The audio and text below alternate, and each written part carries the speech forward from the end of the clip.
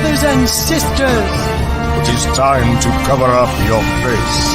For the wheel of time has news, and we shall dance the spheres with it. This is the Daily Veil. Hello, folks. Good morning. It's 6 a.m. here, or 1 a.m. if you're in Eastern timings. Still not quite that if you're in Pacific, but it is Premiere Gaidon. Welcome to the after party. I hope you have watched all 3 episodes, because we are going to talk about all 3 episodes today for the next 9 hours as we have our just our party about what we've just all sat and seen. I know the innkeeper is still going at the moment. He's going to finish off soon and hand off, but we get going now. So welcome to the party. No audio yet, Dusty. Oh, right. Okay. Miss Sarah James is watching, but no audio for us yet because they're still watching the Dusty. Fair. Yeah, we'll tell the innkeeper to shut it down in a minute. But I've got a couple people who are joining me, and we're going to get going and just hopefully not cry too much about what we've just watched. But please welcome to kick off the first hour of the after party for Premiere Gaidon, Megan Pryor and Celtic Mist. How are we doing, ladies? Great. Hello. Yeah. Emotionally traumatized. Emotionally traumatized. Yeah, this is a pretty solid place to start.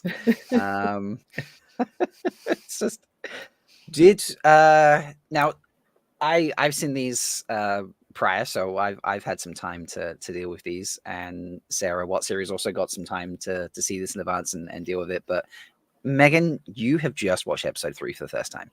Mm-hmm. Yep. How are you holding up? I'm okay. We'd all been like fearing the worst with the trailers and everything, so I was definitely girding my loins for it. But seeing it and hoping that they weren't going to do it, and the way it happened was just like brutal, for sure. Yeah, that is very brutal. And that applies to multiple things in this episode, actually. Yeah. That's so true. I've just realized I should probably put up a banner about the fact that we're just going to be talking about all three episodes, and we'll probably do, I would say, book spoilers up. Rob. It's not just me. Okay, good. Rob, come back. Bubble of evil. Well, book spoilers through the end of the series, guys. We're going to talk about everything. Just kidding. Are you watching on YouTube, and are we still live in chat and just not Rob? Or there he is. Good question. I'm back now. Yeah, I had that. Yeah, I was like, I could hear you talking the whole time, and like clearly you didn't know what I was saying. So I was like, yay. Well, let's just hope that's where that stops and that doesn't go any further, because I am not in the mood to deal with a big bubble of evil again tonight. What is my hair doing right now? Right, there we go. It's in my face, and now it's out my way. Stupid. Right. So books 1 to 4. Say we'll put that up. I'm really gonna have to watch what I say. 1 to 4. Okay. I noticed a lot of foreshadowing moments. Oh yeah. Shall we do full book? Let's change that. Well, let's change that. We don't have to. I mean, or we can like wait or whatever. Or we don't have to say anything at all. We can be vague about things too. You know. I don't use full book spoilers here, so. But I mean, come on. There's a moment at the end of episode 3 that I was just like, there's so many. Where do you want to? I mean, where on earth do we start? Yeah. I don't know. Should we? Wherever. Should we just talk like briefly about kind of just general feelings about what we've seen so far versus season 1? Yeah, Sarah, I know you've done a lot of rankings over What Series. How did you rank episode 1 in general? Like, what was your what was your general feel of episode 1? I felt like that was a solid 4 out of 5 for me. We all 4 of us ranked each episode last season, so we did it again this year. I gave a lot of episodes, 3.5 for season 1, which for me is still solid. This isn't like a test score in school, right? Like a 6 out of 10 isn't failing. Like, it's like almost unheard of for me to give any episode of TV a 10 out of 10 or even a 10 out of 10. So for me, a 6, 7 is very solid. But for me, like the first 2 episodes were easily a 4, and then 3 was a 4.5 for sure. Like out of 5. Yeah, out of 5, folks. Out of Yeah, but 5, yeah. I guess I switched scales there for a second, but yeah, I mean, on it, just overall, it felt like everything, if I could describe it in just a few words, was it leveled up in basically every way. Absolutely. Yeah. Yeah. I mean, wow. Really, really, really excited from what we've seen so far. Yeah, I agree with that. And Megan, where would you sort of rank episode 1? Yeah, I mean, so I was thinking a 10-point scale. But I can convert to a 5-point scale. I am a math teacher, so so I would totally, I felt like the same. Like I would have said 4.5 out of 5 for all of them. Like everything was just so much better. Like there were so many little like moments that just really felt like the books to me, and like a lot of more characterization than we had in season 1, and I just felt like we really Right. got to kind of know everybody a lot better. Yeah, I agree with that. My I husband just popped in and said he has an idea for a scale, and it was how many drinks I had to take per episode to cope. So I mean, that's valid. That's an it's pretty appropriate valid. scale, Yeah, I think. he's Yeah, he hasn't even read the books, and he gets it. So he gets it. He's there. he also So immediately wanted to know who Steve was, so he's tuned in. I love that you've got him tuned on Steve. I did not see Steve in Nope. any of the 3 episodes, so you know, 0 maybe the stars. same. Where's 0 stars. Steve? Where is Steve? Oh god, I did catch at the beginning of the Dusty Wheel. I caught that before the episodes dropped, and Taylor was talking about his ranking systems, and he's just like 5 is good, because if 1 is the most trash thing you ever seen in your life, and 10 is the absolute perfect thing, then 5 has to be good. And there was this whole discussion about like what's good and bad based on that. But I mean, I'm gonna give I think like a solid 4 for episode 1 if we're going on a 5-point scale. I agree with that. It wasn't the pacing over the 3 episodes. It's so nice to be able to talk about this now, because I literally did my review the other day and I'm like, I couldn't describe it. Like episode 1 was like much slower than episode 2, and then like episode 3 was like faster paced as well, or at least it felt that way to me. And it just, I don't know, it's like they edited all 3 episodes to drop, all 3 episodes with the 3-episode drop in mind, so that it would like slowly Yes, amp up for over. sure. It very much felt like this is a planned, kind of like one giant episode. Yeah. And we've structured the 3 pieces of that to kind of amp up accordingly. That definitely seemed intentional to me. Yeah, I agree. Matt Stagger, thank you. I'm going to throw this up on the screen right now. Uno reverse card, and why are you making me feel bad for Dude, I said the Liandrin? exact same thing. I was like, why?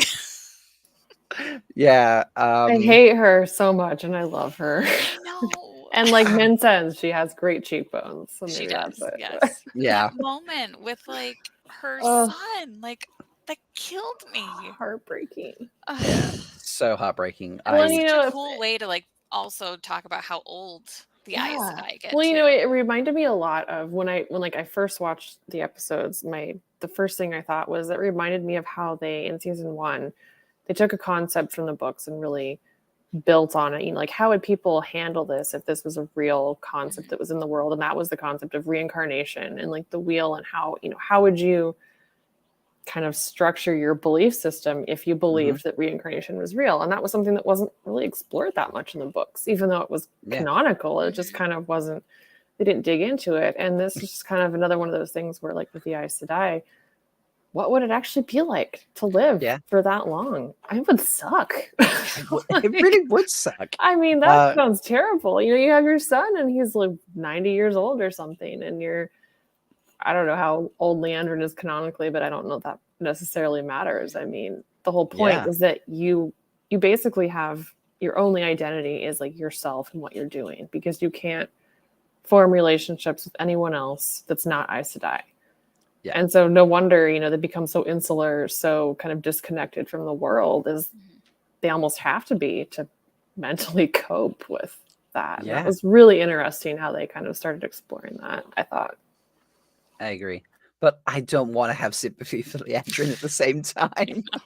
I was like, dude, I recorded my raw reactions when I watched the screeners last Sunday night, and I was like, I don't want to feel bad for her, but I also want to feel bad for her in the same breath. know. It's Yeah. it's There's such a also Kate really is incredible in annoying that scene. with what they've been doing with the villains so far, Mhm. right? With all Yeah.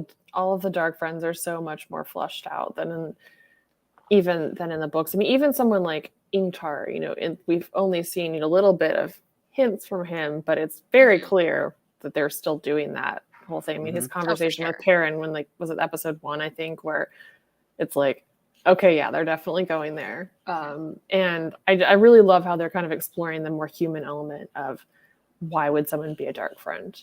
In the Mhm. books, they Yeah. didn't really go there, and they did it with Dana in season Yeah. 1, and they're definitely doing that in season 2 with Ingtar, with Liandrin, with even Ishamael, and Mhm. hints of it with Celine / Yeah. Lanfear as well. So yeah, I know we're spoilers through before, so I can say that. It's fine. Yeah. No, you're fine. I changed it to full book spoilers. I was like, screw it. I'm still going to be vague for anything after before. Yeah. I mean, we'll be vague after book 4, but yeah, I mean, I'm usually full book spoilers here, so it's fine. Also, I mean, I put it in chat, but welcome to everyone who's just turned over from the Dusty Wheel. So Hi. there's chat's just sort of exploded with people arriving and like 10 people like, hey, we're here from the Dusty. So welcome. I hope you've enjoyed that. I know Matt did a lot of work to get that together. I was hopefully going to be there at the beginning of that, but the setup just didn't lend itself to a Zoom situation, sadly. So I couldn't hop in at the beginning and say hi, but Matt may stop by here and say hello. He has the link, so if he turns up, I'll bring him in. Also, I'm yeah. really curious, just really quick, while we're on the topic of Liandrin, do you guys Mhm. think that she's already Black Aja, or we're going to actually see her become Black Aja in the show? Oh, Hmm. Just I guess I'd curious always what people assumed think. that she already was. yeah, I did. I Uh, assumed that too, but do That you was feel also like she kind of isn't? my Then? assumption as well, but now I'm just like, I feel like they could kind of do the other way as well if they wanted to, but Mhm. I still think that she is. Right. It's kind of an interesting. They could, if they wanted to, have sort of a Black Aja or origin story set up here. So, Yeah, it is true. Iris Bear, yes, this is a support group after party now. You are correct there, because obviously we've been brutally betrayed, and for those of you in America, you got betrayed in August. I just want to point that out to you there, folks. That's true. And if you don't know what betrayal I'm talking about, I am talking about Uno being forced to bow quite gruesomely. but he So found the horn, am I right? I mean, he found some horn. This is true. Wow. So Too soon. yeah. So people are saying while we're sticking with Liandrin for a second, like Dawson, a few other people put in chat that she's been caught lying to Matt about things. So yeah, I think did this fits notice with that. Oh, She I did didn't even say, think of that, she but yeah. said there's not one mention of Matt Cawthon. There were Yep. maybe 5 Good point, mentions. yeah. Of Cawthon. So But yeah, I agree. I think she's Black Aja already. I just thought it was an interesting thought experiment. yeah, no, that's a good point, because I was immediately like, she's lied, but she I has didn't really make that. specified. Yeah. Yeah, she specified not one mention, but if there's been a mention in every letter, then that is not one mention. That's 4 or 5 mentions. So As Verin said, there are loopholes one can exploit. there are always loopholes. Folks, if you are just turning up, there is a poll running in chat, although it looks like the bulk of you have already voted in it, asking which episode was your favorite. I am going to ask my 2 guests here. Megan, which episode, if you had to pick one, was your favorite? You can say you can't choose. There's also an option in the poll. Probably 2. Okay, episode 2. Yeah. Do you have a reason for that? I just really enjoyed Elaine and Matt in that episode. Fair. Totally fair. And Sarah, do you have a favorite episode of those 3? It's 3, but 2 was also very good. And 1 was good too, Yeah, they're all honestly. I mean, amazing. they're all really good, but I Yeah. think 3 was just a standout for me just for how well they handled the accepted test. I mean, the first time I watched it, it was very much like, wait a second, they're not doing, come on, this has got to be, wait, is this still, I don't know. And you're just like so back and forth. And then you're like, okay, no, she's definitely still in there. But Yeah. Yeah. they really had me going for a second. And the way they did it was somehow so much worse than in the book, which I didn't think was possible. And I also like how Like, they wow. they alluded to the conversation she has when she goes through her Aes Sedai test too. Right. Mhm. Very, very true. I'm going to end this poll, and then I feel like we don't need to ask is, oh no, I'm going to do it anyway. We'll ask chats. If you're just catching up, we were asking or discussing whether Liandrin is Black Aja. So I'll put that in it because I want to see what you're saying. I'm trying not to do dusty polls tonight or today, however it is for you folks watching. But and then let's talk about that, because when I was watching that, I'm pretty confident in my reactions of like, no, she's got to still be in there. That can't be real, because that third set of images was so different, wasn't it? It was, yeah. Mhm. It was really trippy. Also, like, come on, the Zoe looks great at red. I'm just gonna throw that out. She does look so good in I was red. like, can we change? Can she be red? I mean, come on. I can't imagine if they made her pick red. Oh, I know, but that was great. that would be crazy. But yeah, I was confident pretty quickly that she hadn't come out of the columns yet. Yeah, me too. Yeah, especially when Lan turned up. Like when Lan turned up, she bumped into the road. I was just like, okay, That no, was when I was like, okay, no, there's no way. Like, I was like at 95%, and then Lan turned up, and he's like, oh no, I heard you went going through the test, and I was like, all right, this is 100%. because that's basically what happens in the books, just kind of more truncated. Like in her third test, she meets up with Lan and like basically sees the future they could have, and she gets sucked in and like misses the arch to get out, and then she like pokes herself with thorns or something, right, to make herself mad, and she channels and makes the arch come back, and she gets out.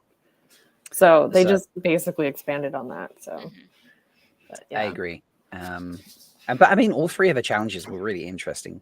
The fact that she was like to her parents in the first one, she's visible as a kid. That was pretty cool to start with, and then it sort of mirrored itself for the third test, where she puts her own kid in the basement. Mhm. And the second one, where I Julia Howland being the wisdom of Two Rivers, or the only person who possibly could be wisdom of Two Rivers, I was down for that so badly. Like, that was incredible. Sorry, my cat just jumped off my lap and ripped my headphones out. Oh, nice. Thank you, Kitty. Yeah, let's talk about alcoholic Nanny Cawthon being the only person good enough to be wisdom in the Two Rivers. Right. Like, well played, Juliet. Well played. I loved seeing them show up though. That was great. It was really good. And clearly, that just tugs on heartstrings as wisdom. So that was great.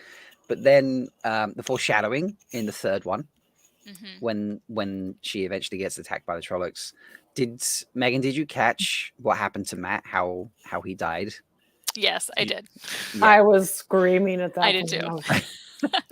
It was even the correct one canonically. It really was, yeah, folks. So if you didn't catch that, because I'm sure a lot of people have only managed to watch the episode once. I'm lucky that was my second time watching it. But yeah, Matt ends up with missing an eye basically, and it's his left eye, which is the one that he's missing in the books later on. We are full book spoilers here, by the way, folks. And then I love how Perrin gets killed by an axe as well.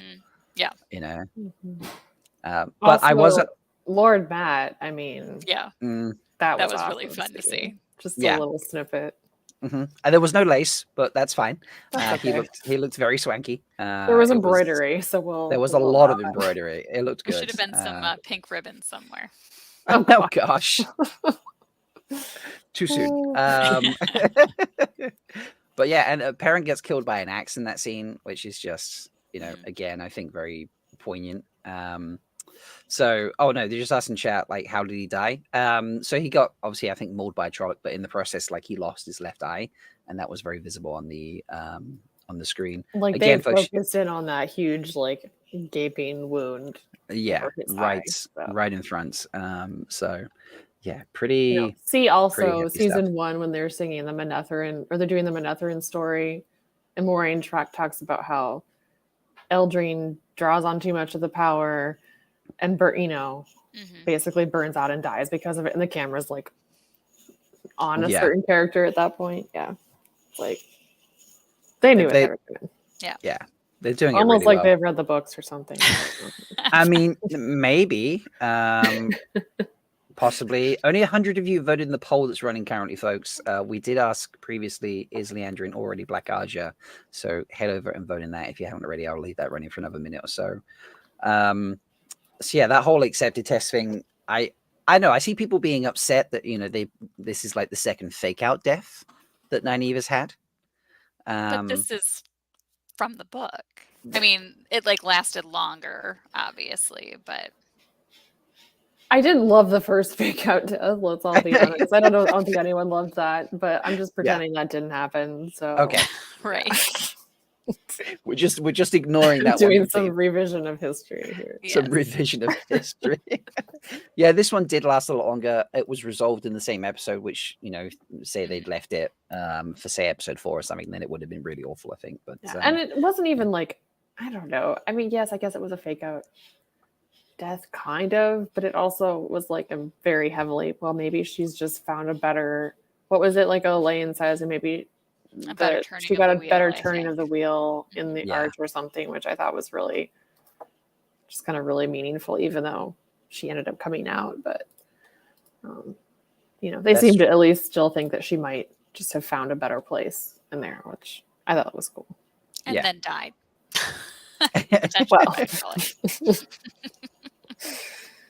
Well, also Lan with his hair down.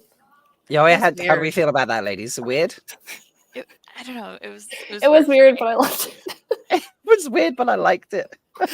Just because I got so used to him with it all, pulled back and everything. But it just, I think it really was a nice like visual change because of how it really showed sort of the difference between him with Moiraine and then him with Nynaeve, or him after Moiraine. So right. Yeah, that's fair. Do you know, there's something that occurred to me as well. Max was just put in. Is this the longest cold open ever on TV?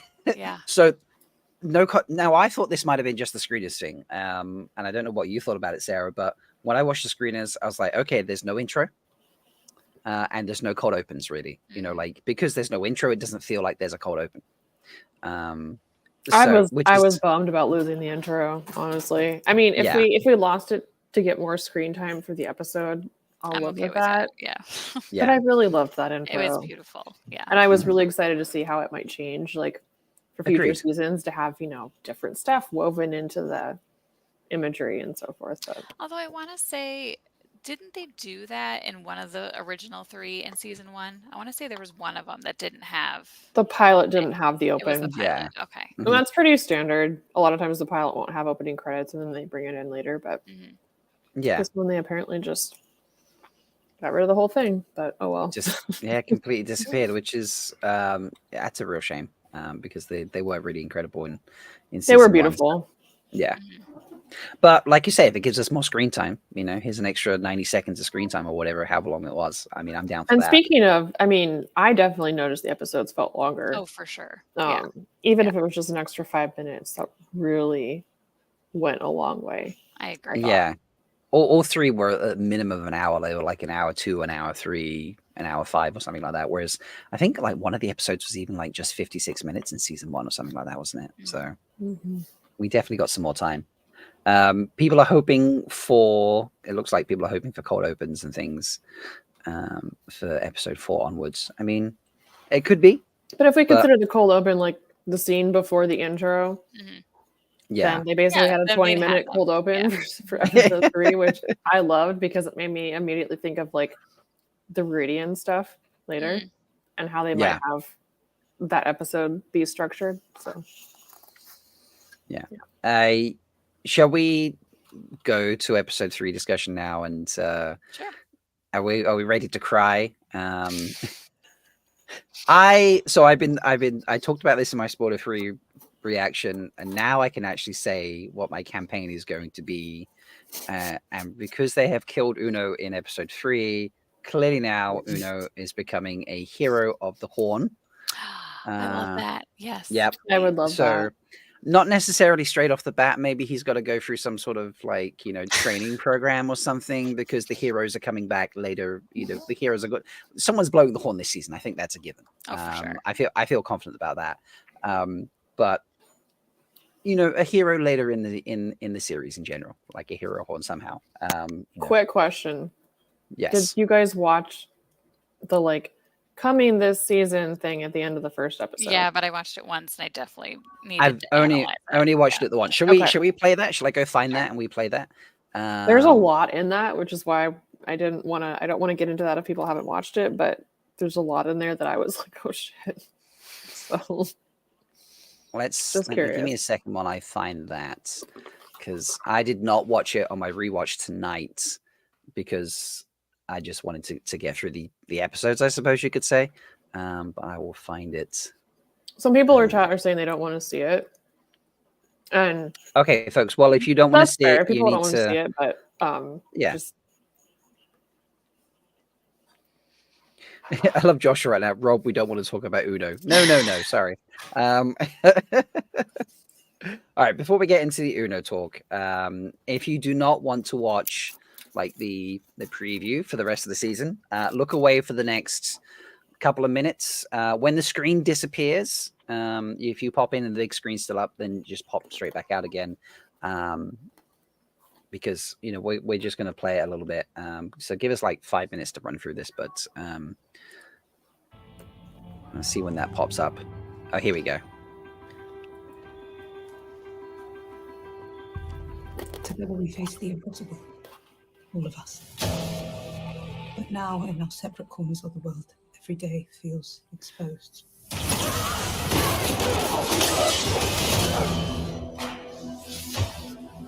The eye of the world. We didn't defeat the Dark One. We set his strongest lieutenant free. The last battle's come. And we're already losing. We'll never give anyone what they want. If you want something, you have to take. I'm ready. Let her face what she fears. The hunt for the horn of Berlin awaits. With this, the whole world will be ours. His friends had turned them all to the dark. There's a rage inside of me.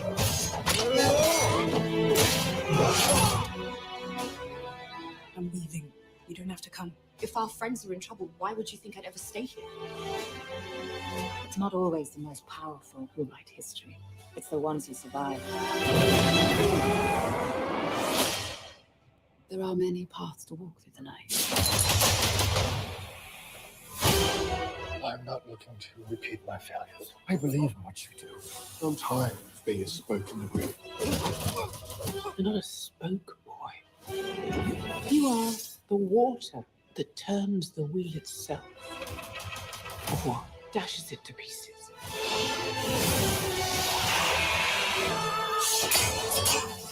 You were born to protect this world, not just the ones you know. The heroes of today. That is what we are now. It's time we start acting like it.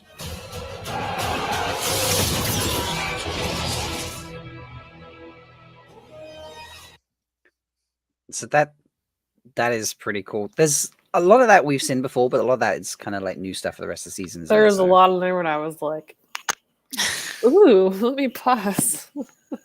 Yeah. I don't want to get into it too much because I know some people are trying to avoid knowing a ton about the rest of the season, and that's fair, but there's a lot to unpack in that. So, yeah, was there anything particular you wanted that came out to you that you wanted to chat about?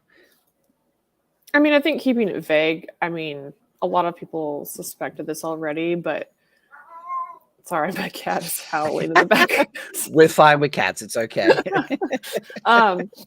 But there's kind of like this initial Shan Chan skirmish or whatever at Chuan's Mill, or I think it is, and then there appears to be some situation later where kind of like then Perrin gets captured again or something.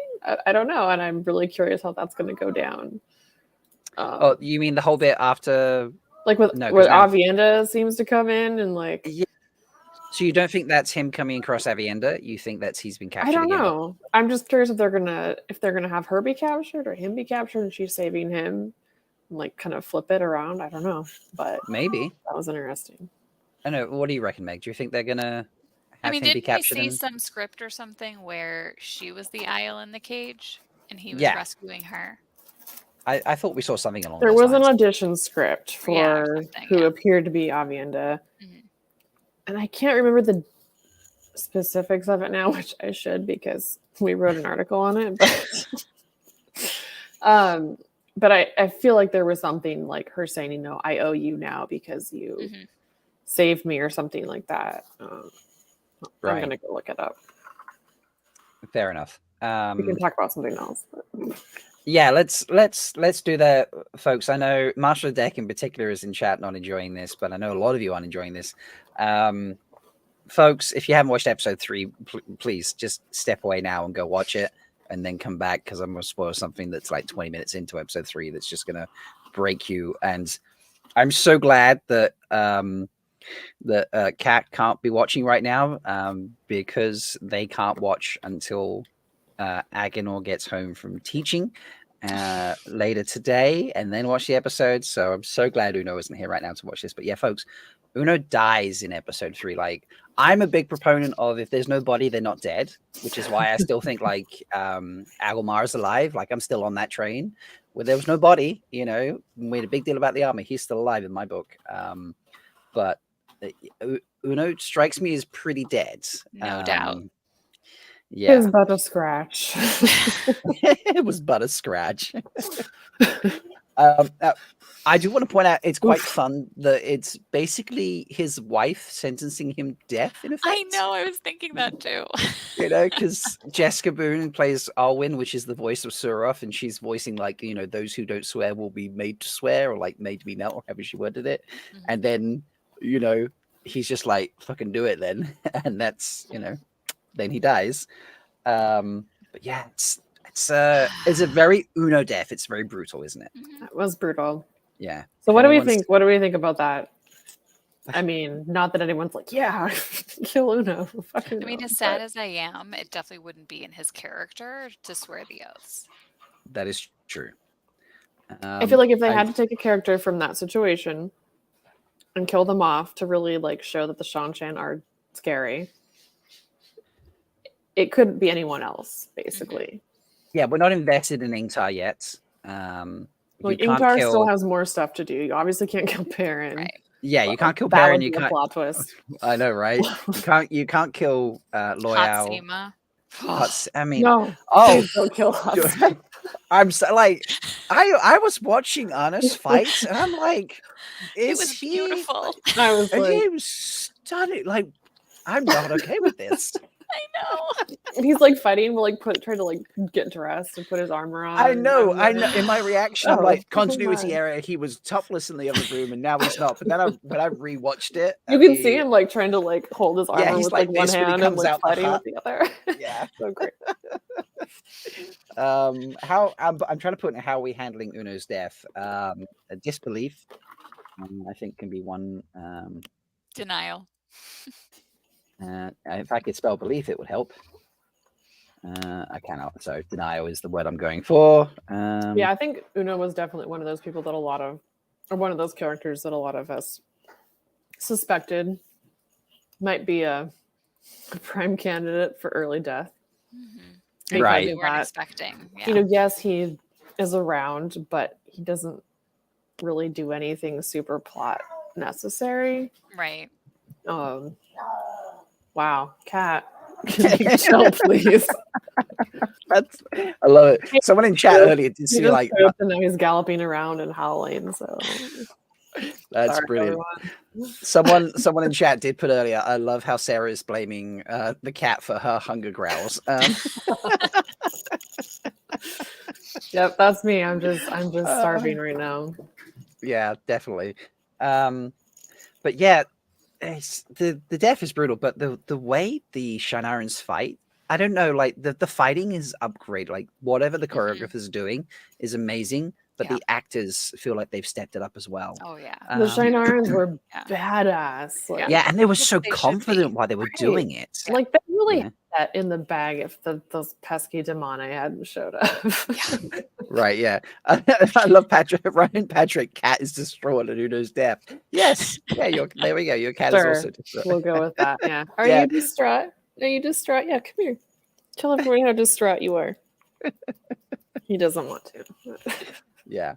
And someone's like, can I pick between 1 and 3? Because I put in, I might have stacked the options. So we're denying it forever. It's a perfect death, or I am now a broken husk. Those are your options, folks. So All of You the can He is go. very distraught. You can yes, there we see go. how distraught. Oh, I can see the tears forming in his eyes already. Bless him. Tears, yeah. So, yeah, I love the fighting. I think the fighting's incredible. Like you say, Uno's death. Oh, it's going to take me a while to get over that. But yeah, the disturbing bit, and Master Dex just put it back in chat, is Massima. I can't get over, honest. I can't get over that he was the best one by far. Like, particularly because in the earlier episodes we'd seen Daniel Henney, fairly and rightfully so, get his ass whooped by 3 Murdrell. Like, I don't see anyone standing up to that very effectively. Right. Which can I say the shadow traveling was Oh my amazing.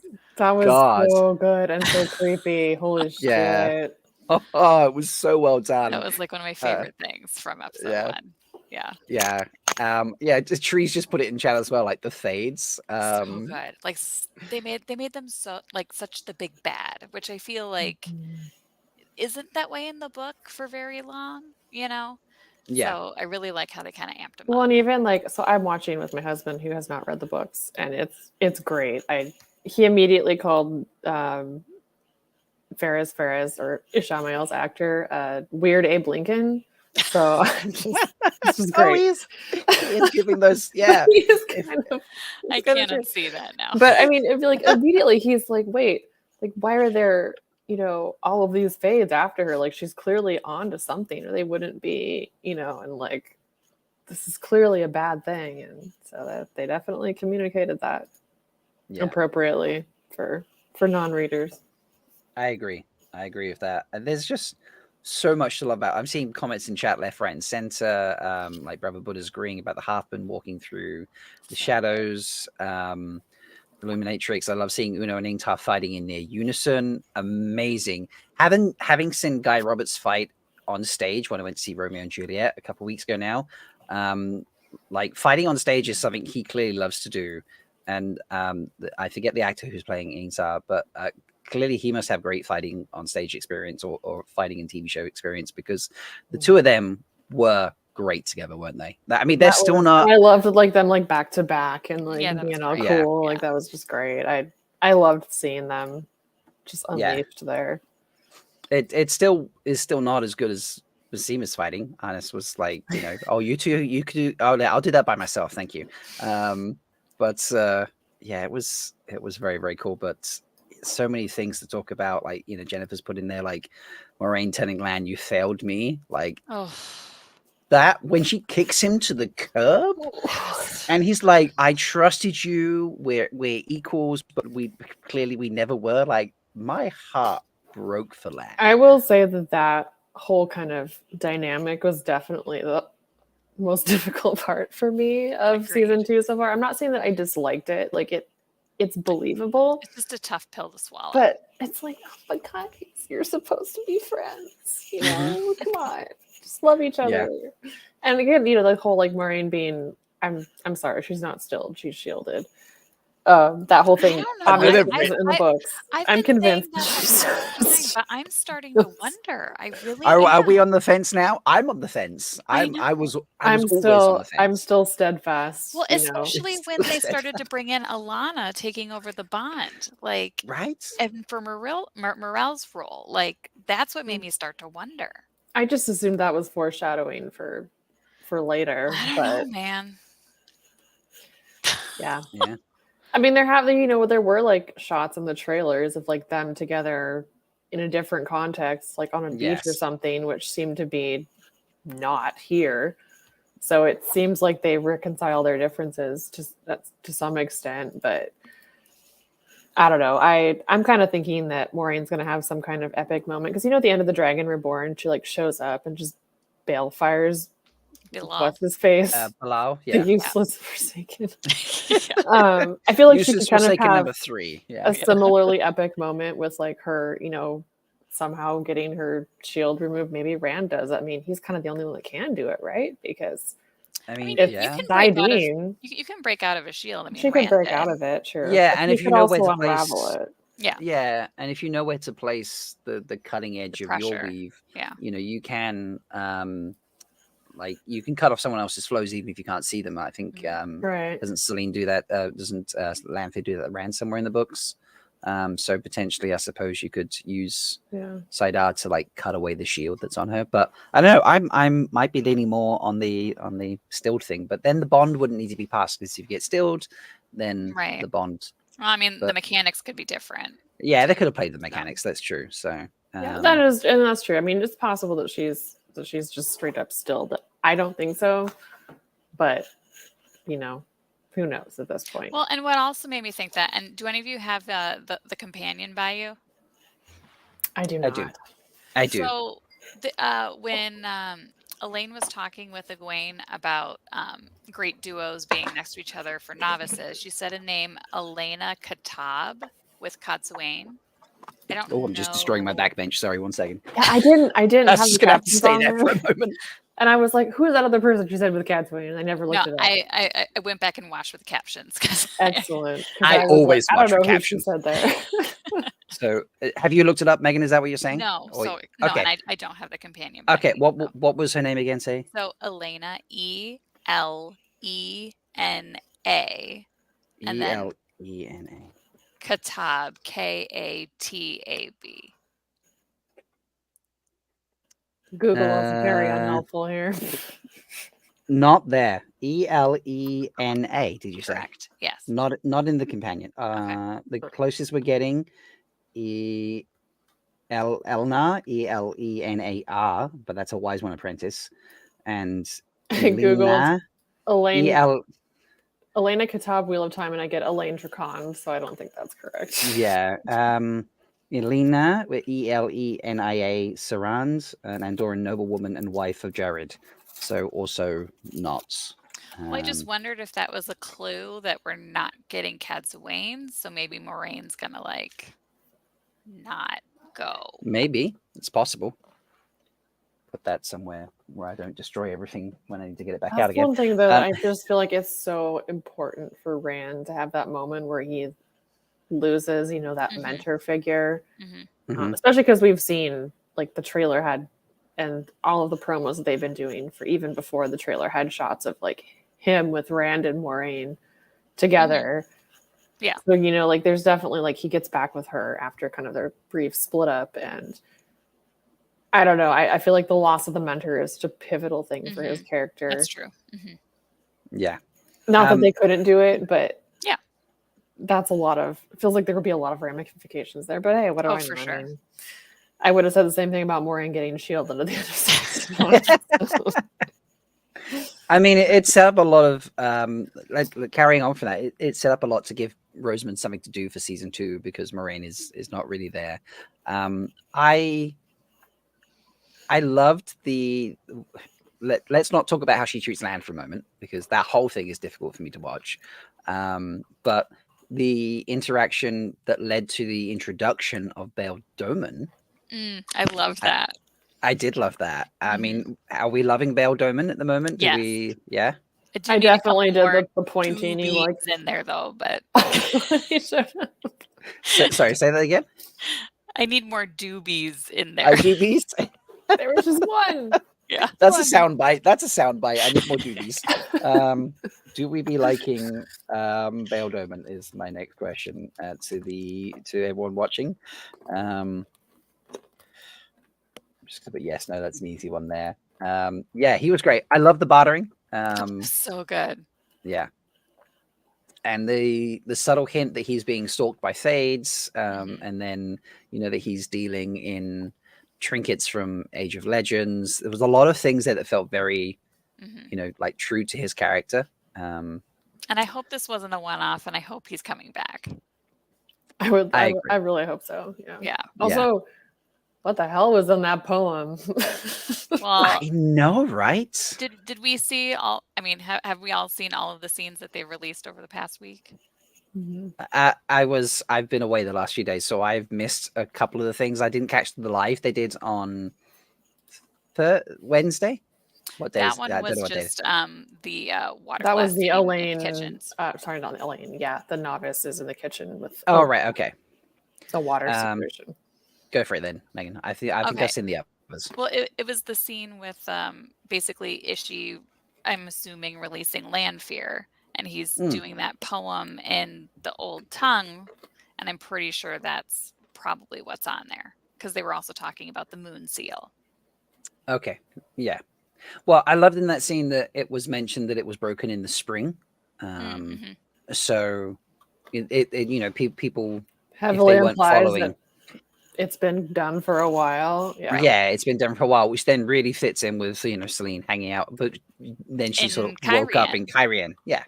So I'm pretty confident, even though only 60 or so of you have voted in the poll, and there's 160 of you watching. Apparently, 97% are saying they do be liking Veil Doman. So I'm pretty confident that extends across. We're going to end that, but yeah, there's just so much to unpack from these episodes.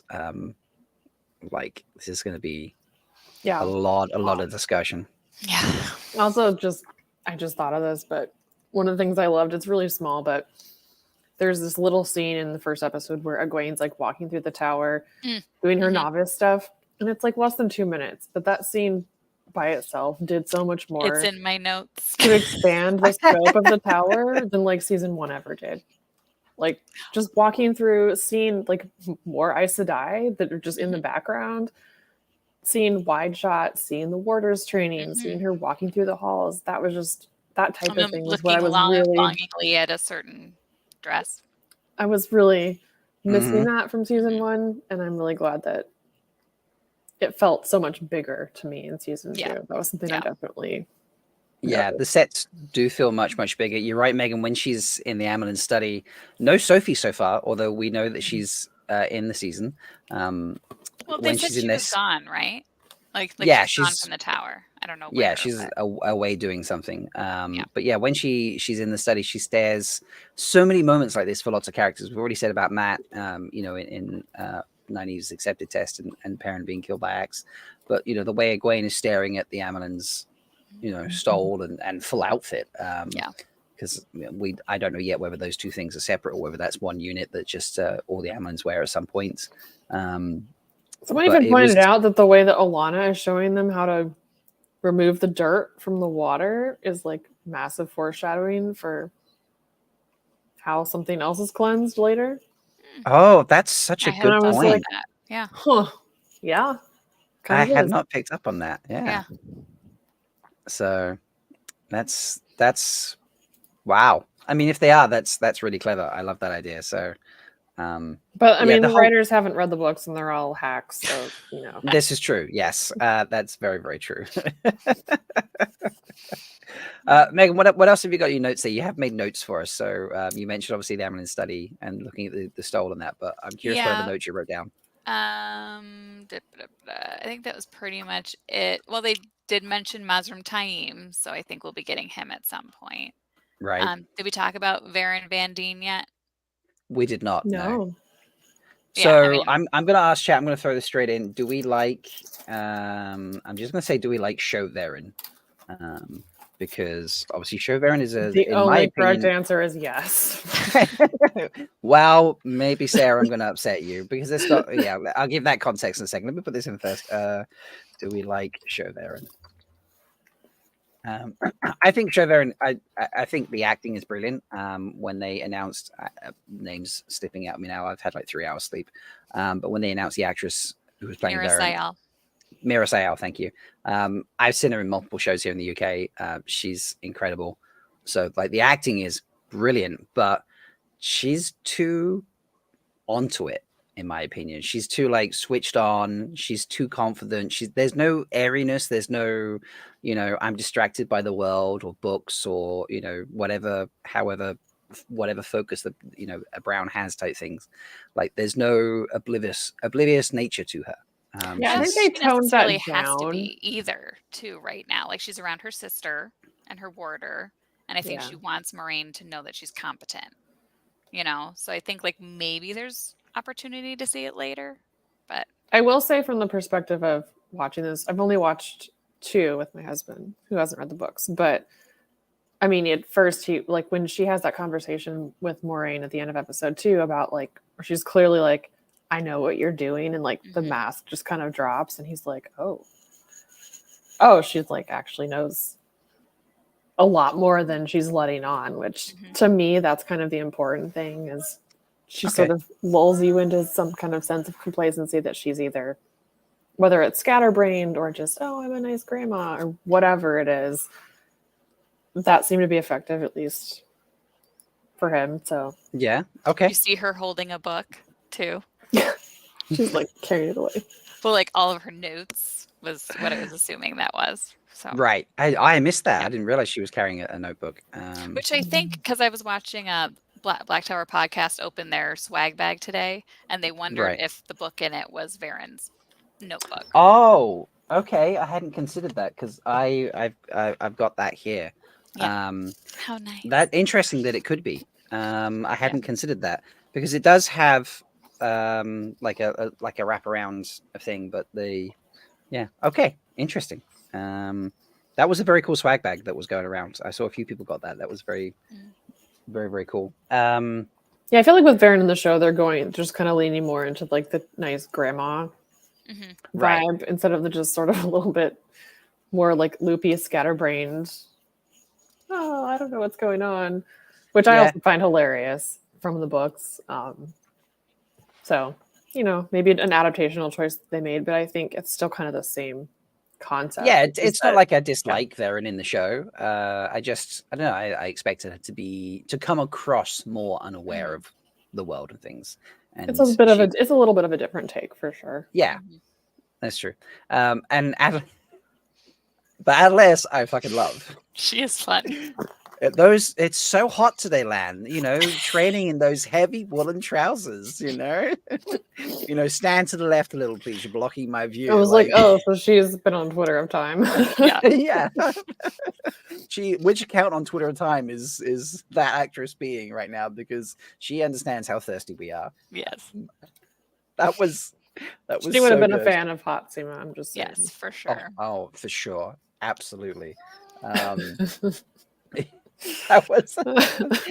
I still, and then like when they're all around the campfire later talking about how they met and stuff, and she's like, and that was the end of Thomas's sex life. I know. Yeah. Also, I'm sorry, but all I can see when I look at Tomas, his actor, is Liam Neeson. Oh, really? And it's very distracting. He's great, but yeah. I just keep waiting for him to go into his like Taken monologue or something. I will find you and I will kill you.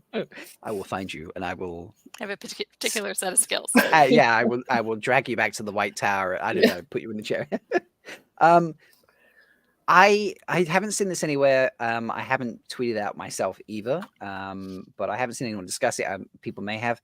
If you look at Tomas, like, is he the person we saw with the white hair walking through the garden? He's got to be, right. I think Everyone's so. like, who is this person with white hair? That's very cool that we don't. Yeah. Budget Liam Neeson Max has just put in chat. That's brilliant. I mean, that's amazing. Yeah. That was true. Right. And while we're talking about thirsting, Sherbet Mango's just putting a comment about Priyanka. Like, we're going to be jumping around, folks. The after party. Seriously. Oh my God. That scene was so funny with the Gwaine in the first episode. That was hilarious. Yes. Like, at first, I think when I first watched it, I'm like, this feels very Twitter time service. Yeah. And just miscommunication. Yeah. Very Never. Wheel of Timey in that case, but then also I think Maddie plays the awkward nature of it Oh my off God, it was so so funny. well, especially after she's caught them fooling around in bed when she's collecting plates at the beginning. You know? Even her just like trying to like lounge like I know. gracefully, like- pillow like like Luana is. That's so in character with her, and I love that little. Yeah, Priyanka's there the whole time, like snack, you know. Like, it's like, yes, look at me. I can also be sexy. Yeah, like the way she's eating. Tell. Right. So I did buy. I was aware of this live stream, and I was like, I did go and get. I got cough drops this week. These are not. I don't think these are cough drops. These are eucalyptus like hard candies with like a soft eucalyptus center as well. So I can feel my voice already having fun. I say I had about 2 hours sleep prior to getting up to join the beginning of the streams and then like watch the episodes again. So and then I got an hour after I finished that. So I'm trying to keep going, and I will. But definitely this week. Yeah, that was just so fun. All of that. Yeah. And I have to feel for Maxim as well. Like when they're fighting with Zoe, and they're just like, why did you become a warden? And he's like, I fell in love with an Aes Sedai. And then, Ivan is, and then Maxim's like, I fell in love with. No, he said it first, didn't he? Yeah, I fell he in said love I with fell in Warder. love with the warder. I fell in love with the warder, Yeah. and then I fell in love with Yeah. the guy. Oh, I'm the third wheel. Yeah. Oh, I mean, my heart broke a little bit right then. how could he ever be the third wheel? Look at him. I know, right? Everybody's Have so you pretty. Have you seen his posts on Twitter this week? Oh my God. Like, it's just not even fair how beautiful he is. It's just like, That guy is cut. Like that's like a twice a day at the gym type situation there. Clearly, like just it's everything ridiculous. is perfection. Everything. Yeah, everywhere. I mean, let's be honest. Everywhere in the show is It's beautiful. beautiful. So, Yes.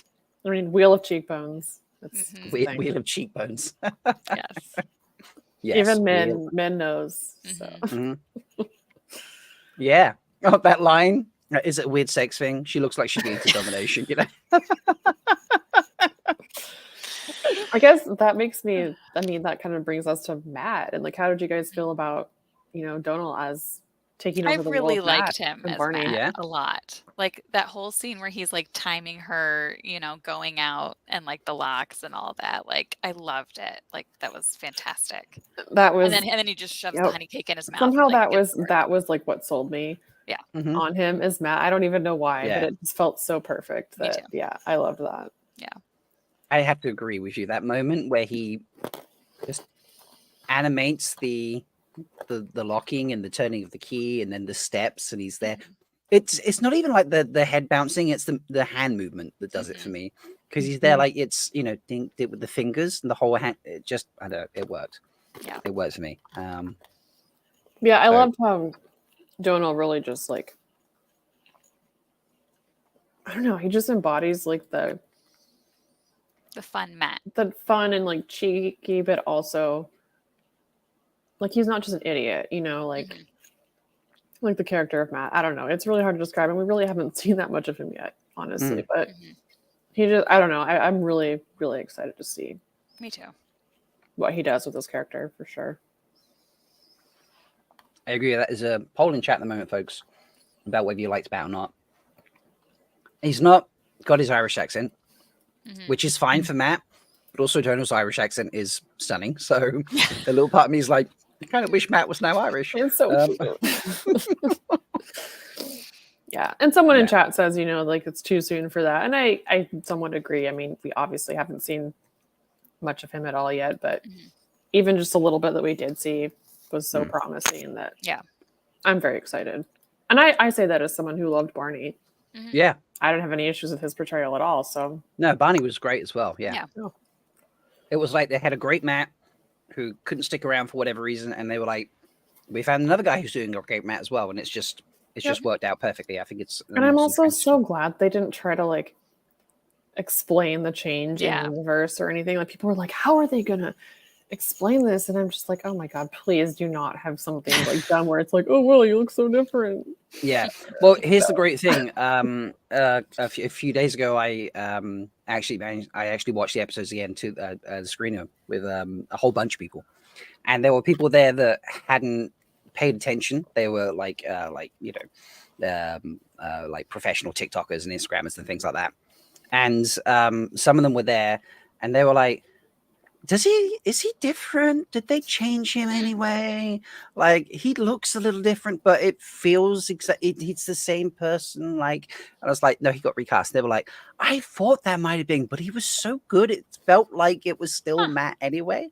So I took that as something very encouraging, that, you know, someone who doesn't follow the fandom, doesn't follow the news, is just into fantasy, was watching it and be like, oh, it feels like it's the same person anyway. So that was very encouraging to me. I know there's been some people that have been like talking about the scene where he, you know, sees Egwene like crying in the garden or whatever, and then like almost goes to her and then doesn't, and like Matt would never do that. And I mean, I kind of agree, but at the same time, it's pretty obvious to me that they're setting up, you know, a development situation for him, and that's probably why he ends up going to Falma eventually, is because he's like, okay, I have to actually be there for my friends, and you know. Well, I mean, and he that has to takes me move to my towards next something. question. Like, where's Min supposed to be taking him?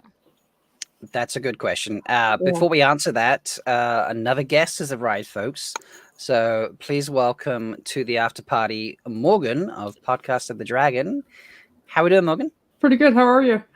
Very good. We're currently in discussion about Matt and Min and where we're off to. So do you have any ideas of where Min and Matt, the buddy cop movie, might be taking us? Because I'm down for this buddy cop movie situation. I'm not sure. I'm assuming they're going to end up in Tome and Head. I was really hoping they were going to go out and hit a bar and we were going to see some dice games. But still possible. Yeah, I don't know. I was super happy though. I wasn't sure how they were going to set them up so that they ended up together, but I really appreciated the side-by-side cells. I thought that was a pretty good way to set that up. And not sure how I feel about Min like screwing somebody over to get somebody else off her back. It doesn't seem like her style. It does seem like her style to pretend to do it and then like totally tell Matt, yo, Liandrin wants to set you up. So I'm wondering if that'll be something. Okay, yeah. Or I mean, it also is like, is saw. Liandrin just manipulating the shit out of everyone too? I mean, Right. no, she would never. That's very possible. Yeah. There's with Liandrin just doing what she's doing, there's a whole slew of options, isn't there? So yeah. But yeah. So Morgan, I asked everyone when they arrived, I asked chat when they turned up. Do you have a favorite of the 3 episodes? Oh boy. So it's one thing about having them go one right after the other is it's kind of hard to differentiate. I really don't. They all gave us like really good bits to show everybody a little bit in their place. We got like great world building in the White Tower in all 3 episodes, which I really loved. Got, you know, the heartbreak with Moiraine and Lan going with their difficulty in their relationship. And yeah, I don't know. It's really hard to pick because they were all. What about you guys? I obviously can't decide. I mean, as much as it pains me, I think episode 3 was my favorite. Mm-hmm. But you know, Uno's death has you know had to put a hole in my chest since Sunday. And your face. And your face. And yeah, and the face. Yeah. Ouch! No. Too soon. It's definitely Uno now, isn't it? So, You know, I was surprised by that because I paused my keyboard when I was doing my live react and was like, "So is Uno gonna survive this?" Because my vote was no. I didn't think he was gonna, because I just figured that they're gonna kill more people, and you know he's definitely not someone who has to live, and you know it just didn't seem his style to kneel. So figured that they would, you know. Wasn't expecting that. I figured it was going to be like a clean, you know, chop off his head. Yeah, I just thought they just behead him. Like, Jesus Christ, they really have wow, to. that's extra. yeah. It is extra. I mean, as we said earlier, and I feel like I've said it in chat a couple of times, he did find the horn, just not the horn. So yeah, yeah, it's pretty rough. There are a couple of comments coming in, which is I want to mention. So firstly, Lucky Mandragoran is suggesting that Min is taking Matt to farm to deliver him to Ishi the way that the girls were delivered to Thumb in the books. I can see that. Like just sort of like matching that sort of thing. That's I like that idea. Because we did see in a sneak like one of those scenes or something. What was it, like one of those little the tiny like 20-second videos, wasn't it? Like Liandrin coming through the way gates with what looked like figures in white on horses.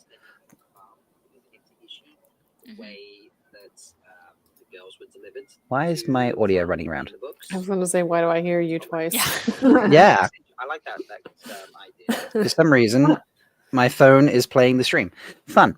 Right, stop that. So you shouldn't hear that anymore. But yeah, for some reason, it decided to copy that and play that. So sorry. I think that could be fun. We have the 2 parallel stories there, but we'll see how that works out. But Sherbet Mango's reminded us the point that we should carry on from here.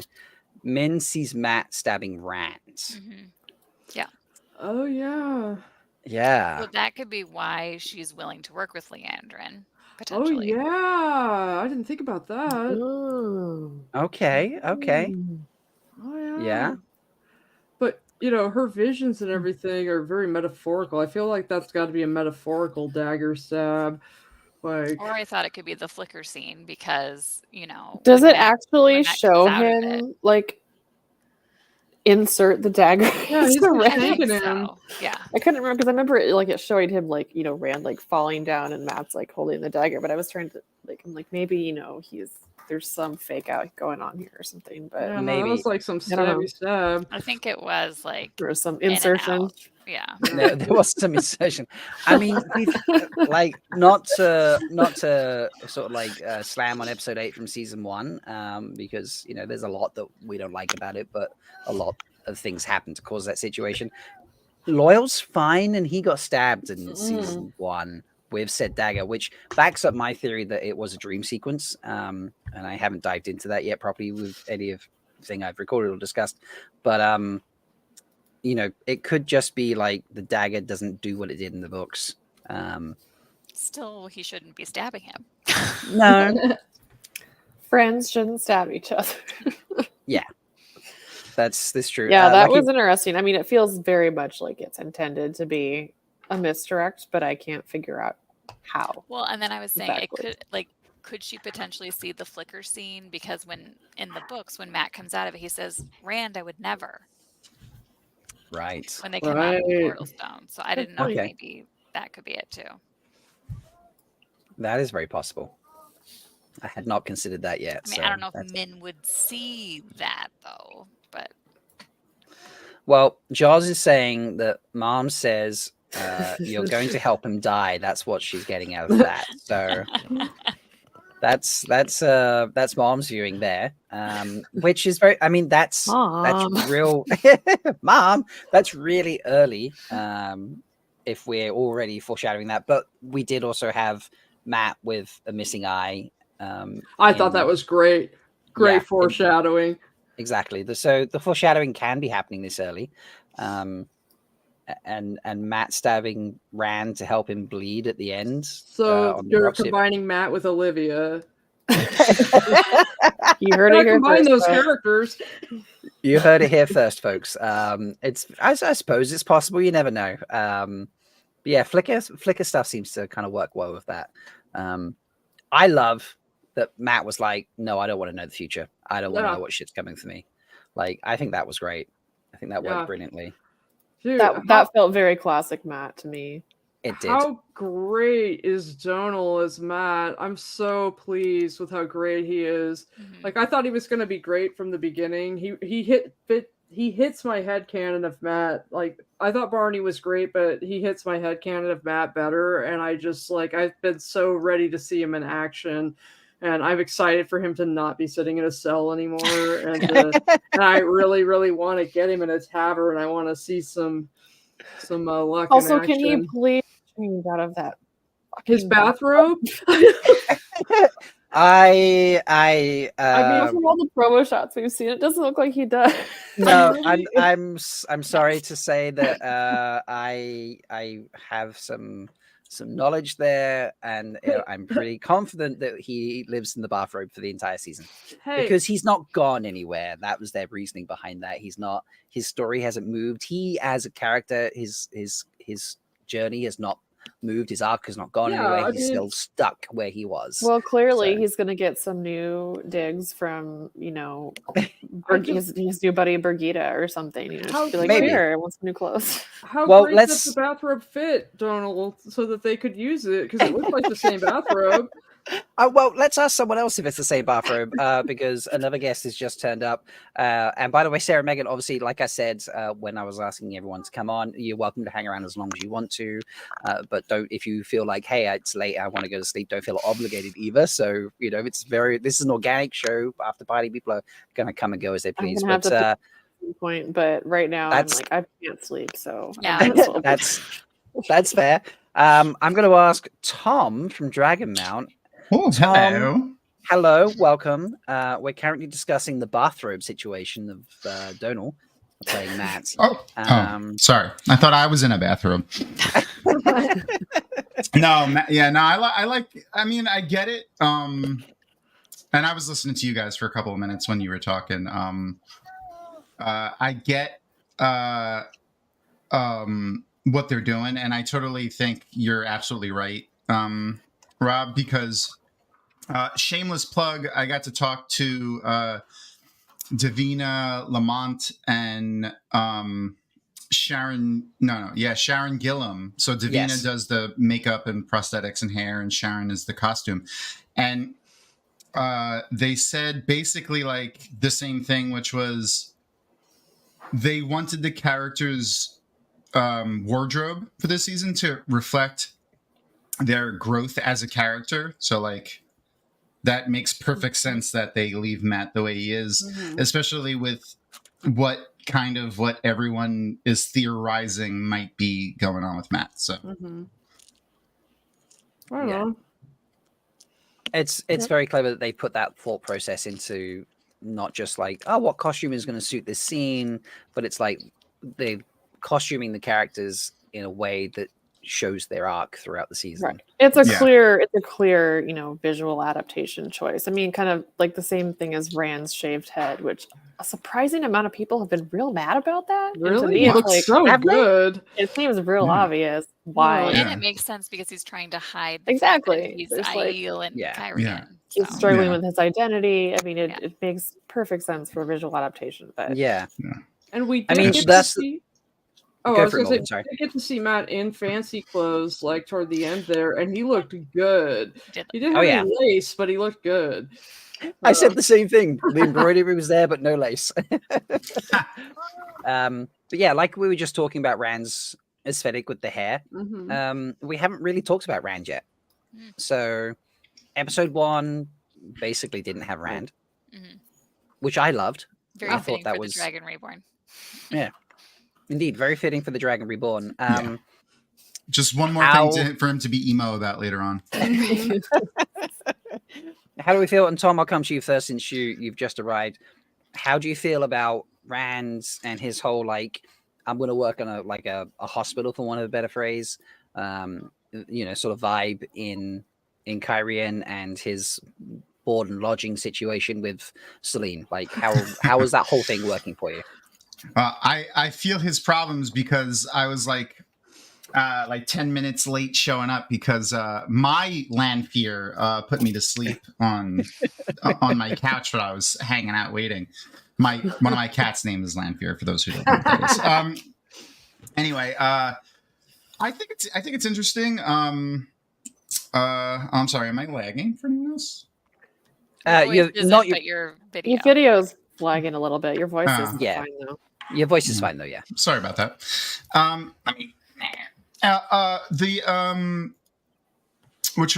The idea of him being, there we go. I switched to one of my crappier cameras, but whatever. We'll just use this. You still look glorious. Thanks. The idea of him working at that sanitarium, I guess you could call it, is interesting. Like, especially because like the first patient that he's caring for, like, has nothing to do with anything, like, and like the attention and care that he's showing him just shows that, you know, it shows the side of Rand that's like a nice farm boy who cares about someone in need and wants to help and like is understanding.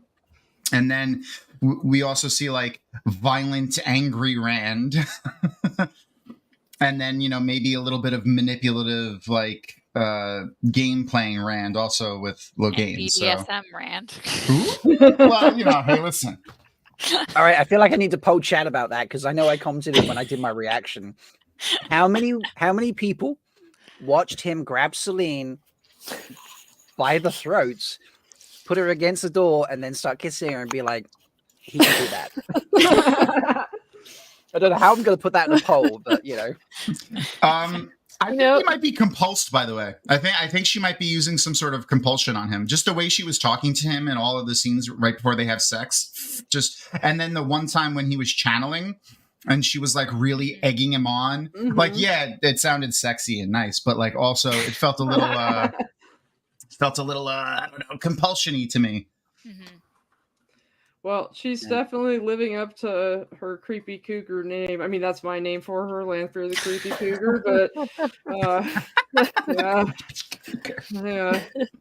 Also, I'm sorry, but I would definitely join the dark side for her. Like, she's beautiful. A+. Yeah, I mean, I feel like I like the whole narrative of her doing what she is doing there. I feel like that's totally something she would do in the next turning of the wheel. It seems like a lot simpler to just, you know, trap Rand in this, in her little creepy web. She's probably got that innkeeper dead in the basement somewhere. Somebody check on that quick. How many people did they need to kill to replace with dark friends for that? Because like she's like talking to people in front of that place like with familiarity. That's just like I know, right? Yeah. Also, I really just love their conversations where if you know, it's so obvious what she's saying. You know how she's talking about like, oh, I loved a man once, and yeah, remind me of him, and like, It feels extra creepy. Like, is she a cougar because she's 3,000 years old? Like, what? Like, I feel like she in the full she context. graduates to extremely creepy. Yes. She's so creepy. She's like, I mean, Rand's a little bit less naive in the show, but like she's horrible in the books. But I feel like because she's sleeping with him, it makes it like it keeps her creep factor at the same level and makes it even more sinister and predatory. And it will make the violation much worse when he realizes or finds out who she is. Well, and it also really sets up kind of just her whole absolute just unhinged, losing her shit once she finds out you've been with other women, you know, or you might be with another woman. Well, and there's that scene where she's like, "If you ever leave me like that again, I'll kill you." Yeah, I was like, or I felt I got a little chills when Rand was like, "I don't want to hurt you," and she was just like, "Oh, you can't." Like she was just She's like, "Oh, honey, you already did that. We're past that now." It's so true. His talking about. I love the poll, so I put the option yes, no, and oh my, and currently oh my is winning by 41%. Yes has a further 24, and no is a 35. So like it's a solid 65% of people are like fuck yeah, basically. I mean, but that's funny. The party situation, like Rand, you know, dressed up, Celine's dressed up. The coat. The coat. Oh, the coat was so good. Let's start with the coat. Megan, what did you think of the coat? It was fabulous. Everything I could have hoped for. Yeah? Yes. Anyone else? Has anyone disliked the coat? No, I liked it. Fight you. Nice. Yeah. No.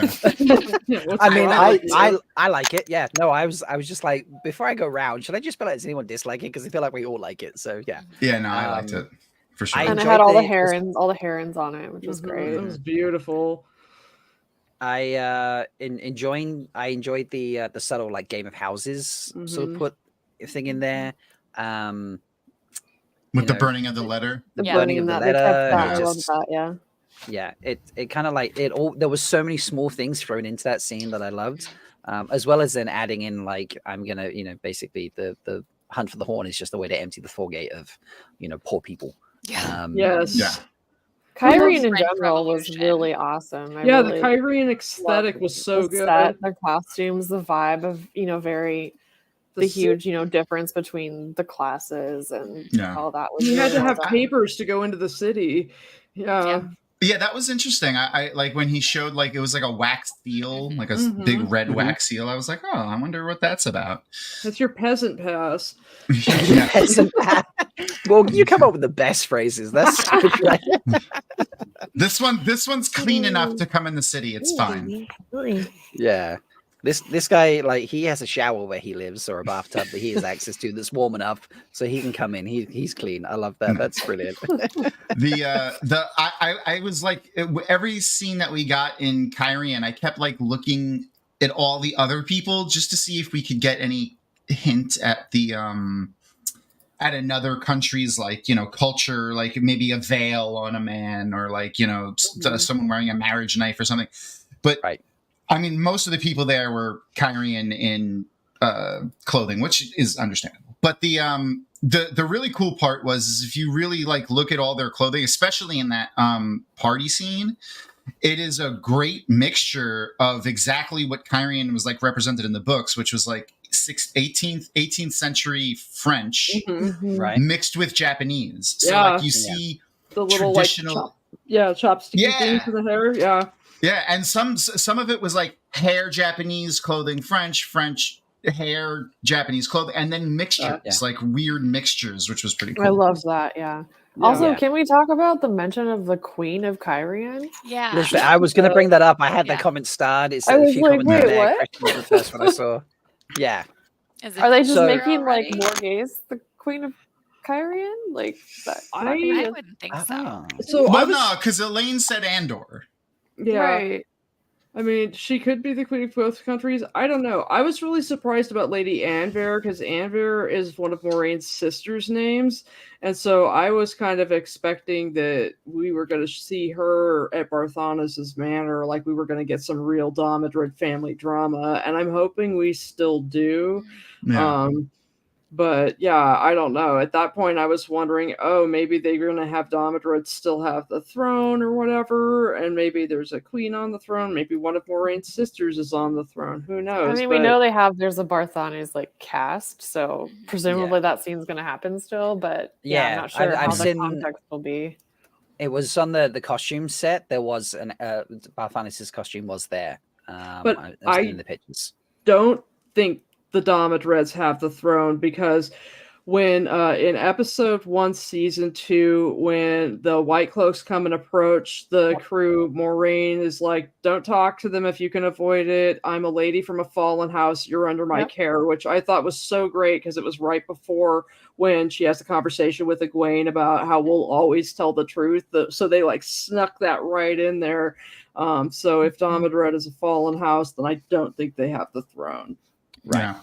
And it sets up, if there's a queen now, even if it's just like someone unnamed, like, or never shown on screen, it could set up the idea of a queen dying and then Barthanes like going for power, and then that being tied to Moiraine and Avenir.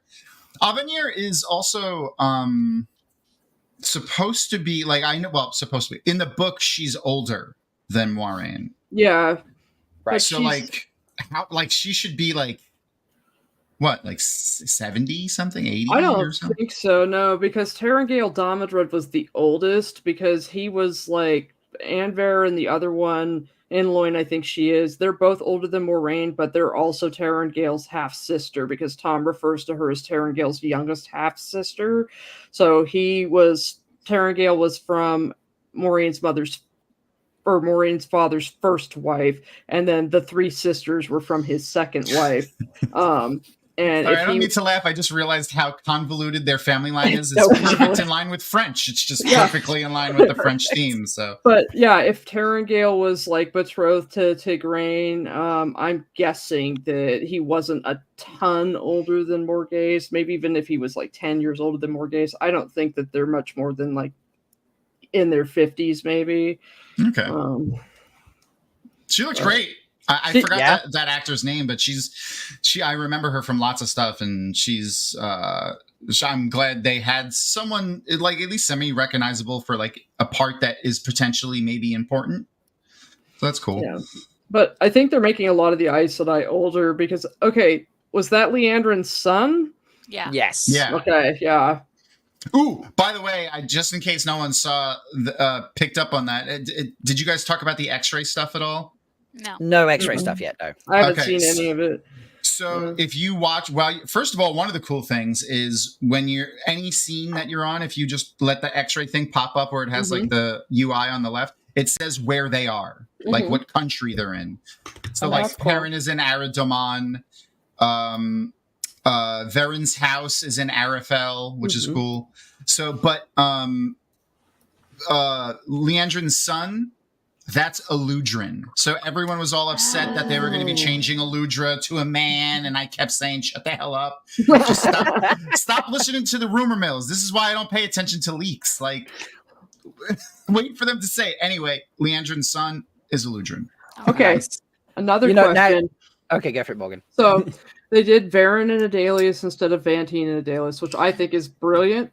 Are they going to make Verin shank her own sister? Because why have Adalius instead? Would that not be just deliciously terrible? Oh boy! Like what a corner that an accidental dark friend would paint herself into. How far spoilers? Oh, never mind. It says it on the bottom. Yeah, full book spoilers. Full book. Okay, perfect. Oh shit! I hope so because I'm terrible about that. I'm like, it's so hard. I invited you on. I was like, even if we started off like book 4 max, when you turned up, I knew it was going to be full book spoilers. Yeah, I did a video and I'm like, oh, this will be through this book spoilers, and then at the end I was like, oh shit, I'm just going to have to put a big banner. I'm lying. It's this book instead. Just kidding. Don't listen to anything I just said. Yeah. But like if they go with Verin's full storyline, like that would make even more sense. Yeah. Yeah. It'd be horrible. I mean, I did love her line about there are loopholes you can exploit for O's, and I'm like, oh. Yeah, also, Mira Sayal is great too, by the way. I love her. About the elemental weapons? Like I've always wondered why the Aes Sedai don't cast, elemental weapons and enchant their warders' weapons. I think that fire is like risky and like, kind of dangerous. They should use ice instead. But like, because it's a morally neutral act, I feel like it's really smart that they took that on because it seems like a totally like, why couldn't you? Yeah, I thought that was awesome. I love it because like it's kind of like where Moiraine was more like a combat sorcerer up in the mix with Lan. Verin was more like the traditional wizard or sorcerer in a group standing in the back buffing her tank that's out fighting. Yeah. And we know Rafe is a gamer. Like he's talked about it a bunch of times. And like when he mentioned about being the showrunner for the new God of War adaptation that's coming out, he talked about he talked about the like playing all the games and loving them. So like I could see how he could adapt this type of different way of thinking into the show with the Aes Sedai. I've recently been playing the Baldur's Gate 3, and that was the first thing I thought with like Verin off in the back. I'm like, oh my god, it's Gale. Well, it's like, I'm a huge fan of the Dragon Age games, and it's like I see elements of that in the show, like the way that they did the ways. I'm like, this looks like the Deep Rose in Dragon Age. I've seen a handful of other things, and I'm like, Dragon Age borrowed shamelessly from the Wheel of Time, so like, why not return the favor? And that's kind of what I saw with the elemental weapons, because I remember playing Dragon Age and that being like a spell you could have that was just like a sustained spell where you just like enchanted everybody's weapons, and you couldn't like not all of them would work with the way the one power works, but you could definitely do ice, you could do fire, and I think that's a great idea and totally something that I feel like some people wouldn't be able to do it with the way the 3 Oaths work. Like, I don't think a yellow with the 3 Oaths would be able to use the one power to do elemental weapons with their warder, but a white could totally do it. Maybe it's some random obscure thing that she read in a book somewhere, and it's like, hey, I'm going to try that. I'm going to try that. Yeah, it was Murdril, though. It wasn't like it would murky where it was like other humans or whatever. It was Murdril, so maybe... Fair. Yeah, I'm seeing it in chat. Like Lottie's just thrown it in there. For example, isn't it one of the oaths not to make a weapon with the power? And it's not to. It's about. And someone put it previously. They actually quoted it, which was probably more helpful if I put that up. It might be too far back for me to find it now. But it's about not making a weapon for one man to kill another, which also leaves a loophole in there for like, oh, so I can make a weapon for a man to kill a woman, or a woman to kill a woman, or a woman to kill a man. Although Just in the not show, did one they man. say one person to kill another? I feel like in the show that's what she said. But it's okay. Is lighting a weapon on, or like enchanting a piece of steel to be on fire the same thing? I just feel like depending upon the moral flexion, like in your brain, that's why I think like a yellow couldn't do that, but a white could. Verin just takes the stance of all of the gun companies in America, and she's just like, listen, I just made a sword of fire. I don't know. You guys take it where you want to do with it. So Verin is the NRA. Cool. I love this. So, Tom, one thing we haven't done since you turned up, I've been asking everyone when they turn up, do you have a favorite episode of the 3 that we've seen today? Fuck. That is the right answer.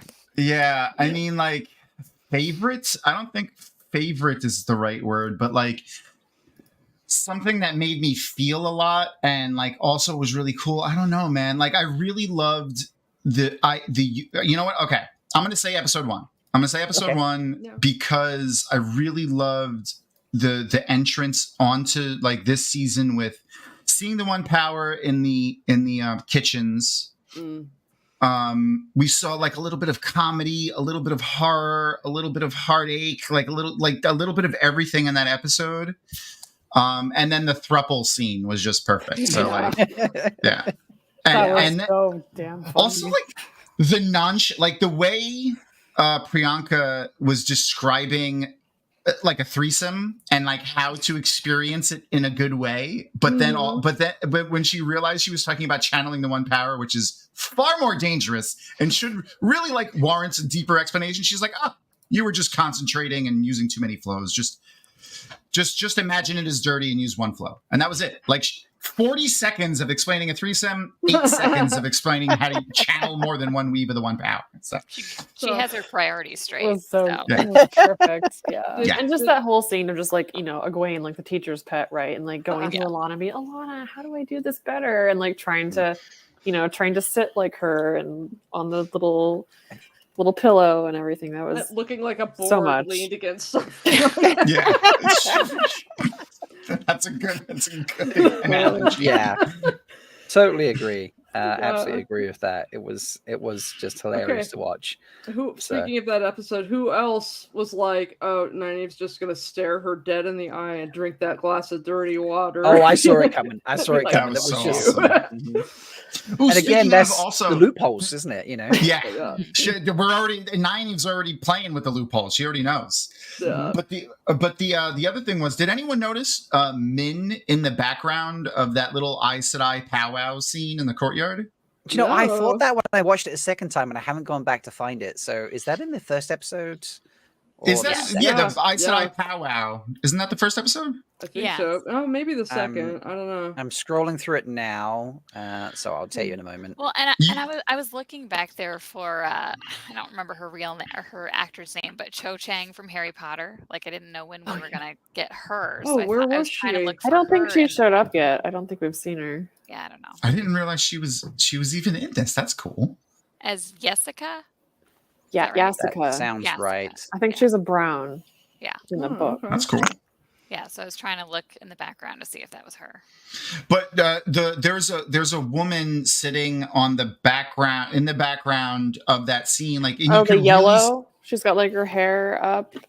And she has the sides of her head shaved. No, she's wearing like pants. She's wearing like a tunic and pants. Well, I totally missed that. If that's the case, I'm gonna go look. But she looks just like her. She's got like the pompadour mohawk going on and the side shaved.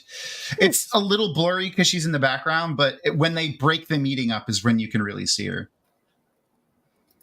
Yeah, I'm just scrolling through it now to see if I can find. There's like two scenes where you see her, but the good one is right when they end the meeting. I don't think it's episode 1. Okay, then it's episode 2. Yes, it is. No, it is. Yeah. Around the 18-minute mark. Yeah, Okay. I'm playing. I'm a little further ahead of that, but I'm playing near the end of the meeting to try and find it. Okay. I've currently got Liandrin trying to convince Shuriam to let her teach, in effect. also on the same vein as that scene, only because in the so okay. So do you mean on the right here or on the left? Right there on the right. That's her on the right. On the right. Okay. Yeah, you'll see. You get a good shot of her at the end, at the very end of this. There she is, there? right there. Yep. Okay. No, I don't think. No, I that's feel- not. You don't think so? I feel like that's one of the actors from season 1 that played a green. It really looks similar to her. I forget her name, but I don't think she had any lines. But she was one of the greens in the party that captured Logain in season 1. That her cheekbones really remind me of her. Right. Okay. I don't know if the X-ray doesn't tell me. No, the X-ray doesn't tell us. Yeah. Oh, but the credits at the end of this episode credit a woman as Joya Behar. It's the bald woman. That's the bald woman. Yes. That's what we thought. Okay. Yeah. Let's see if it will pop up. Which meaning there's a lot of black ash. Yeah, a lot. Yeah. Who else is just loving all the costumes? Like, they're incredible. Was beautiful. All the interesting earrings, like a lot of the women having love her earrings right there. Ears. Sheriam's earrings were great, and I love Sheriam's costumes because it's like hers are very like a uniform dark blue, but like the brocade or the like embroidery on them are beautiful. And I don't know, Liandrin's costumes always kill me. They're so good. So the Aes Sedai's costumes also like really reflect different like dresses and even just this right here, this shot. Like look at Joya like in her cloak. Like everyone is so vastly different. Mm-hmm. Yeah. So there she is, and the X-ray pops up right there. And okay, all right. Joel playing Joya by So, but yeah, the costumes are incredible. I'll just let that play for a second because it's a great scene. Together is so cool. Yeah. But yeah, the different costumes with the different cuts and stuff. Sheriam gives me like prep school dean vibes, which is like perfect, I guess. Dude, also one of the things that I thought was really interesting was how emotionally toxic and removed they all are from each other. It's like, well, your pain is your own and don't burden us with it because we don't want to hear about your bullshit. Her whole like speech to, was it Egwene in episode 3 about like how to handle grief? I'm like, oh, that's very like Jedi. That's not good. Well, it's so much the callousness of the long-lived, of like the really long-lived, of this too shall pass.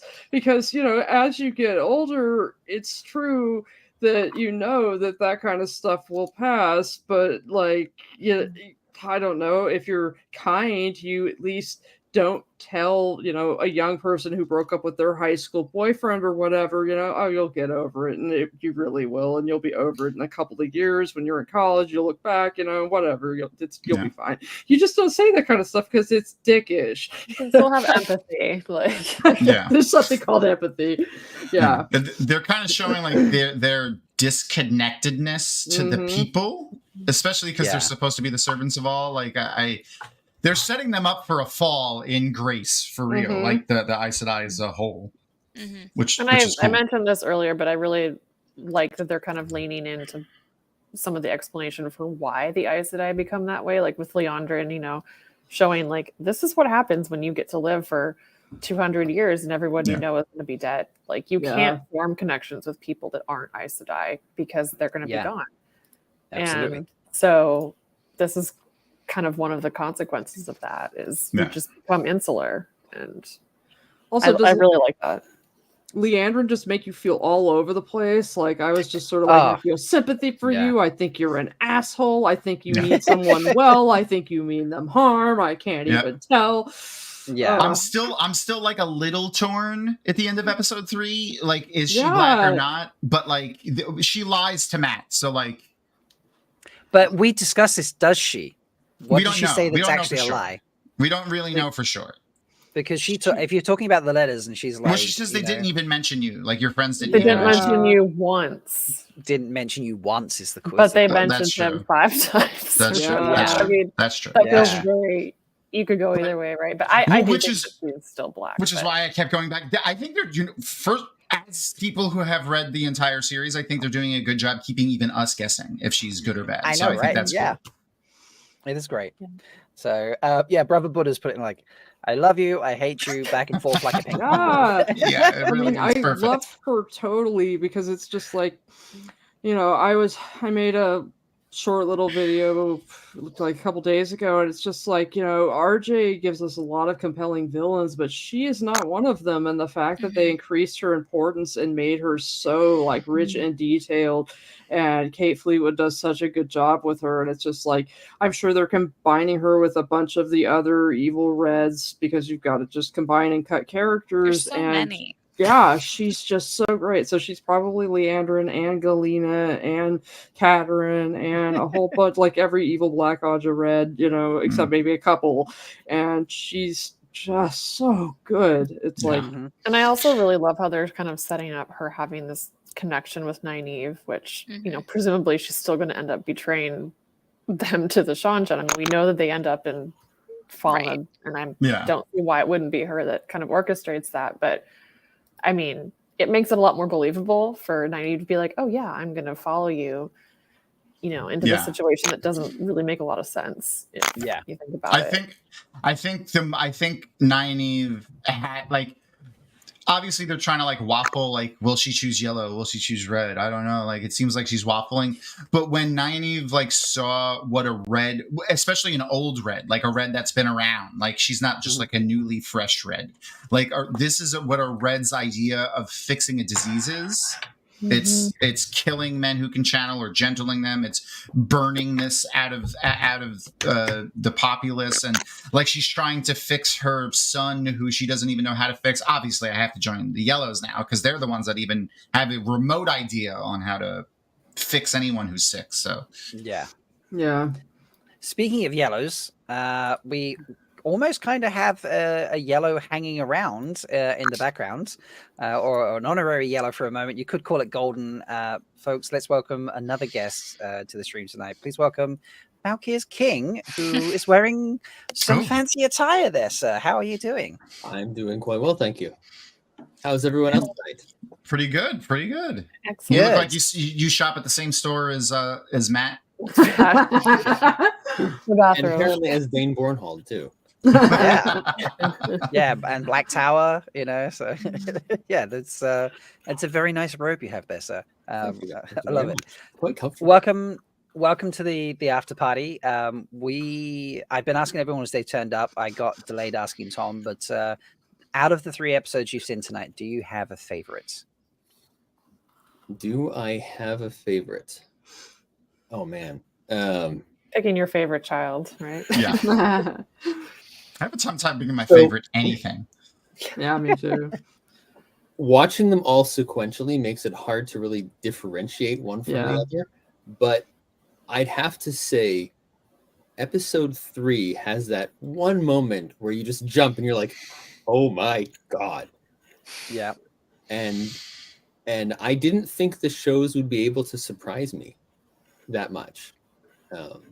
And I'm here for it. So so that's fair. Just so you're aware, we are talking about all 3 episodes, so you can say anything from any of the episodes, and we are full book spoilers as well, Matt. So you don't have to worry about that. Yeah, okay.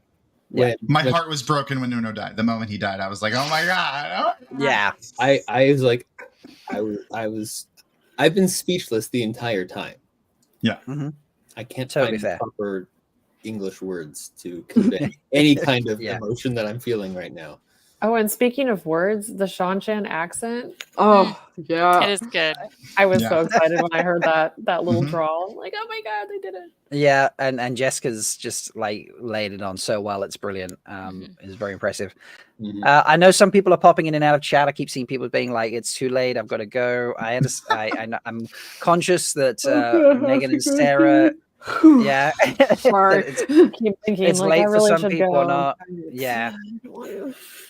Yeah, some people have work tomorrow and things. So, Megan, Sarah, I know you've said that you probably have to pop out. So, thank you so much for hanging around. Is there any last thing you want to say about the episode you've seen tonight? Any last final thought you want to give us? Maybe Sarah, do you want to go first?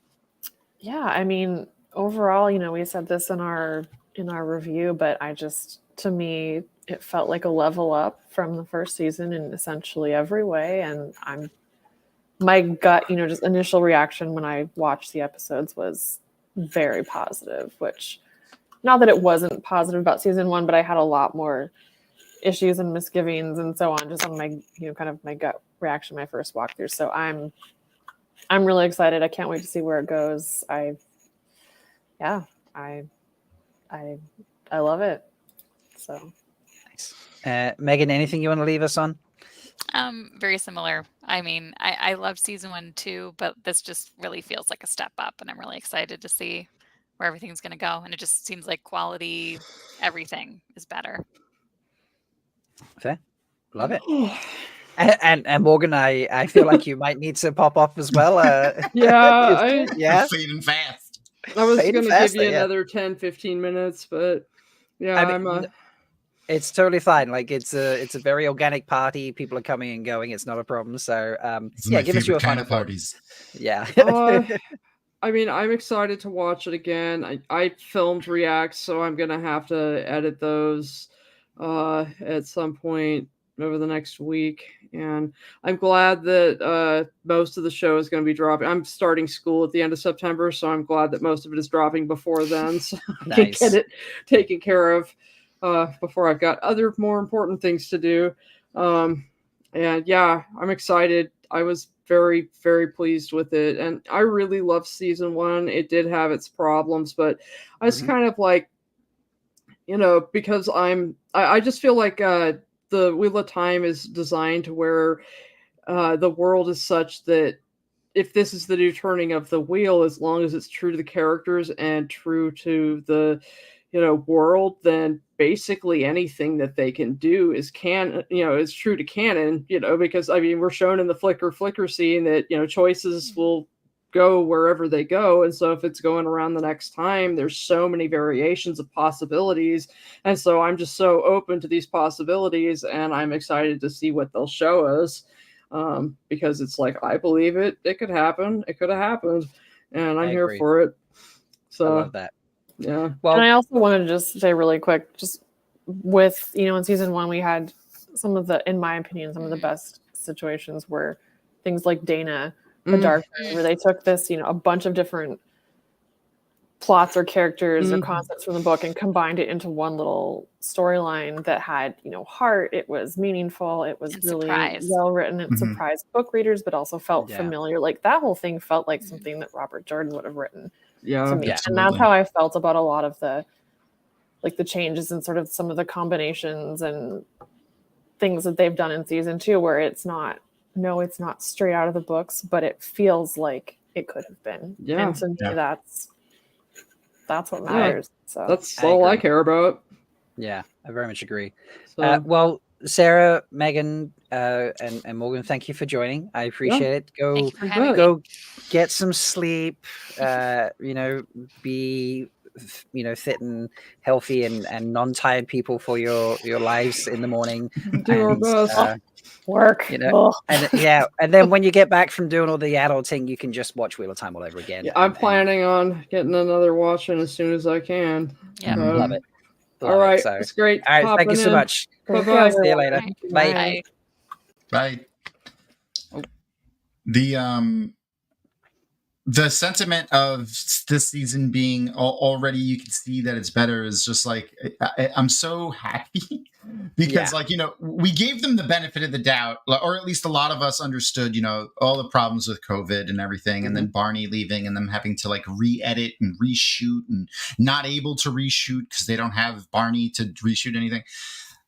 We were like, I at least I know. I was like, oh man, it's going to be better. It's going to be better. It was all COVID's fault. It's all COVID's fault. And yes, agreed. So far, I think we were right, or at least those of us who thought that way. Matt, since I have you here, I think we should kick it off with a bit of a more discussion about Lan and the kicking to the curb that he is getting from Moiraine. Yes. How do you feel about that whole dynamic between the two of them and what's happening there? I find it a very interesting choice, and I strongly, I know I saw some people discussing this already and on Twitter that they're not happy with this new dynamic that they have, but I actually find that that's that's true to their relationship in the stories. We don't see a lot of their relationship on screen, so to speak, in the books. But if you think about it, if you look back to New Spring and the impressions that Lan has about Aes Sedai to begin with, even before he gets into the relationship with Moiraine, despite the fact that they've grown together over the past 20 years and have this really strong relationship, there's this fundamental this layer underneath where she's a Kyrian noble woman and he is a Malkari warrior who doesn't trust Aes Sedai. So like if you go back to New Spring, there's that scene where when I think it was right before was it when Bukama died? It was either when Bukama died or shortly before. Right. He burst in. No, it was right after Bukama died. He burst into her room and he basically threatened her, and he asked her why. Oh, sorry. It's almost 3 o'clock in the morning here, so my it's mind, perfectly fine. Don't worry. Yeah, you're doing good. Okay. Before Bukama died, this is before Moiraine asked Lan to have somebody shadow Marion, who was the Black Aja in New Spring. Yeah, and she said that, you know, she's the White for 900 years. Malkir rode when the White Tower called. She's the White Tower. She's calling Malkir to ride.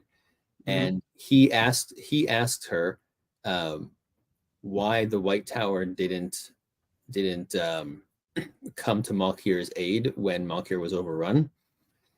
And her response was basically, the White Tower tried to come, but they were too late and they were too slow. And so rather than letting it be known that they were fallible, they just let it be shrouded in mystery and made it seem as if they didn't even try. And and he seemed to accept that. But you can tell that anger towards Aes Sedai was the foundation of all of his interactions with Aes Sedai and his perceptions of Aes Sedai. And when he ended up allowing her to bond him at the end, it was really because she had convinced him that this war against the Shadow would be better served by finding the Dragon Reborn. And all the 20 years of relationship that they've built still has that fundamental anger and distrust underneath it. Yeah. So now that she's turned around and he's been willing to ignore that because of the love and trust that they've built over the past 20 years. And now that she's going all Kyrian and noblewoman on him and being like, this was never a partnership. You're not my equal. He is feeling completely betrayed. And I love where they're taking this because this is going to show such a rich dynamic rather than just this flat, oh, I'm going to be loyal to you no matter what, blah, blah, blah. And this is really going to have some really deep acting. Yeah. I agree. It's very good, Tom. Oh, I was going to say it was already there in those first couple episodes, like with the way Daniel Henney kept going back and forth, like he was mad at her and like, you know, the things that she was saying. And then like you could see like internally he would like forgive her or think of something. There was the scene where he walks into her office and he has this stern, angry look on his face when he enters.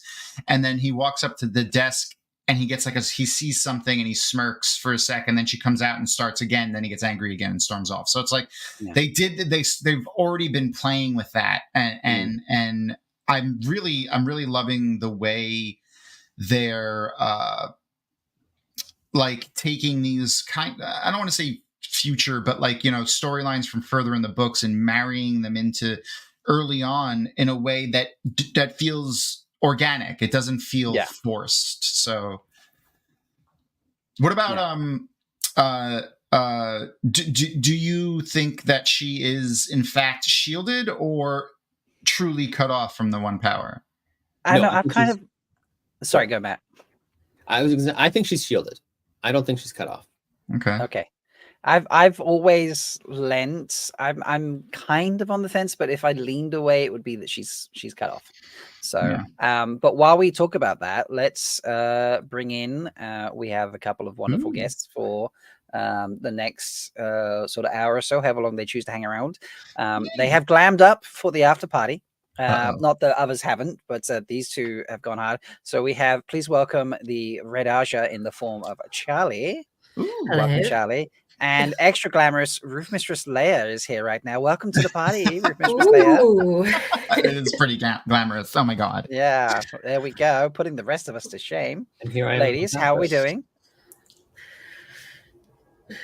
We're having a good time. Leia, you're muted, by the way. Yep, helps if I unmute. Generally. Let me drink a little more wine. There you go. You look like you could fit right into that Kyrenian party scene. No problem. I need that kimono, though, to go with it. Fair enough. And Charlie, your dress is perfect for, like, if you wanted to pair with Rand's coat, like, it would be great. You would look great right next to Rand with that dress. It would be perfect. Yeah. Oh, thank Charlie, you. is this a dress or imply jumpsuit? Because I know you love your jumpsuit. It is a jacket and trousers today. Oh, now we're getting a little modeling action. Perfect. Yeah. I've seen this I'm outfit here in person. supporting women's wrongs. Perfect. Charlie wore this to MalCurieCon last year. It's very stylish. It looks great on her. So I'm glad you're wearing it tonight or today. And Rob, if I recall correctly, you spent the whole time implying that I was evil. I did, yes. feel Well, I mean, is you know, biased towards Red Aja. I mean, if I remember correctly, you spent the whole time not actually denying it. It is frankly insulting that you require me to. Well, Charlie, I'll bring my Red Aja dress to MalCurieCon next year. Hopefully, I didn't get to wear it at WatCon this past year, so I'll bring it across the pond and wear it over there. And you'll notice that was also not a denial. That was still not a denial. Exactly. Yeah. So, all right, ladies, I've been asking everyone as they've turned up. I know it's a tough question, but we have to crack it in. So, Charlie, let's go with you first. Do you have a favorite of the 3 episodes that have just been dropped? I have a favorite moment, and my favorite moment is Horny Adelius. Yes, she's life goals. I feel like she was modeled after Twitter of Time.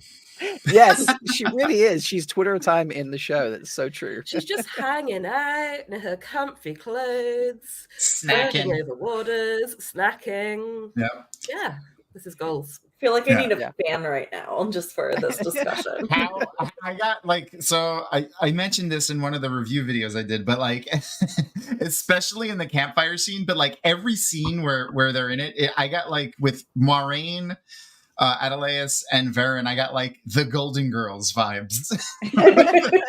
I was just like, I would watch a sitcom with just the 3 of them, like living their lives in their little retirement village. Yeah. Like, I hope we get like a little one shot of just like the 3 of them doing their thing before Moiraine shows up, and just like quippy chat. I think we're having a great time, and Moiraine shows up, and she's so depressed, and she's so focused on her work and off in her office, and they're just like, we were chilling here. What's she even doing? Yeah, but she did bring Lan. Usual, Moiraine. She did bring Lan. That was an addition to the commune. Yeah, that's the only reason why Adelaus was okay with her coming. This is so true, yeah. And Laird, are you able to pick a favorite episode of the 3? No, I couldn't. So I'm one of the people that is like, they all bled together. I did try to take breaks between the episodes to digest, but there was just too much. And then I was like, but I want to watch more now. So didn't do any digesting. I just basically took bathroom breaks, drink refills, managing whatever shit was going on with my cats. Yeah. We had that earlier. Sarah's cat was like growling at her. Oh, I love that. I love that so much. I will say, like, one of my favorite moments of the show was when you saw it was Perrin sleeping, and you saw these people marching, and I was like, oh, of course it's going to be the White Cloaks, and this is where we get Avienda. I'm so excited. And I had Wilder on my lap, And then when the Shan-Chan fucking showed up, I jumped out of my chair, screamed, and launched Wilder across the room. Fantastic. Perfect. Yeah. So yeah, no Aiel at all whatsoever. How do you feel about that, Leia? Well, we got a lot of mentions of Aiel. So Yeah. there is the like the older Errol, I think his name is.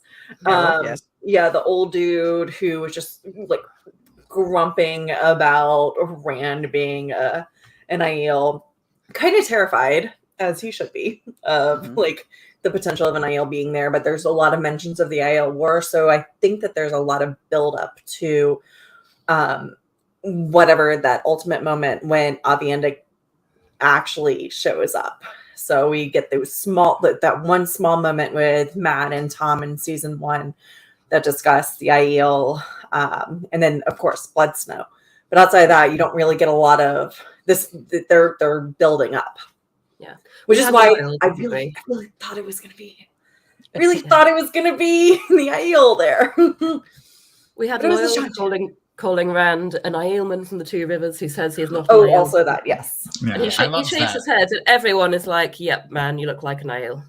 Yeah. We don't care that you shaved your head. Didn't work. That was one of my favorite scenes in the first season was Loial meeting Rand in the library. It was fantastic. It was so great. Yeah. As soon as I heard Hamed's voice, I was like, never mind. We do have a comment from basically an hour ago that I saved, which is a fun segue now you just mentioned that. Let's talk about, and it also goes on from Leia's comment as well about the Shan-Chan setting up. Let's talk about Loial and his hulking out moment. Yes. So Mushu did not like that, but I personally think it was great. Matt, what do you think about that moment when Loial was hulking out? Oh, I loved it. That was so in character. I mean, you have to remember, Loial is Ogier's. They're 10 feet tall. They're bigger than Trollocs, and they go hand to hand against Trollocs. And when you see them fighting in the last battle, they're decimating them, like literally hand to hand. So the fact that he can just pick these guys up and fling them with one arm, that's 50 feet. That's perfectly in character with how they're written in the books.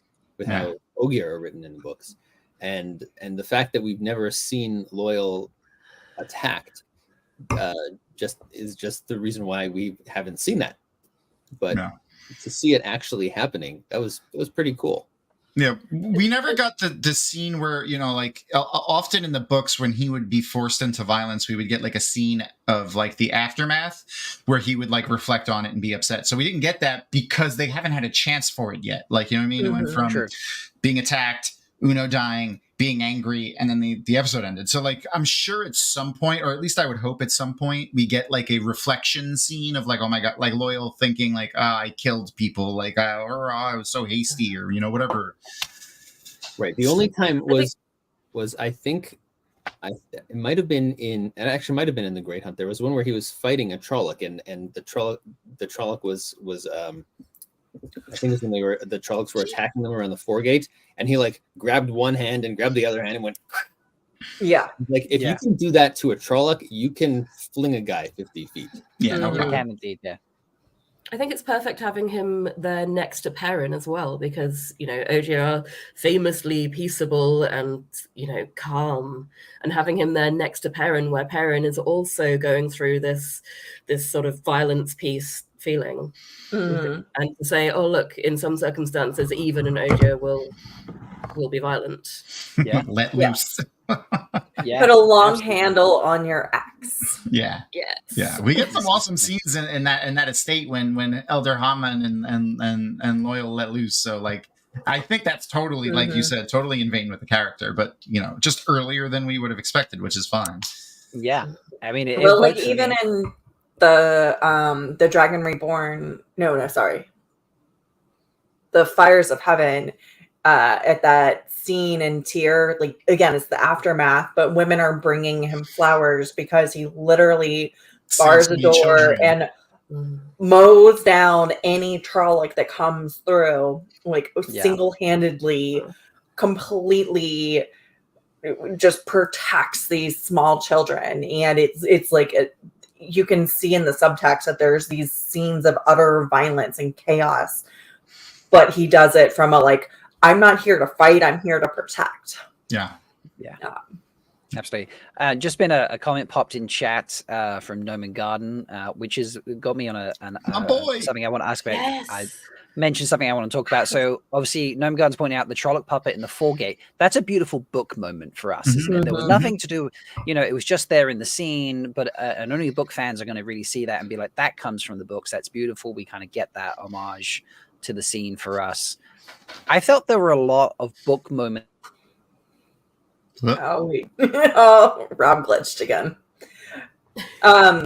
Yeah, but I think what he's saying is there were a lot of amazing book moments in the show. I think there was also a lot of fan moments. So it's already been discussed, but we'll reiterate again for those who haven't been there yet. The cheekbones. I'm back now? Okay. Cool. Yes. All right. Yeah. So you can... so, it's like the third time I've glitched today. It's just stupid. Clearly my internet is not used to me needing this much internet at 7 in the morning. It's like, you do this at 2 to 4 a.m. Why is it 8 a.m. and you're still using it? Why are you awake? Yeah. I felt there were a lot of classic book moments in these first few episodes. They weren't always delivered by the characters that delivered them in the books. They weren't in the same places, maybe not to the same character that it was delivered to. But there were so many things I recognized.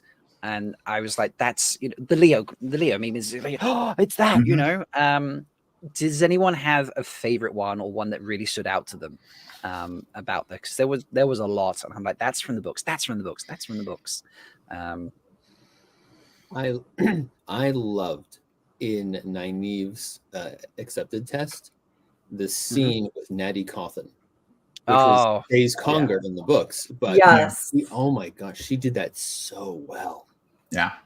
It makes so much sense too for it to be Natty in the show, because like it's so like even in the books, like it was the fact that it was Days Conger, like it didn't really feel like it was like, why is that so scary? Like, but in the show here, the town drunk is the wisdom. Like that's I could see that being frightening for and she's even admitting like, I don't know what the fuck I'm doing, but you left and we asked for help. Yeah. Trying to think of a favorite book scene. I think her being incompetent rather than actively malicious makes more sense as well. In the books, Days Conger was deliberately poisoning people or something, and that just doesn't feel entirely believable. And then like people who were opposing her were dying mysterious deaths. And the women's circle was scared of her. I think it was I don't think it was Days. I think it was a different. It was from a different town, right? Taryn Ferry or Devon Ride. Yeah, it was something. Taryn Ferry. Yeah. Right. Yeah. No. The entire those people, Taryn Ferry people. Yeah. The entire Arches scene in the show, I feel honestly, and this is probably a hot take, but better than the books. Like. Nynaeve's the idea there is supposed to be that these things that she's going through are so difficult for her, and they're supposed to be so meaningful to show like that she has this tie to the White Tower. So like in the books, it's like Agenor chasing her through a maze, which is like, I get it, it's fearful because it's just at Watch Hill. There you go. Yeah. That's just like fear of something that recently happened to you. It doesn't feel like it's deeply ingrained to her as a person to be a test to become the accepted of the White Tower. And then the same thing with the other tests. Like these tests that she's going through now are much more meaningful to the character of Nynaeve than the ones in the book. Like you have the chance to change one of the things that you like, a defining moment in your life that's super traumatic, that's horrible, and you have to choose to leave that moment when her parents died to go back to the tower, which she does. Then the second one is you have to leave something that's it's past, present, future. So like this one is like, what could possibly be happening right now? And it's like, part of it is, if I learned how to heal like that one accepted learned how to heal, I could probably fix this. But at the same time, this is your village. Like you could maybe help right now, but she has to choose to leave. And then the third one is obviously the perfect version of her life that she would want maybe Like, we don't see the whole thing obviously yet, but like, it's maybe what she would think is the perfect version of her life, especially because they don't go back to Tarvalon or to Malkier like in the books, which was cool. Don't be wrong to see Malkier or whatever, but like, this will, like, if they end up back in the Two Rivers, like, that makes more sense again for it to be so much more difficult for her to leave. So like, I just think it's more deep for the character. She traveled up through the Blight with Lan and Moiraine and saw the ruins of the Seven Towers. So she would have had context from the book's perspective. It's not a Nynaeve story, you know what I mean? Like, yes. And this makes it a Nynaeve story where he goes with her as opposed to her going with him. Yeah. And I love that minor shift of focus. Yeah. I have two things. Go for it, Charlie. I have two things about the final arch, and the short one is: did you see Hot Matt's? Yeah. Yes, bloody Lord. My baby's he's got a lovely coat and a lovely horse, and I'm just so happy for him. It'll be the only time he's dressed like that this season. I know. Oh, poor boy. After Matt for a whole season, I think, other than that moment. So the other is that in the books, we flash into the forward, and she doesn't quite remember how she got there, but here we are in the future, and she's got a lovely life. I feel like in the show, it implied that she experienced that 7 years. And that's a really sort of interesting, like a very sci-fi concept, the idea of going somewhere and living an entire life, living years and years and years, and it being something that is not a dream that you have to escape from, but something that is really, really real. And I think the emotional repercussions of that have got to be so much more because it's years that you've experienced. Yeah. Oh, absolutely. It's truly a test, a true real test to, like, you have to choose to be an Aes Sedai, which is why, like, her saying that if you're doing this for someone else, you're going to fail. Like, you have to choose to be doing this for yourself or you're going to fail it, which makes a lot more sense there. And so this is also, like, I've only seen it once and I want to go back and rewatch that episode, but the way back once, like, the words were mentioned the first two times, and when she meets up with Lan, that gateway is the wrong word, but the portal or whatever we're calling it, it only flickers. It doesn't manifest wholly. So I wonder if, like, the Terangriel or whatever sentient being that controls it realized, like, yeah, this could be a moment where she could choose to leave, but we need to go a little deeper and make it a little bit longer and more difficult because she is Two Rivers stubborn. This is true. I always imagined it as like she actually does fail. Like this is just my headcanon. Like she actually does fail, and then the pattern is like, no, bitch, we need you out in the world doing shit. And it's like it helps the archers come back again to get her out there. But isn't there a moment? This was pointed out earlier. I can't remember. I think it was Sarah, but it might have been Morgan. They said that in the books during the third test, she does ignore the arch the first time, and then she channels to pull the arch back later. She does. So, Morgan mentioned that. That was Morgan. Yeah, so that really does fit in. A couple of moments for me I have about book scenes that were in the show that I love. But before I do that, I just want to put up a comment from Sean Stewart here. As a non-book reader, I found the first 3 episodes much more engaging than season 1 ever did, even on a rewatch this past month. So firstly, thank you, Sean, for hanging out with us like this. I appreciate that so much. Yes, sir. As a non-book reader, please remember we are talking about the books at some moments, so we may spoil things for you. Don't know how you feel about that. Again, these book moments may not make it into the show because it is an adaptation. But it's really good to hear that someone who hasn't read the books is finding this. You know, we're all finding this better than season 1. We're all loving this.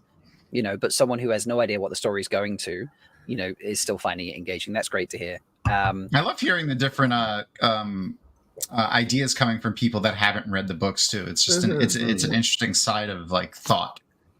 Yeah, absolutely. So I have go for it, Matt. I have 2 points related to Nynaeve's test. Okay. The first is that I think that that for her third test, it did complete its cycle because the portal closed. Right. So you mean the first time or the second? The first time? After the third test, when she chose not to come out from when she chose not to leave Lan, the portal closed. So at first I was kind of thinking, did Liandrin do that on purpose? But I don't think so, because she seemed legitimately upset that Nynaeve had failed. And she would not have seemed, she would have given the impression of more oops kind of thing. Yeah, and it didn't seem performative, because when she got really upset, there was no one else in the room. It was just her after Sheriam leaves. So it didn't seem like it was performative to be like, to throw any kind of suspicion off her as doing it on purpose. So right. And the second thing was that I was completely shocked by the way they ended off that test, Nynaeve turning down the ring. But I love it because of how it parallels the end of her Aes Sedai test at the end of the books. Yes. Well, that's why I felt like I was thrown off that they potentially pulled that storyline forward. And it was like, okay, like, not necessarily sure I agree with this decision, but it's book related. The idea of pulling stuff forward too. Oh, sorry. Go ahead. You if you're on the same topic, you go first. Do you know when I knew that when I first suspected that we hadn't finished, was when Nynaeve says to Egwene, "Do you know what Aes Sedai stands for in the Old Tongue?" And Egwene, teacher's pet, obviously knows that and would not let someone tell her. She would be like, yes, I do. Yes, I do. It means servants of all, I know. Yeah. But you can carry on now. I just needed to say Oh my God, you're so right. Yeah. You're so right. The idea of moving storylines forward, specifically with Nynaeve, to harken back on is Moiraine shielded or severed or not. I honestly think she's severed at this point now. After having seen these first 3 episodes, for sure, yeah. I'm gonna ask Chad as well while we do this. Carry on.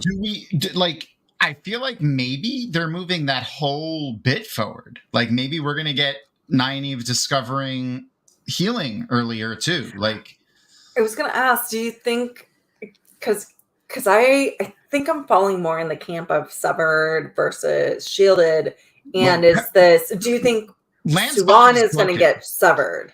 Maybe, but we know Lan's bond is broken. Yeah. Like he doesn't sense shadow spawn anymore. He doesn't have his increased speed or strength. So but yeah, no, I mean, if they could do Suan being severed, I mean, they brought Logain in early as another like meaningful character here. So like they have at least the couple of people that she starts to heal like there. So, but Logain's in Cairhien versus Tar-Valon. Yeah, for now. Right. So the reason why I think she's not severed is because and nothing to do with the in-world experience, but more that we know through interviews and such and articles that one of the reasons why they went in this direction was to give Moiraine more of an arc in this season, because in the books she's really off screen for almost the entire book. So this gives them something to play with, something to actually do, and it gives her a way to explore her character without the aspect of the power being on top of everything. And given that, if they're planning to keep her in and keep her engaged in the plot line, she'll need to get her powers back probably well before they could bump Nynaeve up to figuring out how to cure Stilling. I mean, they could make her figure it out as early as they want. Right. I mean, they could play around with that. It seems to me that that's something that would happen further out in the books rather than further out in the show rather than earlier in the show. Yeah. But yeah, I don't want her to be killed. So yeah, I mean, I don't want it either. I mean, but all they have to do is tell Nynaeve that Stilling can't be healed, and then that'll be enough to spur her to want to try. True. Yeah, I fall into her being stilled camp mostly, but there is a line in the episodes that was dropped tonight that make me think I'm wrong, and that is, I will make Alana take your bond by force if I have to. Yes. Now, when you get stilled, the bond is broken. It's broken. You know. So how can the bond be like? How could Alana take it by force? Also, how can an Aes Sedai take a bond by force? That's an interesting concept. Yeah, but how could she do that if she was stilled? So I always had lent on she's been stilled, and I probably in my gut still lean a little that way, but I think that's me wanting it to be that way rather than actually the facts that are on the screen, which is that line makes it sound like shielding instead. Yeah, no, actually, I pulled that exact line out too for the one of the reviews that I did, and like they have to be playing with the fundamental way the warder bond works versus if it's a shield of Sidene with the taint, maybe there's something there that blocks the actual powers of the bond going through, or maybe it has to do with she got bonded while she was masking it, so somehow that did something to it. It's just he lost some of his warder powers, so I'm interested to and this is another great thing, like as several very Wheel of Time read books experts here, I feel like there's no definitive answer, and that's also great. I love it. Yeah, I love it. So I was going to say that it gave me a lot of confusion about the bond, because if the bond was actually severed, then he would not be behaving that way. He'd be going berserk. Well, so if she died, that's actually that was a question that I had, because we don't really see an example of an Aes Sedai being severed from the bond and what happens with their warder. We see them when they die. Yeah, we do. Wait, who? Wow. Satel Anan and her husband. Her husband was not her warder. She met her husband afterwards. I thought he was her warder. No, she met him afterwards. I'm scrolling the companion. Well, no, she meets him afterwards, and he gives her, like, she explains that he gives her the reason for life. Okay. And for going on, like having the family. Yeah. Rob, I'm racing you. You're racing me? Okay, that's fine. You can do that. Satel Anan. She was a warder once named burned out while scribes. The pain of being burned out was as if she gave the birth pangs. She arrived in Ibidar half a year after being burned out. She thought that was perhaps the knowledge. And that's when she meets Jaspar Anan. But still, like, I can't think of any other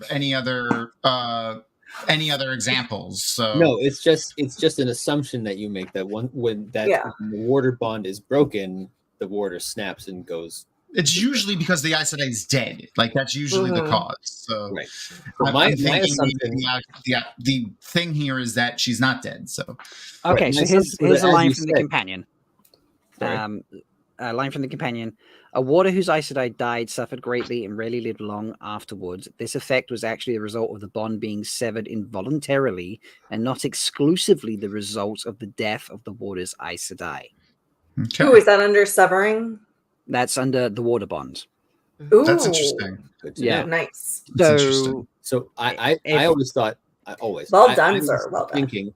I was thinking as you were suggesting that the reason why Lan can't sense Moiraine is because she had masked the bond and was then was shielded. Yeah, shielded after the bond was masked. Right. But I do like the thought that he has lost his warder bond advantages, because I have to say it bothered me that he took on so many wounds fighting two Myrddraal at one time. Oh my goodness, seriously. Yeah. He gets like it's Myrddraal, first of all. Every season, Lan is getting sliced to glory and nearly dying. Like, it happens with Logain. Now it happened in episode 1 with the Myrddraal. Like, Daniel Haney is doing a lot of blood work. You know, with Logain, I can forgive that because that was an explosion caused by the power. That's almost impossible to dodge. But fighting two Myrddraal, like this, especially for Lan Mandragoran, right? Malagir, like, he was fighting two at once, and like, he did really well. He did really, really well. But He didn't die. And he didn't die. And I think that's meant to explain how scary. And they only call them fades in the show, which I really appreciate. They don't complicate the language. But how scary Murdrol really are. They are taking down Lan Moiraine. He is fighting to his best ability. He's taken one of their blades. He has been stabbed multiple times. He got his Achilles tendon slit. He is still up and fighting, but they are taking him down. Right, but on the flip side, we know that this is Lan, but new people who haven't read the books don't know that this is Lan. True. Yeah.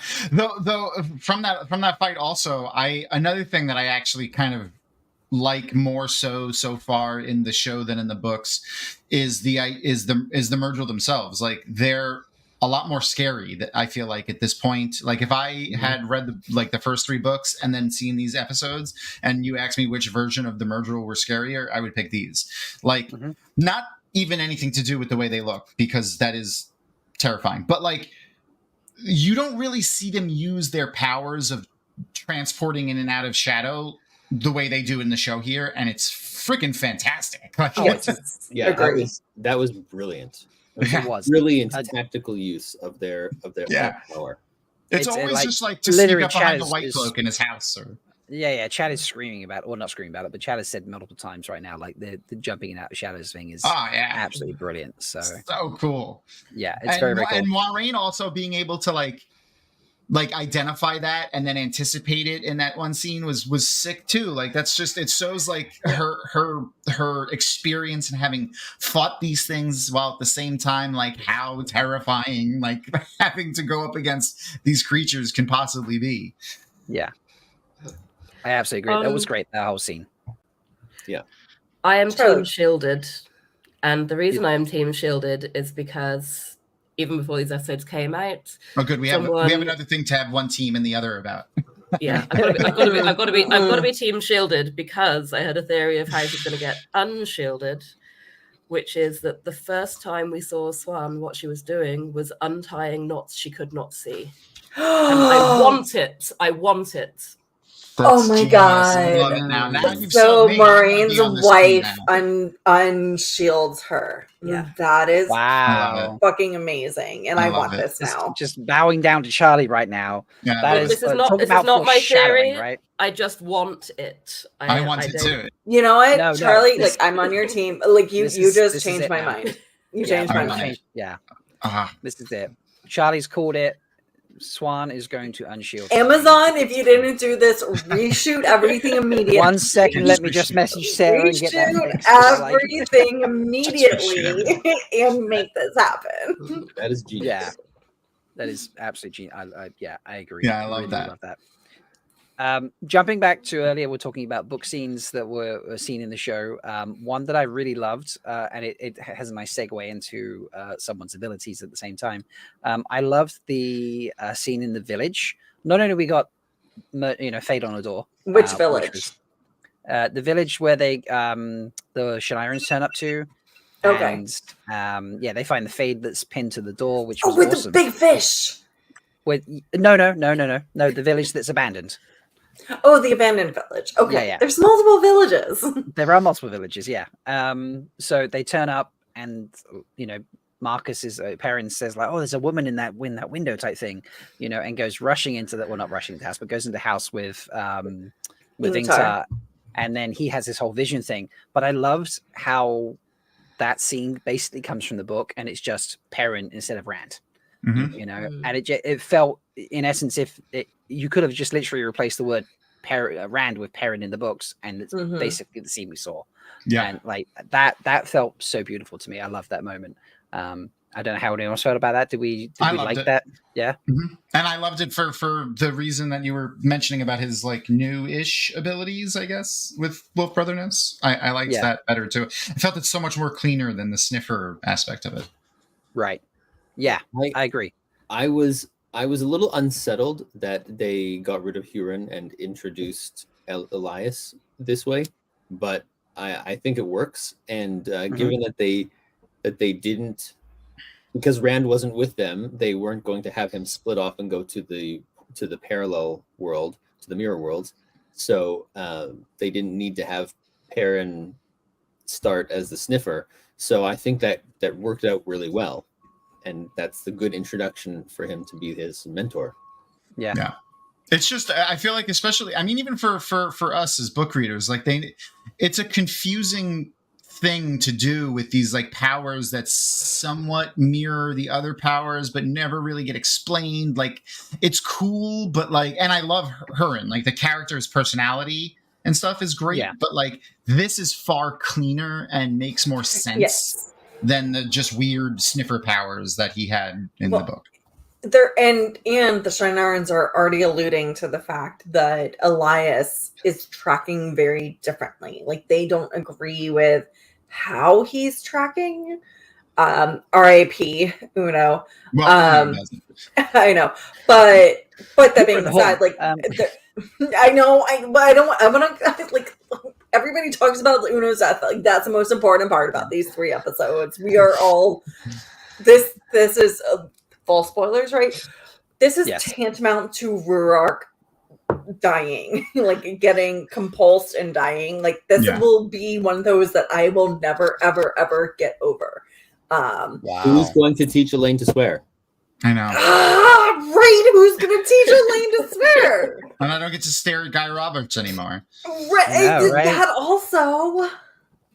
But anyways, so we were talking about something else, and I got really distracted. Elias and Perrin. Elias, yes. Thank you. Thank you, Tom. So Elias is absorbing a lot of those. He's basically making this trifecta of Perrin realizing his powers, which he hasn't yet. Like, he really doesn't know.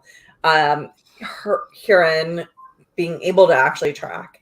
And then his own character. Oh, well, no, but his own character. Well, I guess there's a quadfecta. His own character, but then also being a mentor to Perrin. Yeah. So, like, I guess there's 4. So, it's not a trifecta. What? Tom, I said trifecta, and like trifecta is a better word than one. Well, the mentor part is his own character, so that works out. Yeah. Because that's the role he filled in the books too. And also, but they did mention sniffers, so they called him a sniffer, right? Yeah. So they're still alluding, even though they're not explaining that to the non-book readers. They're still alluding to that power and profession existing in the world. Yeah, it's not seeing it because it's not really relevant. That's a good point. That's a good point. My god, I had to put that on screen. Yes. I love Vial Doman too. He got the whole. I love him. We had a doobie in there, so I was happy. I love his voice. I love him so much. He had better come back. Yeah, he reminded me of that one character from the Pirates of the Caribbean. Gibbs. Captain Jack Sparrow. Gibbs. He reminded me. He even looked a lot like him. He looks like Gibbs. He really does. Yeah. Gibbs is one of the best. He's a sexier version of Gibbs. Yes. Yeah, for sure. Yeah. He's cleaner too, far cleaner. Yes, but he doesn't sleep with the pigs. Well, he will if he has to. We got our confirmation that we're going to get full yellow eyes eventually. So that's good. Like, we're not going to get him wolfing out, back and forth. The idea. I think the idea here, honestly, is going to be Perrin accepting who he is, but accepting his past. Like, there's 2 really big scenes in these first 3 episodes where Perrin has a chance to accept what happened with his wife and that he was semi-responsible, if not wholly responsible for it. When he's talking to the Shienarans and he says Layla died, like he stutters for a sec and is about to say when I killed Layla, but he says Layla died. And then when he puts the ring on the float and pushes it away, but then takes it back. So it's like, I was so glad he took it back. Oh my god, I was about to lose my shit. Well, he's not ready to let go yet. So like, what? Like, I feel like we're gonna get but never let that go. That is your wedding ring. Well, he has to though. He has to let that go. You can let the emotions go, but you can I'm never like I've never lost a permanent partner. I've also never had a permanent partner. But that being said, like there are things that it's okay to hold on to, and there are things that it's okay to let go. Yeah, I think they're just using that as the representation. Like maybe even if he uses it to forge his hammer or his axe, it's a way of letting it go. Oh my god! Oh my god! If he puts that into the metal, that'd be cool. That would be very cool. Like, it's currently still the wedding ring from when he was Mahalinar. Yeah, it's right there. Come on, like it's right there. You know what the words on how to pronounce it are not there. Yeah, Mahalinar. But it's it's as it is right now as a ring on his finger. It represents his marriage to Layla and like the old Perrin. So he has to let that go to become the new Perrin. So I feel like we're gonna get a scene like that at some point when he goes full. I'm accepting who I am. I want to go around the room. Just a quick yes or no. Layla is a dark friend. Matt. No. Charlie. No. Leia. Why would you even fucking ask that question? No. And Tom. No. Okay. Because a lot of people, like I've seen people discuss it, and it's been put in chat as well. Storm's the norm. Set Layla up as a dark friend. She was very buddy with Thane, and the setting that Thane will reveal that to Perrin later in the future. Well, oh, go ahead, Charlie. That's Perrin telling us that Layla was friendly with Padam Vane. It's not saying that Layla is a dark friend. It's saying that dark friends can seem nice. That's all that is. Yeah. Well, it wasn't just Layla; it was the entire Two Rivers. He's like, I even invited him in. That counters. Oh, go ahead, Matt. That counters the entire purpose to the Layla arc. Like the purpose of the Layla arc is to demonstrate why Perrin is so cautious and slow and afraid of letting himself loose and afraid to get angry. Yeah. Like in the books, we're told we just take it for granted. He's always been slow. He's always been meticulous and methodical and careful and this gives us POV. Like you understand that he's scared because he hurt people when he was a child, and like he knows he's bigger and stronger. That is very hard to say, like to tell a story about. So, like it's not interesting. And it's not interesting. And it's not interesting. Yeah, you're exactly right. So like the Layla gives us like this. Well, and the same thing with Matt, like switching his entire backstory from these loving parents. Like it gives them depth, like a lot of the trauma that they eventually experience. They seem more real. Well, they've already done the character building before episode 1. Exactly, and without any exposition needed, you get it like that. Yes. But the Perrin part was like I was fully on board. She's a dark friend, like in season 1, only because like for a half a second when Perrin turns around before he hits her with that axe, she's standing over him like this, and you're not 100% convinced was she going for the Trolloc or Perrin, and then when Rafe and the actor that plays Layla were both like, no, she's not a dark friend. I was like, oh, okay. Like, I kind of wish they didn't say that. Like, I wish they just let it go and let us like kind of guess. But well, so many people were asking her. She was interacting with everybody on Twitter, and so many people were asking her. And at first, she was doing very well, not actually answering. And then I think it wasn't having kind of slipped out. Yeah, but I think we just want more of her, don't we?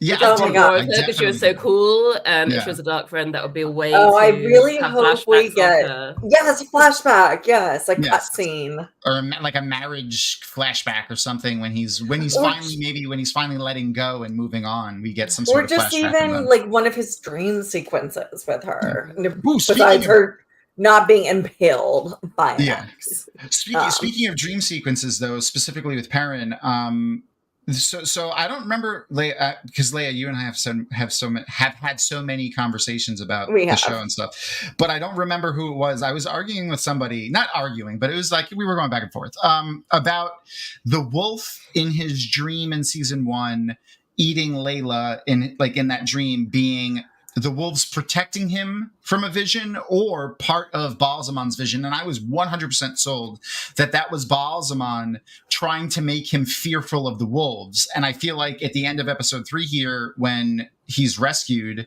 and Balzamon leans in and is like, the more wolf you become, the more you're mine. Like that just sells. He's afraid of him becoming a wolf brother and coming into his powers. So I really think I'm like 100%. Actually, I think Charlie, you seemed like you wanted to say something. Sorry. Father of lies. Father of lies.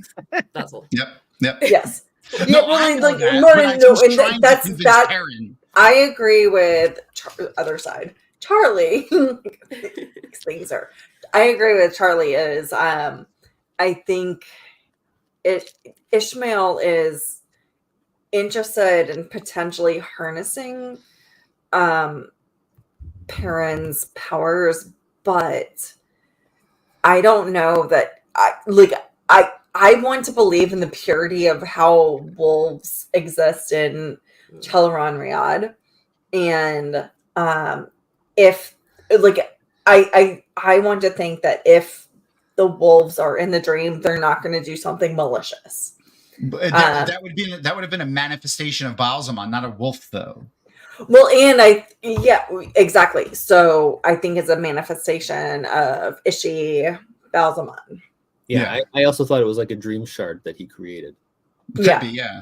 I mean, he did that. Well, with Randy and a couple just times, wolves are easy, scary bad guys because, especially living in a farming community, they eat your flock. They terrorize you. Wolves are from somebody who's loved wolves since childhood. Also, not grew up on a farm. I've contributed to wolf conservation. When I went to the Yellowstone Park, the one thing I wanted to see was a freaking wolf, and I never saw it. But that being so, and one thing that being said, I've been very sensitive about wolves being bad guys in stories.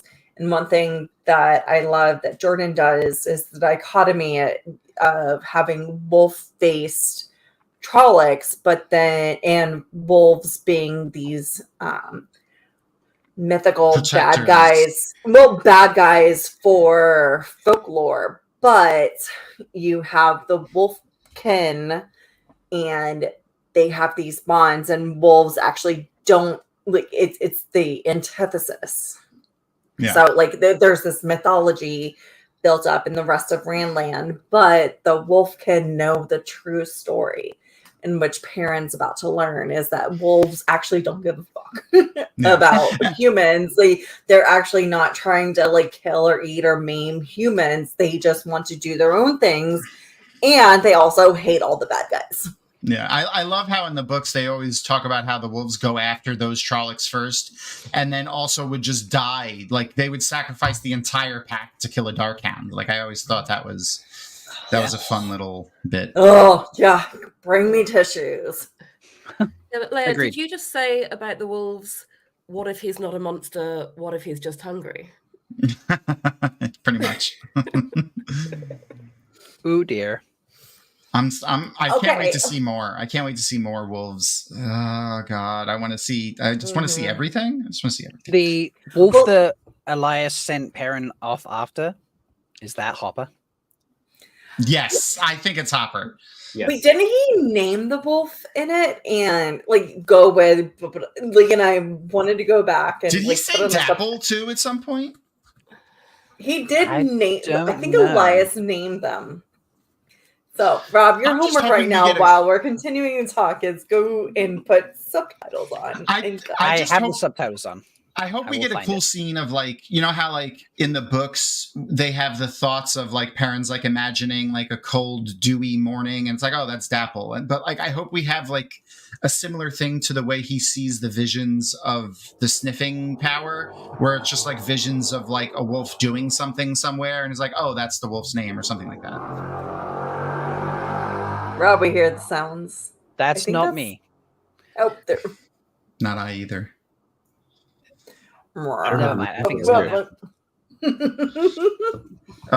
but no, yeah, I loved I love this actor. I think is Gary something. Gary Beadle. Gary Beadle, yeah, he's great. Also, just want to call out specifically, not show oriented at all. I love how they're showing natural hair with a lot of our characters, especially with Perrin. Like the idea of his type of hair being like a person with his type of hair being out on the road for 6 months, like he's starting to get locks and like he's twisting his locks in like to keep it so it's like, you know, some semblance of something because he can't brush it out and stuff like that. So I like that they're sticking with these natural hairs of a lot of the characters, especially some of the other characters in Tar-Valon too. You see it as well. Even from season 1, Zoe Robbins said when they showed her the weave that they were going to put into her hair, she cried because they made so much effort to match it to her type of hair to make it look so natural. They weren't giving her a wig. They're like, we're going to give you a weave to put into your hair. Yeah. And it like, we're not going to colonize your head to make it straight, white looking hair. Yeah. Yeah. And I thought the same thing about Marcus's hair as well. It's like, I love it. I love that. Speaking of Zoe's hair, though, we have the scene where she's in her past in the ter'angreal, and her hair is completely unbraided and open. Like I couldn't imagine how long it took them to like the hair and makeup people to get it to that point from when it was braided. Like, oh man, that must have been so much work. Hours. Yeah, it looked great though. And then she saw herself in the reflections and saw that she was a child, and it's like, yes, of course, because that's how you look when you're a child. Yeah, I know we're talking about hair, but can we talk about that past cut scene? Like she had told Lan about it before. And Malkir's King, you can cut in on this, like that little prayer or saying that the season 1 where Nynaeve is they have this moment, and they're showing this moment on scene. Like, how did you feel about that? I really enjoyed that. I thought that was I thought it was a very good tie-in because, like you said, that as soon as her mother started speaking to her in the old tongue, I was like, I remember that, and that was, I guess, the initial point of connection between them, where you really see. Now, I think the initial point of connection was when she held the Trolloc blade to his throat, and he's like, "You snuck up on me." But the time that you really like felt that emotional connection was when they were bonding over that moment. So to see that moment was emotional. Yeah. I loved that prayer scene too. Danielle Henney mentioned in an interview that, like, you know, they kind of let him do that free form because it was supposed to be like a meditation scene. So like the some of the stuff he does is like a traditional Korean type, like meditation / prayer ritual type thing. So, and he talked how he used that in his preparation for that. So I thought that was pretty cool. That's amazing. Agreed. It's very cool. Matt, I know it's getting very, very late for you, and you've stayed up after work and things like that. We appreciate.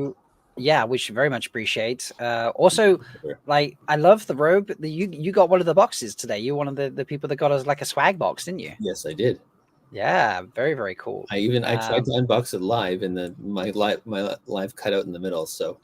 Oh, that's a shame. I was able. I restarted it to open it up and go through everything, but excellent. It's there. Wonderful. Do you have any parting thoughts for us before you mosey on and get some much deserved sleep? 2 thoughts actually. The first is that I really enjoyed watching Danielle Henney go through the forms. I was kind of hoping that there would be some way that they would let us know what the forms are. But there's not really a good way to do that. Although I'm pretty sure one of the first forms we saw him do was Lightning of 3 Prongs. Okay. With that triple, it was almost like the butterfly, but it was like the triple slash. Right. Yeah. That was just my guess. It's like I think that's what it is.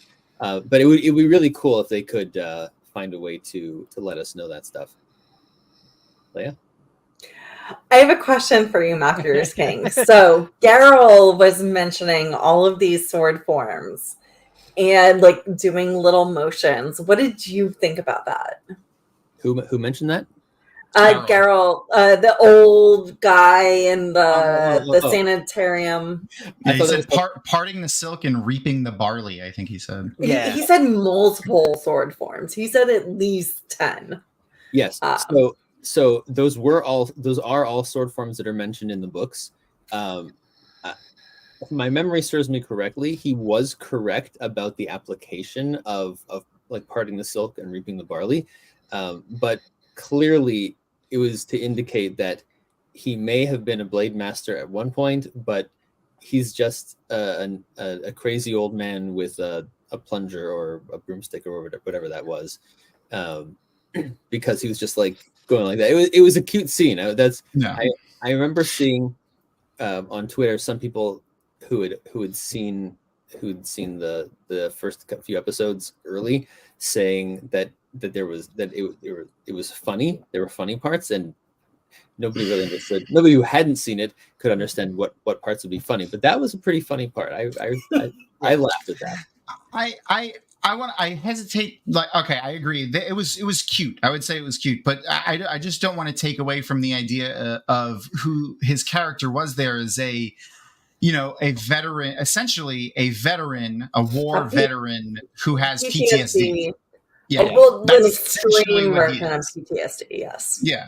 Yes. Like he gets scared by sudden loud sounds. Like that's a PTSD thing, and like but also like maybe that causes him also from person who like I've never practiced sword forms, but I've done ballet, like I've done multiple yoga where like sometimes you're just lazy, you're like, all right, so I'm just gonna do a little bit of this, a little bit of that, like I'm doing enough of the motions that I can get through. Like there's a shorthand version. So Malkir's King, do you think there's potential that it's shorthand versions? Like he's just like can't do the full. I mean, it's possible. I don't think it was likely because like he was just kind of twirling it in circles like that, and it was kind of he's an old man. So it. Maybe you should come on Threefold Talking and discuss this in more depth. And we'll shun you for talking about swords, but No. Anyway, it would be my honor. Yeah, you had a second point, Marcus King. I forgot what it was. Okay, no worries. That's tangent. I'm sorry. No, it's not your fault. I was forgetting it as I was talking about Daniel Henney doing the sword forms. Right. I would forget anything about when talking about him shirtless. So. But your robe is freaking fantastic. It is. Yes. Extremely comfortable. Do you mind modeling it for us a little bit? I actually did on Twitter. Oh, nice. We get another spin now. I love this. So. Yeah. Ooh. Look at that.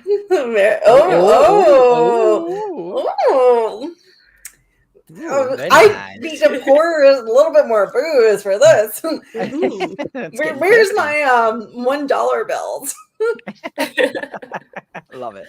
Well, Matt, thank you for hanging out with us today. I really appreciate it, and I hope you get some much deserved sleep. And I look forward to going back and watching your unboxing. So, take care, my friend.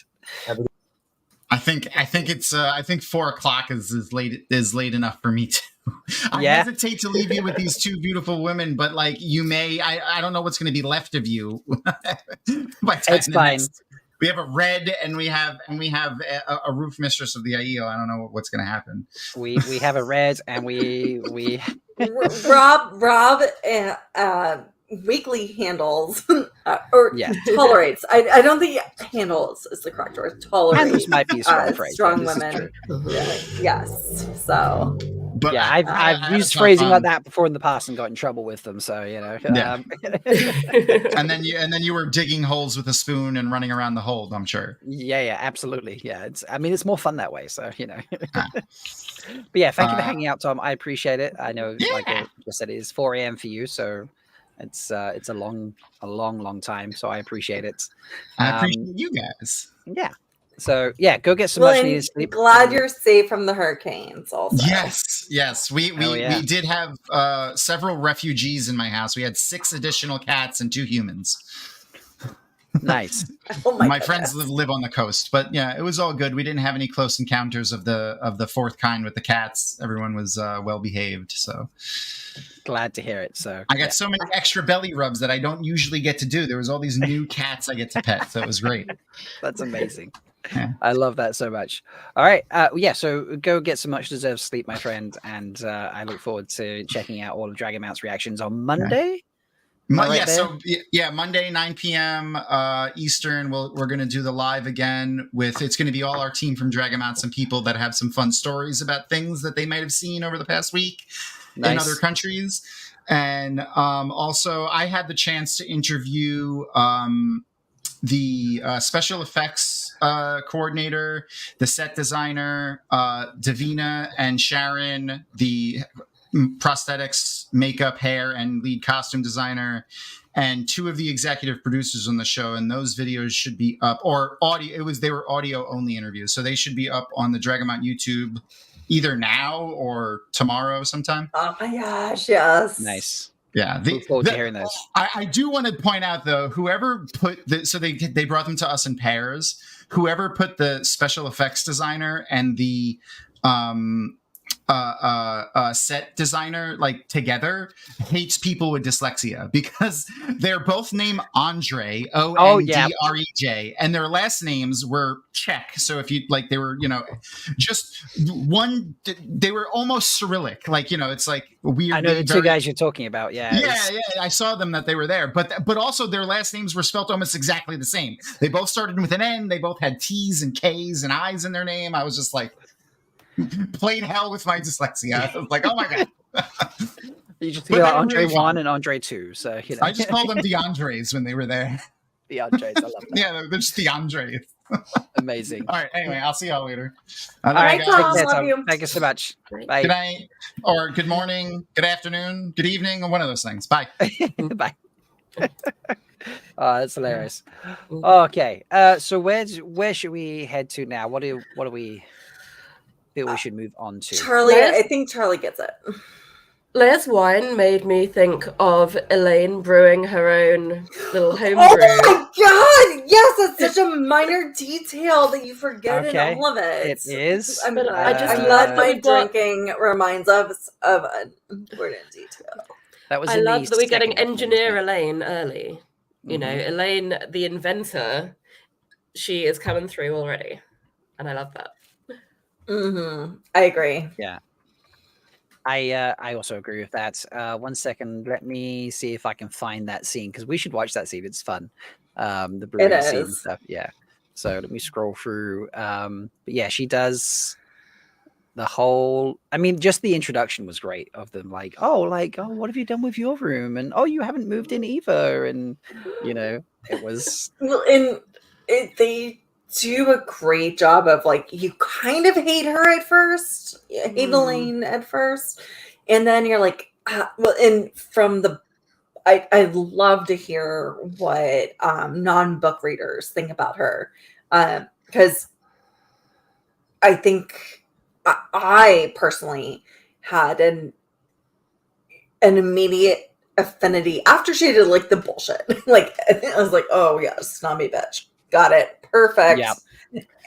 But she's like, no, but now we're going to be best friends. And like, I know a lot about you, but then continue to like speak truth. She's just like, I'm actually trying to be a good friend to you. And she doesn't, Elaine doesn't know friendships, but she knows how to be a good friend. That's amazing. She's just like, I'm just going to tell you how it is. Bitch, listen, you're jealous. Yeah, I love it. So here's the scene. Let's just watch this and then we'll get onto your point, Charlie, because it was just hilarious. Yeah. I present to you my secret weapon. The flavor's much better when I can brew it in small amounts. the air roots that increase the pressure and speed up the fermentation. They're just much more manageable that way. So smart. How can we not do this? Sorry. You work this out on your own. I like to tinker with things. Plus, when one has no friends and isn't allowed to have fun, one must fill the hours somehow.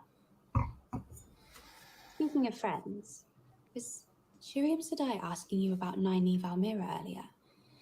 Do you know her? I take it you do. It's just, people say that she's quite powerful. Logain, are you there? We came here together. She's my best friend. Right, how exciting. Exhausting. No. I love that she No, changes no, to it's- exhausting. It's not that. Logain? She's not doing anything exactly. I guess that's the problem. All I do is study, work myself to the bone, following the rules. Claiming she doesn't even want to be here. The hardest thing is, she says she came here for me. To protect me. Like she's always done. Whether I want it or not. But where is she when I actually need her? And she's off sparring with warders or becoming Liandrin's bloody protege. I just feel like the harder I try, the more I fall behind. Unless she tries, the more she gets ahead. Egwene, I know we're only just getting to know each other, so I hope you'll forgive me when I say jealousy. It's not the best look on you. I'm not jealous. Egwene, I am daughter heir to the most powerful nation in the world. I know what jealousy looks like.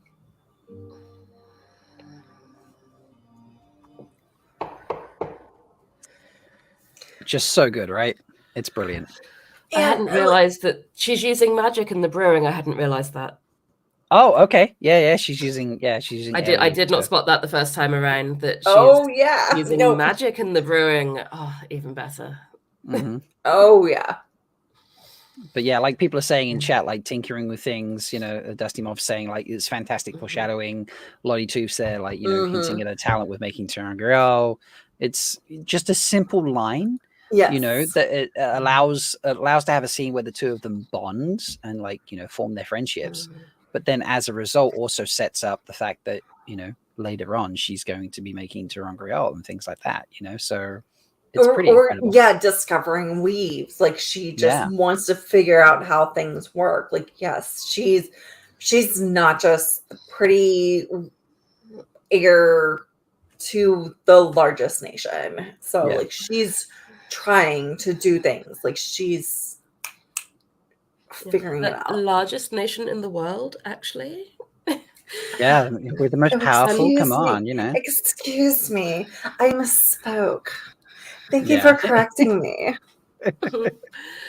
Yeah. Slightly later, Sheriam tells her off for having all her stuff.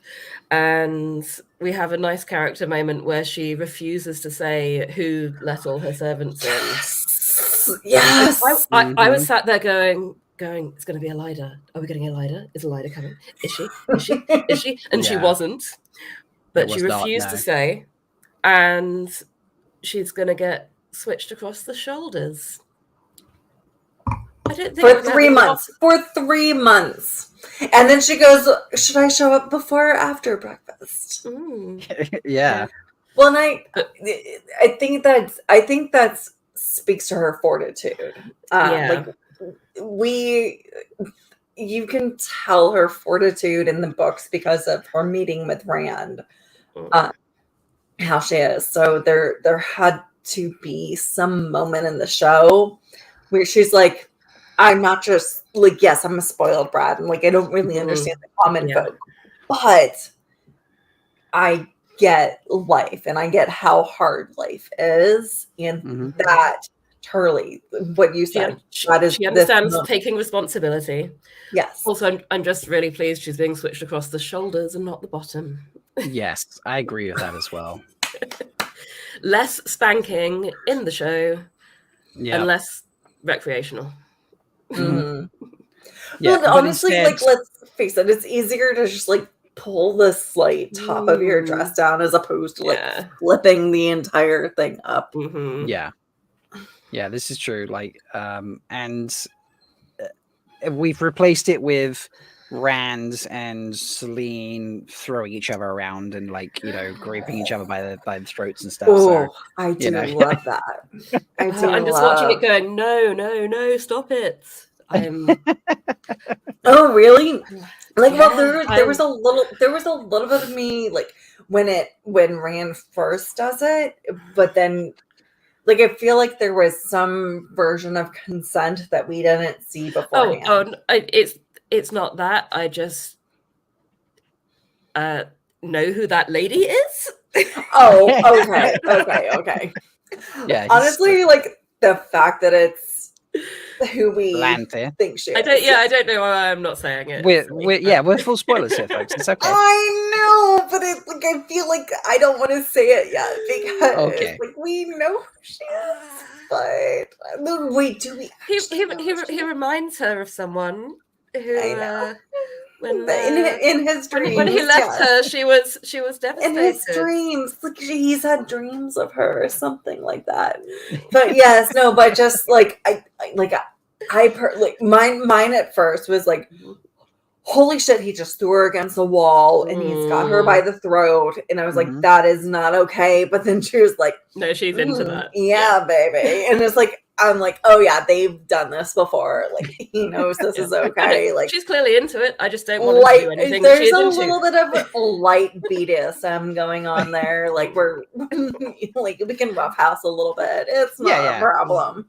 That's fine. And like the original point that got us there, like, you know, none of this like you have to strip naked for a test, and none of this like, you know, spanking going left, right, center just for the sake of spanking. Like it's ridiculous. So but yeah, it is funny. The way she just takes responsibility, it's very, you know, shows a lot of character for her. So I love that moment as well, because she does come across a little snooty in the beginning.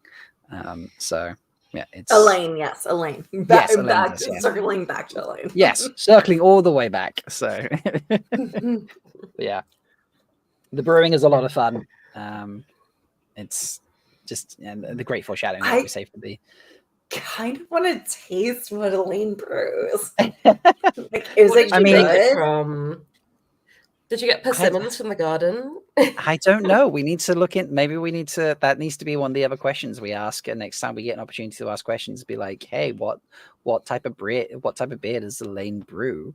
And then like we need to be trying to brew this beer. So, you know. Probably put a switching in the White Tower and at Celine's Inn. So, oh my God. Yep. So sorry, Charlie, you were going to say something. Nynaeve off sparring with the warders. Oh yes. Do we see that was fun, wasn't it? Yeah, I love the dynamic there. Let me find that moment if I can. The warders are always like giving her a little lecture while they're there.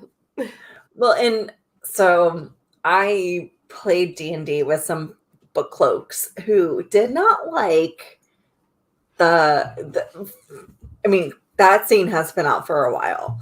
And they're like, why would she be training with the warders? Like, just like, there's actually precedent in the books, but then they are just book cloaking. Yeah. So, but this scene, I feel like, answered, like, the dialogue answered all of the questions, and hopefully they will shut the fuck up. Yeah, hopefully. 1 second, let me just put the sound back on, and we'll whip it on the screen. I'm just gonna start it here because then it leads in nicely.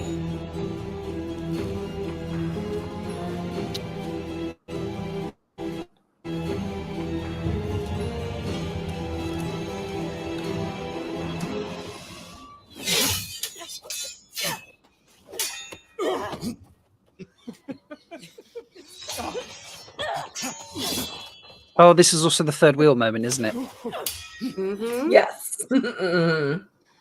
I knew we should have stuck to the wooden sword. Why? She's good. I almost had you. Careful. You'll be bonded to an Aes Sedai before you even become one. I'm in no danger of becoming an Aes Sedai. You take a class today did not go as planned. I know you love her, but Alana's a real piece of Lana Sedai. To you. It's not her. Alana Sedai.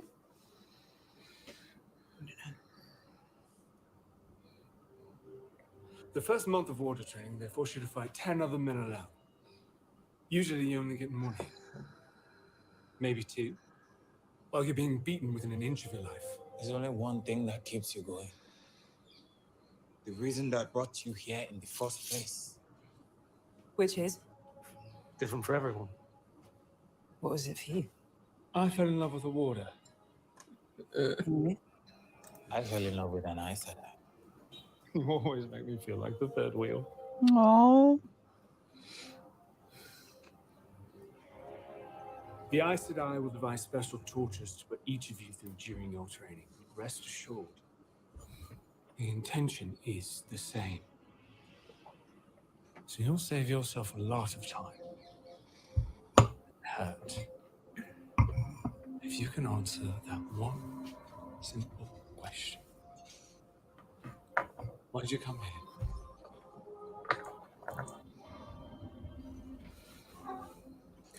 So yeah. I have lots of thoughts, but I'm gonna let Charlie go first because again, I have lots of thoughts and I get monologue. Before we do that, I just want to welcome another person to the stream. Flamingo Sedai has gotten up nice and early and come join us, so please welcome him to the after party. Welcome, Joe. How you doing? Very tired. So good morning, good night. Where in the world Good are you afternoon. now? I'm in Michigan still. Oh, okay, you're home. Yes, so it's actually just stupidly early for me. Yeah, he's just gotten up ridiculously early for us, so that I appreciate it very much. Yes, you have a drink. I have coffee. Cheers. Cheers. Love it. I'm still working on coffee myself, actually. So, yeah, I Charlie, took tomorrow off, so nice. Charlie, your thoughts on that scene with Nynaeve? Just another scene that's doing multiple things at the same time, which I'm loving. It's showing us, Nynaeve wanting to be able to defend herself. It's giving her someone to talk to about how she's feeling about the whole situation in the tower. It's the philosophy of the tower and the training being told to us by someone who isn't an Aes Sedai, I think is really valuable. Mm-hmm. Yeah. And we get cute stuff with the Lan and Waters because they're cute. Yes. Joe, you've watched all the episodes, haven't you? Yes. Okay, good. Yep. What did you think of this scene? There's a lot of thoughts in my head. It was just mostly just passive listening of the whole. It's all kind of blurs together. But one thing that does stand out is just like Charlie said, you do see from the perspective outside of the Aes Sedai, sort of like the warder's perspective of, and it's like they're like, no, it's not easy. No matter what path you take, it's not easy. They'll get to you one way or the other. This is true. Like, I mean, imagine being beaten to be a warder. You get beaten up by 10 other warders for you, like every day for a month or something. Like, this is ridiculous. And they heal you. They do it again the next day. Yeah, that's rough. So, Leia, would you like to monologue for a moment? In a good way, I mean. Do I ever do that? Yes, I would love to monologue for a little bit. Actually, what Joe said is very similar to my thoughts about it. Is from being in the military, I actually think that the White Tower, the warder training, sounds like they do it a little bit more specifically, but they do find ways to just crush your soul and break you down and then lift you up eventually. And so that, like, the first day of your training, you go up against 10 people. Like, nobody and even in the books, Rand doesn't even go up against 10 people. So it's literally meant like it doesn't matter how good, like you are going to find hubris, no matter like Galad, Gowan, like all the best swordsmen who have been trained really well are going to get humbled, and you have to realize that you are part of something bigger, and that you also need help. And that is a hard thing. Like it gets beaten down into you. It gets drained into you. And not drilled into you, drained into you. It sucks your soul out. And yeah. So anyways, yeah, like again, that scene I have lots of thoughts about. But yeah, it's a very cool scene. I love they're willing to not just like train her one-on-one, but like, willing to just train her in general. I imagine not many novices and I think that's their friendship that they've developed from the travel, like because that it's at least a month that they've been traveling together, and she's been going to the border camp. So that's very cool. But like, as Brother Buddha has put in chat, it does sort of is this a mild foreshadowing of getting a woman warder, which is very cool. So yes, that was a great point. Yeah, but God, can you imagine Nynaeve being bonded to you that way? Oof. That's a stubborn warder right there. I'll tell you that. Well, she's a warrior in and of herself. Like, I know she's going to the Yella, but she is totally a fucking green at heart. This is true. So, yeah, I agree. Joe, I've been asking everyone when they joined if they're able to pick a favorite episode of the 3 that have been dropped. Could you pick a favorite episode, do you think? That's hard because I remember watching episode 3. I'm like, this episode's been going on for a while. It turns out it switched episodes before I even realized it. It's gonna have to be 3 at this point. I think that Nynaeve coming out of the accepted test was, amongst other scenes, was pretty heart-wrenching. Right. I mean, she's still clutching her kid, covered in blood. Yeah. And it was a good fake out of her. You like this fake out? Of her third fake out death. This is the one that fooled me, and I liked it.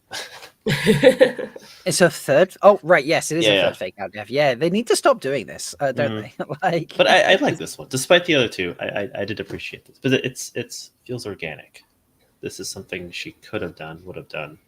Yeah, I mean the first one was fine. Yeah. The second one was mostly the second one. I didn't think that was a fake out death. The second one, I just thought she was only mostly dead. I mean, that's what they intended, and unfortunately, the effects and the makeup kind of went a bit too heavy, and it made it look like she died.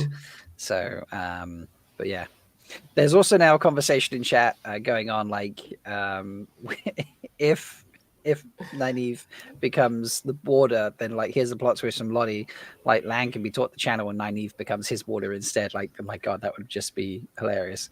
I can only imagine it being that dynamic instead. So. But yeah, so speaking of episode 3 and the archers and that, Joe, how do you feel about Uno's death? A lot. I was not expecting that. Maybe some people were. I was not. I was very much in the Uno survives train. Although he couldn't keep his mouth shut, and if there is someone that happens to it, would be Uno. I will give him props for that. He did not break. Yeah, he was committed to the end. Bow. Just brutal. And it Do shows we need to how watch brutal. that? Like, we haven't played that on this. No, I don't think I'm ready to watch that again. Yeah. Yeah, it took me a week before I was ready to watch it again, so that's kind of fair. I think this is going to be up with Ruark. And you just deaths I will never, ever, ever be able to get over. So it's going to be one of those always too soon things. Always too soon. Always too soon. So you you try to make a joke about it. It's like, no, it's still too soon. Still too Well, soon. you say that, and then Brother Buddha says in chat he literally couldn't keep his mouth shut once the Shanchan were done with him. Yes. I'm so interested. No.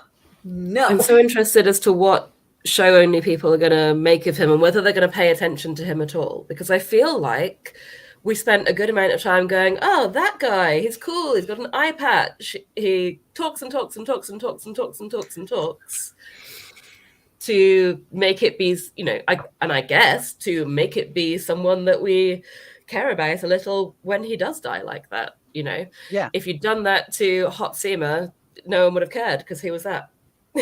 I mean, Hot Seema was. Oh, dude, Hot Seema fighting without his shirt on, just like, can we just slowly scene by scene? Okay, I tell you what. Why don't we? He's just hot. And a very effective fighter. I have to give him that. That's the bit that I'm just like, wow, he's. Yeah, that's one thing I want to go back. That's when I've only watched it once, and I really want to go back and really digest that entire fight scene because there was so much going on. Let's. I do want to play the scene where Uno dies, just because we get so much of the Shanchan accent. So, why? I won't actually. Maybe we can skip, but the accent is amazing. So let me just just show it. I'm just gonna whine about it afterwards. Okay, fair. So maybe we'll have it quite that loud. The music's quite intense. Right, there we go. Hopefully you can hear us okay over this, folks. But yeah. People of the Truan's Mill, you have forgotten history. You squat on stolen land which once belonged to us, and will be ours once again.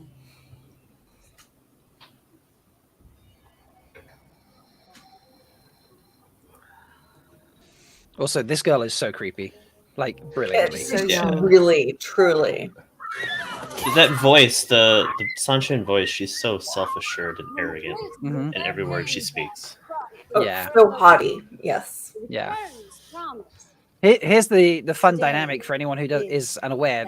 The woman speaking right now on the left of the screen, Arwen is her character's name. She's the voice of Suroth. In real life, she is married to Guy Roberts, who plays Uno Nemeshta.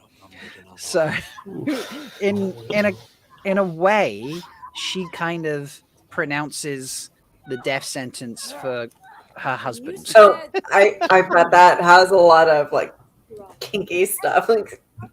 Don't make me kill you again. Yeah. The Shanchan's return from the Truan's Mill bound to our great empire. But the accent is amazing, isn't it?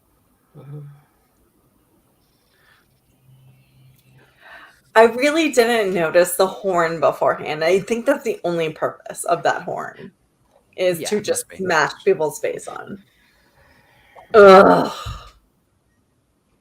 It felt practiced, didn't it? The way they kill him. Be the first to swear the oath.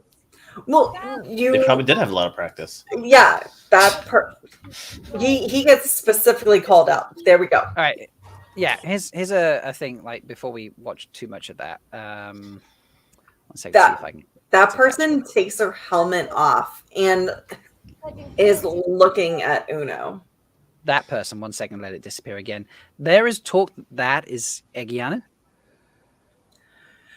Interesting. That would be a good. Her. Yes. Yeah. She doesn't seem important enough, but the helmet did come off, so it's someone you think you'd want to remember. Yeah. Why would you take the helmet off Shanchan Soldier randomly unless they're going to be someone? So I've been theorizing Easter eggs about the Forsaken, but Easter eggs about other characters, yes, I am totally 100% on board. Yeah, we like this. Mm-hmm. Okay. There's I've seen a few people talk about. Oh wait, is she actually mentioned there? No. Okay, I thought perhaps. Oh, this is too difficult. He's just like, I will walk forward myself. All right, turn away, folks. You got like 20 seconds. Yeah, avert your eyes. Avert your eyes.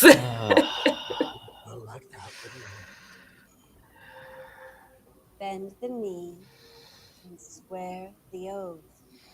Oh, they know what they're fucking doing. Yeah, he knows what he's doing as well. Yeah. Mm-hmm. Thank you. And your oaths. Oh. And he says the F word. I love it. It's not a Jordanism. He says, fuck you. Those who will not swear the oath will have the oath sworn for them.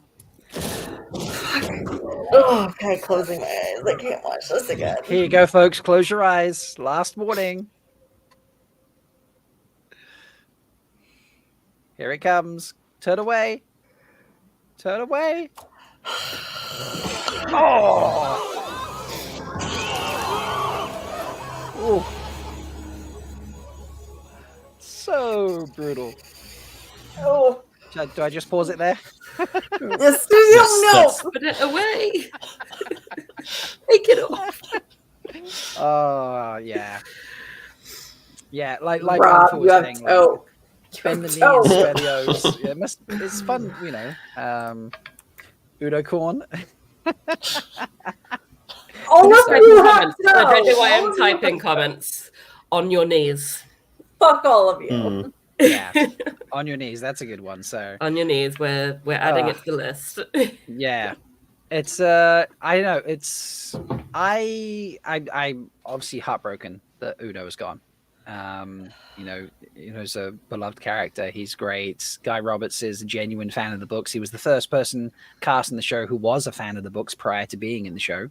In terms of cast members, you know, so obviously like Rafe and Sarah were hired by Amazon prior to that, and they're both book fans. So this guts me a lot, and I know Guy was, you know, horrified by this, you know, but you know, he can't rewrite scripts. That's not his job. So, but he dies in such a beautiful way. It's so Uno. It's Uno to the very last second, which is brilliant. But the reason we played that scene was for the accent that Arwen gives there, played by Jessica Boone. And it's like there is some slow sort of southern drawl there to it without it being ridiculous and over the top. And I think it's a great balance. I don't know how anyone else feels. Like, Joe, what do you think of it? Actually, the thing that stood out was the accent of the soldiers when they spoke, sort of all in unison. It sort of reminded me of some. It straight out came in as like a classic American accent, like a modern war film or something. Right. They surprised with how well they nailed it. So there's the high class accent and the and the common people accent. I mean, that is, you know, Well, what they were classed as. So yeah, it makes sense. I would also say, like, typically it's been, Sean Tran has been described as Texan drawl, and they've not done that at all. But it's a very different version of, like, and you can see the high from the voice and Sarath herself, and then the low from the Shantan soldier. And you get both very different accents and not Texan. But it feels like this, it is definitely feels southern, I would say. In small parts here and there. Am I wrong? Okay, No? so I think what's going on here It feels a little southern. It sounds more Midwestern. Okay.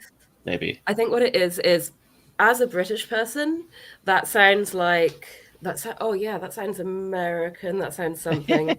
This is like when you Americans all say that, oh, fantasy shows, they all speak British. And I'm like, that doesn't sound like any real British accent.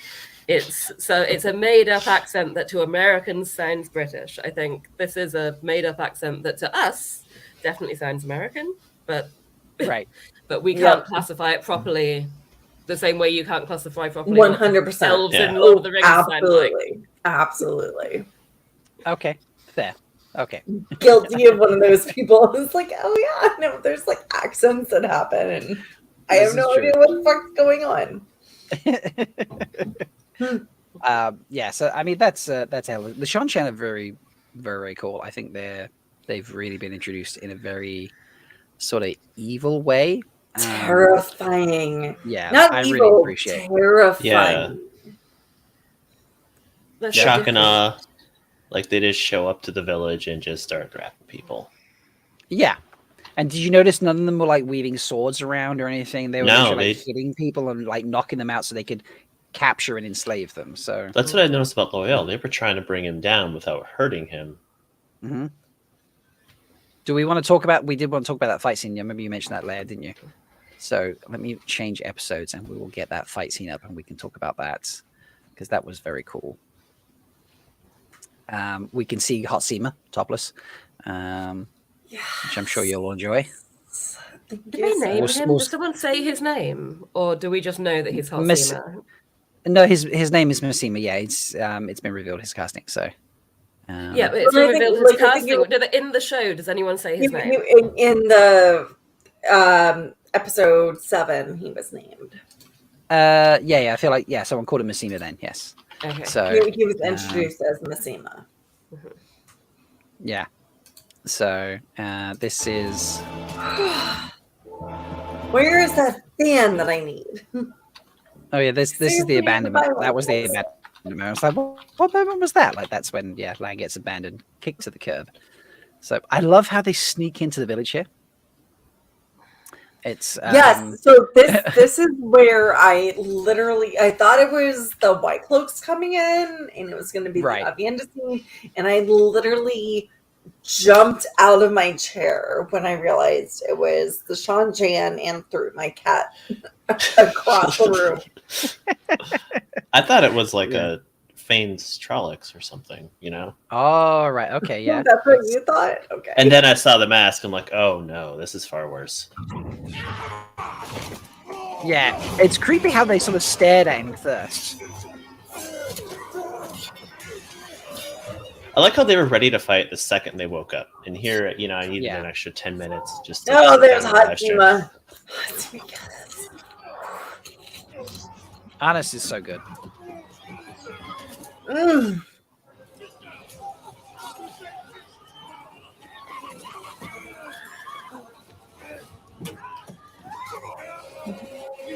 I also really appreciate the fog of war that they're doing. Like they keep switching scenes so you don't really know who you're looking at. Yeah. The stunt people have said that Marcus actually did all of that stuff that you see him doing. It's always him. Oh, really? Oh, wow. Yeah, in this scene particularly, he did all this work. Oh my gosh. Yeah. So being dragged around like that is just, that's gonna hurt.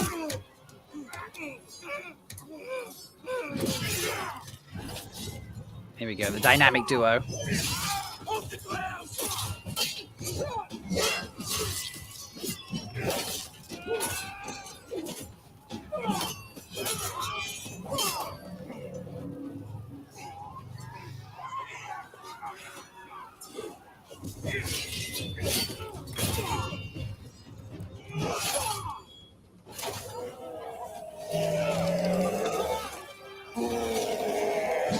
Oh, well. Now, speaking of fog, do you think that the Damani created this sort of low-level fog? Say that again? Do you think the Damani created this fog for the Sanchan soldiers? No, or is it just if they were going to effect? create fog, they would have created fog. Okay. Yeah, it would have been a bit thicker, I think, so. That's what she said. There. Honestly, all right, I gotta get dressed before I continue fighting. No, just put on armor. That's smart. Yeah. Loial just throws someone. Yeah. Watch Perrin punch someone in the helmet in a second. Bang! Ooh. It doesn't phase him at all. How does that not hurt him? You know. Adrenaline. I mean, I suppose so.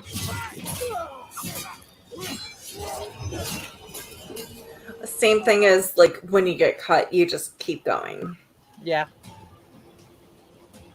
Leia's just tougher than all of us. No, it's not me. It's like the adrenaline of battle, especially being a little bit like Massima's battle hardened. He knows. Like you just keep fucking going. Yeah. This shit though. Oh yeah. There's an interview somewhere or something. Someone said when they were doing this, apparently they weren't committing hard enough the first couple of times, and the director was like, "No, just go for it." Like, so it's fine. So Guy really committed to being thrown backwards. Actually smacked Arnis in the face with his arm and gave him like a nosebleed. Because he was just like, "All right, fine, we'll commit to it," you know. But yeah, that whole. Oh my god! It's so good. Like I definitely need to go back and watch that several more times because I've got lots of thoughts, and I have like I can't. I'm not going to comment on them now because they're not fully formed. That's fair.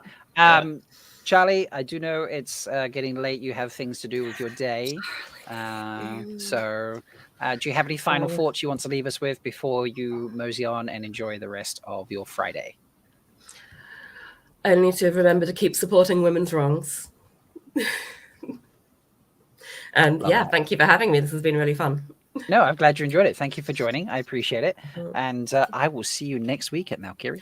Yes, see you next weekend. Yeah, literally, I'll see you in a week. Exciting. So, yeah, that's so this is a exciting. good point to plug. Virtual tickets for MalkirCon are still available. Yeah, the virtual tickets are still available. You know, so you can, if you want to enjoy the only Wheel of Time convention in Europe, and it's last time that it's going to be in Manchester because in 2024 we're going to move it to Prague. You can hop over to malkirtalks.com/MalkiriCon, and you will find the schedule and the link to registration where you can get your virtual tickets, so you can watch all the fun. Almost all the fun. There's a couple of in-person events that will not be streamed, you know, because one is a night at the pub, and I'm not taking the camera out, the laptop and the camera out to a pub. And the other one is watching Leia drunk. That's what you get to do right now. Yeah, I know, exactly. And the other one is a private event that's for in-person attendees only. But yeah, you can grab those on the website there, and you can hang out with us next week. There'll be a lot of things, including Memo, who is our main guest, doing chibi drawings and selling merch and giving a chibi class. So it's going to be a lot of fun. Yeah, but thank you, Charlie, and I look forward to seeing you next week. Charlie, I'm going to hug you so hard next week. I love you so much. Take care. Bye. Bye. So yeah, the fight scene though is just incredible. The Shannarans, they feel deadly, you know. They are absolutely deadly. And one of the comments that was made before about Uno and Massima doing the back-to-back, that's something that you would be trained to do as a warrior, is like the various levels of people that you would be able to fight with. So like if you're in a squad, then how many, like it just start eliminating squads. So like going to the Naval Academy, like that is something that we did. And we don't even do hand-to-hand combat these days in warfare, but it was a war game that we would play. Right. I'm pretty sure it was mostly for the upperclassmen to torment us. But, that sounds like fun. Yeah. But that being said, like it's something that you do train to do. Like in that age, you would have definitely trained for it. So you see Rand battling multiple people, and he unfortunately has the opinion that he has to do it alone. what the warders do, and I think this is what Alana's warders specifically show, is you fight as a team. Mm-hmm.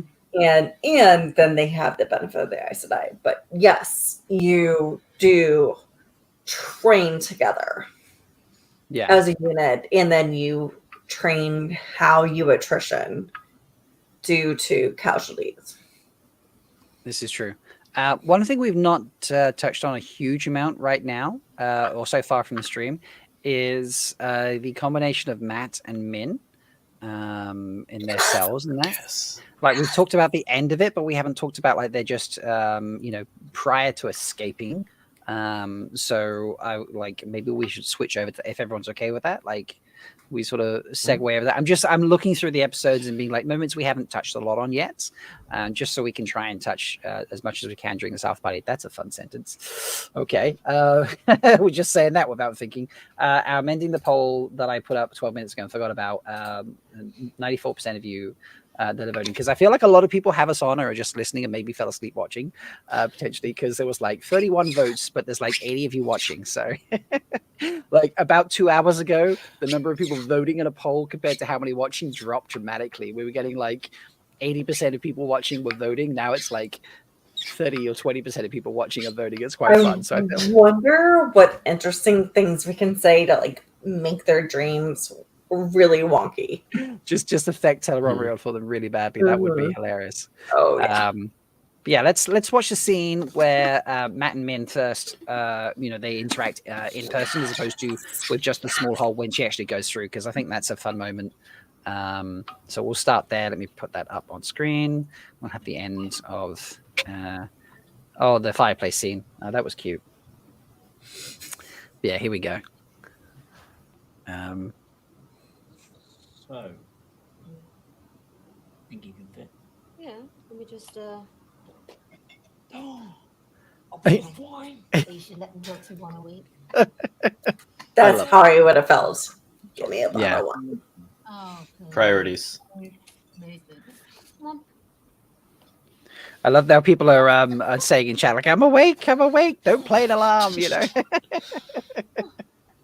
And the poll jumps to 200 people. We're now very much playing to those that have chosen not to sleep and people that are not working during the European hours. So you're going to tell me why you're in here?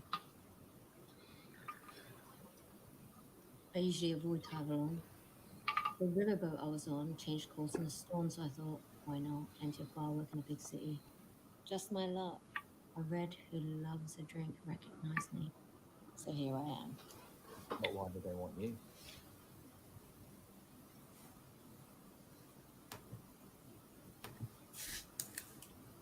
I see things. If I keep drinking this, I'll see things too. What kind of thing? Glimpses of the pattern. Like the future? Wow. That is way less interesting than I expected, to be honest. I'd hoped for at least a murder or a secret affair with an Aes Sedai. What's in the future isn't interesting to you. You really don't want to know what I see when I look at you. Unless it's how I get out of here. Absolutely not. No, I would rather not know the shit that's headed my way.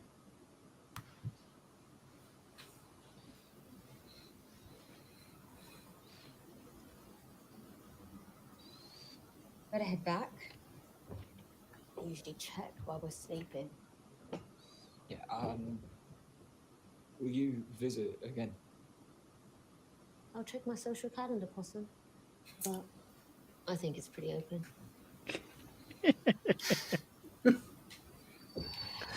and then this scene. Yeah.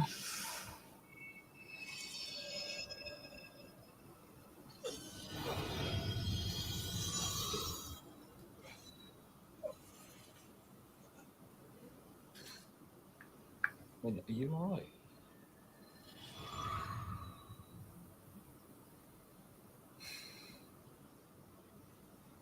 Yeah, that's quite a scene. Their initial interaction, like Musu's saying here, like Matt's reaction to the wine is perfect characterization. That's so true. It's like, oh, wine. Yeah. That's very Matt, like how he's like, I don't want to see what's going to happen. It's very sort of Matt level pragmatism. Like, I just want to get out. Yeah. I don't want to be involved in any games. I just want to get out. That's true. I'm really looking forward to this Matt. Yeah, I think he's been great so far. I think it's a very clever idea to have the two of them together like this, even though it's a setup from Liandrin. I want the buddy cop movie of the two of them going gambling and spin-off series. Yeah. So, yeah, like Brother Buddha said, season 1 gave us pufferfish, season 2 has gifted us possum. So, like, it's so cute. I also find it interesting that they said possum versus badger. I mean, come on, just say badger. No, maybe they're saving that for Donal to say. Okay. But yeah, just the dynamic between the two of them, it felt very comfortable straight off the bat. Like they were immediately like, oh, okay, we could be friends. So it didn't feel like she was kind of manipulating him or being manipulated into manipulating him. Yeah. Even though we realize later that she is actually manipulating him. That being said, Min savvy. Yep. She is very savvy. I love the fact he pours like a tiny amount in the cup. She goes to take the bottle and he's like, nope, the cup's yours. I'm drinking the bottle, you know. So it's brilliant. Sparkle Muffin, sounds like you have watched the episodes. Good morning, everyone. Just recovering from the 5 a.m. wake up to watch the 3 episodes before work. So I hope that means you've watched them and are now okay to hang out. If not, you should probably go watch them or you know, not get spoiled unless you're okay about spoilers. You know, some people don't care. But yeah, we are currently discussing the Matt scene. Okay, right. So it is cool. Sparkle Muffin's here in the UK. It's nearly 10 a.m. Nice. And I'm working. I love that. That's great. So yeah, 10 a.m. sounds way better than 4:48. Yes, Leia is being a champion right now, and so is Joe. Joe is also in the same time zone as me. Yes. But Joe has slept and you haven't. So Joe I got a solid 3 hours. Yeah, I mean I think that's what I got. I got 2 hours prior to the episodes dropping. Then I came downstairs. Rob is a true champ. Yes. No, it's fine. Yeah, you were always a true champion, honestly. So everybody, by the way, like and subscribe to everything that Rob does. I mean, yeah, folks, if you are new here, please consider liking the video and subscribing to the channel. There's going to be a whole slew of Wheel of Time content, obviously, coming out. That is what we do here.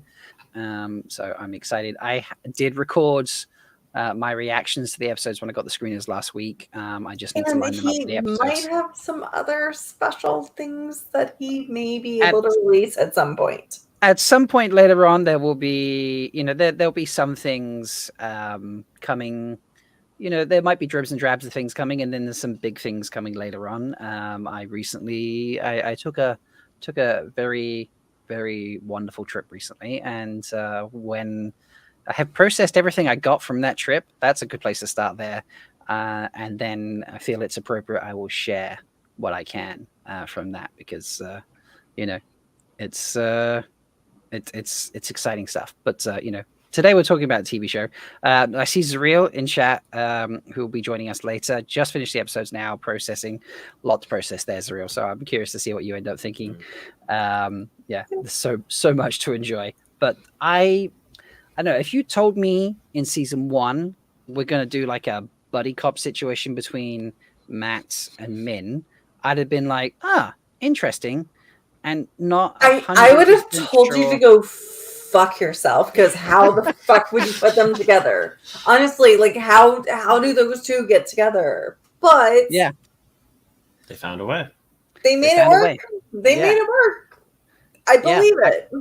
I think it's a great idea. I just, the idea of them, it's almost like she is taking an early series sort of place of Brigitte that you get later in the books, where it could be someone where it's like a platonic friendship between a man and a woman, where there's gambling and drinking and partying, but meaningful conversation and respectful situations happening, at the same time. Which, now that I've said that out loud, worries me a little bit for his friendship with Brigitte, but it could be, the template for his friendship with Brigitte. So, swings and roundabouts. Foreshadowing. Yeah, foreshadowing. Yeah, we'll leave it there. I like that. So foreshadowing is a good thing. But yeah, just their whole thing, the two of them, is just great. And I'm curious where they might end up. So a lot of people suggest they're off the farmer. Because obviously at the end of this, they escape and they head off on horses and that.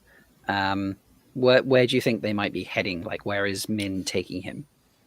So I originally thought they might be going towards Falma, but I don't think we got any indication. So I think he just might pull a Matt and just wander out and see where the pattern takes him. Okay. Which could be Falma, wherever he's needed, I think Min has a direction from Liandrin. Right. I think she's going to lead him somewhere. Okay. And Matt's going to think they're just, cruising the countryside, visiting all the inns and taverns. So we might even potentially get the scenes of Rand and Matt going from tavern to tavern to tavern that we didn't get in season 1 from book 1, that we might get like a Matt and Min version of that in season 2 potentially. I would watch a full spin-off series of that. Yeah, so many people have said this in chat, like the mini series of Matt and Min's adventures. Yeah, this is true.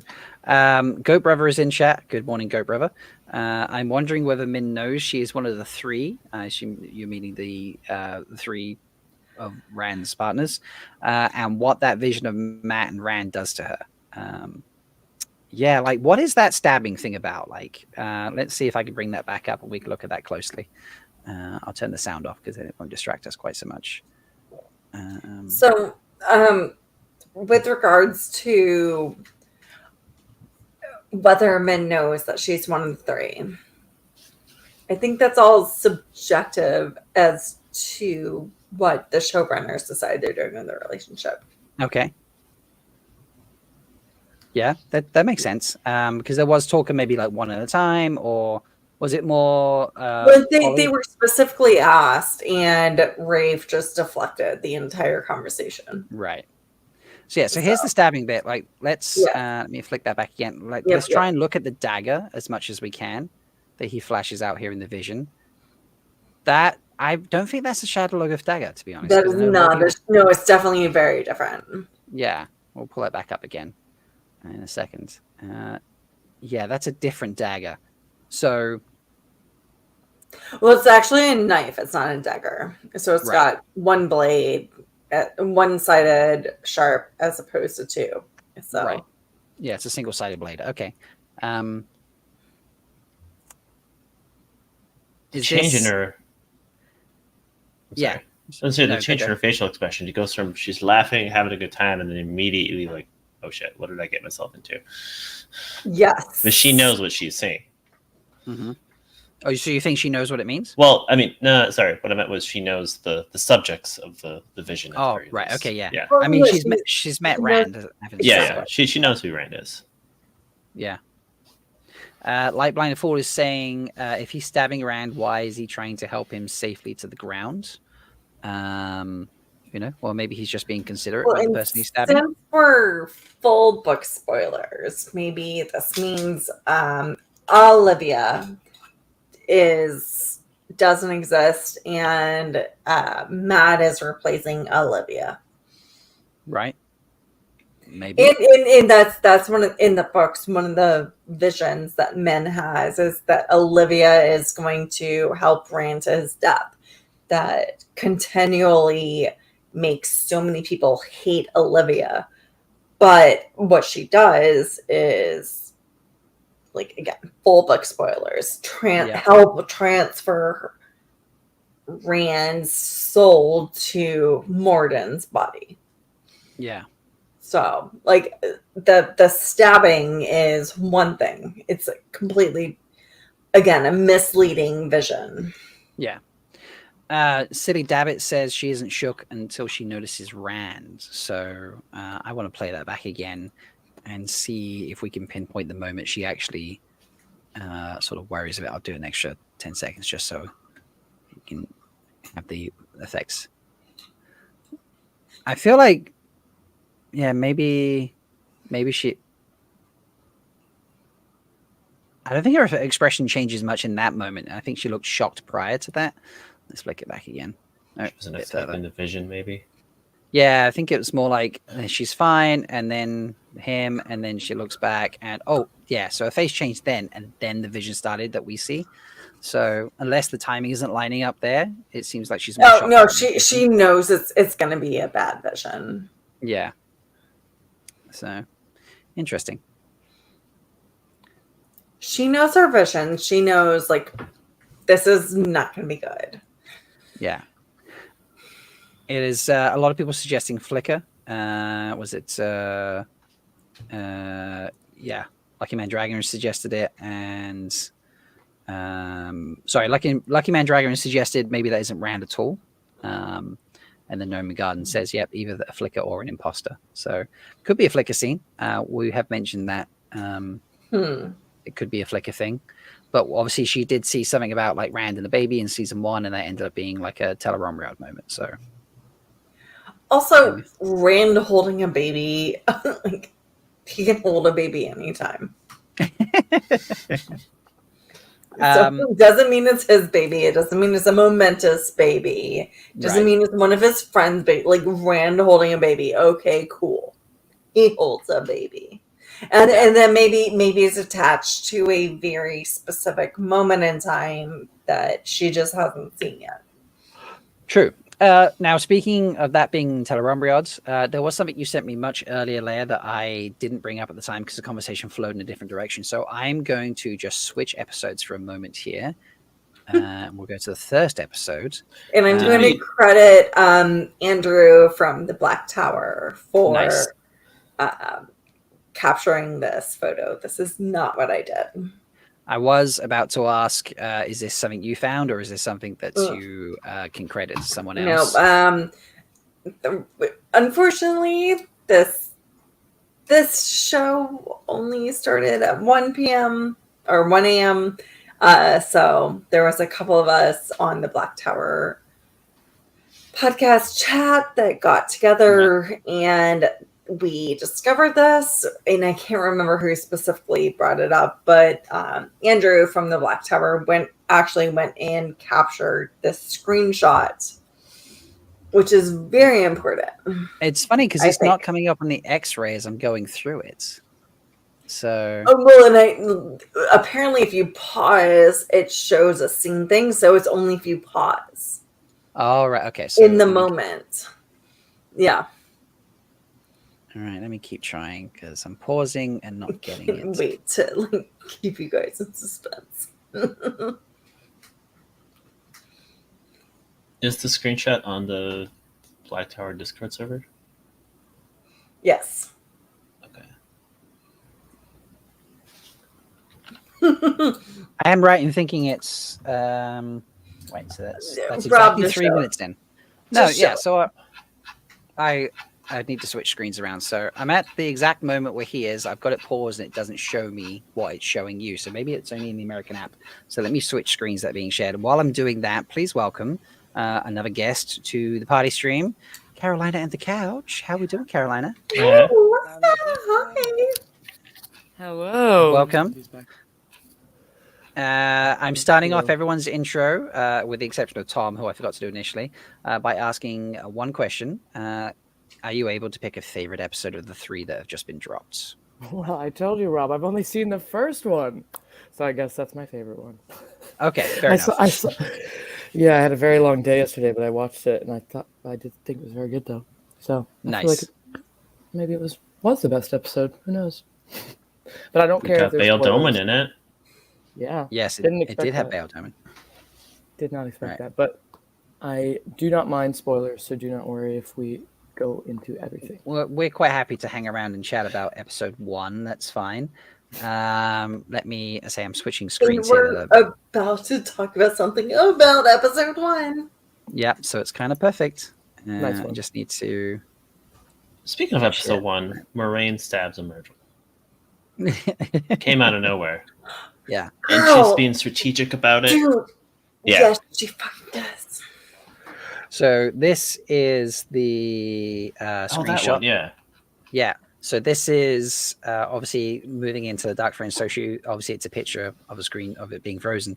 3 minutes into the first episode, so this is definitely the Dark Friends social moment. And as you can see, right, it's my my mouse is showing on it. Right there, Teleron is where this scene takes place, which means the Dark Friends social is taking place in the dream world. Is not a physical place they've all traveled to, which is how it works in the books.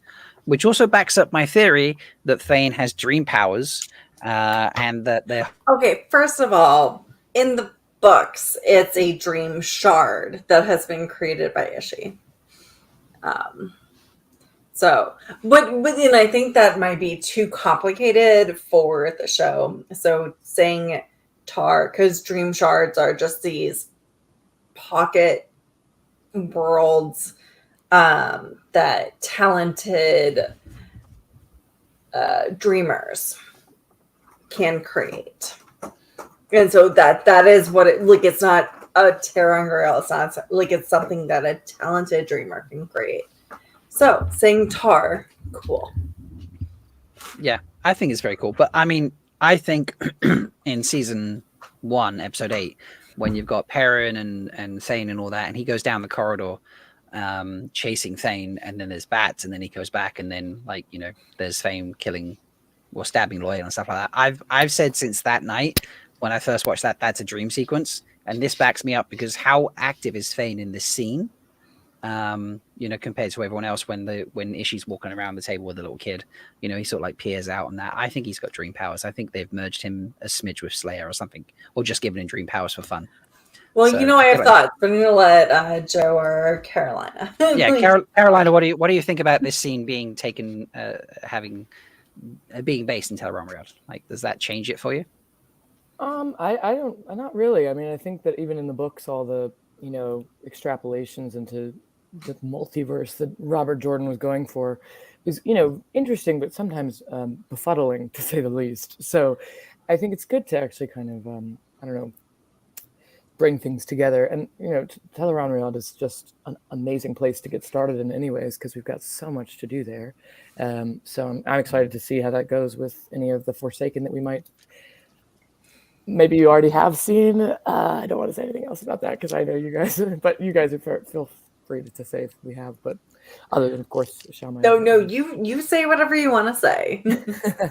I love the wine, the goblet of wine. That's lovely. I wish I was there. Yeah, Leia, it's like 5 a.m. for Leia, and she's been going all night. Bless her. Well done. The hair looks amazing. You're thriving. It does look amazing. Yes. So. Well, yeah, that's where I stand on it. Joe, if you want to say anything. Well, I want to take the moment to kind of, highlight the Dark One's commitment to the benefits of his, of his employees. Like, you get on-site daycare, not only physically, but in Teleran. That's how they get people. It's very true. We'll give you benefits. Maybe he gets good dental, Maybe those merger will have a lot of teeth, so maybe dental is important. Gotta have it. It's essential. So do we know who this little girl is? Has that been discovered at all? Yeah, is she a Tinker girl or? Yeah, we think she's a Tinker's kid. Oh. So. Yeah, her skirt is one of those woven materials. So, the materials of her dress are very much. And the person she goes to and says, "Mama," is a Tinker-esque skirt. Mm-hmm. So, do you think this means they're going to try to bring the Tinkers in maybe a bit more into because I know we have the Aiel women being the real. God, I hope so.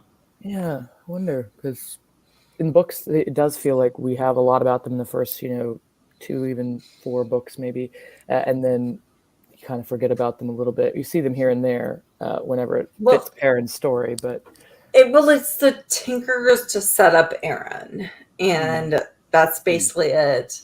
And then there's like a half a moment in A Memory of Light, when they're in the last battle and like doing their thing. Yeah. And that's it.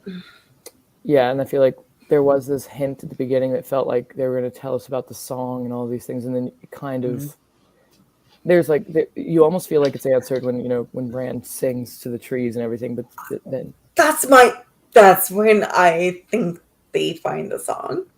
Yeah, but they don't know it. They just don't believe it, and they're just like, no, we haven't found the song yet. And he's like, yeah, no, I'm just singing. And it's just singing to the trees. Yeah. Well, I don't know. I mean, that's all book stuff, I guess, but it is one of those things that I would like them to kind of explore more. Though I did kind of like it in the books, though I wish that it was just a bit more fleshed out, that kind of thing where believers are looking for something from their gods or whatever, and then when they see it, they can't accept it, because if they have to accept it, that means that the way they're living now doesn't get to continue, and they have to adjust again, which I think is an interesting thing in a book in general. I agree. So, Anthony's asking, like, why bring the Trollocs in? Seems like a waste of time for Ishii just to groom a little girl. I mean, that's interesting. Can you take Trollocs into the dream world? Maybe they changed the rules. That's what, when the actor in the book version of it wasn't. Oh, it was a dream shard. You can do whatever the fuck you want to do in the dream world. Yeah. So yeah, there you go. Like, I don't see why not. But also, I don't think it was intentional. You just left the door open. I don't. It will. There'll be lots of questions like, why is there a child in the dream world? Yeah. But Ishii was very quick to respond to a little girl interrupting. Like, oh, it's not like, why the fuck are you here? But he's just like, oh, you've got questions. All right, let's answer these questions. So it appears that he knew that she was there. So I think so. So I don't know. It's do you have a favorite part of this episode, Carolina? Was there something that really got your attention? There's actually quite a lot that I sang this to Tia because we watched it in the wee hours of the morning, as all of us did. That it just felt so much more in keeping with the book. Like, I felt like there's so much stuff that, most of it wasn't, directly from the books, but so much of it that just felt like it could have been, which I didn't feel as much in season 1. So I was really excited about that. But my favorite scene is definitely going to be when Liandrin, binds Nynaeve in that whole sequence. That was so cool. Me and after that scene, T and I just were like, whew! Like, it was just really exciting. I thought that was so good. Kate Fleetwood is obviously, really standing out in the show. So yeah. Shall we play that scene? Let's and talk about that. Yeah. Or did you have, Joe? Do you have anything else you wanted to add? Go straight to that scene. So I was thinking how we saw the weaves disappear when she was shielded. Just a nice little. Yeah. And the weaves are so much better. That's another thing. Oh yeah, they're much better. But we also see when she was shielded, she can no longer see them. So it's from her perspective. Kind of establishes the POVs. But she's still bound, Yeah. It's I've realized I got the sound turned off. Oh, this was fun. The awkwardness. Remember things in life are messy. Love. Yeah. That was quite good. So good. I still can't hear anything. And there was no sound right then. Okay.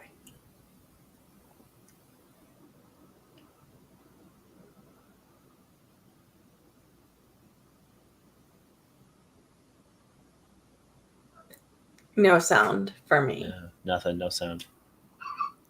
Why is that then? Let's just do it again. Set it back up to be safe.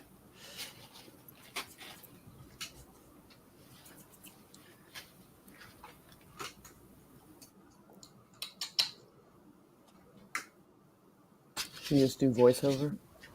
What are you doing? Do voiceover. Can you hear it now? Putting tabs on your name. Yes. And to be perfectly blunt, you've proven to be quite the disappointment. You're wasting your time with swords. It's beneath you. The warders have taught me more in the last 5 months than all of your sisters combined. Swords for the weak, men. If a man came at me with a sword, I could meet him with another blade. Oh, yes. It's very Melee. cool. Not much use. Because now... Every D&D fan just wet themselves. Me in one position. I don't want it to be a fair fight. I want to win.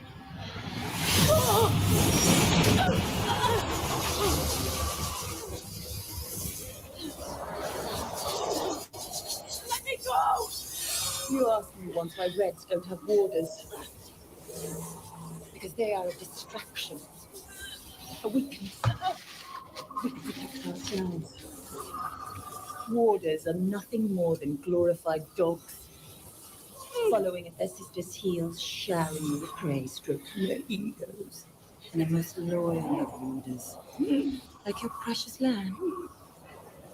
Usually like a footnote casualty in some fight their eyesight forgets before they've gone with someone else. There she is. You saw that weave only once and were able to copy it. If you don't let me go right now.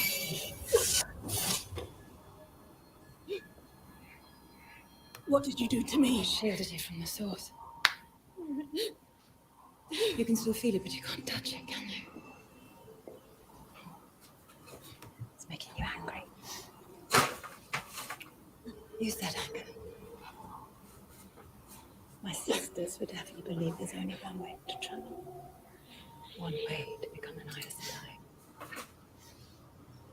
But they're wrong. We're here to learn. Not about silt or swords. But about power. I want to see you become so powerful no man, no woman will ever be able to take that away from you. Not even me.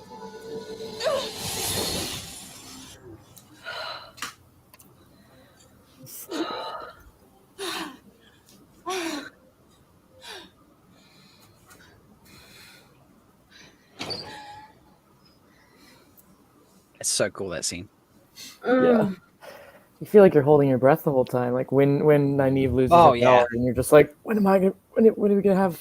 You know, it's also the filmmaking because they hold on, like it's the filmmaking tactic to just hold on one shot and try to build that anxiety. The audience doesn't realize that when you don't have it cut, it makes you uncomfortable, and they do that so well because Fleetwood just absolutely, takes over the scene.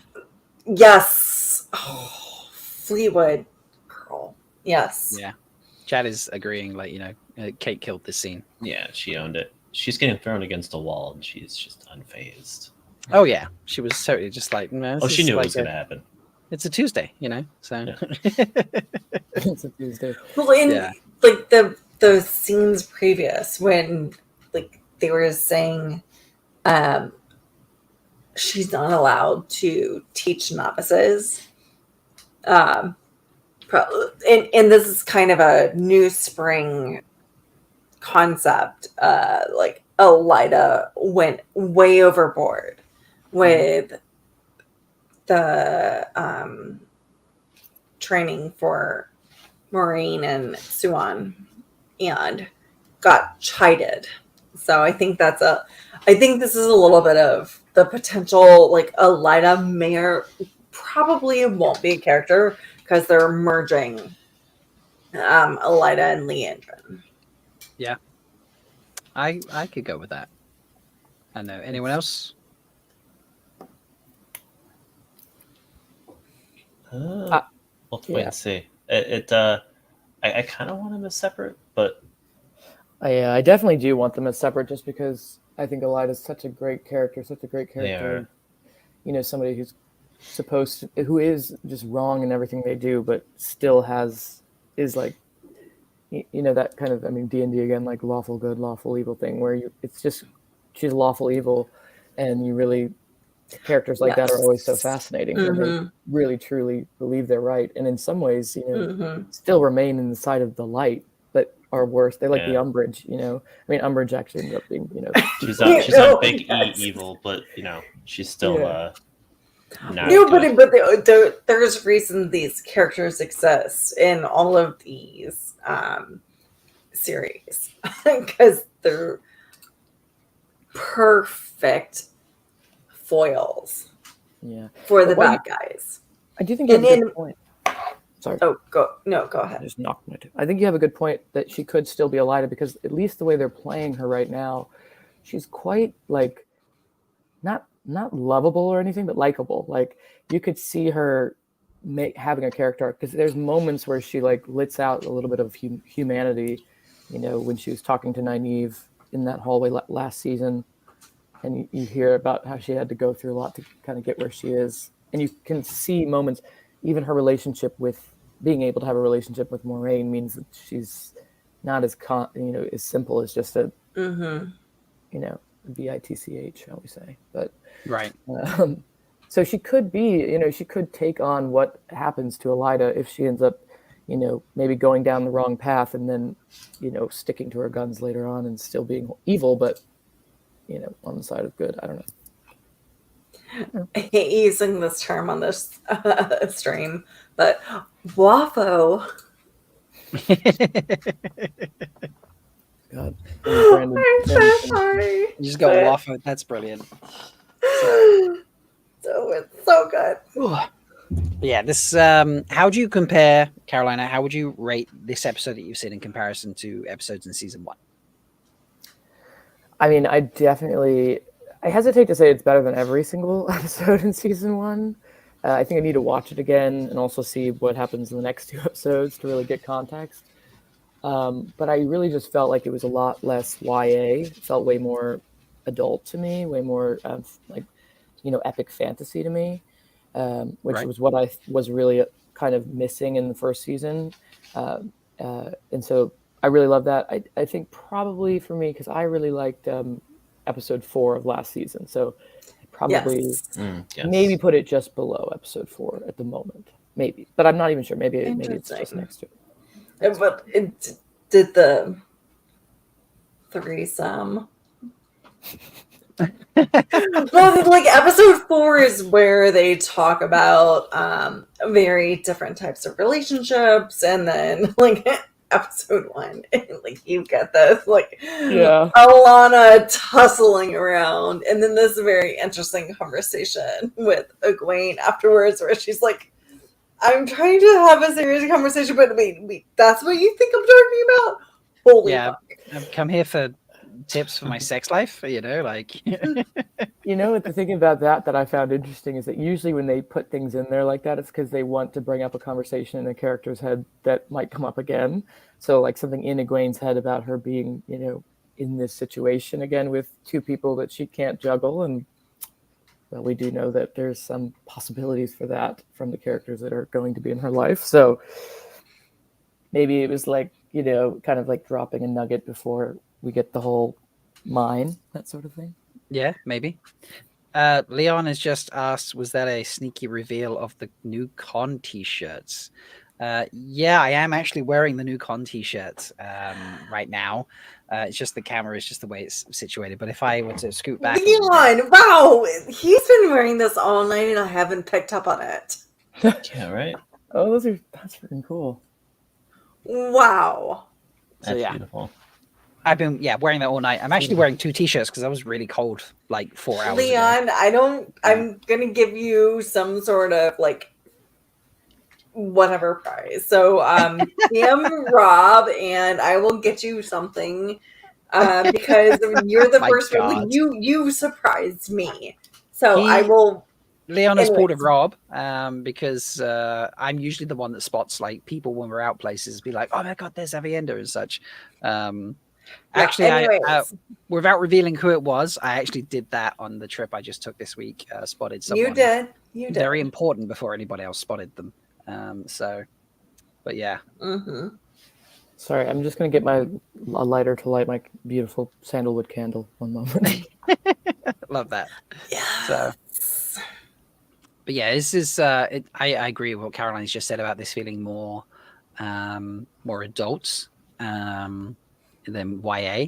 I think it's a perfect way to describe this. But I also like that they're still continuing the conversation about different lifestyles. Yeah.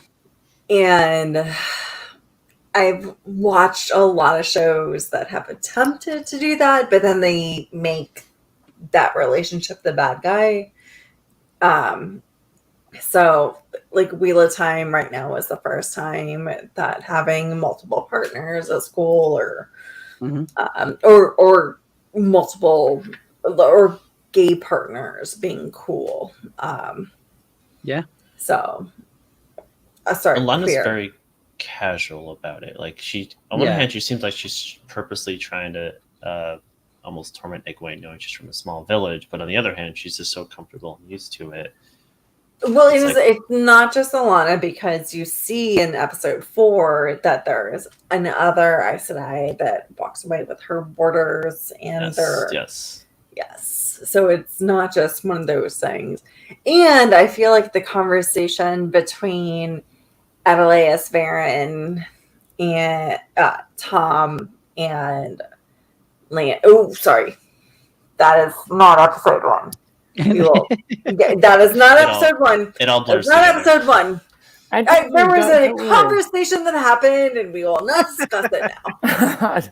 Seriously, don't worry. I'm gonna watch it very soon, so probably. No, but there's a really good conversation. Like in this, not even spoilers, but I know what scene you're talking about. I think. Yeah. Well, there's it's more about the relationship, and I'm just popping off camera for a second because I'm changing clothes, but I'm not going to disappear because I'll hear you and you'll be able to hear me. Just I'm getting hot because I'm wearing 2 t-shirts and the jacket, so I'm getting too hot. So I'm going to just change. He's just too hot. He's too hot. I'm doing my hot SEMA moment right now. Okay. Wait. There's an off-screen butt rock going on right now. Y'all, there is an off-screen butt rock. This is pure Robert Jordan off-screen everything. That's sort of exactly right. In keeping. You're so correct. I still thought it was funny that love scene we do get is like this quickest like look of like 3 people. It looks like they like shoved them all into one corner of the bed and we're like, all right, look sexual, boom, and then we moved away. I was like, oh wow, it's still Robert Jordan. Still Robert Jordan. Pretty much a fade, not faded black, but just use your imagination. Yes. It's quite funny. But Egwene's face was priceless, so that was hilarious.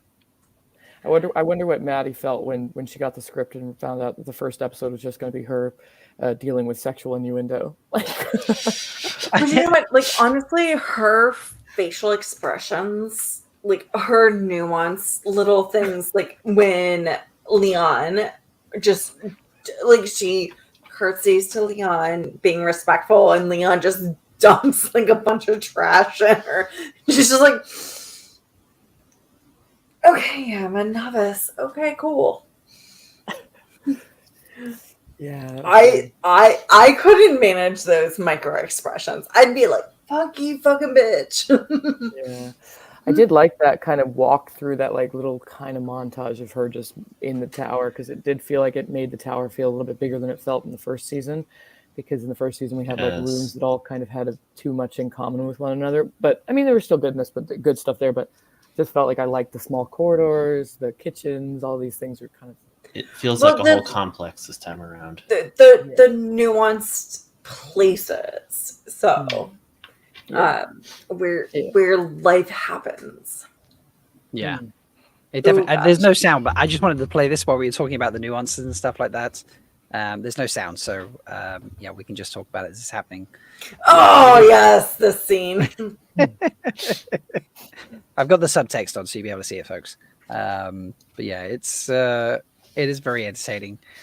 What am I missing in chat about Leia reenacting the first 3 episodes for rewatch? That's hilarious. And then I don't have to watch them. You can just do a reenactment for me. Yeah. It's just great juggling 2 things at once. But as we said earlier, she looks awkward even just like laying on the pillow right there, doesn't she? So she doesn't know what to do with it. Like, how do I sit in this? I think she's thinking about who else has been on this pillow and in what way. Well, although there's there's that, but also just like I don't know what to do with my body at this point. Yeah, true. I mean, like, as a person who pretends to be completely cool and chill, like, I've been in so many situations where I'm like, I don't know what to do right now. And, like, I'm just going to, and people, my friends have looked at me and be like, you're so awkward. I was like, I know, right? The look off screen, well done. Yeah. I wonder what this whole, I wonder if it's Priyanka that's come up with this whole always having fruit on her in every scene and like making it like such a sensual thing. It's very sensual, isn't it? Because she's got the pomegranate, which just reminds me of, Persephone and the poisoned pomegranate, which is its own, that might just be me. But I do know that, I'm sorry, Rob, go ahead. I was just be like, pomegranates are not like fast things to eat. It's not like, an apple or something like that. You've got to pick the seeds out. So there's, here's a snack. Yeah. Look at how slowly she's doing that last bit just there. She's just like, she's savoring every moment of this pomegranate. She is indeed. Not how you eat pomegranate. Like usually, like you eat as much of it as once because you want as much juice. Because one alone is like there's a lot of bitterness in one and sweetness, but without all of the juice, it doesn't overpower the bitterness. She's eating it with the Aes Sedai serenity. Yeah, very, very true. I love that. She's so good as well. Priyanka's such a great actress. Yeah, Priyanka's hilarious. But I do feel like at some point, maybe I'm making this up, but on Twitter, Taylor was like, yeah, there was this point where we did keep giving her snacks, but then it just became a thing because she loved having snacks giving to her. And it was just like, it became an on-set thing. Mm-hmm. And like, I don't know if I'm making that up in my head, but I think it's just like a great device whenever you have a scene to like put the person who is in power something else to be doing, because it gives them this edge on whoever they're speaking to, because they have something they're not that bothered by whatever's happening because they can still eat and talk, and that's just a good device to use. But and she's so sexual also, so just eating basic fruit is somehow very sexual. The way she does it. Also, can we talk about her jewelry?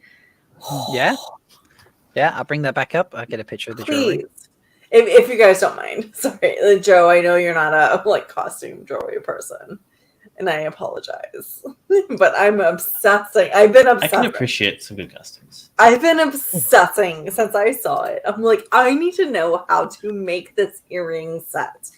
I know I can't make the necklace. Yeah. Oh. Yeah, here we go. This is a good example. So you see how that just goes around her ear like that? Mm-hmm. She's very well styled. Mm-hmm. I agree. I can't zoom in on this, sadly. I don't think I can. Yeah, well, it's fine because I was obsessing about the earpiece because I think I can actually make it, but that's the least important. Like she actually does have a massive headpiece also. Behind this, but she has this amazing set of jewelry that is clutch. Yeah. Speaking of the earrings, what did we think of so Shiriam had an interesting set on. Oh no, this is later on. So Caroline, I won't have seen it. It's not a spoiler, but like Liana had like a really interesting set of earrings that in essence like pushed them back a little bit and made them look pointed because they just went like across her ears like elf ears. I just Oh stopped. yeah, it did. Yeah. Yeah, I love the Liana earrings. I know some people Really? didn't, but I love them. Gave me like elf vibes. You know what? Stop. Wow, it was an interesting look. I'm not sure whether I like it or not. I loved it. I loved it, and I want it. I want it. And Anthony's I putting want an to know interesting what question in chat. piercings I need to get that look. Anthony is asking in chat. He's wondering if any of Priyanka's jewelry, or Alana's jewelry, sorry, is actually an Creole of some kind, or maybe Terran Creole. You know, If she wears it more than once, I would probably say yes. But if it's not worn a lot, I'd probably say that it's not, just because she'd want that on her whenever possible. But what was she wearing in the first season when she was out of the tower? So if she's wearing anything that again, that could be an Angreal of some sort. When do we see episode 4? I'd have to go back and look. I think she might be wearing the same necklace, but it's definitely not the earpieces. Let me go hunting. Let me switch to season 1. Would that be episode 4? Probably the best one to see her there. Yeah, episode 4. Yeah. Carolina, do you remember any of this? Which episode 4? Or the jewelry? I don't remember. I don't remember. I remember just her flirting with pretty much everyone, but mostly her words. I know, right? That's what we all love and want. Yeah, I don't remember her jewelry, but I mean. Yeah. So while Rob is continuing, right? To look at that, So it seems she wore a lot more sort of golds and greens in season 1. But did she have the pendant? No, it doesn't look like. At least not right here. But I'll go hunting through the rest of it and see what I can find. So Carolina, what else? Since episode 1. What do you think of the fades at the end? And Lan once again being used as a stuck pig, basically, and bleeding out everywhere. I loved that because I loved that they weren't able to defeat them. I was really worried they were going to do like, overpower either of them because it would, be a way of saying like, now Moiraine's got her power back and she's like, not her actual power, but like her personal dignity to fight. And she did fight well and he fought well as well, but it kind of liked that he was in this weakened state as well without her to give him extra power, as well as that he's already kind of down in the dirt as he's, feels lost without her, which I just thought that was all quite good. And I thought that I liked them both having to be saved because they're both so, can be so cocky sometimes. Like even Lan being like, he was like, that's the first time anyone's told me to be quiet in my life. It was like, yeah, I feel like, yes, of course he is a very quiet man, but I did like that somebody told him like, you have to accompany that quietness with thought, because sometimes it's more than just, quietness that matters. Yeah. So I thought that was all quite good. And it felt like a really good arc for one episode. For them to come through all of that in one episode is quite good writing, I thought. It demonstrates their current dysfunction because they're not able to really work as a team right now. Mm-hmm. Yeah. And it shows like I think this is the first time we saw how fades move in shadows. I don't think that was a thing we saw in season 1. So cool, yeah. I know, and it shows how difficult they are to fight and how much Lan's just struggling right now. Yeah. Season 1 Lan maybe could have done that, but no, not right now. Yeah, that was so cool, and that really got that kind of epicness back into it. I thought because it reminded me a lot of like what's it called in Lord of the Rings in the books and in the movie. What is it called when they're on that hilltop with Weathertop? Yes, Weathertop, Right, yeah. And that feeling like, wow, these people have no chance against the powers that be, and that really is a good thing to have. It makes the stakes much higher, I think. It kind of reminds me of how when spoilers for Lord of the Rings, only 20 years out, Aragorn comes up and just he knows he has to protect Frodo no matter what happens to him, and that's kind of what happened to Lan. Like he has to protect Moiraine, knowing that he might have to sacrifice himself right here, right now. It does kind of remind me of it's more Boromir. Yeah. Oh yeah, it's been been a while since I watched it. Yeah. No, but you're correct. Yeah. Like it's. Oh, I mean, Weathertop is Aragorn, but at the end of the movie it is Boromir. So like they both end up doing it. But yeah. Yeah. Regardless. Oh, sorry, Caroline. Go ahead. No, I was just gonna say like Boromir. That portion of the film is closer to Lan just because in not Weathertop, but in the regards to that scene, because Boromir does, can I say this? I mean, 20 years out. Can I say it? Yeah, you can say it. Yeah, you're fine. Because he dies, like it makes it dies. He sacrifices himself. He does. Sean Bean dies everywhere. Himself. Yes. Wait, now. Oh no, I can't say what I was about to say because it actually spoils episode 3. So, I told you, I really don't mind. Please. No, but this one you might mind about. No, okay, we can't. Yeah, this one's a big deal. It's one thing to be like, Massimo can fucking handle himself in a fight. It's another thing to say this other thing. So, but yeah. But back to Lan being the like choosing, like he chose, like he could have stayed at the manor. Also, by the way, who doesn't want to live at that place? That like little villa, whatever we're gonna call it, that is amazing. We haven't talked about this at all tonight. The little villa that Adelise and Verin set up. Oh yeah, no, we've not talked about it. I kind of want to live there. I know, right? It's nice. Place. No, that's the perfect place. That's my retirement home. That's where I want to live eventually, with all of my Wheel of Time friends coming to visit randomly, and then I'll be Adelise, be like, oh yes, no, you have to like perform your sword forms without a top, please. please. Yeah, I'm Adelise. Episode 1 where she was like, hey, can you move over a little bit? Yes. Yeah. That is, yeah. So is that Verin's house, or what is, did we have any context, or? It's Verin's house, I believe. Oh, so they're in episode 3, they do confirm it's Verin's house. I know in episode 1 there's that moment where Adelise was like, saying something, in our house to Lan, kind of scolding him or whatever, and then Verin was like, well, it's my house actually, something like that, and I wasn't really sure what was going on, but I thought it was interesting. It was leading to somewhere, so yeah. So probably not big spoilers. Seriously. What are you doing? I'm just pouring more drinks, actively pouring more drinks because I need more drinks for this.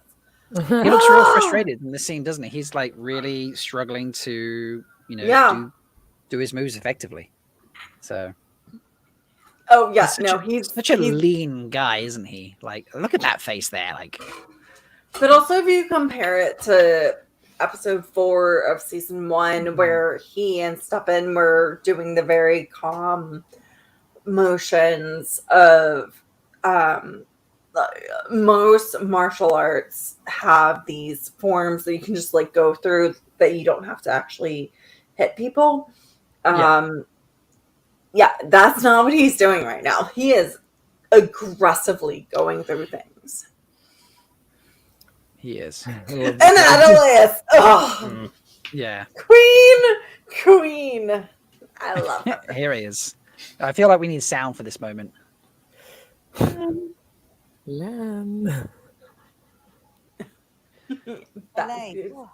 Verin, must you speak so loudly? Are you hungover? I'm speaking at a perfectly normal volume. Could you move to the left a little? Lan, it is so warm today. It must be unbearable swinging your sword wearing such heavy woolen trousers. She's even trying to get him to take the trousers off. Yep. Must be. And Tomas is like, fuck you, bitch. Like, you're such a dumbass. That's great. Wow. Is she supposed to be drunk in that scene? I don't think so. Okay. I think just hungover. I think she's No, that's just yeah. her personality. Yeah, I think she's like thirsty, like Twitter of Time. She's the manifestation of Twitter of Time, and she's also hungover. she's Kev Angus, and she's like, I want to see the nipples. Well, in that case, she wanted to see the well-turned calves. Yes, she She wanted to see the sword forms. Oh, there we go. Yeah, she wanted to see the extra sword forms. Like Blind Fool. Pretty sure Adelaide is yelling butt rock while waving. Do we get a butt rock now? I know it's not 3 Ball Talk, but do we get a butt rock now? I don't have butt rock loaded into this this brand as they call it on this StreamYard service, so I will have to switch temporarily. No, which will shift you the have background. you have toe. You have toe. It's... Well, no, because I can still do that. Yes. I just have to switch brands for a second, and you can have the Innkeeper as well. Why not? Butt rock. Oh, it just said butt. It didn't say the full thing. Oh, I heard butt rock. Yeah, I heard it. So you just have to wait for it. Sorry. I'm willing to wait. I'm willing to wait for it, baby. You have to wait until Threefold Talk's second birthday party on Tuesday, which is coming around fast. 2 years. Yeah. Wow. Yeah. Threefold Talk has been going for 2 years. And I think And we have a second surprise. Or first surprise. Do we? It's Apparently something surprised that you too. It's something. They often No. surprise me, so it's okay. I'm used to it. You know about this. Okay, right. I mean, we've not done a lot of surprising. I don't think we're surprising each other. I think we're literally just doing a show of hanging out. No. This is a surprise for the fans. Apparently for Rob too. Yeah. It's been a long week for me. I haven't had a huge amount of sleep this week. I've been doing some traveling. And, So I'm getting a kitten tomorrow. Oh, okay. Yes. Yeah. We need to name a new kitten for Leia. Yes, that is true. I was like, what is... And you guys get to name him again. Yes. I might work on transcribing a couple of things and have a small surprise to share with folks. I might work on that actually. So Well, he's gonna have like cool other things, but kitten naming Kitten. So to be fair, Kitten does rank high on that list. So. Yeah, Kitten is worthwhile.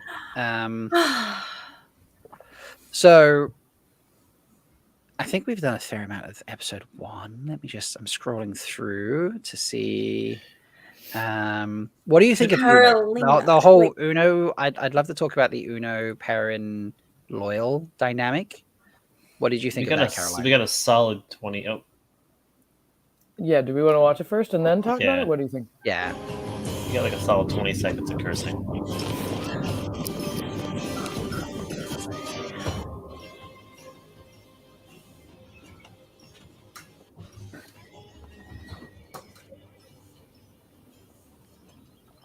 Some tracker. Bloody signal fire that Patton Fane and his dark friends know exactly where we are. I know very little about this new tracker. Lord Intar's hired. But I'm sure he's no match for you, Master Gomesta. Though it's been weeks since we've seen trace of Fane, it always seems you're on the verge of fresh discovery. Are you taking the piss? No, mate, he'd never. Tell us again of the near miss at Watch Hill. So close to Patton Fane. I could smell his light-forsaken arse. If you lot hadn't splashed across the stream like a herd of breastfed cattle, I'd be roasting his corpse on a spit and playing a tune on the horn of bloody Valir. Oh, taking the piss. Disrespectful. Very nice.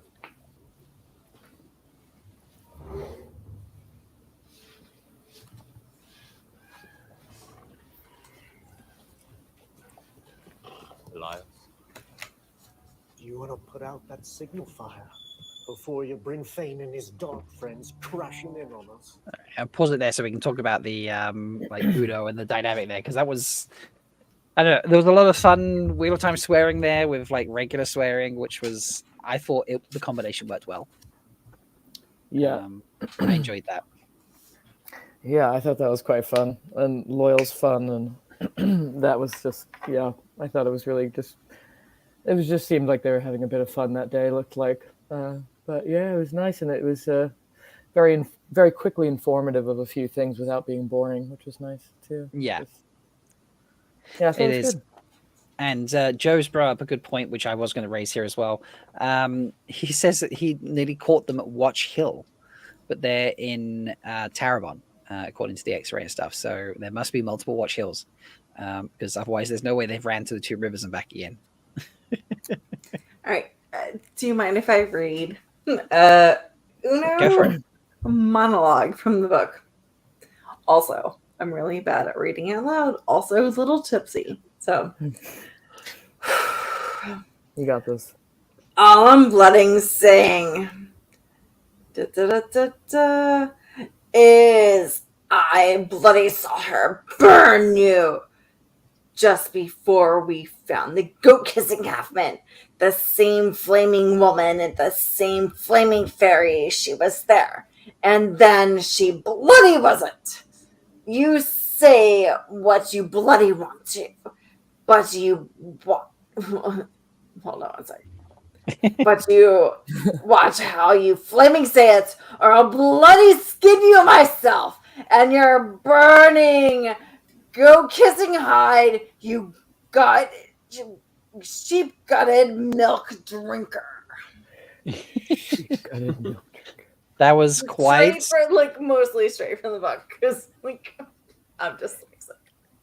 I mean, that's that's not actually that far from what he was saying in the show, because he was like, Exactly. breastfed Exactly. cattle. That's why I wanted to read it. That's Yeah. why I wanted to read it. Which book is that? It's The Great Hunt. The Great Hunt. Perfect. Literally at the beginning of chapter 11. So I love it. Well done. Yeah, no, I just thought it felt like a kind of very true to Uno, and a good kind of beginning from him. I know that we did see him in season 1, didn't we? But not with the same flair. Yes, agreed. We got it was like a shorter line. Yeah, And that was it was like one short line about swearing, and that was it. So, speaking of spin-off series, just a spin-off series of Uno just doing his thing and just hearing all his curses. No, I want a spin-off of where Uno, Perrin, and Loial become like a tracking team, relying on Uno predominantly, and then Perrin and Loial basically just take the piss out of him the whole time because they're not actually that competent, the three of them together doing it. So at WGA, the shipping group platonically shipped Uno and Cadsuane and had major adventures. Did we do that? Yes. I forget that. Fair enough. That's a good one. I like that. That's quite good. I love their relationship in the books as well. Yeah. Like that Uno was just like, no, grumpy old man. And she's like, you know what? Fuck you. I'm just gonna do whatever. Yeah. So it was a platonic shipping, but it was they were dynamic to each other. Cadsuane, if anyone ever does represent quite asexual, it would be Cadsuane to me. So I do think it would be good for her to do that. I like it. I like it a lot. And obviously at the end of the scene, we do meet the new sniffer, which is Elias, as you can see on screen here. What do you think about the fact that Elias is a sniffer and thus we have no Huron? I'm personally fine with that. I feel like Huron was an interesting character. I did like him, and I think in a book setting it makes sense to have him. But since they hadn't introduced Elias in a natural way, the only thing I'd say about it is that at least book Elias would never agree to be such a thing. So it's just going to be interesting. But it doesn't seem like he's really agreed even in what he's done. Like he looks pissed to be there. Yeah. So I don't know. I'll be interested. Maybe you guys know more already about what happens with him, but yeah, I don't know. They don't really say how he got hired or anything, do they, in the other episodes? So, well, it's an example of character consolidation that I can definitely get behind. There's 3 different characters there. Not going super spoilers, but book spoilers. You can go book spoilers. The other sniffer from what's that country? Tyr. I think they're all going to be one, just to kind of keep it simple and easier. Okay, right, yeah. Right, yeah. Yeah, and I think Elias... He does look like he's from Tyr as well. Yeah, I could see that. I love the casting. I think he looks amazing. Yeah, Gary Beadle does. Like he's got quite a stare, quite a look of like, I don't like people. Those eyes look so good on him as well. Like it goes so well. I saw a guy with a shirt the other day that was like, "Oh, I had my patience tested and it was negative." That's right there. That is absolutely right there. You got that, yeah. I do love the following scene as it comes up, though. I mean, maybe we can watch it and talk about it, but it's up to you. But like the way that they introduce Perrin in his own one of my ears. But I felt that was really quite. I really like this kind of visions he's seeing and then not seeing, not understanding it, because that's quite an interesting way to. Because I was wondering how they're gonna, show that he can smell things and smell a scene without, in a visual sense. Yeah, I like the way they've gone about that. It is, and he can clearly tell, Perrin has similar abilities straight off the bat because he's like staring him down and shit. So, but the way they show this it's very, very clever. You've already seen things with Min's sort of visions at the beginning but also how heartbreaking is this from Perrin's perspective? Just seeing the catastrophe. How do you handle that emotionally? I don't know. I mean, he can smell it sometimes, so Is that Tinkerbell the girl from the? No, it's not. Oh, okay. It's not.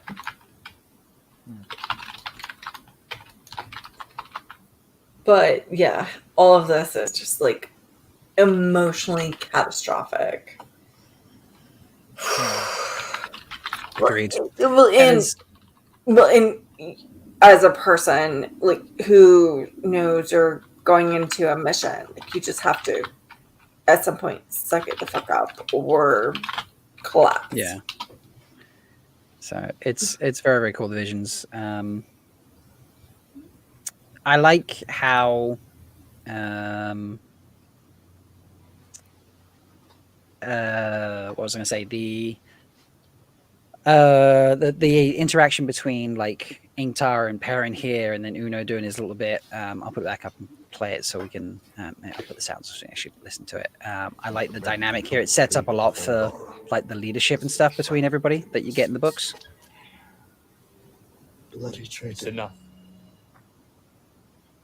You will bury the slaughtered and follow in the morning.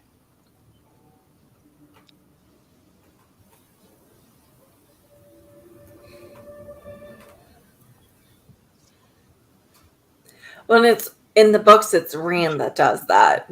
That makes the decision. Yeah. And then 1 second, I'll go back to where it was now because there's that whole discussion I actually wanted to show, which I really liked. Where is it? Oh, here we go.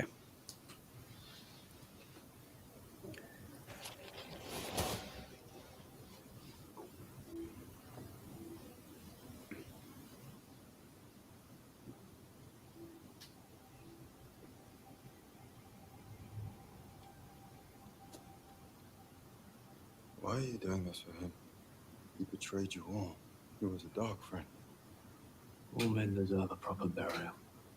If it was up to Uno, he would have left his corpse to the vultures. Which is why I'm in charge and Uno is not. Mm-hmm. for you. And I've bestowed this small mercy on him. Hundreds of your people died in Fardara because that man opened gates. And that doesn't make you angry. You don't want revenge. If Shynarans sought revenge for all the wrongs done to us, there'd be no Shynarans left in the borderlands. As for anger, I won't bring my men back. Folk and two rivers, so kind to Perrin and Fan. We'd always stop to chat. We'd offer him a pint and a warm meal. A place to sleep, myself included. I keep seeing this image of him waving to my wife. And Layla, big smile on her face, waving right back. And in return for all of that kindness, he brought the Trollocs to our door.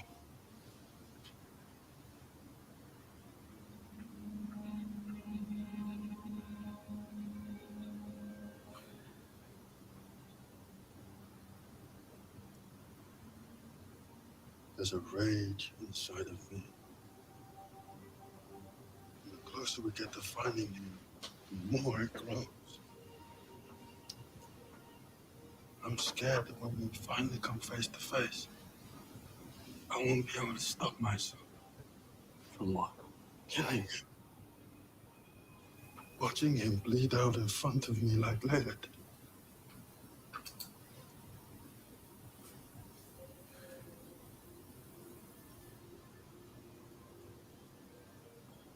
Perhaps Verin had a reason for doing what he did. You may not like the answer, but you may find it worth asking the question.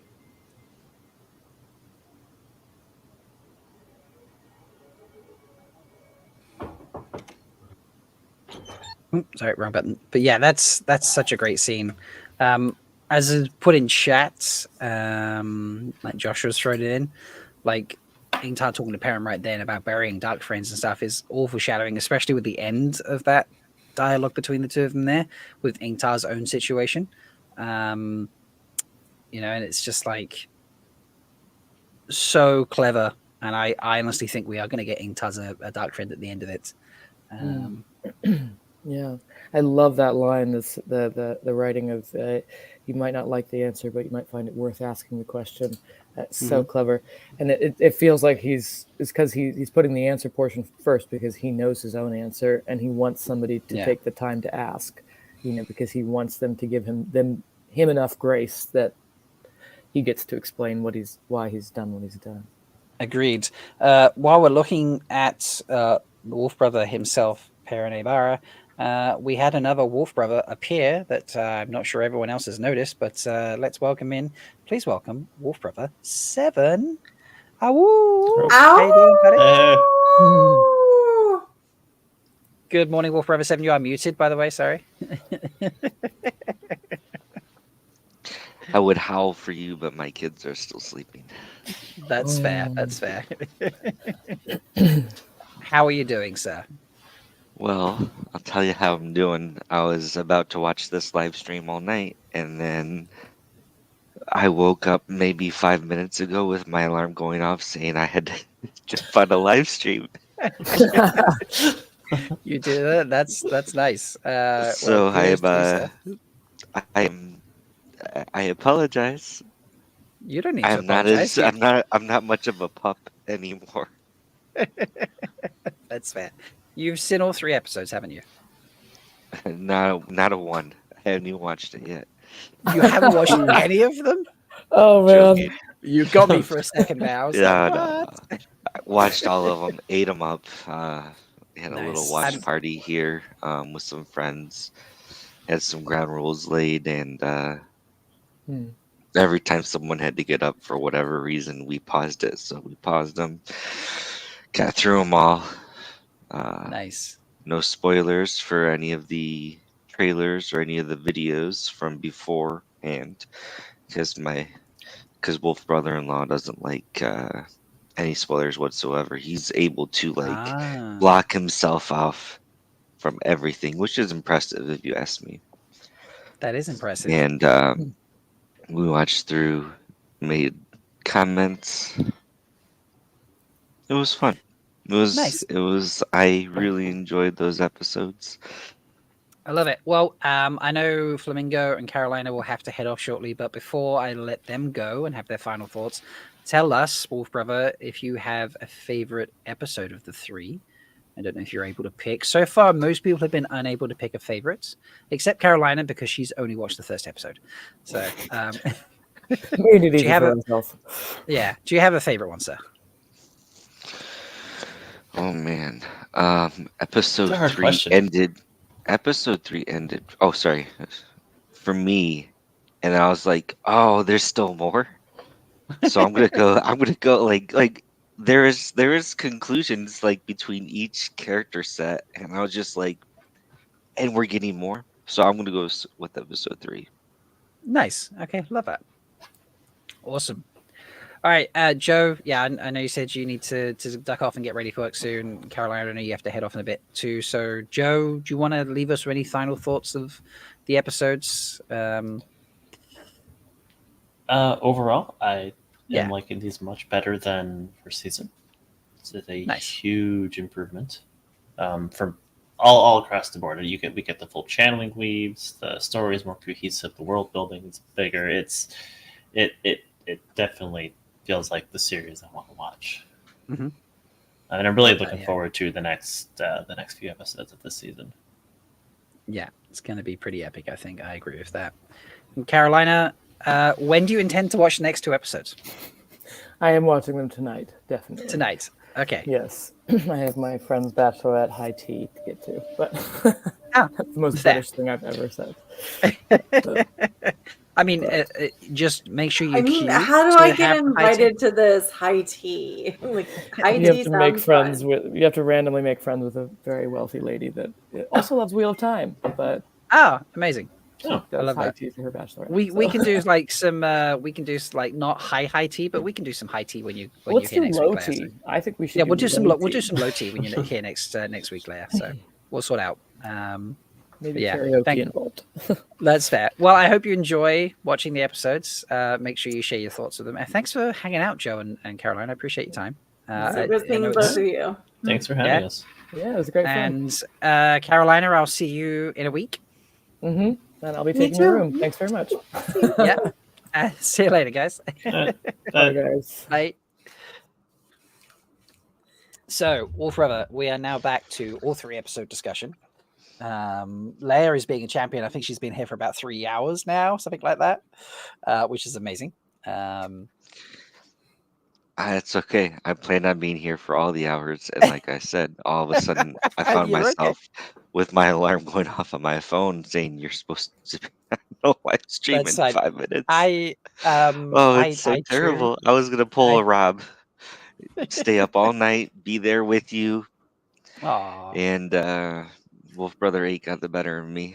I guess Wolf Brother, I don't know, 10. Oh, that damn Wolf Brother 8. God damn Wolf Brother 8. Ugh. Well, here's the fun thing. Randomly, Sleepy and I Wolf? don't know when. I don't know. Because I didn't get back. So Silvertooth messaged me while I was napping between watching the episodes, recording them, and then like getting back up to live stream. He messaged me. By the time I got back to him, I think he'd then gone to sleep. So he has the link to hop in, and I was just like, just hop in whenever you get up and you feel up to it, mate. Because he said that he was like, if you have any time between 6 a.m. and 8 a.m. Eastern, let me know. And we've just gone past 6 a.m. Eastern, I believe. So there's potential. So we get Wolf Brother and potentially Silver too. We might double up and get Silvertooth as well. You never know. I mean, Yeah. but we gotta talk about all the Wolfies. All the Wolfies. Shall we start on the Wolfie discussion? Would you like that? Well, that was a great clip that you Actually- were in because go ahead. I have a question. Yes. Okay. What is the non-Wolfie favorite cutscene that you have? Favorite non-Wolfie scene. Okay.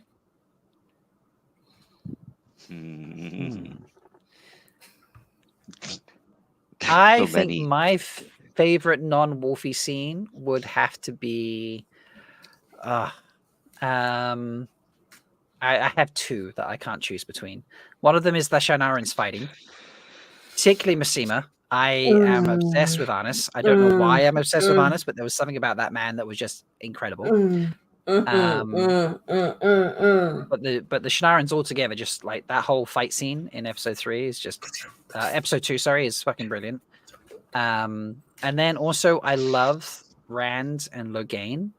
When he first goes in there and he's like, ask me the question you've come to ask, and then like I'll tell you when you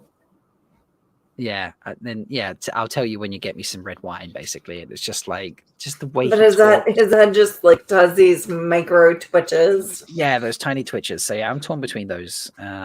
Wolfie, do you have a what's your favorite non-Wolfie moment? I love every scene that is Rand and Logain. No. Oh, that's so good. Okay. So yes, I love every scene, 100%. But the Rand and Logain scene, I love every minute of it. Non-Wolfie scene, oh man.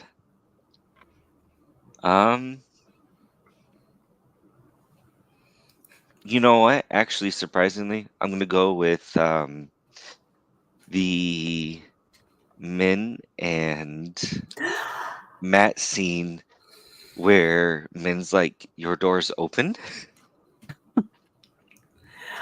Yep. But I'm not fucking you. Right. So I had a hot take, which was not a hot take, and that instead of Rand getting all 3 women, it was going to be Matt gets Min, Perrin gets Avi, and Rand gets whatever's left over.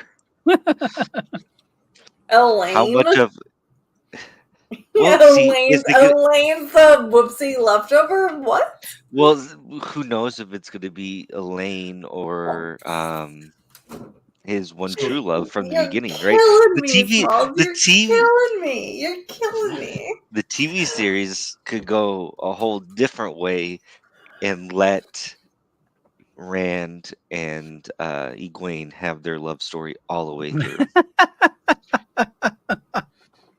Wow. Because that's good TV.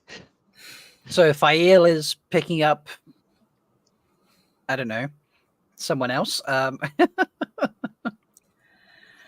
it's not gonna happen. But like that was my mentality. Yeah, like, you know when what? I saw I don't like it. I don't like it. It's okay, but I think it was 100% clever to have a flirtatious Min and a flirtatious Matt together, because like, and I hope this doesn't like, because like they're having the relationship that like Matt and Eludra should have. Yeah. And I still hope I get Eludra. Did you see any of the behind the scenes? I tried to stay away from the behind the scenes. So it was just a 5-minute. It was just a 5-minute one, and I don't think it's going to be spoilers to say that Reef, what his singular comment was, they are like essentially they're like a bonded pair throughout the season. Mm-hmm. So it's very interesting. And whatever, like for whatever reasons, like all the way through episode 3, like it's obvious that they're together, but Rafe almost literally said they're a bonded pair. Yeah. And as a person who has cats, like knowing a bonded pair is very important. Like having a bonded pair is really good. Like you want a bonded pair. So Rafe obviously has cats. Oh, can we talk about the men viewing of Matt stabbing Rand, or did you already talk about that? No, we touched on it, but not a huge detail. By all means, we'll go back to it. Unless you want to talk about wolves, I'll talk about wolves all day long. And you know, I'm so excited that Elias's eyes are golden all the time. Wolfie, we will talk about whatever the fuck you want to talk about. Let's talk about me drinking Gatorade out of my first mug I ever got. Ah, what a great mug. It's a fantastic mug. It was supposed to have booze in it. Look, you got kids to look after, dude. You can't always have booze in it. It's okay. That's true. That's true. Yeah, you got an adult. But Adults you're in- here. You're here. I am. Like I'm here until I have to wake them up for school. yeah, which is wonderful. And honestly, we love and appreciate you for doing that. Yeah. I love and appreciate you All right. guys. So here is the scene in question. I'll check my social calendar, Possum. I love the possum as well. I think it's pretty open. Why is it not a badger? So Matt can call someone badger later.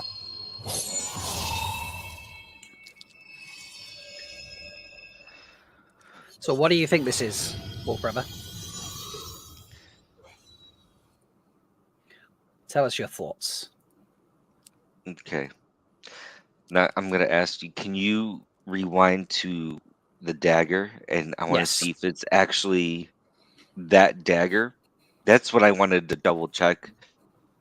Is it actually the dagger that he's stabbing him with, or is it just some random? One moment. And it will clear up in a moment. That does not look like the ruby hilted dagger, does it? It does not. Oh man. Let's see.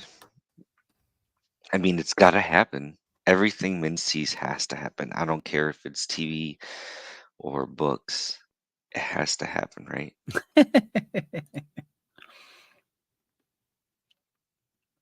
Well, yeah, that's fair. Yeah, I mean, that's what made it so compelling to me. Like, is it? What is he doing? Is he helping his friend out here? Is it how far in the future is it? Like, oh man, he's stabbing Rand. Matt helped Rand heal from an attack by stabbing him. Interesting Right. choice. Does I he mean, if help? we Does he stab Rand to stop Rand from burning a whole village down for some reason? maybe, yeah, it's just like him being tackled out of a saddle because he's going mad channeling. Yeah. They're just standing there and they're falling down. Yeah, Rand still got short hair. So is it this season? Oh I mean man. that's Like possible. all the questions. God, Min is beautiful. I love it. Mhm. I love her. I So want more Aline of her. says, "Sorry, throat sweets, folks." So I can keep talking. I'm over 5 hours in at this stage. Enjoying my Czech eucalyptus sweets that I picked up. Very yummy. So Aline says, my thoughts would be, this is Matt making his promise true he made to Rand in Tarvalon. I'm missing, what promise was this? I can't seem to remember this. That was the premise of, hey, if either of us go mad, we won't let each other. Oh, Um, okay. I love that. Yes. That's a good callback. Yeah, there's a great callback to season 1. It shows their friendship is still there. Be that later in the season or just later in the series potentially, because I feel like Rand might keep the shaved head for a while. I feel like that's sticking around. Yosha looks attractive with or without hair, so. I mean, it's so cute when you get like the flashback from Logain, where he's like, "I saw you when you were shining," and Rand's got like the baby curls, and it's just like, Yeah. ah, it's very cute. But yeah, I like this, Aline. So that's a good one. Joshua's coming in and saying either they say Min's viewings are possible futures, and then a choice is made to alter it. So that's thinking about Matt rejecting the dagger. I mean, yeah, maybe they could change how it works and say that she sees possible futures and you make a decision from there. That's definitely a possibility. How do you feel if they did that? Do you think that would work? Everything Min says has to come true. Sees Everything Min says that has to come true. That's how it is, right? Fair. I think they, this is one Wolf's take on it, but I think that is a good. I mean, the best part about that in the books is, right, you have everything she sees comes true. She Right. knows it, but then you get like the babes, right? She knows the babes are alive, but Mhm. doesn't say Elaine's alive. Just says the babes are alive, right? So This is true. I like that aspect of the books. It's almost where- an Aes Sedai telling of the story. Right. Like you have to So- interpret the truth. I would like it if everything Min sees comes true. But you're right. It could be just one of the many possible outcomes of the wheel. Yeah, I think Glimpses of the pattern. Yeah, it has been described as glimpses of the pattern so far. So I think if you changed it to be, she sees things that are possible. She sees the paths.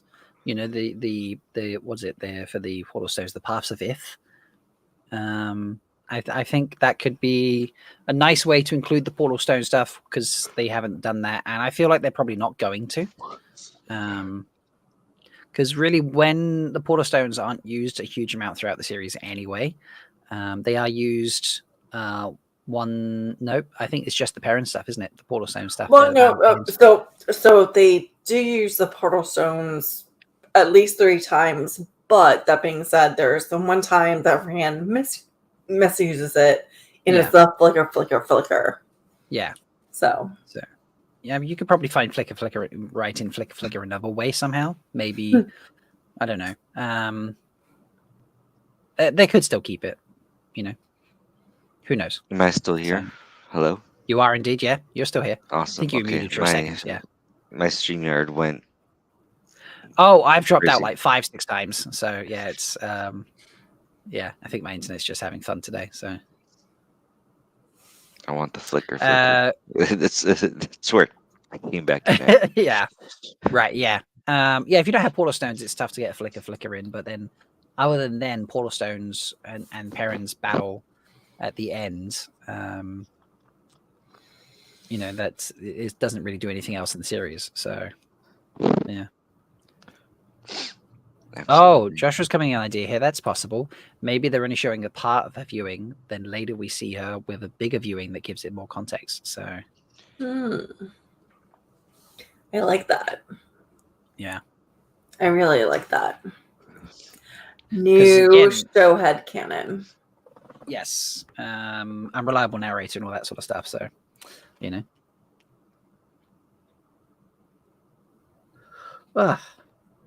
So what time are the kids getting up? How long do we have before Wolf River? Because I've just got a message that someone might be here in say 20 minutes.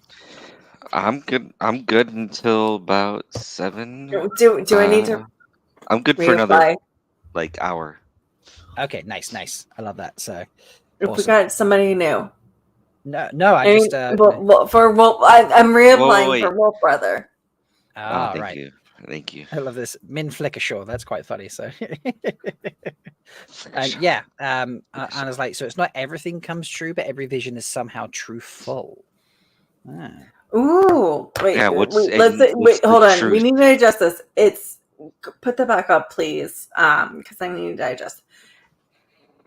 Not everything comes true, but that's really fucking deep.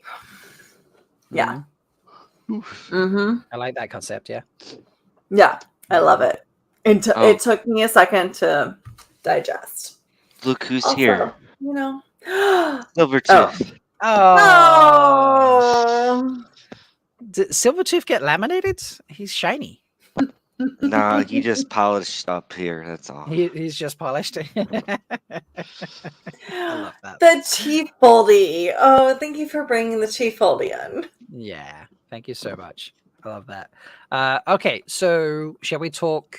Let's save the wolf stuff for a moment. We'll just leave that there. Was there anything else you wanted to talk about apart from the dagger stuff there, Wolf River? Oh, man, there's so much. There's so There- much. I haven't even There is. had a chance. Like I said, I was planning on being here all night and supporting you and being like, yeah, I could do UK time. And nope, I probably fell asleep. And All right, Wolf Brother, let's play a game. Sure. So imagine the show that you just watched. What is the first thing that comes to your mind? First thing, literally just off the cuff, like Nynaeve in the third. Not even the third test. All right, on my way. Okay. That's a good one. Yeah, Nice. there's stuff in here to talk about. This is good. Yeah. Hey. Let's Well- kick it in from this point, actually. And what specifically? What about it made you? Well, I was so like wrapped up in everything when the Aes Sedai walked away from the third arch. I thought that was the end of episode 3. Not realizing that that was like only halfway through episode 3, and we got so much more. Oh my Yes, right. which leads into like the way that they are portraying Elaine, like being like a seasoned novice, right? Not just a first time novice, a seasoned novice with all this information for Egwene, and knowing next what, like, oh man, it opens the floodgates. But I love every minute of it. I did not, I like the effort Egwene had trying to open the portal or the That was stone, heartbreaking. but yeah, it was, and then Elaine being there to be like, it's okay, and then Elaine just being like, I don't even know you, like you just showed up like last week, like you don't know me, but then having that deep moment of realizing that Elaine does understand, like she, whatever reason, she's just like, I'm here for you, Egwene, and having that bond form. And I was a little worried that it would be like Nynaeve comes back because of something someone else did, but it wasn't. She came back on her own power. Yeah. And that's what I love. Like, She did. keep that moment with Nynaeve, but you still have Egwene struggling. You have a bonding moment with Egwene and Elaine. And here we go. Yep. I'll be hopping onto Rob's channel soon if you are able to stick around. That was a text from Silvertooth. I really want this moment to actually exist. This is just so cute, isn't it? Uncle so Perrin. freaking. Oh yeah. Have you noticed she has the same name as Nynaeve's mother? She's also called Elnor. Papa can teach me how to use it. We'll see. I've used that line on my kids before. 100%. We'll see. We'll see. Look, Uncle Lord Matt. Oh, I love Lord Matt. I fucking love Lord Matt. I would like to take a moment of silence to appreciate Donal. Forgive me. Appreciate it. That we have a blade master in the Two Rivers. God, I Oh, love he's it. so good. He's so perfect. Love it. He is really good. You get so grown up. When he's the perfect uncle. When did you get so grown up? Like, I've said that to my nieces and nephews. Like, when did you get so grown up? Yeah. Both Like, of just that entire outfit is incredible. How So about we see if your father needs okay. enjoy it First because off- he's going to be in his bathrobe the whole show now. Come on then. Yeah, thank you for telling us. I love that, but no, I want to envision him this. I want this Matt. Him passing her the note reminds me of the fact that where's my fucking poem? Where's my poem? I want it read out loud from Dale Doman's poem. I want it read out loud. I thought Rand was going to give us our saving grace. He still didn't read it out loud. Read it out loud, people. Come on, let's go. I want to know what's in the poem. I already know what's in the poem, but I want you to recognize what's in the poem. Amazon Prime, give it to us. I love that. All right, and rant are over. we ready for casual Lan? Oh yeah. Casual Lan. No, never. But Look at that hair. I'm sorry. Like his hair is not allowed to be longer than mine is. Like I can never grow my hair that long. My hair physically doesn't grow that long. I'm going today. Whatever. She and the other greens. The other greens. Yep. So she became a green. So there's a far way off. Not far enough. I mean, Egwene always wanted to be. The foreshadowing of her staring at the Amerlin stole. Yes. Oh, it was real good that moment, wasn't it? Everything is so perfect in this. I mean, I love the way that Matt and Perrin both die in the scene because Matt loses an eye and Perrin gets taken out by an axe. It's just, it's so perfect.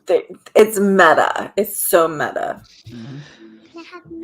I'm gonna do a shameless plug here and say I get a point because Perrin kills a Trolloc in this scene. So give me some points, Black Tower Podcast. Do you know what I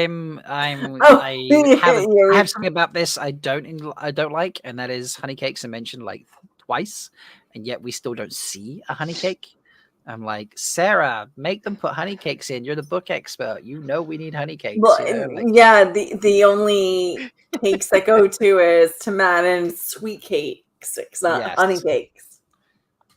Very different. Very different. So frustrating, but that's fine. Carry on playing. Perrin, have a good night. And we get ready for bed. Yeah. I love she immediately just like, oh, we'll butter a cake, and for that instead, the kid's like, yeah.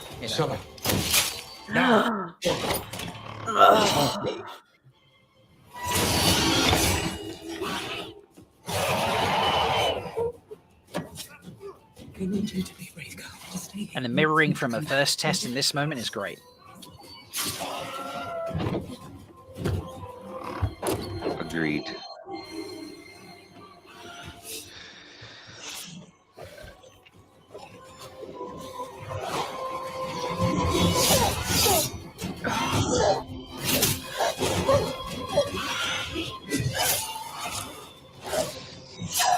Get it. Get it. Yep. Look, he's lost an eye there. Yep. Saw that. Dead Trolloc and That's negative points.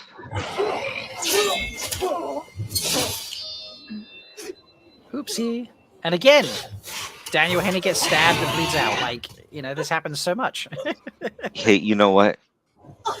Don't pretend you wouldn't stab Daniel Henney if you had the chance. Well, not that type of stabbing, but yes. And actually, for me, I can't stab. Like, I want him to stab me, so it's okay. Fair. You do There a are many reverse stabbing ways. do a reverse stabbing. This is her actually channeling in a place, the Twisted Stone Doorframe, where she's not supposed to channel, right? Was explicitly stated you are not able, you will never be able to channel in there. And Nynaeve breaks all bounds. Like, she is the queen of her entire world.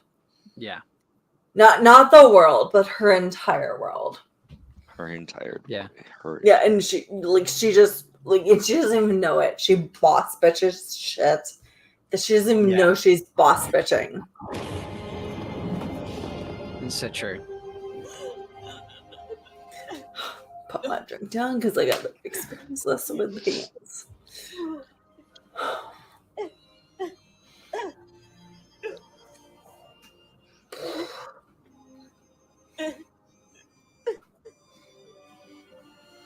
When it's not even Lan that triggers her. Right? It's Saving Eleanor. Yeah. it's not Yeah. no it's leaving it. Leaving it like how can you oh no, she does bring her. She brings her through the portal. Yeah. Right? Because No, there's Trollocs that are gonna come. And then Right. she just Yeah. How does she Oh, not she's already exploded. She's Yeah. already exploded. Yeah. Yeah. She's exploded, And- but watch, she comes, she picks her up, and she walks through the door frame. Can you And then fucking imagine the emotional No, I trauma can't. Like of like this is I the want to go hold my child. baby girl right now. Like taking my baby girl, walking through that portal, and then my baby girl's gone. Like I'll run right back into that portal. I don't care if Trollocs are coming. Yeah. Like her pain right there.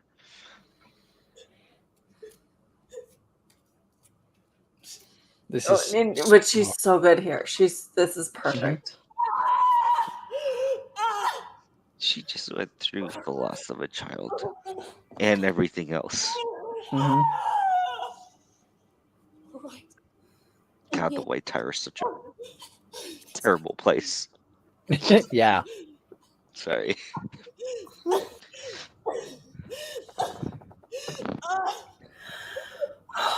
Yeah. It's a hell of a moment. So feel free to take a moment there while I bring it. Yeah, Jane's right. Zoe's scream does kill you here. It's something. Please welcome to the party the other half of the wolf pair and Chief Foldy himself, Silvertooth. Hi, friends. Hey, Chief Foldy. Morning. How you doing? Morning. How is God. everybody? We're good. How are you doing? Are you able to actually howl, or like is your The family- whole household is sleeping, so I don't think it's a good No, idea. that's totally fine. That well, was a How about a because silent Wolf one? Brother 7 said the same thing, so I was just He wondering. did. It's perfectly fine. Oh, you guys, you did the quiet howl simultaneously. I love it. Perfect. So now we've just talked about the last test for Nynaeve, but I thought maybe we could have a discussion now that you're here about. Let this run a little bit for a second. They only How want that to talk about actually- wolves when we're here, Silvertooth. They think we can't appreciate other things. Fuck you. We didn't even talk about wolves while on your part. Like, so what do you think about this whole scene with the wolves and stuff? Oh. And this Overall- line, like he's gonna deliver this line he delivers right now is incredible to me.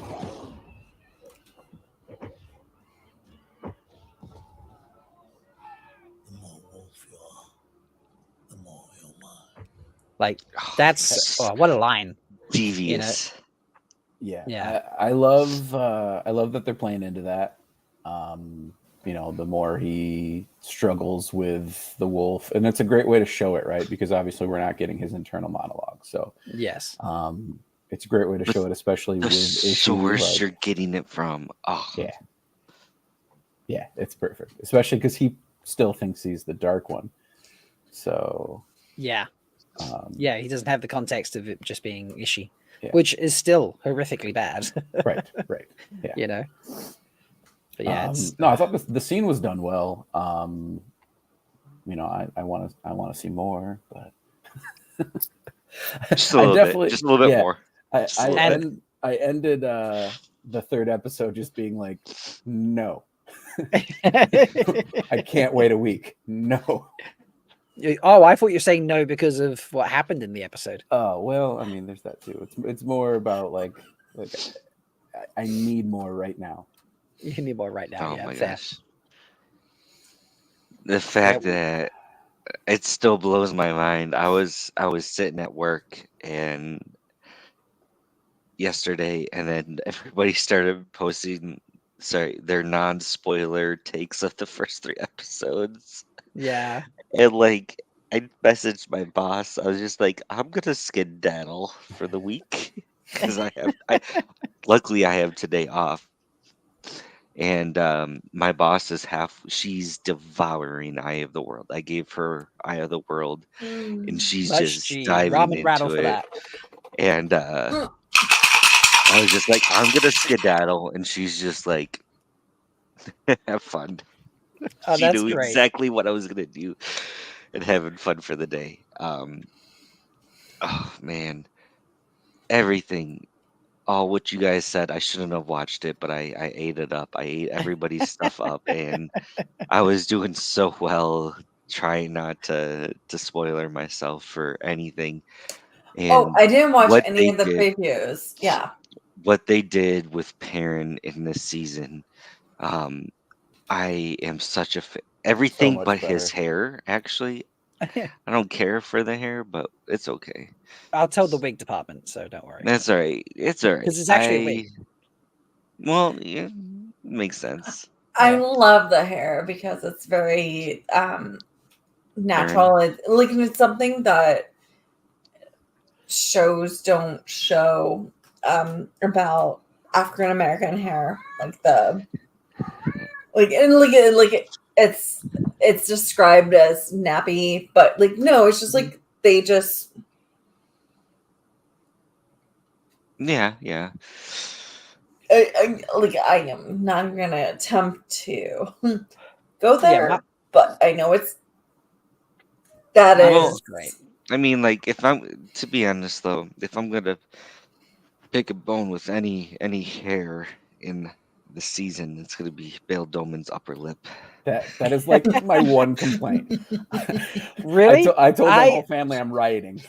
I haven't even raised the And, complaint. I have a complaint about Perrin. Oh yeah. You know, so in my spoiler 3 thing, I was like, so there's one event that I'm not sure I can deal with, and I need to start a campaign about, which is obviously making Uno a hero of the Horn. But the other thing, I had a complaint about a prop choice for someone, and my prop choice is Perrin using a sword. Why is he carrying a sword? Why is he? Yes, I agree. I agree. Never used it. Yeah, when he fought, he ended up using a club. Yes. Which is close to a hammer, I guess. Yeah. It was what was points there, for so it's Perrin. fine. Points for Perrin. Dude, we killed it last night. Oh yeah. Oh yeah. So explain this Black Tower thing, because I'm terrible. Oh, sorry. I haven't been in the servers, so you pick a character, and if they get a certain amount of kills, you get points or something. So there's in America we have fantasy football, which is like football and not like el football. And well, so there's multiple ways. Like there's fantasy baseball, there's fantasy all these and so you choose point system. Yeah, Commissioner Smack has a great point system for the series, and they did it for season 1, and it's based off of like combat and magic and romance. Right. La-di-da. And you get points when your character does this. You get negative points if this happens, and okay. Silvertooth and I are on a team with Morden, Rajesh Morden, and we're Maurice Darkhounds because nice. What a great name! I'll so plug funny. this and trash talk every other team in this, which is the Black Tower podcast, and so many other great folks in the fandom are all losing to Silvertooth, Rajesh and I right now. Hey, but you've got so many episodes to go though. Yeah. Week 1, we got week 1 in the bag. Yeah, I would think so. I mean, so our team is Rand, Ishii, Perrin, Moiraine, and Hot Seema. Hot Seema. Hot Seema got you so oh my gosh, you guys are stacked. You're stacked. What the fuck? And we got Moiraine as a 4th round pick, which was crazy. I guess just because nobody expected her to do anything, but she was still going to get screen time. She was gonna do something. But she murdered a killed a fucking Murdrell. Like, how many points did that get you? I don't know. I mean, I didn't think watch it's it. 10, but then she got Gotta be like stabbed, a so it's like lot more. Like, no, she but it's probably gotta got be 8. a lot more. Like, fucking Murdrell has to be really high ranked. I would I assume. love it. I love it. That's great. So, if you want to, yeah. So, what do we think about going back to the topic of the shows? Can people follow this in the Black Tower Podcasts like Discord server? Is that a thing? Can you see the scores, or is it just? yep. And then every Sunday at 2 p.m. Eastern Standard Time, we will get on a live stream and argue why we think we have these points, and the I love commissioner that. can tell us we're wrong. Okay. I love that. That's amazing. That's brilliant. So That's a shameless plug. Thank you. yeah, that's fine. Getting back to the TV shows, you mentioned obviously Elias has solid gold eyes the whole time. Oh yes. Oh, Yes. it made my heart so happy when I see Silvertooth, him. I see you nodding. You're liking this as well. Well, you're not liking the like partially gold, disappear gold. You weren't liking this, or it was. I see what they're doing. My hope, since they have Elias that way, is that we'll get Perrin that way at some point. Right. That's the. I don't know where that might not even happen this season. It might be once they say he finally accepts who he is. The Wolf brother. Right. But it gives me hope that we're gonna get there, and I think that, like, it's Golden Eyes. Like, it can't be sometimes Golden Eyes. It needs to be Golden Eyes. Right. What did you guys? Sometimes Golden Eyes, Lord. Sometimes Golden Eyes.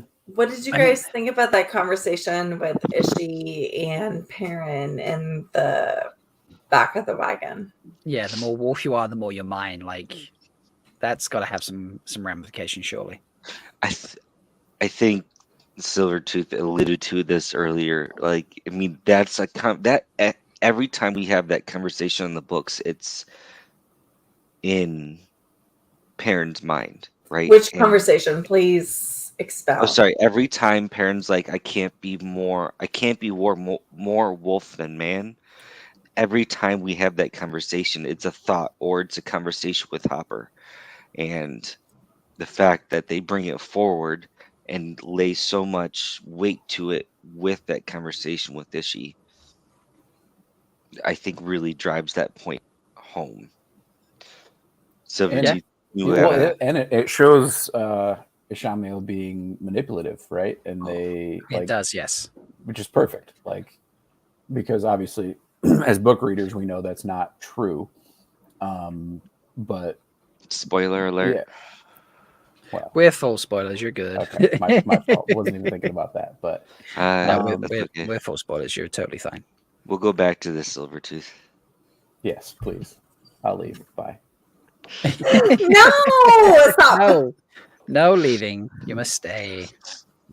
Just be happy I haven't put an Ohio State sticker on it yet. That will cause me to come to your house. You know what? Fuck you both. Right now. Fuck you both. Rube Mistress says you stay and you answer questions that I ask. What's up? I mean, if I put a sticker on a picture of you, does that mean you come to my house, Silvertooth? His house is easier to get to and remove said stickers. That just actually like all wasn't those flags.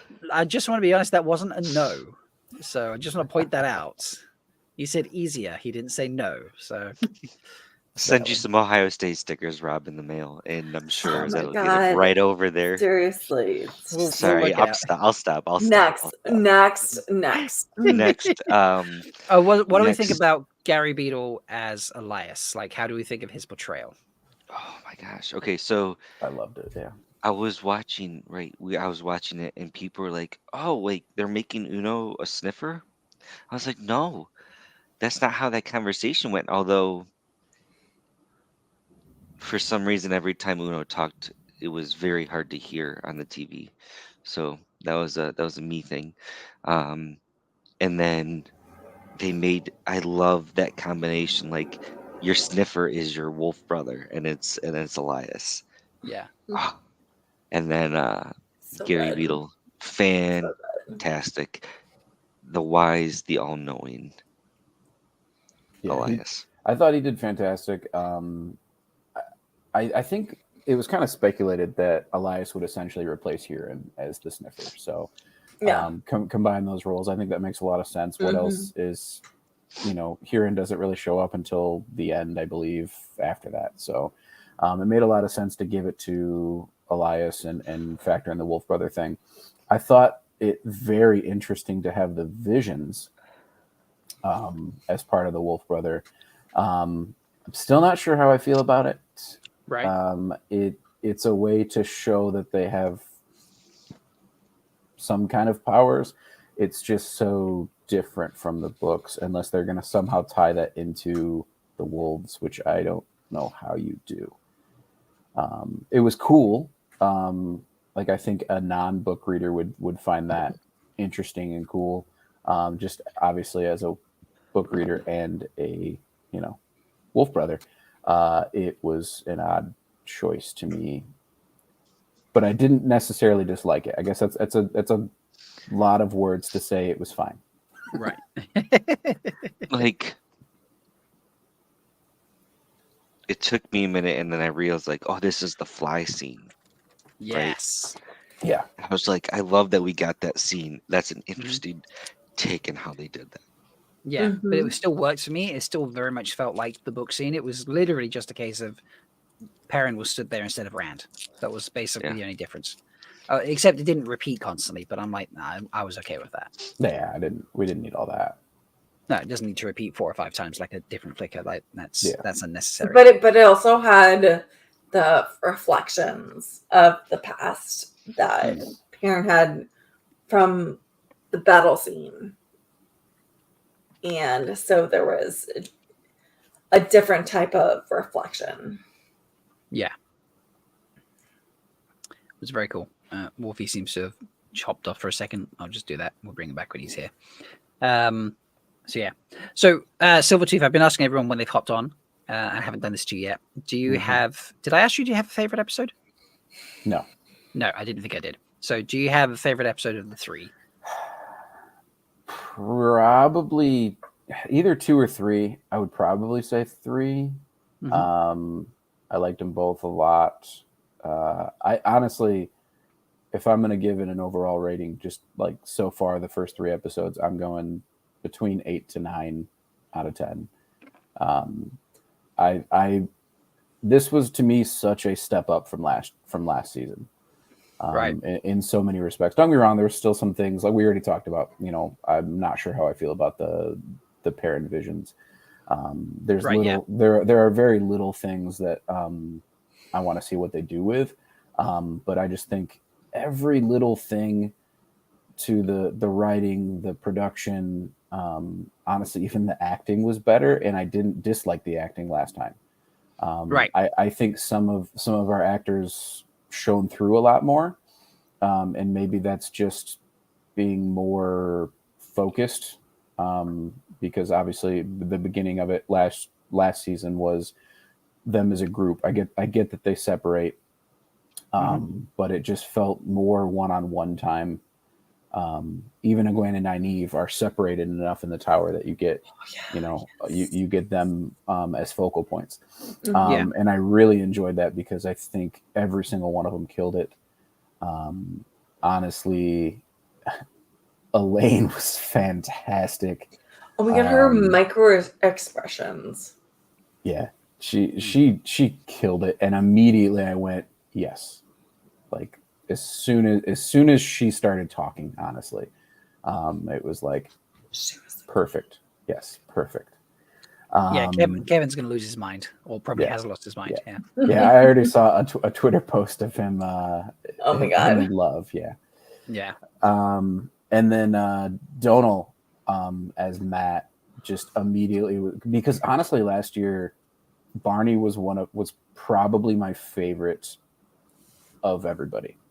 I loved Barney last year. So I had faith in Donal. It's just one of those, like, I needed to see it.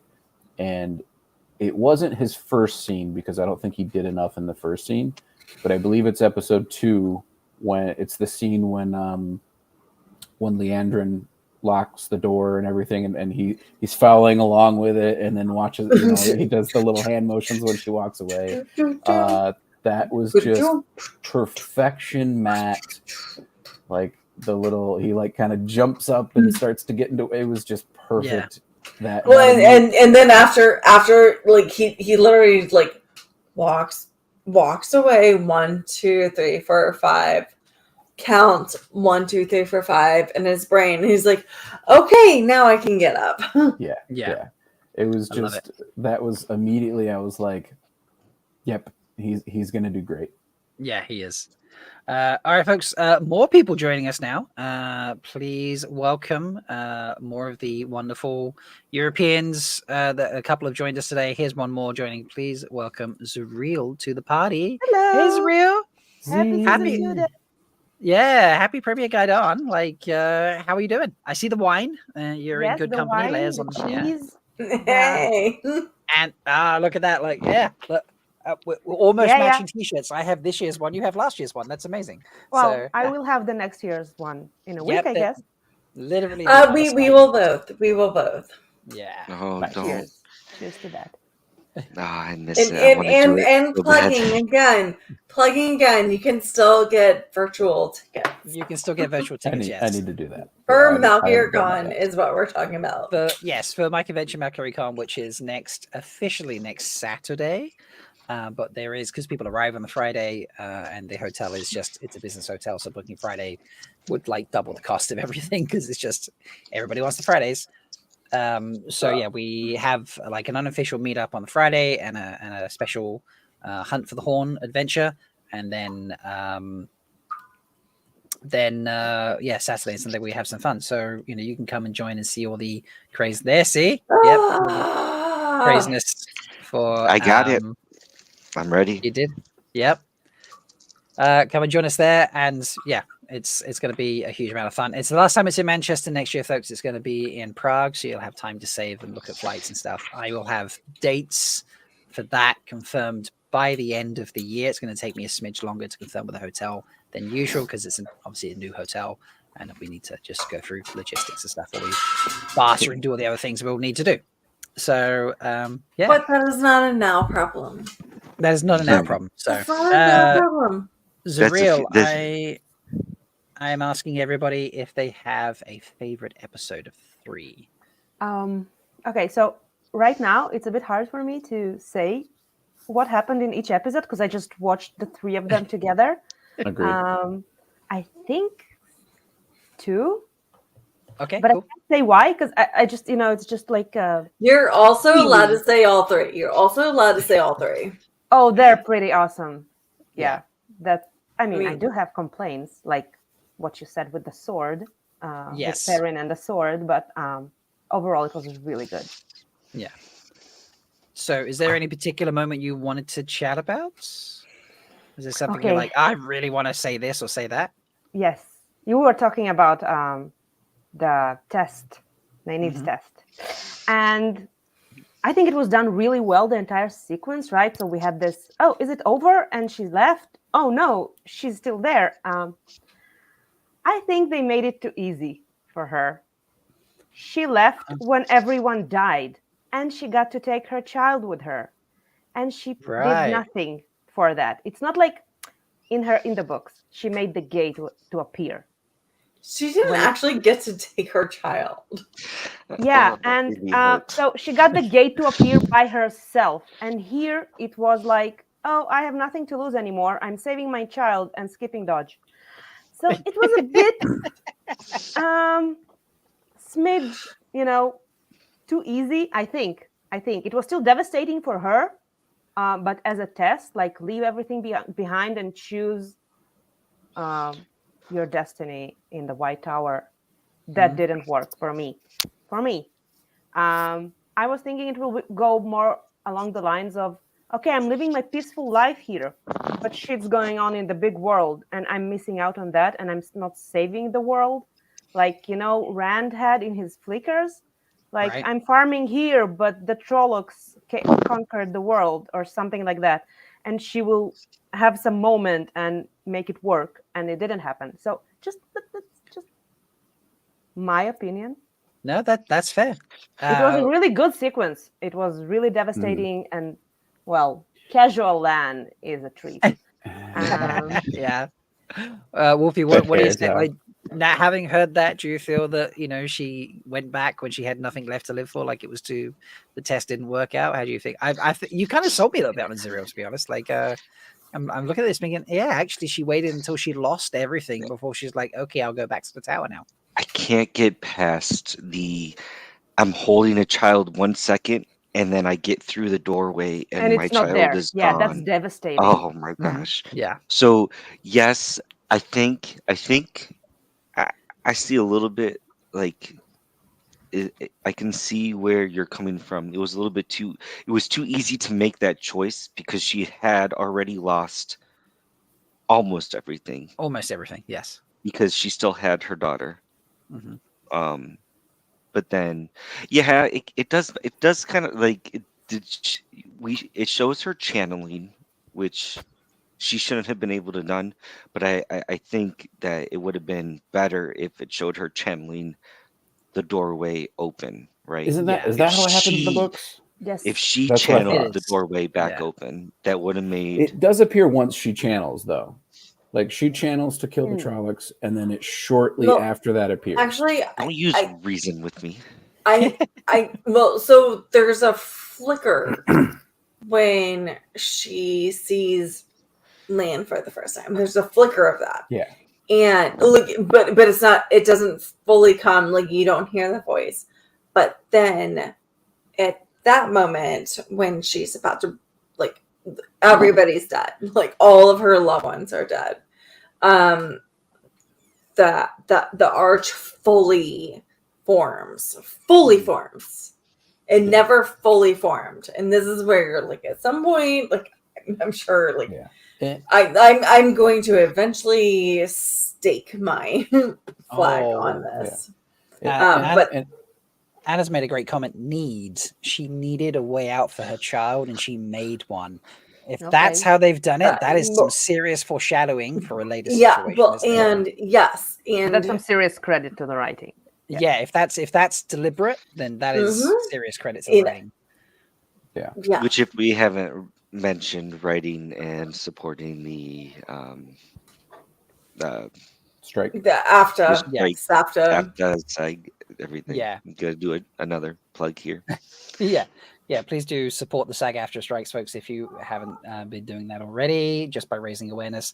There's links to everything in the description. I put them in all my videos, so you'll be able to find them on any of my videos that have been made since the strike started.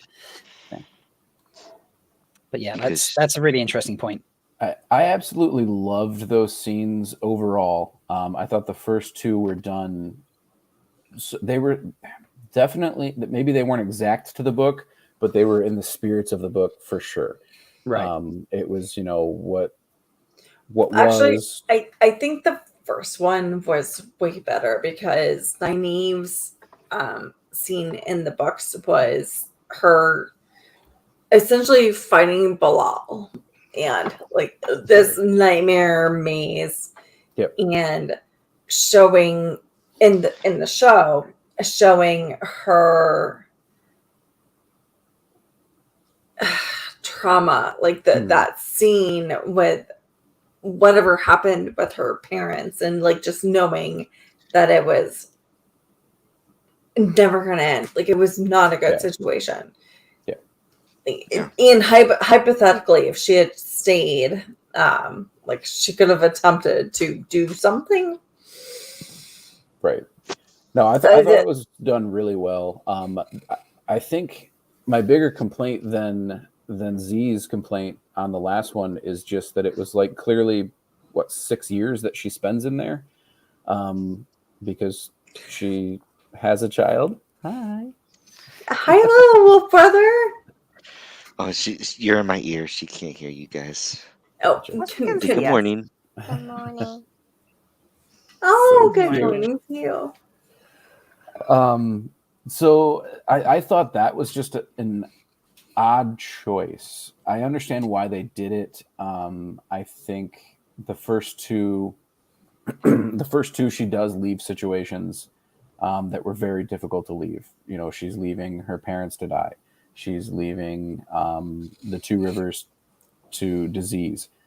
So I don't think they necessarily had to do that in the last one. I think the trauma of having had that child, thinking she's bringing that child with her, and then ultimately losing that child is going to be enough to drive the point home of her continuing to hate the Aes Sedai, and hate the tower and everything else.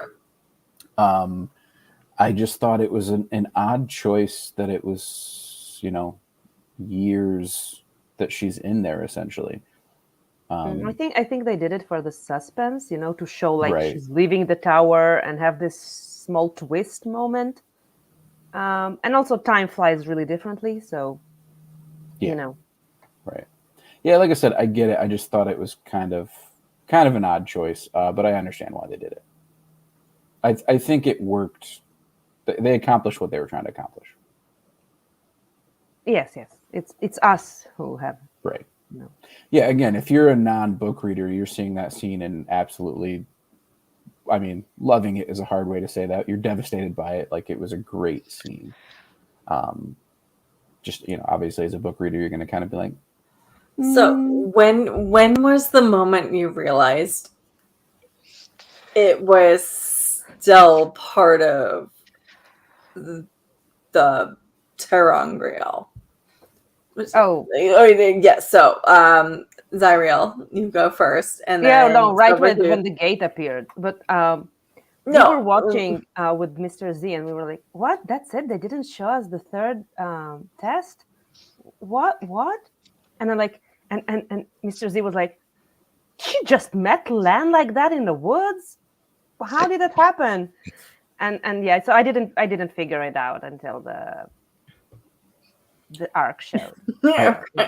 I think it's when she leaves Egwene, for me, is like when they have the conversation and then she actually leave. Well, as soon as I saw her like she's actually leaving the tower, and then I went, no, this has got to still be the scene. Mm-hmm. Yeah. Smart. My wife had it pegged the whole way through. I didn't realize it until I saw Casual Land, because Casual Land is like an oxymoron.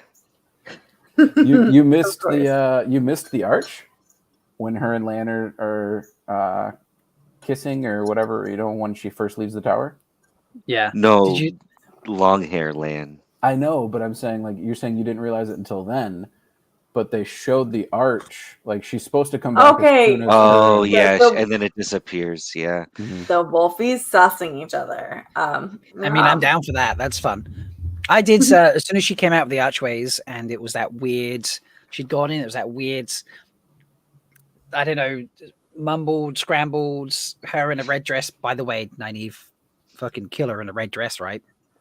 So, oh my god, I want Nynaeve in a red dress. Yeah, she's so beautiful. I don't. Yeah, as soon as she came out of she's that, gonna be beautiful in whatever she wears. Green. As soon as she came out of that and had no memory of what was going on and stuff, I was like, that doesn't fit with any style choice that's gone previously with the two other archers.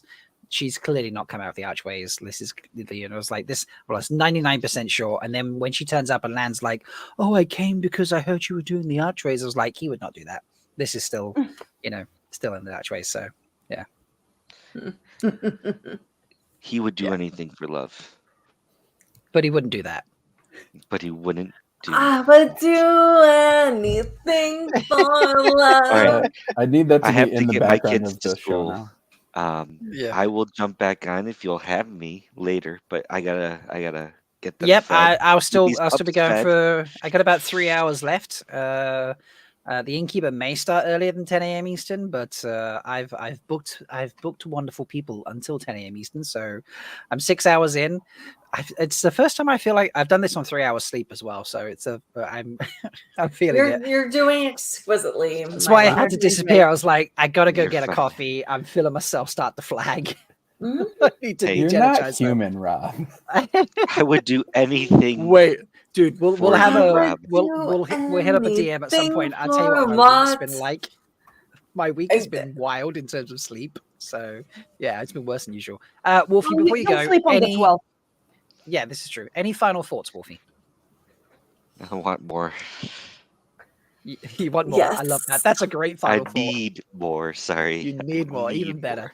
Even better. All right. Go have fun with the Mhm. Cubs, and we might see you later. We might not. If not, I appreciate all your time. And just go have a great day and enjoy more What. So Thanks for having me. see May you you later, know buddy. good hunting. Thank you. Ooh. See you, buddy. Oh, wrong button there. There we go. Joshua thought I was taking a quick nap. I gotta Power figure nap out. for Rob. I gotta figure out something like the Innkeeper's been doing, because like on his 12-hour segment, he's got Brian the Gleeman and Anis both running parts of it, so he can take breaks. I feel like they're probably gonna do like 2 hours a piece or something. I don't know what they're doing. I gotta figure out a way to do that next time. Maybe yeah. coffee IV. Coffee IV. Oh, that's a good idea. Or maybe I could just or drunk roof mistress. just do more than 3 hours sleep next time. Yeah. While we're talking, people are coming and going. I think Silvertooth just had to turn off his camera for a second. I'll bring him back if he turns back up. But please welcome, folks. We're adding more Europeans to the stream, so please welcome Elliot, who is snuck in on. Hello, everybody. Hello. Hiya. Yeah, it's my if my boss is watching, this is my lunch break. It's an early lunch break that I'm taking. Yes, that's that- what's So I going on. took yesterday and today off of work. So I can Elliot's boss. I Wise. can validate, because when he was just like, I said, "Hey, do you want to come?" and he's like, "I could probably sneak in a very short visit on my lunch break." That's exactly what he said to me. Excellent, So yeah, so secret, like nobody tell anybody. Yeah. Still to the flame. Still to the flame. still to the flame. Yes. So Elliot, you've watched all 3 episodes. I have just recently just finished episode 3. That was going on. Actually, sorry. I finished that way before I started work. Actually. Yes. Yeah. How are you handling this? So there's episode 3 is extremely fresh for you in that case. Then It is. Yes, I'd say Yes. the most fresh. I saw the first 2. I was lucky enough to go to the sort of premiere thing they did in London. Nice. To see the first 2. So that it's been a long, like 48 there was hours a between premiere. then and 3. Explain a little bit about this. Oh, it was brilliant. It was they put on, basically Becky messaged me saying like, sign up for this. Who's Becky? You'll get Sulin. Sulin, I should say Sulin, yeah. And was like, sign up for this. You know, we can see the first 2 episodes early. And then we were lucky enough to be put on the guest list, went to a hotel. They had a little like place you could take photos, dress up. And then we all sat in a nice little cozy cinema and watched the first 2 episodes with popcorn, free drinks. It was nice. Sounds a lot like. Did what we you in dress up? last year? I didn't dress up because I had to come straight from work, but the people that did looked amazing. They really did. Becky / Sulin came as an Aiel, and she was telling me how she had like Oh, she didn't do blood-soaked- her Elaine. 'Cause No, she her didn't. Elaine is epic. Is very good, yeah. No, she had blood-soaked bandages on, and apparently, while walking in, people were asking if she was okay. So they must have looked pretty authentic. yes, I agree. All right, so I'm asking everyone when they turn up, Elliot, what is your favorite episode if you can pick one? Oh, favorite episode. 1 and 2 are kind of blurred in my mind a little bit because of the screening. But I'm gonna go with 2, and I'm gonna go for the simple reason that Elaine is perfect, and I thought her introduction was brilliant. And yeah, episode 2. Are you previously an Elaine fan, or are you an Elaine fan now because of the show? I never minded Elaine. I thought she had her moments, but I think the new portrayal is gonna be fun to watch. Yeah. Nice. Any moments you disliked? Because we've talked about a couple. Zariel had one with the final test for the archways, and I have one with Perrin's sword. And I think it's a collective gasp around Uno. Yeah, that was a big one. Belldoman's upper lip. yeah, there we go. Yeah, Silvertooth has Belldoman's. We each have like a small one, and then like we're all of us are like Uno. Yeah, I can see the point with the cause I was listening before with the accepted test. I feel like they could have made that more heartbreaking at the end. Like I know she carries her daughter in and then her daughter's not there, but I think They could wait, hold on. You said they could have made it more heartbreaking. they could have. Seriously? I think if she'd been forced to like walk away from her daughter, it would have been like more of a choice. Yeah, well, okay. Or yes. still alive, Lan. Or still alive, or like a dying Leaving Lan or something. before Yeah, they die. Yeah. Yeah, exactly. Like Yeah. Lan and Mark Ugh. and Matt all being like really Ugh. struggling to Ugh. defend themselves and each other, and then and they're, then like, the gateway appears. needing a fourth person to hold the line, and then she's like, "No, I'm sorry, I got to ditch," because and she knows by ditching they die and her daughter dies. That would have been worse. That would have think, been so though, much worse. They accomplished that in the first two. In the whole, Well, I like mean, said her earlier, daughter dies regardless in the visions.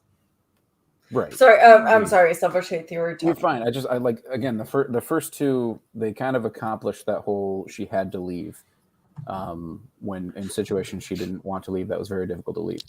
So I think instead of rehashing that same concept in the third one, they went with what they thought was more visually devastating, and watching her husband and two great friends die, and then trying to carry her daughter through, and her daughter not making it. It's not just visually, like it's viscerally. Right. Yeah. Like, Yeah. like it Yeah. hurts the core. I think I'm still on. You have to choose the tower over everything, and like Zariel said, when she got here, she chose the tower after she'd lost almost everything. It felt more of like a choice that the last battle's coming anyway. It's like either she's more prepared in the sense of becoming an Aes Sedai, or she's less prepared, and you've got that alternate future. Well, and Zariel, I'd love your opinion on this. Is the fact that the Trolloc attack was inevitable based off of like Nynaeve knowing that the last battle is going to come, or is it something different?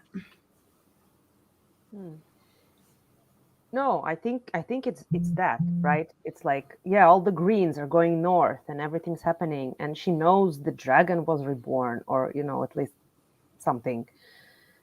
So yeah, she's just waiting out the last battle in her cozy home with her friends, not Nynaeve. Agreed. That actually isn't my pick though for like a scene that I didn't like. Oh, okay. Yep.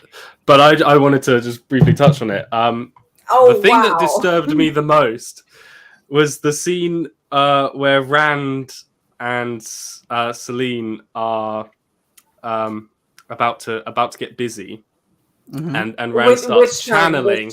Which time? The last time, and he starts channeling, and he comes at the camera with his sort of mouth open, and I don't know if anyone's seen Peep Show, but it just reminded me of like the kissing scenes from that, where people just come at the camera, like, because it's all shot from POV, and that I was just a bit like, Just be like, I'm not a fan.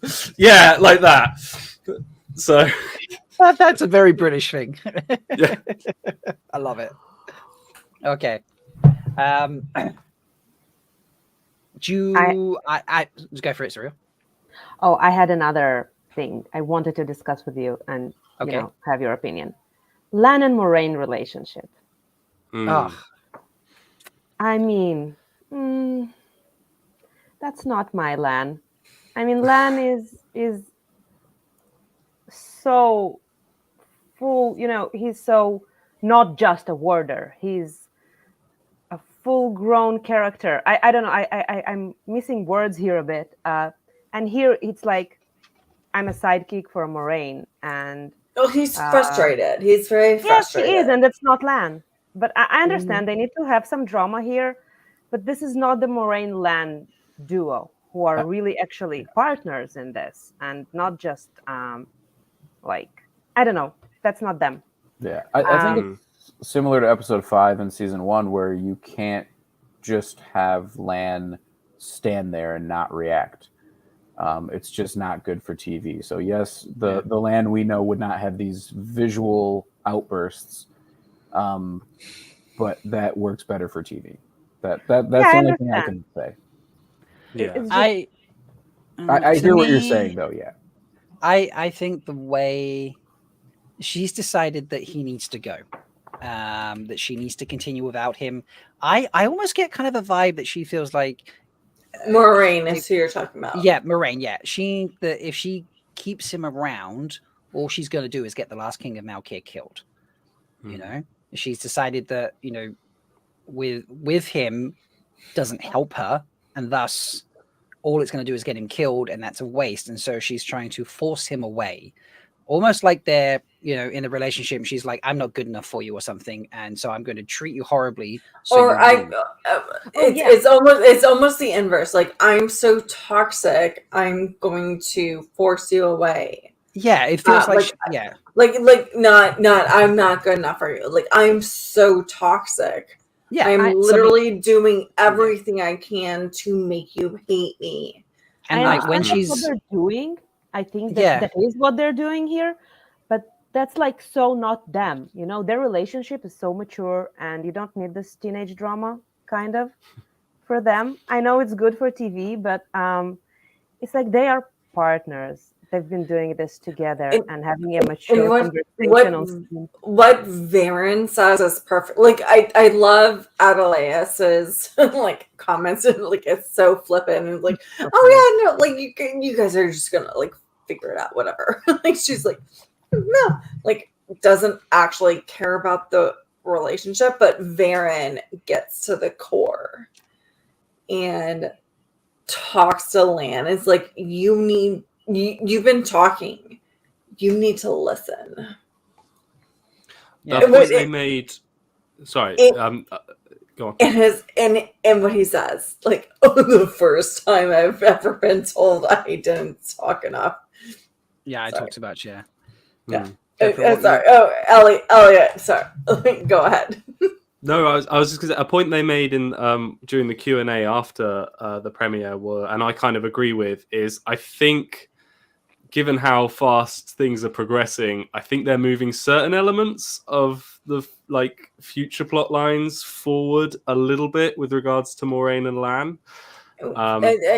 Do include us, because we weren't there for the. He's telling us. He's telling us. Okay. I think that certain events towards the end of book 5 maybe being brought forward, and we're full spoilers here, Elliot. You can say we're full spoilers. Okay, well, yeah, I think that pushing away is going to link to that. I reckon that'll be a season 3 kind of revelation. Well, she mentioned in this episode 3 that she'll force Alana to take your bond if needed, or whatever.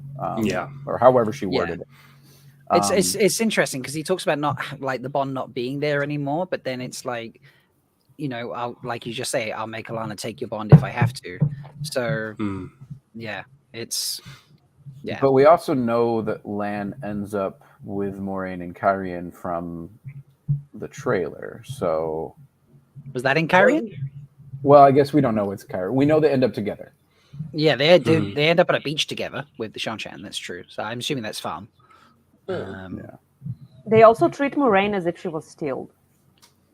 Yes. I think they're playing off that she thinks that. That was my guess. I'm completely guessing. But if it is so, then that was some hell of a shield, because usually shielded people can feel the swords. I can't remember who it was earlier, but someone who was on earlier, we got talking about this, and they reckon that she is shielded. There was a comment that made me lean a little bit that way. I can't remember what it was. But do you remember when Swan in the cold open was untying knots in her father's? Yes, that she was but she couldn't see them. That she will be able to untie the knot on the shield on Moiraine because it's tied to a sardine, and obviously she can't see it, and that's how she gets unshielded. But there was a comment made about her. The big speculation at the end of season 1 that Swan will untie it. But it doesn't feel like a shield, right? So when Liandrin shields Nynaeve, she said, "Oh, you can feel it, but you can't touch it." Yeah, and Moiraine probably can't even feel it's there. So it's very that's different. why. Yeah, that's Maybe why I this lean on idea- stilling. I lean on stilling because of that reason. She can't feel it's there. She should be able to feel it's there.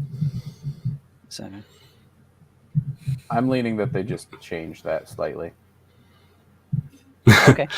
I think they I from what I remember of the two scenes visually, what Liandrin did to Nynaeve and what Ashamal did to Moiraine looked very similar. So I don't know if that's kind of like a little nod towards, giving us the answer there. But I think it looked very similar with the sort of way the weave sort of like looked like a net sort of enclosing on the person. yeah, Mm-hmm. it's a mixed bag of things, isn't it? I guess we'll find out. So I don't know. Was there anything? I mean, how do you feel about Guy? I want to start a campaign for Guy or Uno as Hero as the Horn. Sorry, I keep saying Guy. I mean Uno. Well, he's your best friend.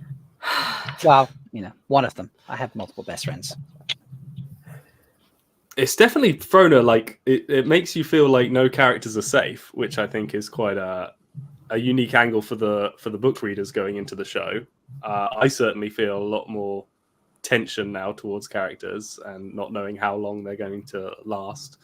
So I can understand. I was really just starting to love Uno's character. I thought his season 2 portrayal in the first 2 episodes was making him putting him way in front to be a fan favorite. And so, because I was going to say, I think that the real success of season 2 for me so far is just how much the side characters are feeling really well developed and have really interesting personalities of their own and are shining. And I guess they put the time into doing that just to break our hearts at the end. But yeah, I mean, it seems like it. Yeah. So okay, so you're loving Elaine. Anybody else that's a surprise love in the episodes for anybody? I didn't expect because obviously season 1 did that to us a lot. I now seem to be quite a fan of Masima somehow. That one scared me a little bit. Yeah, I mean the dude was skilled even compared to everybody else. I mean the actor is fantastic. He was incredible in The Last Kingdom. So I'm not surprised. I guess just based on that. I figured I was going to like him. I really like Ingtar, and I guess I shouldn't say that I'm surprised by that, but I actually really liked the portrayal. I saw somebody on Twitter complaining about him, and I disagree. I thought so much foreshadowing. Ingtar did great. Oh, there is, isn't there? And their conversation about maybe you should ask, we won't like the answer, but maybe it's worth asking the question of why Thane is evil. Yeah, it's a slightly different take. Everything he says is a foreshadowing. Yeah, and I liked it because I mean, in the books he's kind of more angry and fervent. Am I saying that word right? Yes. About trying to get the horn back, and this is much more of a again, if you know what's coming, again, there's foreshadowing. He's kind of resigned, and I think I like that portrayal better actually. Agreed. So and scarily, I don't want to, but I have sympathy for Liandrin and the situation with her son, and that I didn't want to have that, but I'm I can't help but feel a little bit of that when I've rewatched it. I was like, I don't want to feel sorry for you, Liandrin, but honestly, I do. One of the highlights in acting, I think.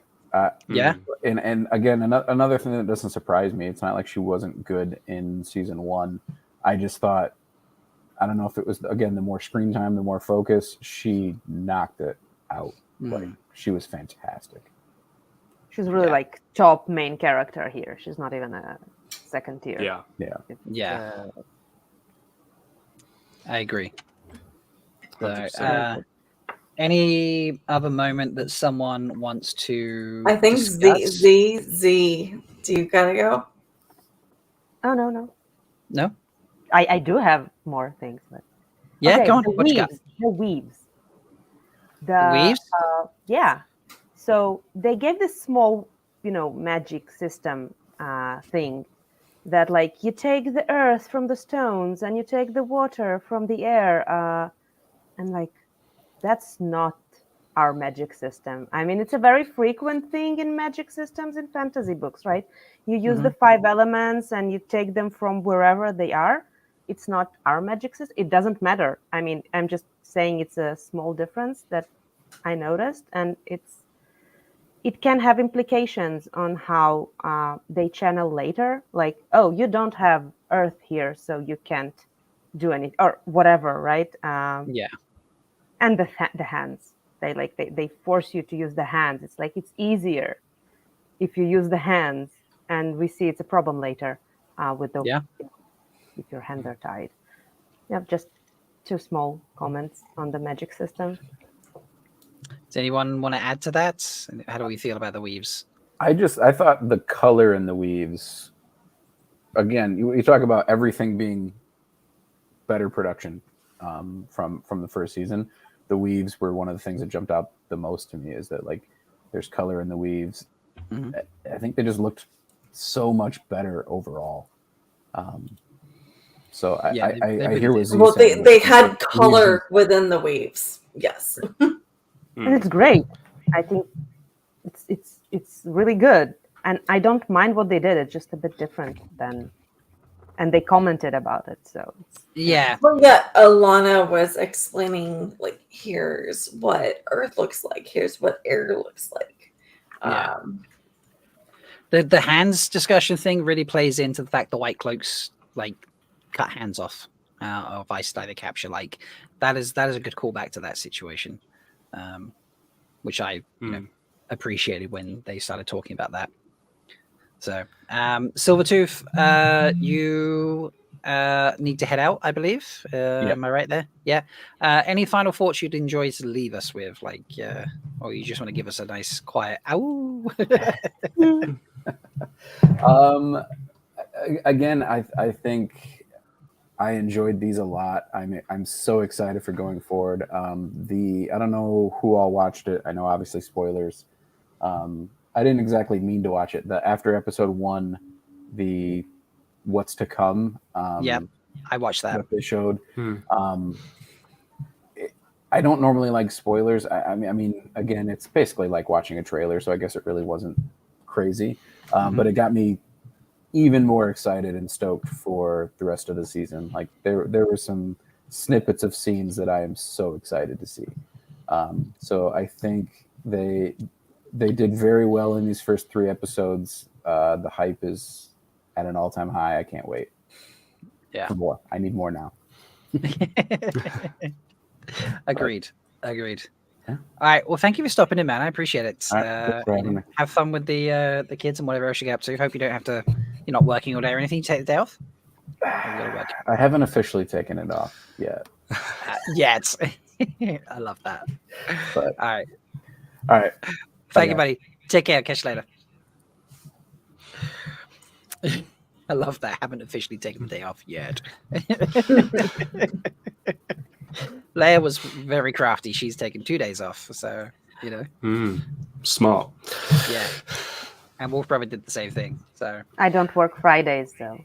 Well, but I did something stupid. I agreed to adopt a cat, so I may need to pop out quickly at some point. That's perfectly fine. That's quite okay. I mean, you've been here for. I mean, yeah, you're here for like how many hours already? I think they've done like 4.5 hours, something like that. You know what? I'm here. I'm supporting Rob on whatever side he's on. Yeah, that side. Yeah, there we go. Yes. So we could. I mean, we've run through a reasonable amount of the episode stuff by now, but I'm happy to go over things. We've not done a huge amount about Rand. Really, we've talked about Rand's and his whole. We have not. His personal interactions with Celine, but well, they mentioned that why he cut his hair short. Yes. Mm-hmm. Let me see if I can find. Even though people still are thinking that Aiel have, come over the walls and things, so not the greatest disguise. Let's be honest. Yeah, that's okay. So I need to go. I was looking for that scene with Errol. It's in the second episode. I had the first one up, third one up. So we just find that, and we can. It's very good. It's like I want to beautiful. watch the scene with him and Errol because that's so sweet and so tender. So I'll just hunt through and I'll find that. Well, it's so patient also. Him being accused of being an IL. And like he still doesn't even know what that means at that point. But I think he's been hearing it for months, so he's ignoring it gently because In the books, like he's heard it. Like everybody keeps calling me this thing like an IL. He doesn't have a context to it. He's like, no, I'm not an IL. Okay, cool. I'm just gonna go live my life. Yeah, but I think at this point he's like he's spent several months in Kyrian, right? He has. It's been like about 5-6 months. Yeah. And so yeah, he's heard about the Aiel and the Aiel War and whatever's going on there. So he should have the context right now. Yes, and he explains to the gentleman. He's like, yes, no, the IL war is ended. I'm not an IL. Yeah. We can watch that scene now, actually. I'll just play it quickly. All right. You can enjoy it.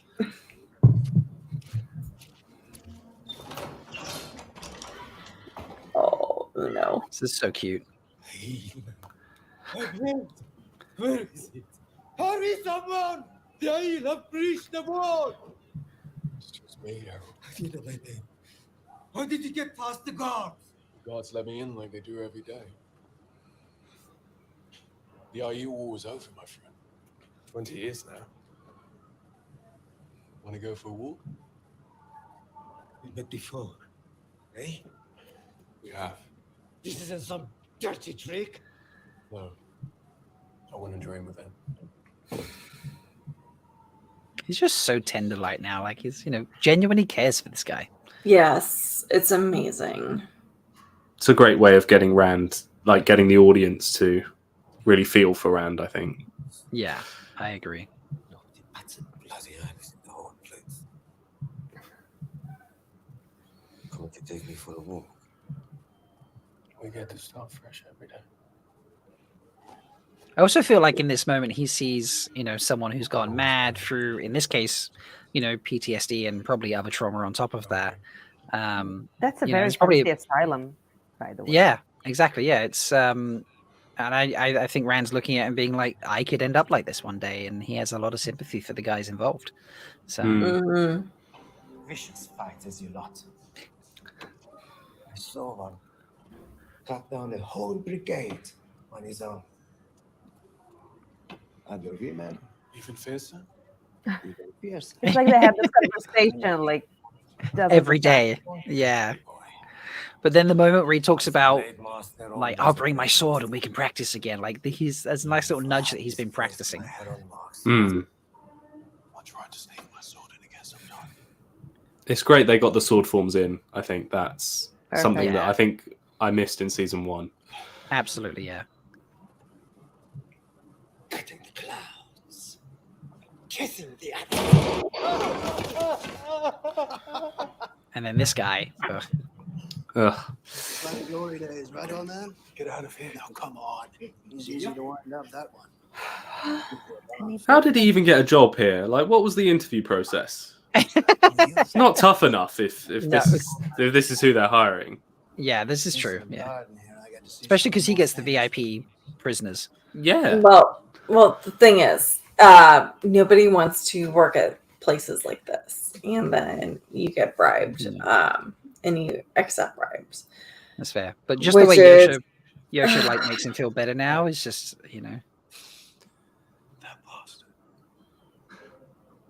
No, all of this is nauseating. Next time, I'll be ready for you. I want you here to my throat. Parting the theft. To put him off balance. If you've ever read anything about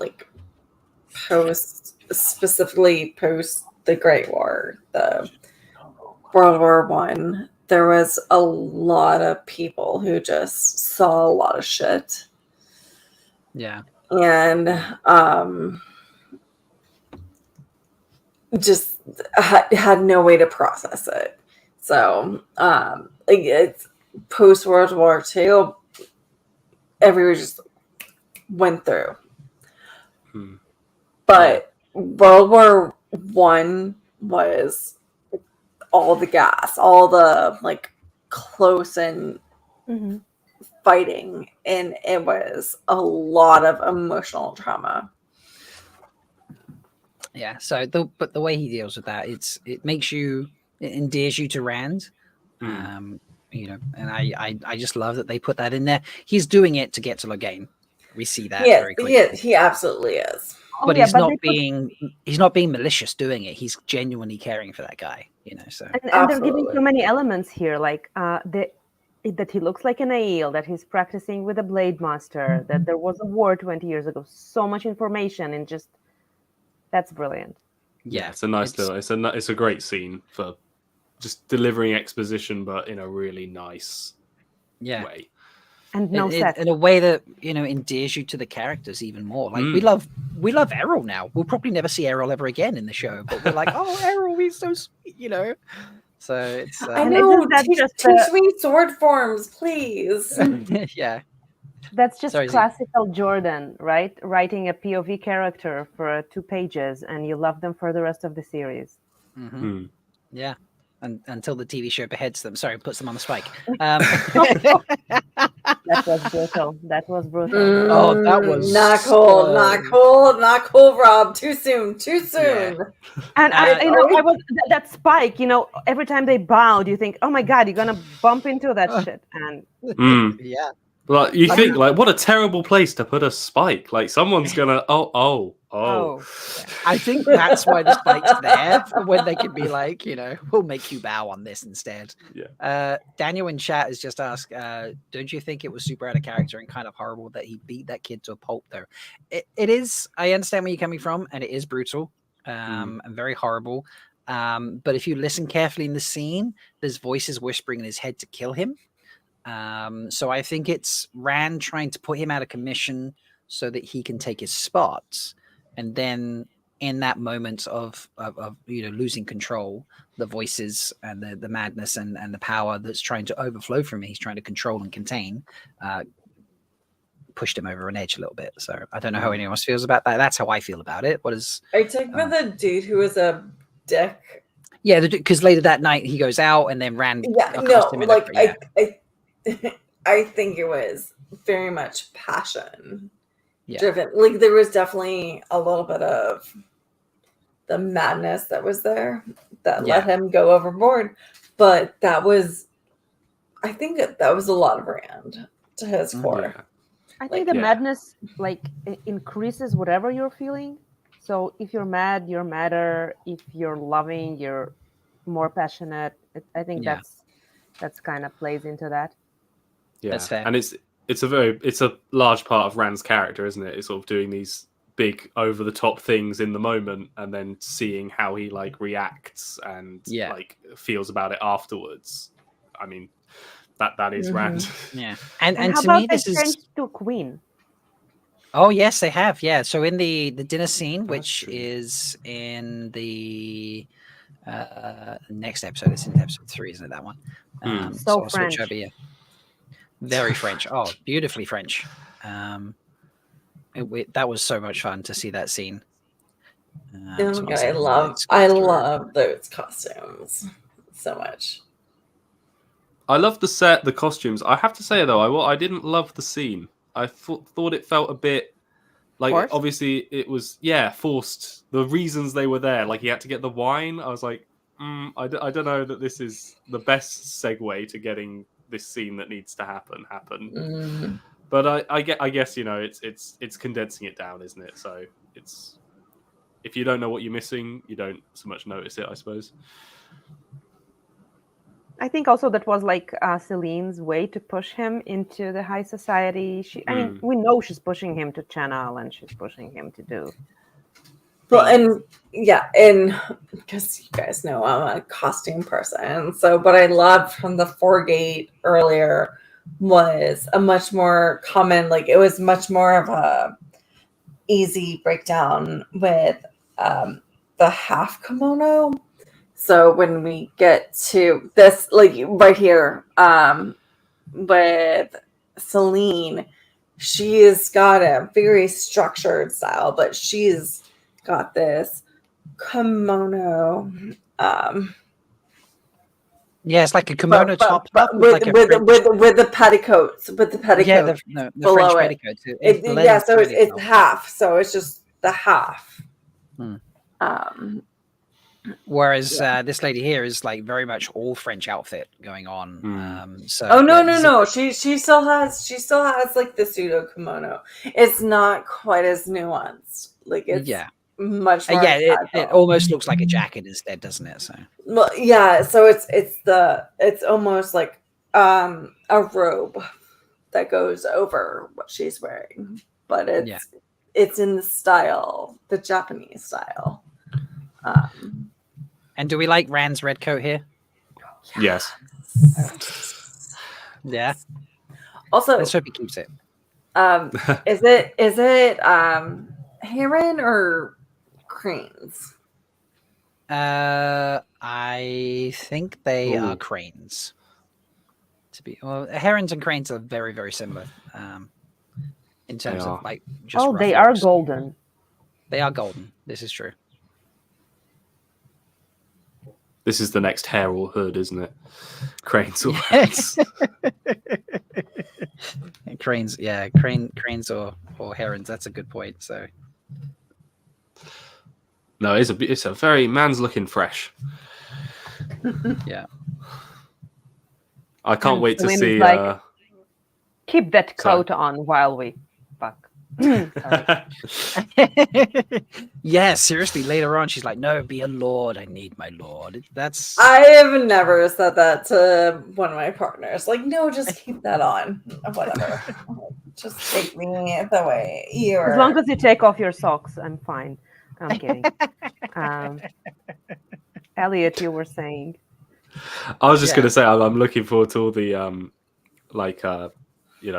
conventions and things. Seeing people recreate that coat. I think that's going to be fun. Can you imagine like having, because it's like up the inside of the sleeve or the bottom half of the sleeves to the elbow, and and look at them on like. Let's see if we can pause. I don't know. Well, okay, we pause here. I don't know. I can't zoom in on this on the screen, but I mean I can make it. Well, We'll all lean in. Go back like 3 seconds. Well, it's not going to do if you that. can. I'll have to. Well, when it's on the back. Yes. That's when you pause. Okay, there we go. It's a bit blurry, isn't it? I think these are cranes. And they are all different. They are overlapping, but each is in a different, a bit different. Yeah, it's an incredible piece of costume work, isn't it? Like, that needs to be on display. Now I'm looking at the front. So much embroidery. That's all embroidery, and that's like, holy God, that is difficult to do. I'm really not sure if I think they're herons. I really do think those are herons looking. So just let me pull them out. So just around here, if you look at this one here, I don't know how closely you can see that. Move the mouse away so the screen clears up again. There's a very bent neck, and then like coming to the beak, and that it looks very heron-like. So go to the back again. It's very blurry on the back. Yeah, I currently have a tab open, which is the main difference between cranes and herons.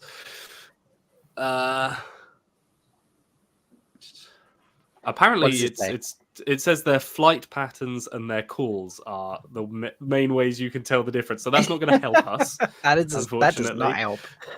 That is terrible. Tab, whatever. Yeah. So I'm going to say they're herons because it fits Rand more. It would fit Rand more. Giving him cranes would be weird. So. Oh, and we got that he's gonna be branded, and we got the fire sword and battle in the sky. Like in a one sentence, but all from Verin. Yeah. Oh, which so is pretty crazy.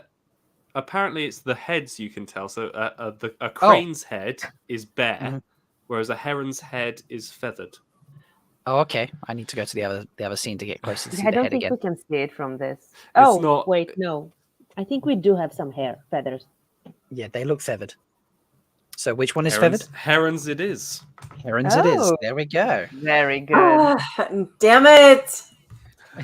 Rude. I mean, herons do make sense. It is Rand. If Lan were in this jacket, then cranes would make sense. So, and I feel like the costuming woman, haven't seen those interviews that she's done. Well, the detail that they're putting in, it sounds like they wouldn't make that much of a like they wouldn't put a crane over a heron. They wouldn't. Yeah, like we considering know they're the both mentioned. fandom. We know the fandom. They zoom in on everything. They will see Yes. the feathers there. Mhm. And someone will Google crane. They'll do exactly what we just did. Was They take will, yeah. 10 Yeah. fucking minutes to go through all those details. I felt very Dusty Wheel right then, I have to say. Just like before it explodes on Hey, Twitter, you let know me just what? settle this now. You Yeah. called it before the Dusty Wheel. Those are actually herons. And I want them to be cranes. I will accede to the Googles. To the Googles. So yeah, this is like you say though. This scene does work for me because it's not. There's not too much of like the game of houses and be careful who approaches you and offers you things and the burning of the letter. Like it's like a lot, but it's also not a lot for me.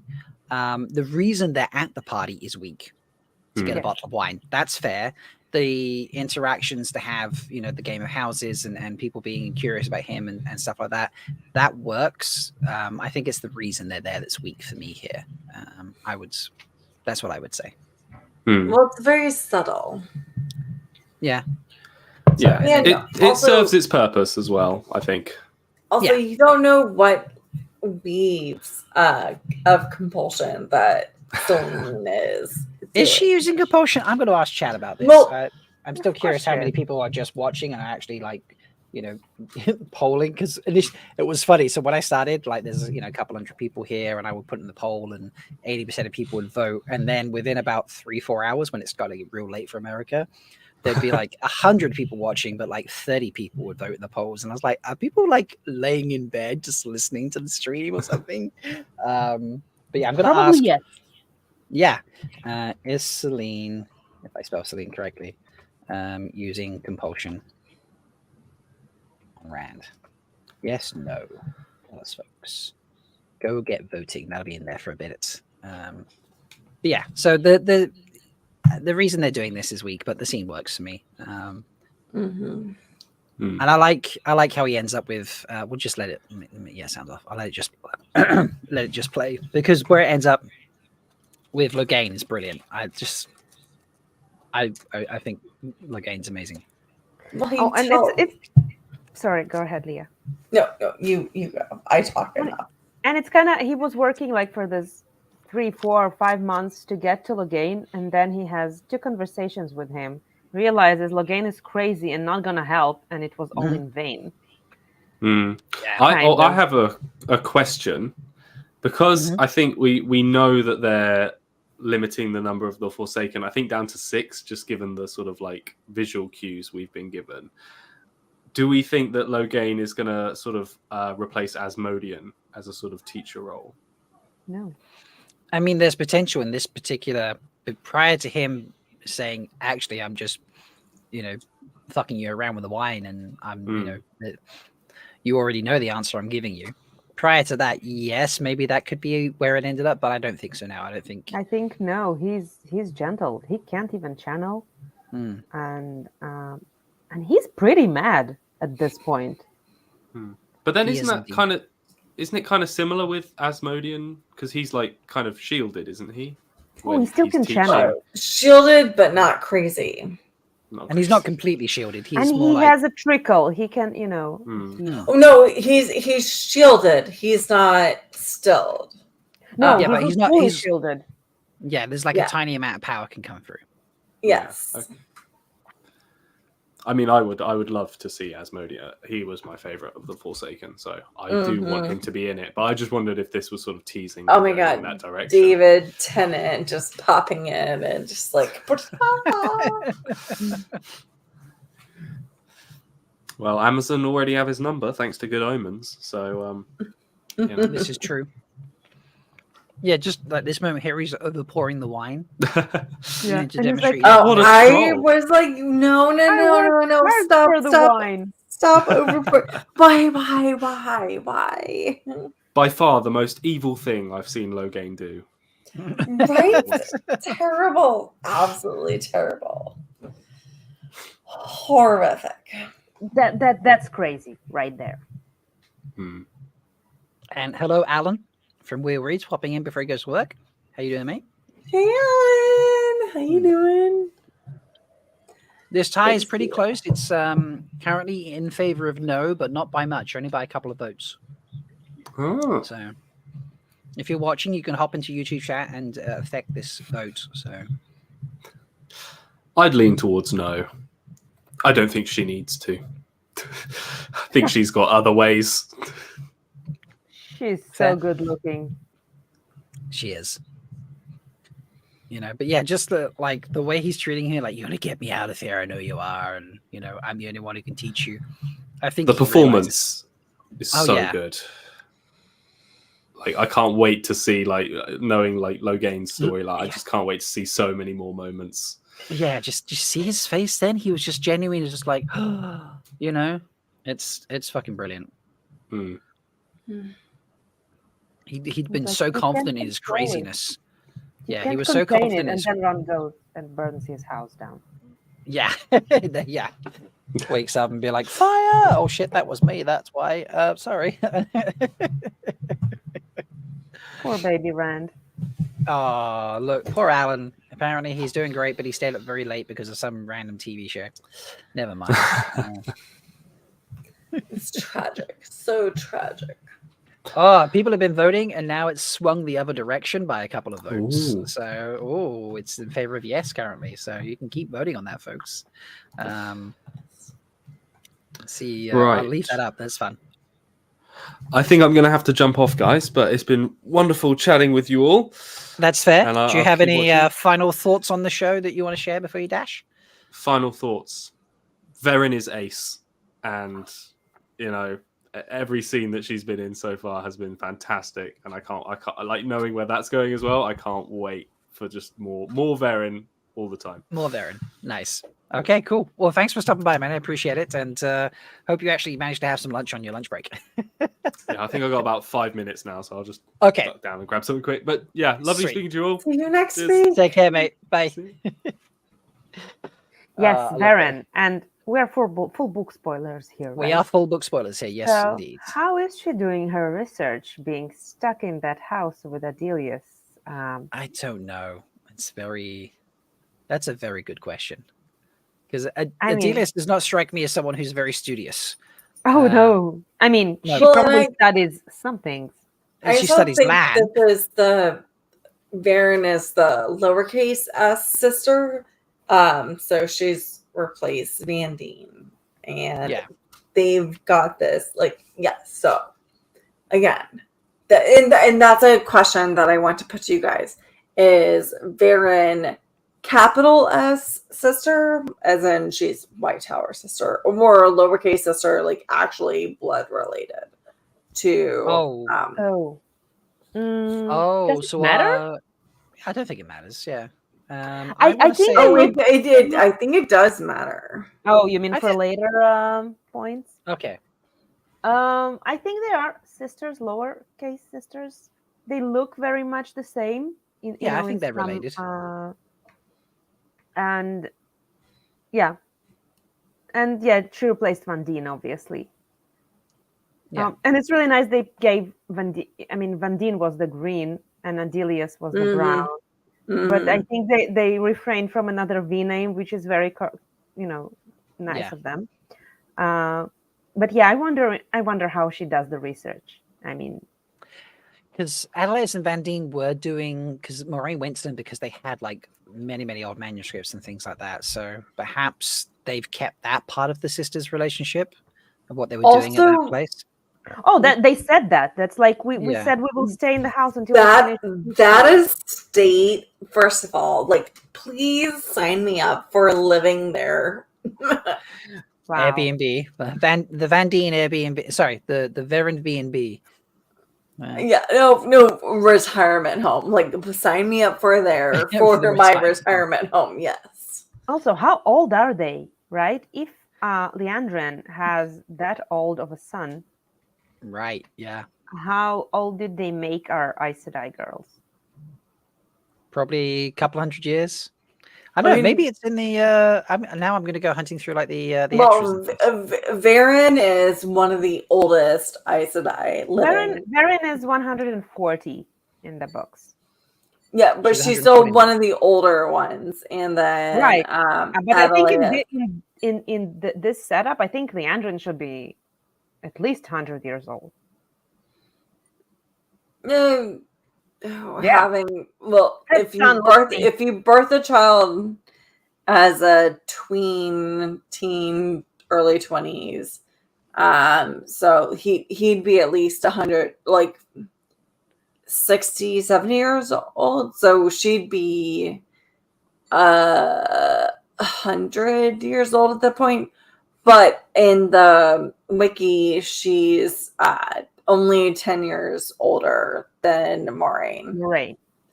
But that being said, so she's only they can 100 change it for the series, of course. Yeah, you know. but I think so, yeah. again, hypothetically, she's 100 years old ish in the series. So Verin looks much older.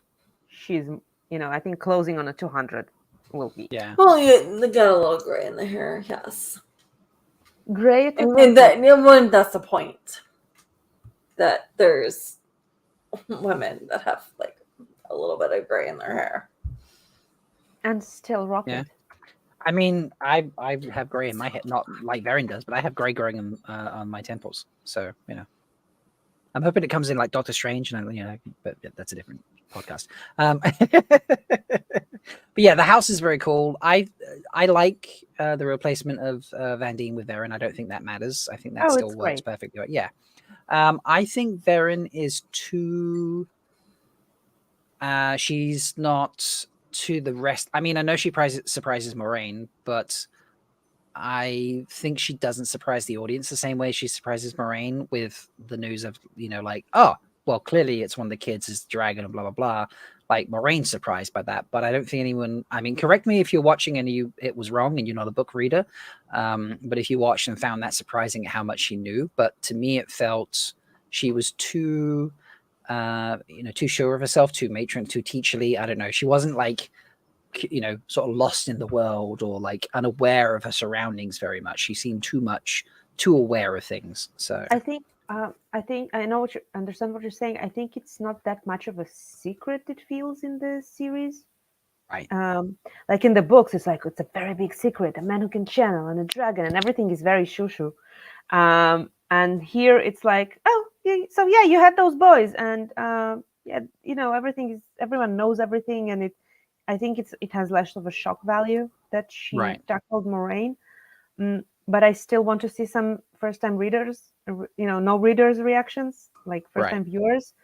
Yeah. In general, I want to see, because I loved it. Okay, and I'm seeing the plot lines, and it's a combination of I know where it's going. On the other hand, I have no idea what's going to happen next because it's different enough, so it will be suspenseful.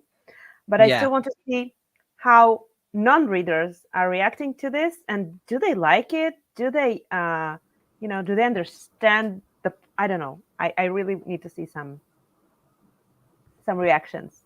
Yeah, that's fair. Leia, how are you doing? It's getting very late for you. Would you like a nap time? Is it maybe? Oh, doing well, okay? I actually have to go pick up a kitten. I was thinking maybe you had to do that soon, hence why I was like, maybe you want a nap or something. If you've got to go get the kitten, perhaps. Oh, no, actually, I just got the text that. Oh, right. Okay, that's cool. Well, you've been hanging out for like 5 hours or something stupid like that. I thank you so much. And you dressed up. You look stunning. You're a champ. Yes, indeed. So thank you so much, Leia. What are your final thoughts, as I'm asking everyone, what's your final thoughts before I let you leave?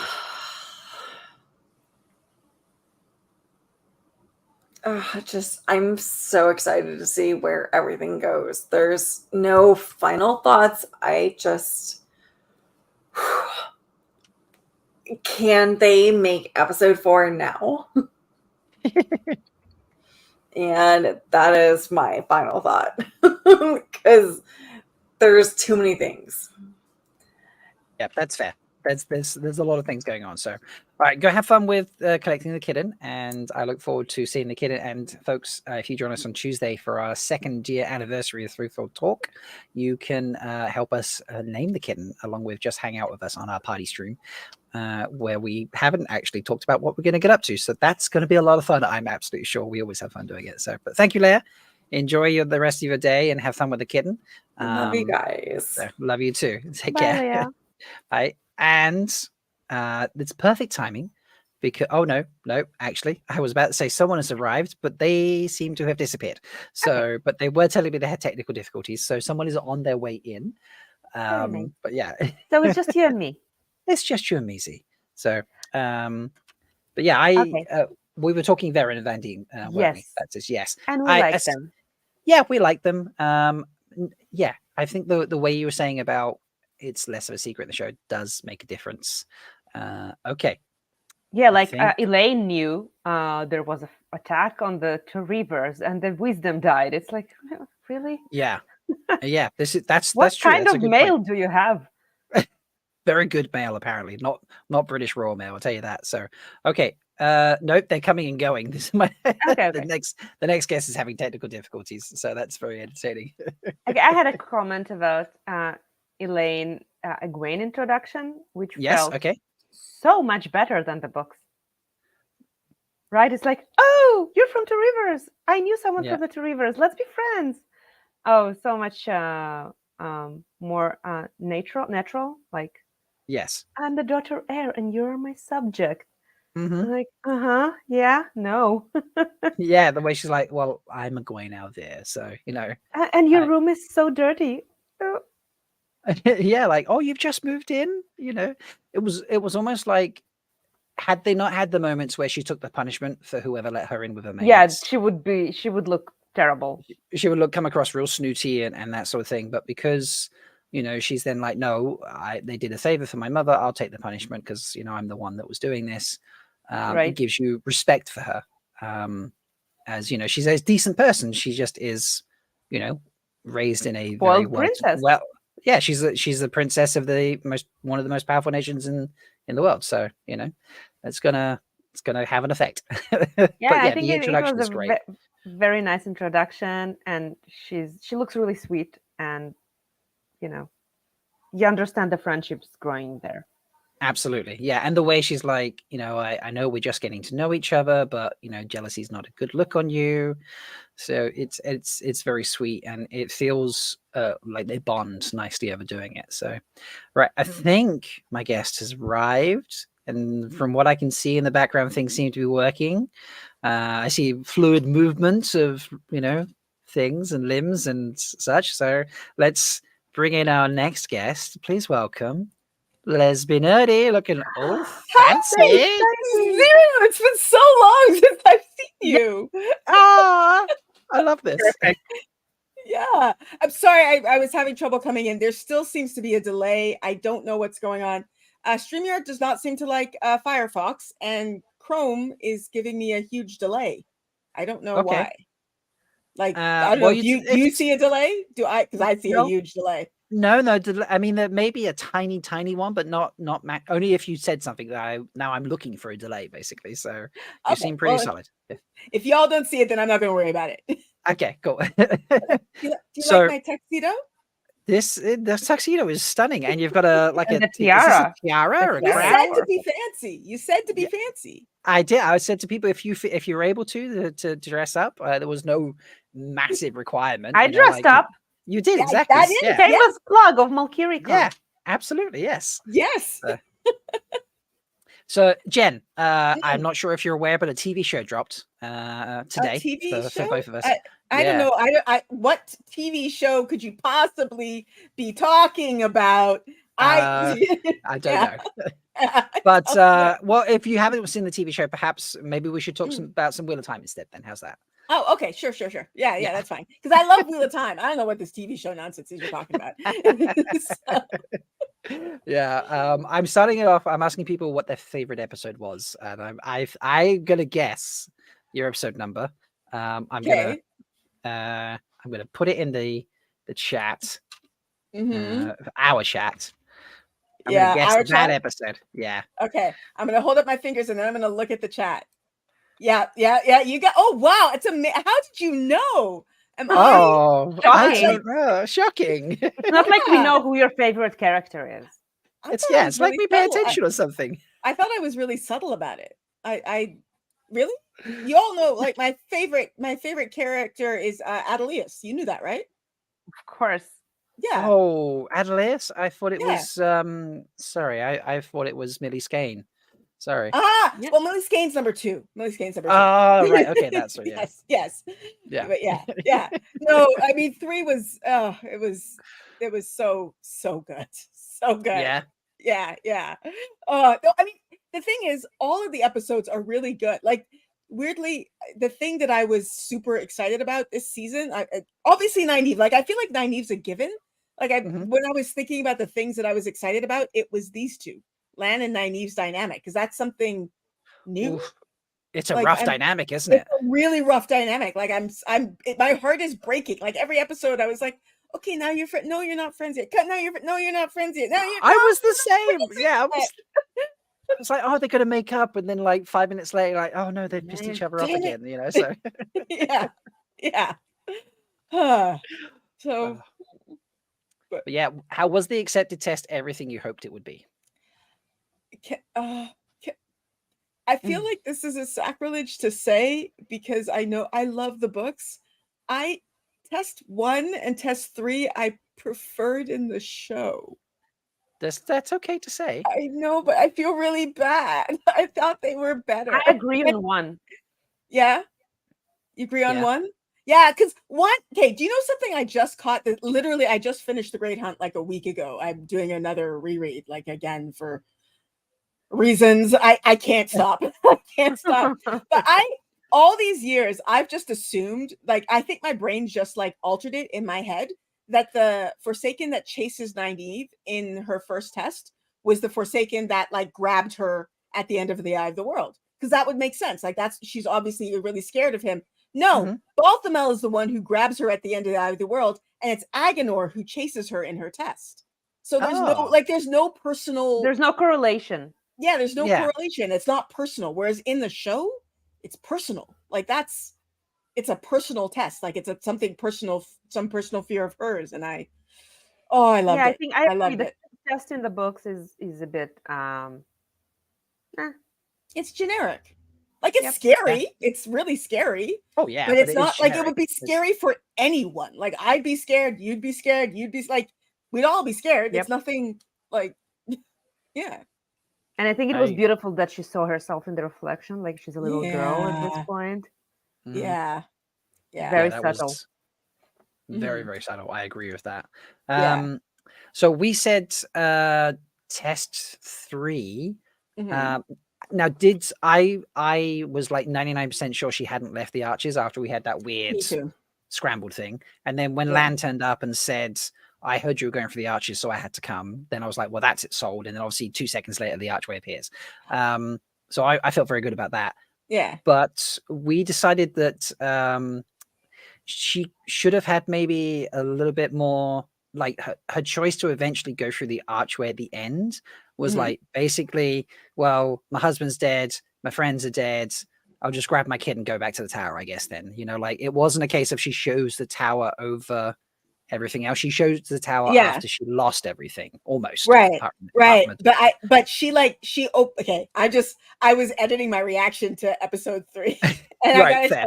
I gotta tell you, I did not figure out who opened the arch. Okay, I did not figure out who opened the arch. I figured it out when Oh. I was rewatching. Like when I was Mhm. rewatching, and I was like, "Oh, Jenny, I'm an idiot. She opened the arch. So it's not that she chose it. It's just like she realized that her choice she didn't choose the tower over her life. She realized, in my opinion, she realized that the choice that she had made to pick her own life over other, like, it's still not good. So she chose, she realized she made the wrong choice. So she opened the arch herself. Right. Yeah. Maybe I need to rewatch it because I didn't see it like that. Yeah. Okay. You know, the other thing I noticed again, and I have I'm giving you all a preview of another video that I have coming out about episode. I have one about all the episodes, but the first time the arches open in her third test isn't after anything bad's happened. It's just after she chooses to leave her friends. Her fear that the arch was initially showing her was you're gonna give up on your friends. You're gonna choose your own happiness over everybody else. That was her initial fear. And then the arch just made it worse. Like the arch was like, okay, so your fear is that you're going to give up on your friends. Well, now I'm going to show you what you're afraid of if you give up on your friends, is that all your friends die. Like if you don't take responsibility, then they all die. Right. Okay. Yeah. So it was like it was a double layer, but the initial fear was just you're gonna give up on them. Right. Yeah. Okay. Yeah, I Yeah. get that. Yeah. Yeah. I mean, I don't get me wrong. I enjoyed all 3 tests. I thought it was, The sequence was wonderful. yeah, it was a great Yeah. sequence. I hope that's the last time though we get a fake out death for Nynaeve, because that's the third one now. I was thinking it throughout the show. It's like everyone gonna complain about another fake out death. Yeah, I saw somebody put a tweet about like, oh, is this going to be like a running gag? And I'm like, oh, that would be kind of hilarious. Like, oh, Nynaeve died again. Again. In the books, it happens with Matt several times. Like, oh, Matt just died for like a book, and then he comes this is back. He true. died again. Like a wall. There is fell on him. there is another repeating thing I've noticed. Lan keeps getting sliced up to an inch of his life. You know. So it happened when Logain destroyed everything in episode 4. Wasn't there. I feel like maybe there was something else another time. I feel like I might be making that up, but obviously there's everything with the murderals, and then like Nynaeve's third test, he stabs and bleeds out on the floor. Like Daniel Henney's getting a lot of blood work done at the moment, I'm telling you. So. Yeah, he is. But I mean, look at his back. That seems to be like a repeating theme even before the show started. That is also very true. Yeah. Yeah. So yeah, Nynaeve keeps dying. Lan keeps getting, bled out. Yeah, we've got some fun tropes happening. So yes, indeed. This is completely out of. I got home like 20 minutes ago, and I ordered food, and I didn't get a chance to eat it because I was making a shirt. So I'm gonna eat. If that's fine. Okay. That's absolutely okay. Yes, but it's gonna look really weird because this is what I look like. It's gonna look really weird. Yeah, sure. I'm just gonna do this basically. Pretty much, yep. And that's pretty much what's gonna happen. That's hilarious. It's a delicious I love pizza. Oh, nice. You can't go yeah. wrong with good pizza. This is It's true. a good choice. It's a burrata pizza. Like it's not a normal pizza. Like, oh, you're a chef. You would like. It's got burrata I know what cheese yeah, and pine nuts on it, and like burrata some, is great. Yeah, and some like absolutely. Yeah. weird meat that I don't quite understand, but oh, it's good. It's a good pizza. I love this. So Dusty Moth, who has been here a long time, a lot of you have. I really appreciate it. Keep seeing regular names appearing that have been here for hours on end. So I very much appreciate that. Dusty Moth, I was so happy that it was a fake out. I'm a long time reader, but they even had me thinking the worst for a minute. I was ready to throw the remote at the TV. I mean, I figured it out. I have to say I figured it out, I think, before you. Like you said you figured it out when she went to meet Lamb. I like when that she was hugged. Yeah, I think she was leaving the arches. I literally was editing my thing earlier, but I think she was leaving the room with the arches. I was like, is this the test? Is she still in the test? Yeah, I when she came out, I was like, was that real? That seemed odd. Like maybe she isn't out the archers. And then Lan turned up. I was like, okay, yeah, she's definitely out the archers. Yeah. So I was like, that's why I was like 90% sure at that stage, and then Lan turning up confirmed it for me. But I'm not that smart. I was just looking and thinking, this is weird. I have no idea where this is going. Yes. Yeah, Okay. it is. It was very weird. Her in the red dress, like I mean, Mhm. Zoe can pull off that red dress so well. She looks great. Like it was amazing. Yeah, definitely a chef kiss moment. And I love this this username. Yes, you are absolutely right. Says, don't you need to sleep? This live stream has been going on for the whole day. Yes, this live stream has been going on since 6 a.m. Rob Over sleeps 7 for hours. the week, and Rob is not that. Yes, this Yeah, is Rob, true. Rob doesn't sleep. I'm doing the easy part of the stream. The innkeeper did like 6 odd hours last night prior Mhm. to the drop, and then when I finish in a couple hours, or less than a couple hours now, he's taking over for a further 12. I between Rob, the- you're not used to working UK time. yeah, this is true. Yeah, he doesn't work UK time, so I think this is Also, neither are you. You no. also do There's always- daylight out. Like if I do this, there's like daylight outside. Yeah, wow, that's so weird. I like, don't ugh. know that I've ever seen you. I mean, I'm lying. I've seen you at Walk-On, but I don't know that I've ever seen you in daylight. What's Daylight. that? Not on the computer. No, that's for sure. No, it's weird. It's weird. I'm secretly a Thade. Hide in the shadows. Makes sense. Makes sense. Yeah. So aside from Nynaeve, did you have any other moments that you were particularly a fan of over the 3 episodes? Every single thing Liandrin does. Every single thing she Oh. does. It's just. And I don't want to have sympathy for her, but I have sympathy for her. She has yes. Every moment she's on screen, she's just like my eyes are glued to her. She's Mhm. amazing. She's She's amazing. amazing. Yeah. I'm not sure I liked her looks as much as last season. I don't agree know. there. Like, yeah, the wig is the change in the wig is not the same. Yeah, is it? yeah. Oh yeah. A bit yeah. too flat. Yes. But she's amazing. It doesn't matter. It doesn't. Yeah, it's a very small niggly thing. And she had that's this little Red Riding Hood moment with the basket. yeah, and yeah.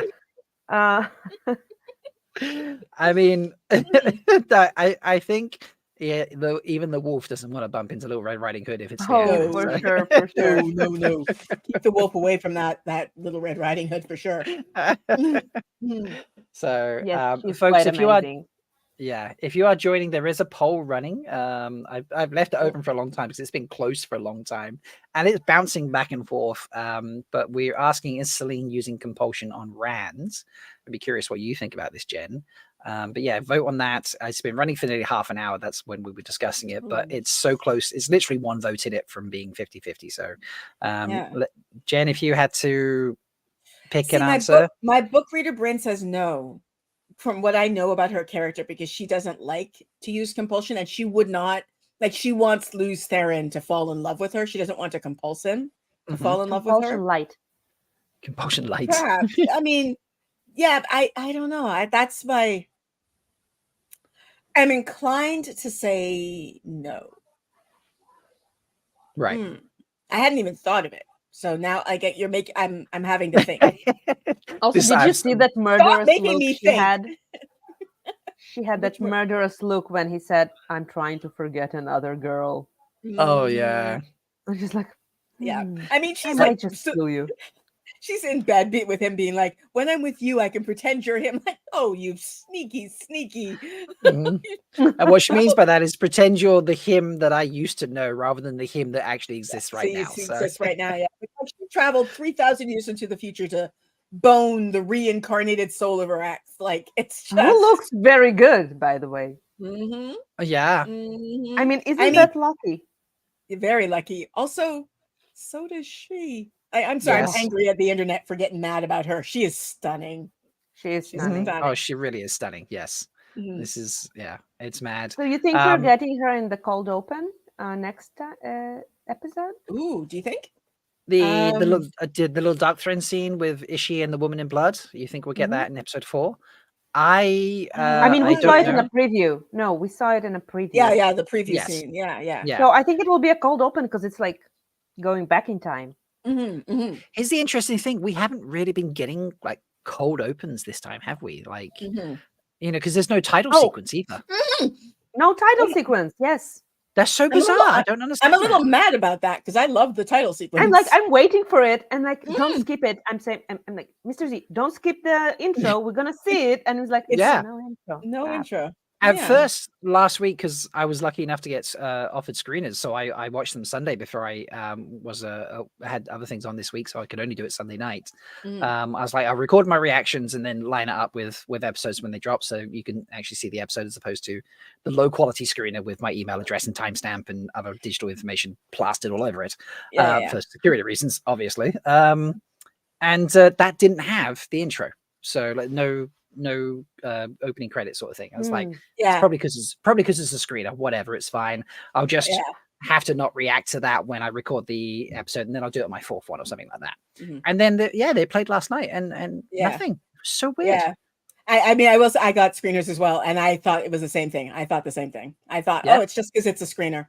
Yeah. And then they have this. They have this. The circle, but wheel. there's no like. And the you're like, circle, oh, the it's gonna Ouroboros. start now. Yes, The music and then is it gonna doesn't start start now. I actually say it in one of my one of my reactions. I'm like, no titles. Yeah, I feel like I might have said it once as well, and I thought, well, I have to edit that moment out or something because there probably will be titles. No, leave it. That's Keep literally it. what well, no, because I thought the real episode, like when they actually dropped, that the title sequence would be in it. Like I thought like Rob, it's just because it's a screener. They took out the title sequence, and then I literally when the episodes dropped, it was one of the first things I did was scroll through and be like, no, there's no title sequence. What's going on? So bizarre, yeah. I thought they skipped it for the first one. Like they Yeah, did so- in the Yes, previous season. I know. I did the same thing. I thought it was the first one, and so I went to the second one and the third one. I was like, no, they just I are thought the not same. giving us Yeah. the pretty. Yeah, Max reckons that maybe they're saving it for episodes that aren't part of the 3-episode drop. Maybe, yeah, maybe. Obviously, a lot of people saying like more screen time. Like Anthony here, no opening equals more screen time. I'm not sure it adds up to 10 minutes, Luz Jr., but maybe 10 minutes across the 8 episodes. Maybe 5 minutes across the 8 episodes. But yeah. I paused episode 2 at some point and saying, "Oh my god, how long has it been going on?" Before, he thought it was the cold open. No, I mean, no, the episode was so long. I mean, we were watching it, and at some point I said, just pause it. I want to see how long the episode is. And it was like, oh, wow, it is long. It's Yeah, like so 68 minutes. Yeah, so Prime, obviously they add like a various collection of different subtitles at the end. So probably take off like 3 minutes for those extra ones that aren't English. But even if you, including them, the episode 1 is an hour and 6 minutes. Episode 2 is an hour 8. Episode 3 is an hour and 9, which means we have well over an hour of actual Wheel of Time content for every episode. Whereas last season, I feel like one even only got to like 56 minutes or something. Something like that. Yeah. In fact, I can look. I've got it in front of me, so I don't know why I'm saying I feel like it. I could actually just look. you can actually test on it. Yeah. Yeah. So much content. Yeah. Episode 1, 56 minutes, 59, 59, 103, 101, 103, 101, 103. So, 56 And minutes again- is the title episode is, again, Yeah, that's the extra credits. That's as well. including the credits, right? So it's what, like that 56 minutes is probably like it's a probably 52 minutes. Yeah, like a 52 Yeah. or something like that. So it's they're longer episodes and there's like a minute less of titles or something, or 40 seconds less of titles, which Right. do you know what? Why not?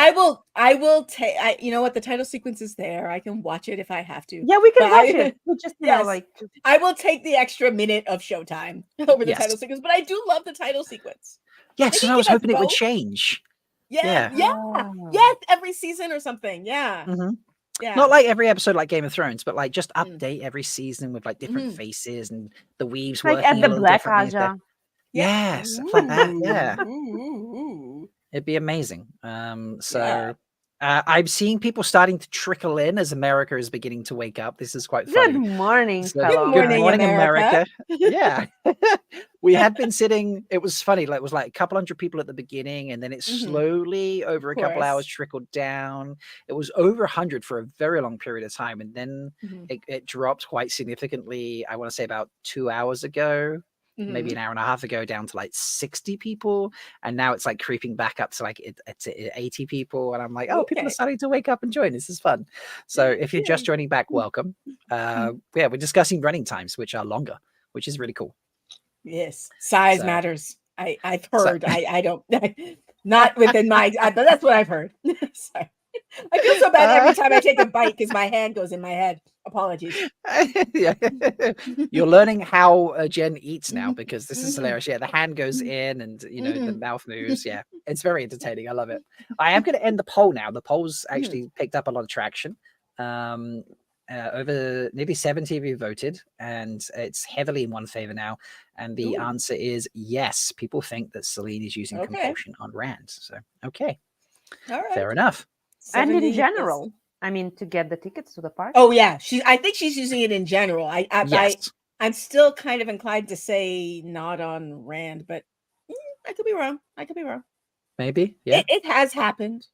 I mean, it's in the never past. explicitly stated that she is. Well, Yeah. I think in the book she uses a lot of compulsion because every time, but again, not on necessarily on Rand, but every time. Yeah, she every meets time someone- Loial thinks she's hot is weird. Yes. Yeah. And like, Egwene sees her and is like, Egwene sees her and is like, I suck as a woman. And then wait. Like, it's everything. So, yeah. I agree. So there's been a couple moments where I've been surprised by characters, like the Liandrin and her son situation. I'm like, I don't want to like this person. It also happened to me with the fighting in episode 2, where the Shannarans and the Shan-Chen are fighting. Like Massima is incredible. It's badass. Yeah. I mean, we had to know he's really an attractive gentleman. He's a very attractive gentleman. Yes. And he's like But in like- the back being a badass. Yeah, he makes the other Shinarans look bad. Like that's how good he is. Yeah. Like yeah. Ingtar and Uno were incredible fighting, and the others were all like holding their own very nicely. But Massima's there like taking down 3 times the number of people at the same time. Sometimes, it's And like. is it Massima first shirtless and then he gets Yes. dressed in the middle of the battle? Now I say this in my reaction, and then when I watched back, actually, It's not him? It's not him. I thought that was him. No, it is him coming out. He's topless, and then he is coming out, and he's wearing the top of his armor. But when you see him come out, he's like gripping. Oh, my camera's gone funny. Sorry, but he's like gripping the side of his finger as if he's tugging it over, pulling a buckle. Yeah, and I had it verified by Sarah Nakamura that he did actually, as part of the process of the scene, did throw in his armor once he'd cleared out the House of Enemies. So 1 second where I mess with my camera. That's hilarious, actually. It's like, I know, we're right? fighting here, but let me get something on. Yeah, like it's not like he put on metal armor or anything like that. It was just standard leather armor, and I don't think he needed it. But nobody can see. It was because he knew Kevin was watching. There's no nipples. I don't want my nipples becoming a meme. That was what he said. That's what He's a that's very what he was thinking. handsome human being. Yeah. Yes. Max, I love Max. Max, now I know how all the sapphics feel with how hot the bad girls are. So the bad girls are hot. Yeah. The bad girls are hot. Yeah. Yeah. It's speaking of hot bad girls, full book spoilers. I'm seeing full this book roll. spoilers. Okay. Yes. Alana.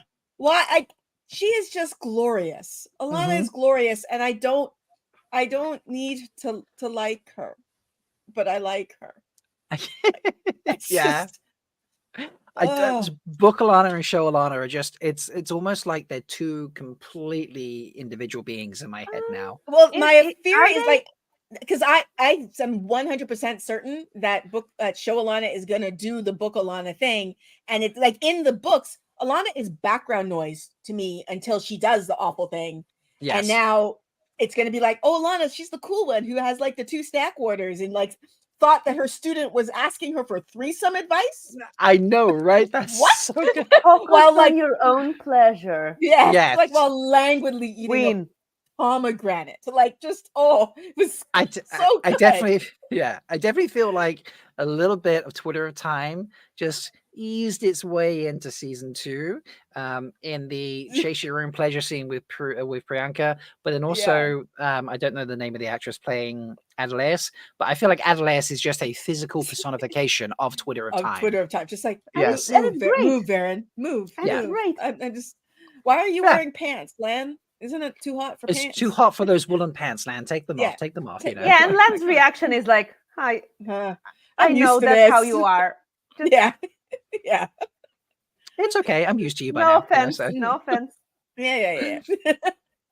I love, go, brother. My God, that's brilliant. I know this isn't how it works, but this show might turn me by. Seriously. Oh my God. Yeah, it's just it's incredible. Welcome to your bi awakening. Yeah. Yeah.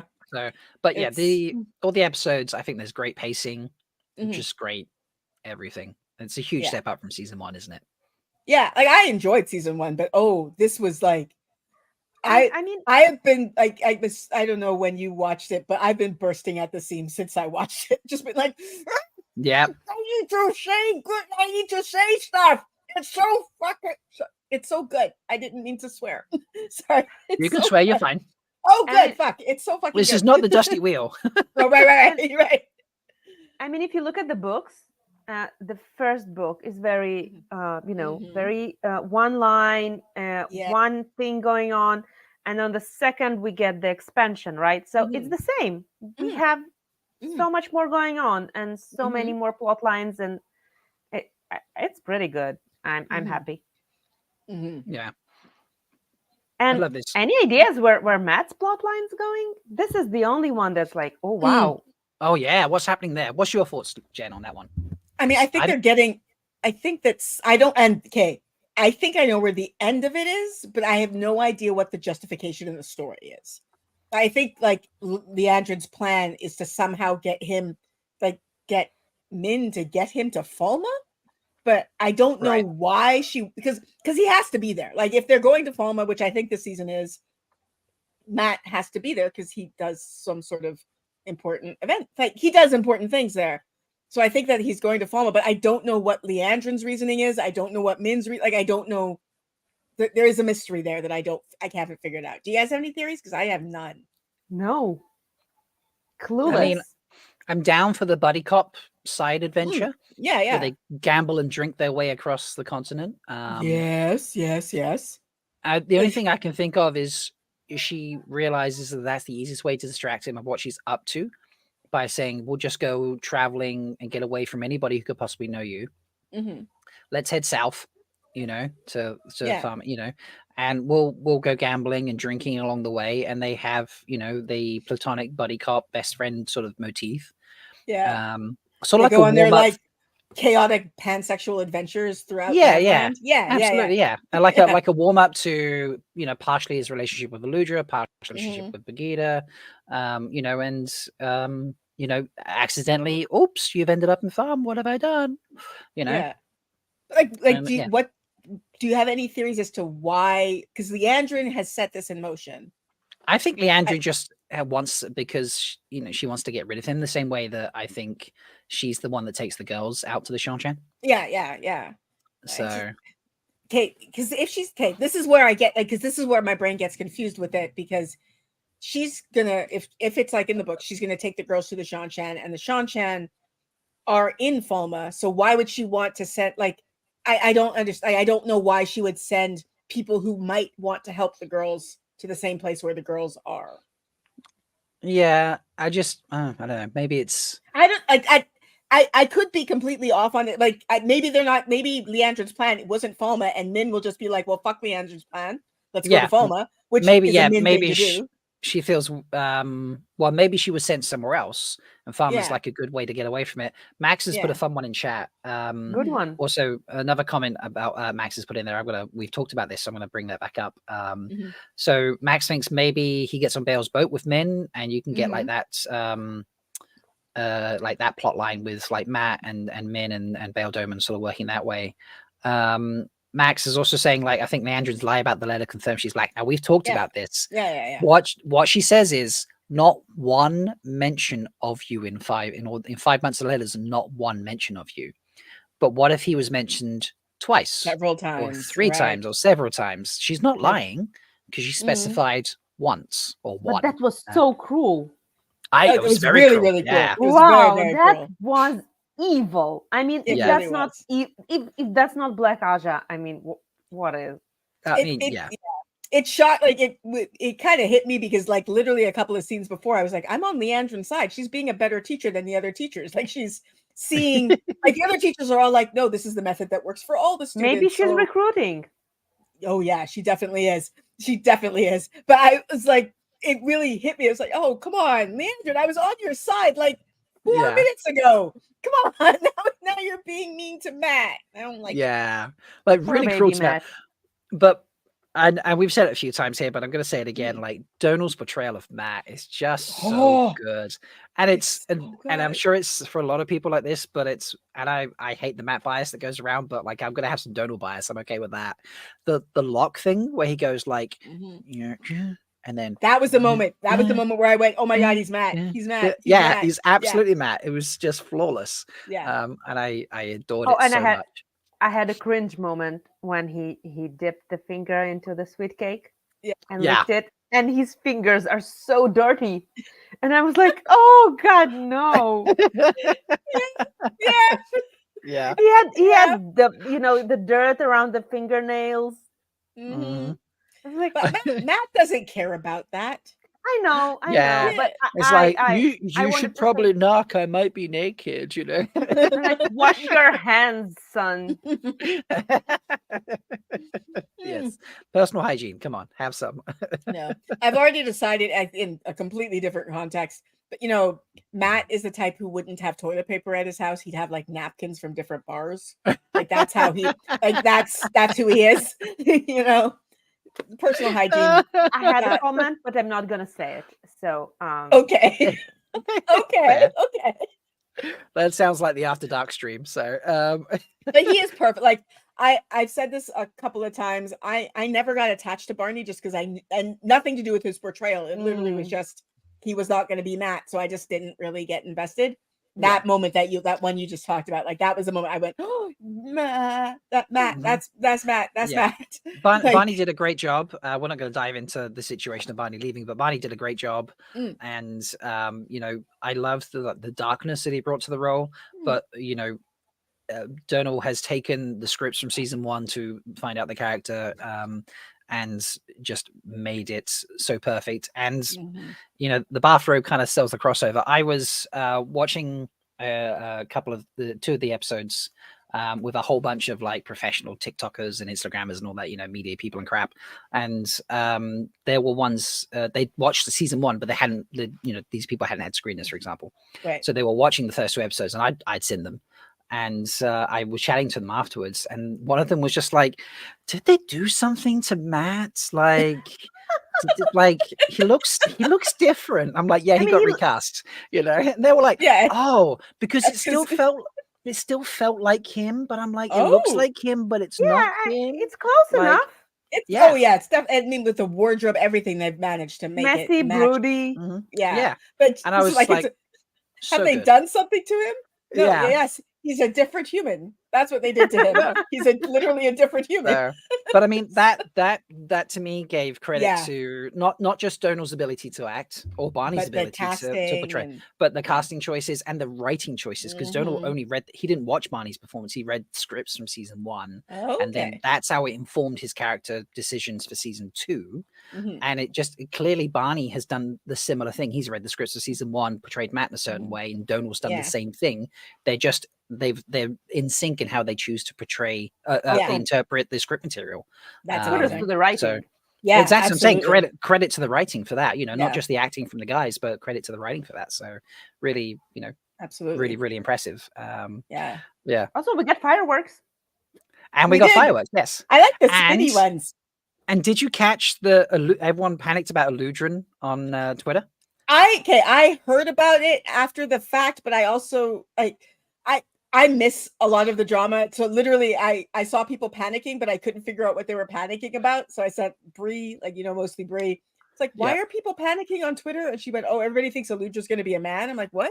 So I quite know what was happening. I don't know why everybody thought that. Why? Just I because don't the know, name but is everyone similar else to is a Eludra. woman, so whatever. Yeah. Well, no. Okay. Here's the thing: there is a character, and we've seen him, Eludrin, in the TV show, in the Oh. episodes we've watched. Because if you stop and pause during the moments with Liandrin and her son's name is Eludrin. Okay. Not related. Which makes sense. I'm sorry. Because I they literally are Terraboners. They're yes, Terraboners, exactly. yes, exactly. So they have Very yes. good. That's very good, actually. Yeah. Yes. So yeah. I think they're trolling us half the time. Sometimes they're like, Yeah. Okay, and yeah. again, book spoilers, right? Yes, so absolutely, This, yeah. this console that they were discussing if Nynaeve should go through the rings. So first of all, in general, I think it was very nicely done because there was no sense for her to go through the rings in the books, right? Yeah, none. But this was the discussion and politics and very nice. But I had a little fear moment when half of the people there were Black Aja. Did you get it? It was Liandrin and Shiriam and Joya. Oh, I didn't see Joya there. Oh, the No, but in the meeting in the garden, I'll pull it up. That was Yeah. in the I second. sorry, episode, wasn't it? I can't. You know what? I need to put the subtitles on because I don't know. Like I know Shiriam and Yeah, Liandrin, but I don't know. No, who not is the Joya. subtitles, but the pause and see all the characters. See, I haven't done that. Yeah, I didn't do that as well, but I think I saw the casting somewhere. The bald person is one of Her the. name is Joya. Yeah. I think it's one of the 13 or Amico, one of the. Yeah. I stopped watching the casting for a bit because at some point somebody sent me a casting list and was like, "Oh, by the way, there are spoilers in here." I'm like, "Well, I'm not going to look at it if there's spoilers in the casting." Like, I don't. Yeah, want, that's. And I was looking at it and I'm like, "Oh my god, everyone here is black." Yeah, that's horrible. Okay, so Joya is the bald. Okay, I yeah, think so. I think so. I don't know. yeah. Let's have Rob find it. But, Yeah, I thought it was the second episode, but it must be somewhere in the first one. Second. It maybe be in first, right? I don't. Okay. Maybe later in the like first one. I said, it's all a blur. Yeah. Oh, yeah. But that scene though just delighted me in general because again, in the books, like we never get to see how they decide who goes in there, so it just feels like, oh, somehow fate has decided you're ready. But no, I said I must have discussed it. Like there has to have been a discussion, and like as a teacher, I was like, "That's a teacher's lounge. That's the I teacher's lounge." Like I love that. This is the IEP. It was really for good. Students. It was really how it should have been. Yeah. So I'll keep the mouse here so the X-ray stays on the side. So obviously Okay. Priyanka's there and Shiriam's there. No, this is Not the same. Oh yeah, here it is. Okay. Yeah. Okay. See, I didn't do this in season 1 either. So I Shiriam's never black. did this. Oh. Okay. Yeah. Of course. One Yeah. second. We're not sure about Liandrin. I mean, I'm pretty sure, but yeah. I mean, we're pretty sure. Yeah. So we'll say Yeah, Liandrin. Yeah. Yeah. And then that's there's She's not Joya. showing. Is she showing up in the cast? She will show when we get closer. Okay. She does have a Okay. she does have a line. She in the does have a second as line. well. Yeah, she does have a Yeah. line. Yeah. Um, She's definitely very distinctive, which I like. Even when I saw, it, I was like, I don't know who that is, but they've made her very distinctive, so she's probably going to come back. Like Yes. you wouldn't have somebody that distinctive with that distinctive in a Not appearance. at all. Yeah. Shiriam looks so motherly. She really does. Yeah. She really does. Yeah. Still just those two for the moment. Okay. And that Ice Knight in the background looks very Kyrian to me, to be honest. She does. Yeah, she does. And with the like, even her shoulders, that's reminding me of Moiraine's Yeah. shoulders. Everything about that. Yeah. Yeah. Okay. There we go. Okay. So Joelle is her name. Joya. Joya. Yeah. Oh my gosh. Yeah. Oh, that is a room full of Black Aja sisters. Yeah. So you've got deciding. 3 black sisters there making the main decisions while the rest of the sisters around, just sit and listen in effect. Yeah, You don't see yeah. anything. I don't think it lists everybody in that scene. Yeah. Like, But if I keep the I X- still think Liandrin wanted her to succeed. Like I don't think Liandrin wanted her to fail. I agree. Oh, I yes. don't think she wanted her to fail. Yeah. She thinks she has a record. Yeah. Yeah. So, Oh. Yeah, I don't think we have yeah, another I think that one. when they don't even pop up when they all start to leave. Yeah. Yeah, I know. Okay. Yeah. So, but yeah, the 3 of those 4 obviously chatting away are Black Aja. The Our only Black one who Aja isn't is sisters. Priyanka. I So, was like, yeah. oh. I did not realize that was. Oh, that is alarming. All Pretty right. crazy. Yeah. It's so good. I'm imagine so how- happy. I'm so happy. Yeah. Can you imagine how silly they all felt afterwards? We were like, well, we put her in and she it never came back out. Like, oops. Oops. Oh yes, and how cruel are the Aes Sedai, and very on brand. Like, you're grieving, keep your grief to yourself. Don't burden us with your grief. Yeah. And it was said twice. I think it was Lyanna said it to Nynaeve, like, just don't burden us with your experiences. Yes. Yeah. And Shiriam told Egwene the same. Same Like, thing. Yeah. So Yeah. Aes Sedai of you. It is very, very cool. And again, 2 Black Aja sisters doing that. So yeah, like making you have to process your grief and your trauma all by yourself. Yeah. Iris is asking, do any of them know any of the others? Because obviously Black sisters have that half not sister. necessarily. Not necessarily. Yeah. So, not necessarily. So perhaps someone in their hearts, the heart leader, could be like, you're in this little cabal. You need to convince Shiriam, and then someone's pressuring Shiriam. Yeah. So. Oh, we have no idea who is in Shiriam's heart. This is true. Yeah. That is true. Yeah. You know what else I noticed in that scene that I really, really liked? Because like the first time I watched it, the thing that jumped out at me was, oh my gosh, a novice died in Liandrin's care. Like, that is a big deal. And then the second time I watched it, I was, oh, this is what they're using to bring out the information about how the tower used to be full. Because Shiriam's like, any loss of a novice is very serious. Like, this tower used to be full, and like the girls that come are weaker and weaker. This is information that we get in the books, but we get in a different way and much, much slower. Yes. They're doing stuff like that that's really, really smart, where they are making natural choices in conversation that give the information really, really well that you don't notice. Like, I didn't even notice it, and I'm like looking for stuff like that, and I was just like, oh, that is cool. The exposition around Errol. The guy that rounded it up. We talked about this probably like an hour ago now. But yeah, in that exposition, not only do you get the understanding of like there was a war and all that sort of stuff, you understand and why Rand has his haircut. Why Rand has his haircut. You get a discussion about sword forms in there. You get a discussion about how fierce the Aiel are, and their women are even fiercer. All of this were with an old guy's ramblings. Yeah. We have a comment about not in this relation, but that Elaine is the same as Egwene in power. A lot of exposition threw in there naturally. It's very, very natural. I just it's the writing is so good. It's so the writing is exquisite. It's so I can't wait to see some reactions of non-readers. And I'll say this just for you, like in the secrecy of the internet. Because we won't tell anyone. Us and the other 100 people watching. Don't tell anybody. Don't tell anybody this. But it's one of the things that is very difficult when you are like, when I love it as much as I do, people get real mad if you never say anything bad. So I was hunting for like, what can I say that's bad? Oh, I have two bad. I have two bad things. I found one. The door that Nynaeve follows Liandrin out of confused me. And like literally, I think I caught it the third time. I was like, oh, I know why it's confusing. Because when she looks at them, there's light coming in from both of the doors. And then when she opens it, it's dark behind it. So my brain just went, there must be a third door. Where's the door? That's the level of, I need something bad to say. The door. Oh, I have bad. Wow, apparently the audience score on Rotten Tomatoes is currently 96%. Have the book cloaks given up? Because oh my god, I fucking hope they have. Yes. I've seen this comment on one of the previews when they show Egwene and Alana teaching them to spread the split the anyway. The Brita weave. The Brita scene. So someone was commenting. Oh my god, the Brita weave.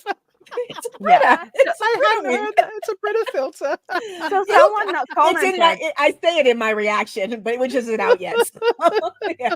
Anyway, so I saw a comment of someone said, "Well, obviously the writers are not reading the books because Nynaeve is not 10 times stronger than Egwene. They should read the companion." I'm like, oh my god, really? Yes. That's your beef. They have time to go through this.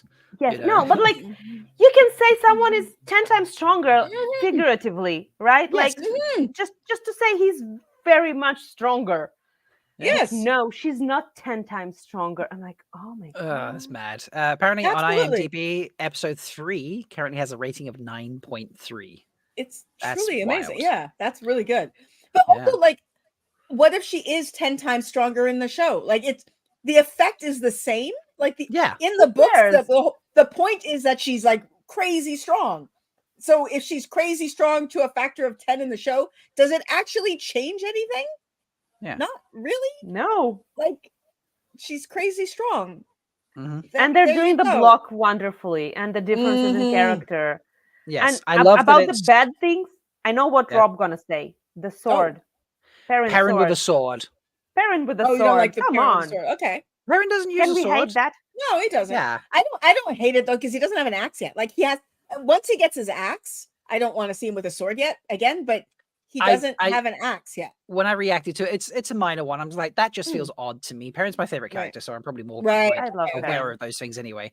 But I was like, if in the context of the whole season, there's something happens that causes him to have an axe instead, perhaps some sort of interaction with White Cloaks where he ends up Mhm. taking an axe off a White Cloak and then Mhm. uses that, and that's like he gained it through violence, and then it's more poignant as then I'm like, it works. But Mhm. just initially to have him like turn up in that village where the Fade was on a door and he's just holding a sword, I'm like, Mhm. odd, and then Yeah, when also they maybe actually the fight, Aiel will influence him not to use the yeah, sword. maybe. Yeah, maybe. Okay, Because and I that also- like I didn't even notice it because I figured like the Shienarans would have just given him one. Like, Yeah, that's probably Yeah. where he did get it from. Oh, but not all also, the like, Shienarans have swords. No, I Ingtar mean, uses an Ingtar axe. has this like axe or some sword Oh, or something. maybe he takes Ingtar's axe. Oh, Oh, I hadn't romantic. considered that. I could see that. Yeah. I could totally Okay. see that. I didn't notice weapons because I don't care. Speaking romantic, Mm. Perrin and Ishi interaction. Oh yeah, I that's think it was a bit too sexual. a little bit. Just saying. I mean, that could just be the fact that Ferris could have chemistry with like a plant. That could just be what that is. yes, Like, yes, but Yeah. it was like Chemistry of a wet paper bag. Yes. Yeah. it looked like he was gonna Start making out with anyway. him. I mean, the way he comes over and he's just like, Yeah. the hand is here, and he's like giving you Yeah. water, and I'm just like, whoa, Mhm. okay, risky. What are we Yeah. watching? Is that the Wheel of Time or something else? I mean, we did have a scene literally where you were told to follow your own pleasure. That was something in one of the scenes. So, Yeah, and that that's was okay. explicit. That was very, very I explicit. love that. Apparently, Sex ed by there's Wheel of a Time. Dusty Wheel reaction to that moment floating around on Twitter. Apparently, I can only Ooh. imagine what the innkeeper and his family were like, because the innkeeper's very wholesome, obviously. Oh, So incredibly wholesome. I can only imagine what he felt in that moment as he Yeah, sat yeah, there yeah. with his entire family. Lan is talking about having a threesome. I love you, Matt, but I need to see that moment. I'm a teacher. I just try to imagine a student. I mean, first of all, no student would ever walk in on me. This is not the life I live. But just Right. misinterpreting a student asking about a lesson as if they were asking about sex.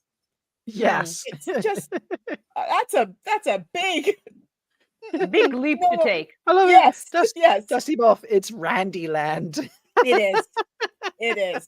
Oh my god. It is. And Rand is Oh. having it. Oh my god. Oh, yeah, I Rand is- love that change. I love that change. Yes, I him and Celine. I'm down for. I think this I- is a brilliant thing. Because it's You gonna know? hurt him so much more. Like in Yes. the books, it's just, oh, the pretty lady I kind of had a crush on was evil. In this case, Yeah, it's gonna he's- be like, my ex was like literally freed Satan. Like she Yes. literally freed Satan. Like he's Yeah. the cause of the broken world. She's the cause of the taint that I Mhm. have to deal with. Like, and I boned her. Yeah. Couple of You know, times. Couple yeah. of times, yeah. Aggressively. Aggressively, yes. At one point, Yeah. one of the videos I recorded, I in the middle of recording, I literally just had that phrase go through my head of "Don't put your dick in crazy," and it was like, "Oh, Rand, Oh, Rand. Oh, oh, boy. Rand. No, no, no." She plays it no. normal at this point. Yeah, We yeah, don't yeah, see the yeah. crazy yet. Just glimpses. No. Just glimpses of crazy. Yeah, yeah. But like, even knowing what I know about her, her normalcy feels crazy because it's just like she's 3,000 years, and you've come back Yeah. and you're like laser focused. on him. Well, look, he looks so good. Oh, I mean, yeah. And in that I red don't coat, blame her. I don't in that blame her. that red coat that we've established is Ah. Heron's. We went looking at Oh, examining. yeah. We got when Dusty they- on it. Yeah. It's definitely Heron's. And Yeah. it's like that is book accurate. There is a coat that he wears with Heron's in it. I found a passage for Yes. someone the other day, like where he has Oh, this yeah, yeah. scene with Tom where Tom starts counting Twice Herons. and twice. Exactly. Yes. I can't Yeah. afford your rates. Your rates. Ooh. What are Nice. her rates on your For- knees or her? No, Is that- no, against the door, you know. Yeah. They both do, which that is both do that. That's from the trailer. He does that to Moiraine. So Yes. Oh my What? god. He's been practicing. He's been practicing. Welcome to the thirsty segment of the after party, folks. So he's gonna graduate from Celine to it's Moiraine. dark Is this your somewhere, plan? Rob? It's got us, yeah, you know. Yeah. It's dark here. Again, it's dark in again. Korea. Yeah. Okay, so we're on Korea time. Yeah, There we go, we're on Korea it's time. 9:54 p.m. here. So Lovely. I'm eating There a we very, go. very And I've late been supper. drinking, and it's the weekend for me anyway. Yeah, I'm still on my time off for this week. So yeah, it's kind of it's vacation for all of us. There we go. It's lovely. And it's first day of So- school. I need to celebrate that finally. Yes. I kicked off the perfect. kids. Excellent. I love that. When does school start in Korea? The holidays here are very different. So the school year begins in March. So there's Oh. like there's a 1 month holiday. Like the school year begins after Lunar New Year. Doesn't always begin in March, but so there's Lunar New Year, and then the school starts. And you get like a 1 month holiday before that, and then there's a 1 month holiday, about a 1 month holiday in the summer as well. Okay. So, Wow. Okay. Mm. So yeah, that Very is quite different. different. Yeah. Very different. Very different. I mean, these episodes are just. I'm trying to think what we haven't covered in these episodes. There's just so much great stuff in them. So much. How do you like Verin? Oh, Jenny? actually, I know what we I- haven't covered. Well, I'll answer the question because I love Verin. Answer that question, and then I know what we haven't covered yet. Which actually I Okay. think would be really interesting to talk about. Okay. So. I Oh, yeah, love Verin. that's Like, it? Okay. I mean, there was no more she's- to it. Oh, no, I have more, but I thought you were wanting to jump into your next question. No, you're she- fine with The only other she's different from Verin in the book. She's not as flighty, but again, you're getting previews of another video of mine. Ooh. But I think flighty Verin would kind of be distracting because Right. flighty Verin, like she would just be like comical all the time, which is Okay. not the tone of the show. So and her flightiness often is used to hide her cunning. So we're just Yes. getting smart Verin who, immediately knew that the dragon was a man, for example. Like she didn't even question whether it was one of the women because she's a Brown and she knows more about the books than Moiraine. And when she gave that like prophecies of she about just gave Tom and us Ed. foreshadowing for the Right. season. Yes, Yeah, and, yeah, like, so good. battles in the sky. I did not think we were gonna get a battle in the sky. We're gonna get Same a battle reaction. in the sky. We're gonna get a battle in the sky. We're gonna get branded palms. We're gonna get heroes of Fire the Horn. sword. Yes. Yes, Fire sword. Yeah. I'm very excited about it. I'm very, very excited about it. Also, while we're cheering things, can we cheer Anthony for a second? Apparently, he's an hour ahead of me, which means it's now 3:00 in the afternoon for him. He's been awake since the drop, so he's been the drop for him was at 3 a.m. and he has stayed here the whole time. I have seen his name the whole time. I just assumed Damn. that you were you got up for this segment, perhaps. But if you've been awake since the drop, that good on you. Kudos to you, sir.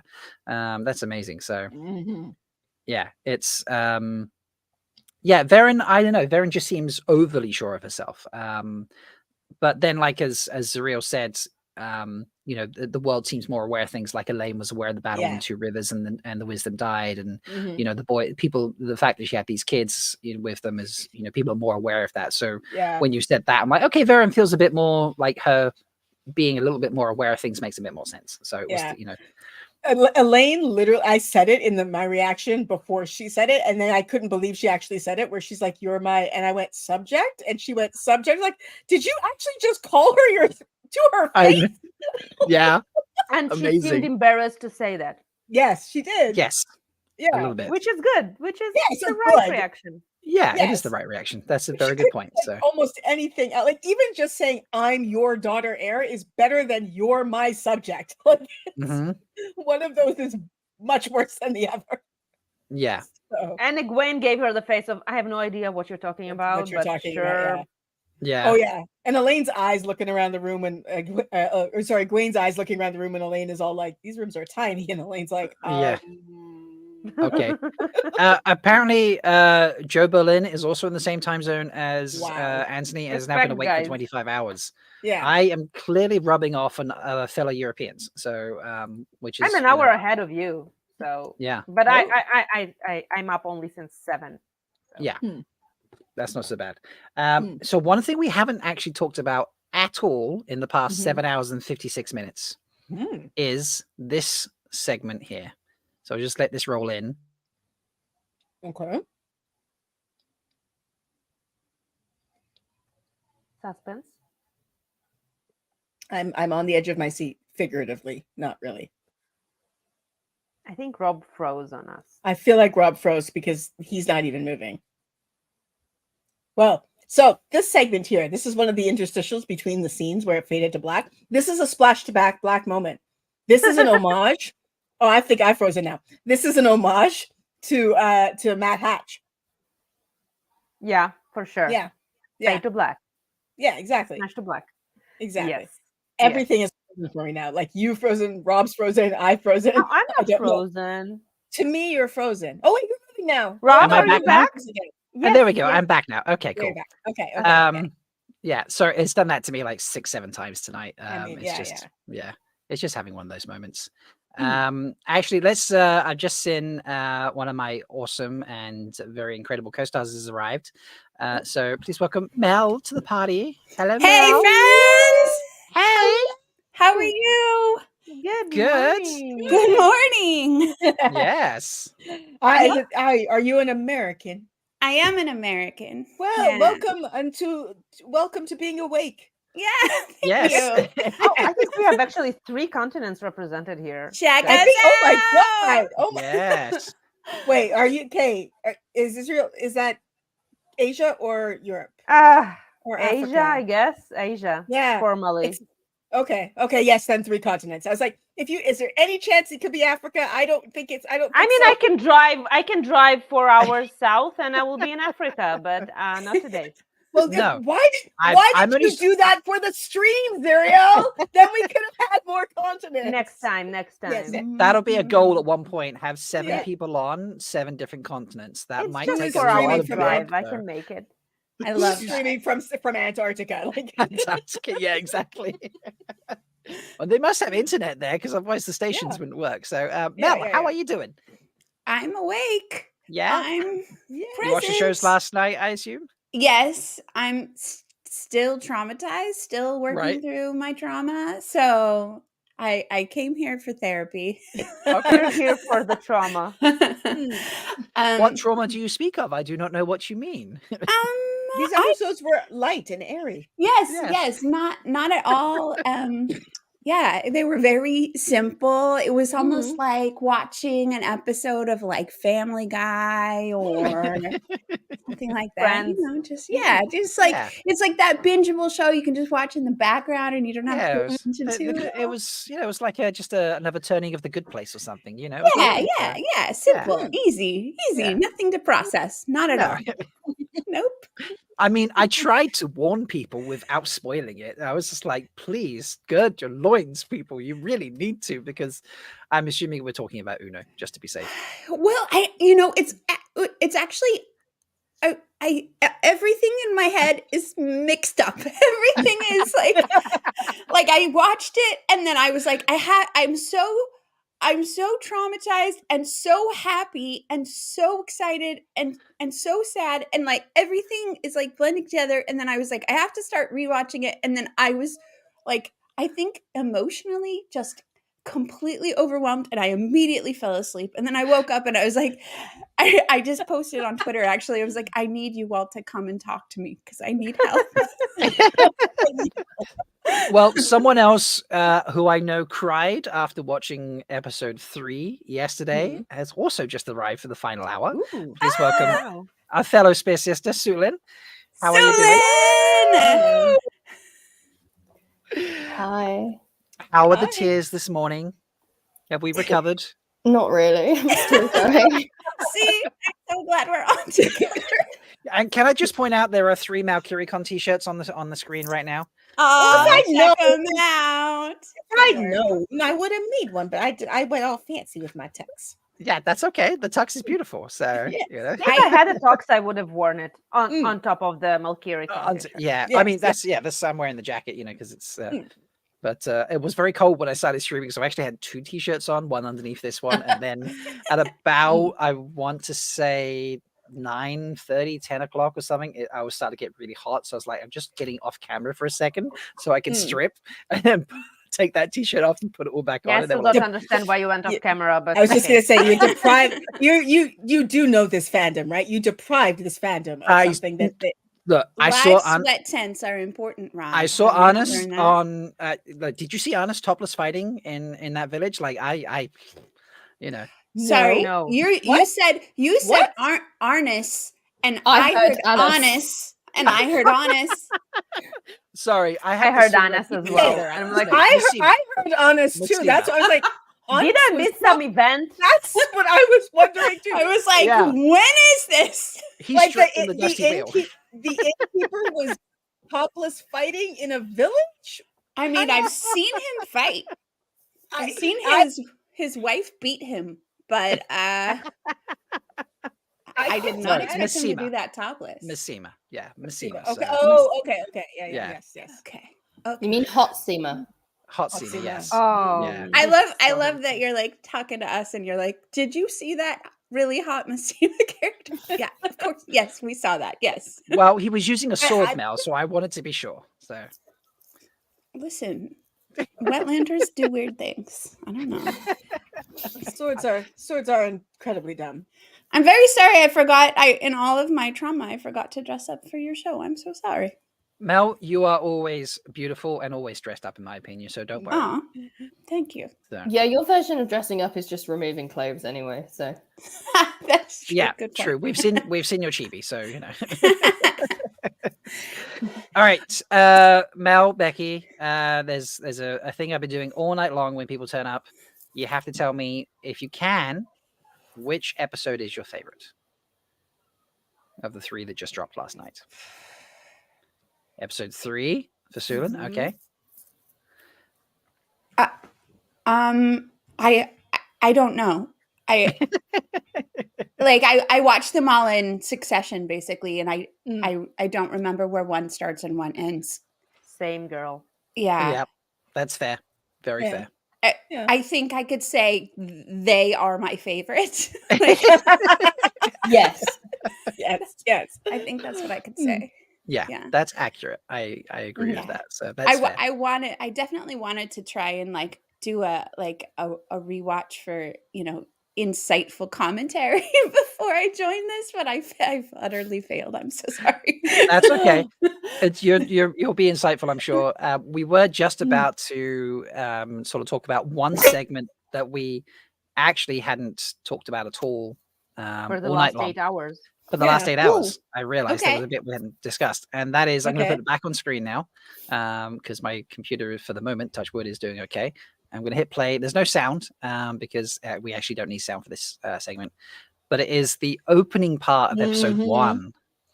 Like, there's no dialogue. There's nothing for I don't know how long this bit lasts. It's just Rosamund Pike as Moiraine filling up a bathtub and soaking. And what do we think about this opening? For aside from the Duck Friends social, because that's the actual opening. Yeah. I will tell you, I legitimately didn't recognize her for a couple of seconds because she's not in blue. And I was just like, who is the? It took me maybe 3 or 4 seconds to go. Oh, that's Moiraine.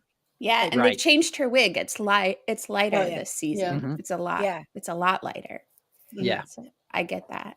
Yeah, I had some problem with the bath scene because at some point it looked like her hair was in the water and she moved inside, but her hair is all picked up at the top. So I'm like, what's going on there. But again, Her who cares? clothes. I think it's her clothes. Yeah. Like She's naked. Yeah, but no, she was washing her clothes. So I See, think Yeah, she's I know. yeah. Probably Yeah, there's yeah. an explanation, but it looked weird for a second. Right. Okay. So it's the you can tell what they're trying to do here is put on screen all of the things that she never had to do before because Yeah. she had the power, right? So it was that attention to the minutia of everyday life, which is not something that she had to deal with before, and so every action is re-traumatizing. You know, Yeah. who said it? Adelis said it. Adelia. No, Verin says that. Verin says it about how like losing your access to the source is like being traumatized over and over again, and that's literally what they're putting on screen right here. I have two comments. One, she has blisters on her palm. I didn't even notice that. Okay, yeah. Wow. And in the preview, like previously on Wheel of Time, they showed her warm the bath. Yes, yeah. I mean, I remember that even from the trailer. I was like, oh, this is going to be a contrast to her. Like, I mean, there's no way they can tell us that the tub is cold, but like it's a contrast. Yeah. Yeah, I was actually surprised that it didn't that it was still Yeah. steamy because I thought it was clothes immediately. I never thought it was her hair. I thought they kept it all like steamy and smoky, and I was like, oh, but she should be cold in that bathtub because it doesn't stay warm that long when you after you do all that work to boil the water and pour it in. I mean, And then I'll just pause leave here. this on for fun. Yeah, I'll just let this run for the moment anyway. You know, why not? So this is good. I needed this. yeah. Is this the Now council? that's a good morning, Mel. Yeah. Is this the you needed? Just shirtless Lan working out. Mm-hmm. But And those wool pants. Come on. Yeah. Mhm.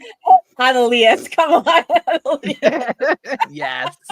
The fact that Moiraine is swallowed off She's of all the of us. I know you guys. I was listening to a little bit before I jumped in.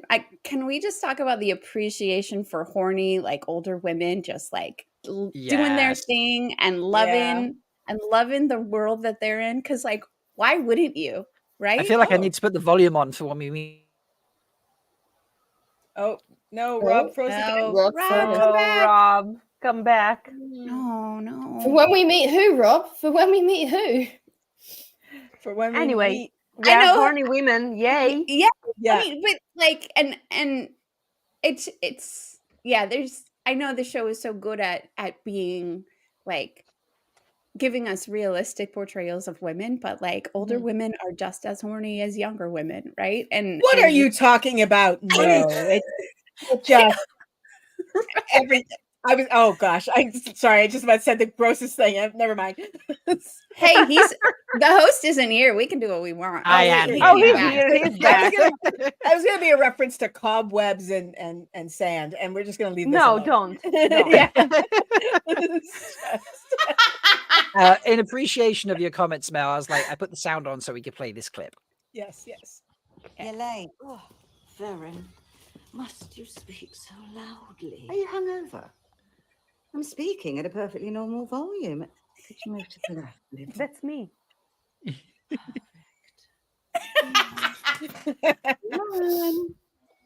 You know, it was so warm today. It must be unbearable swinging your sword wearing such heavy woolen trousers.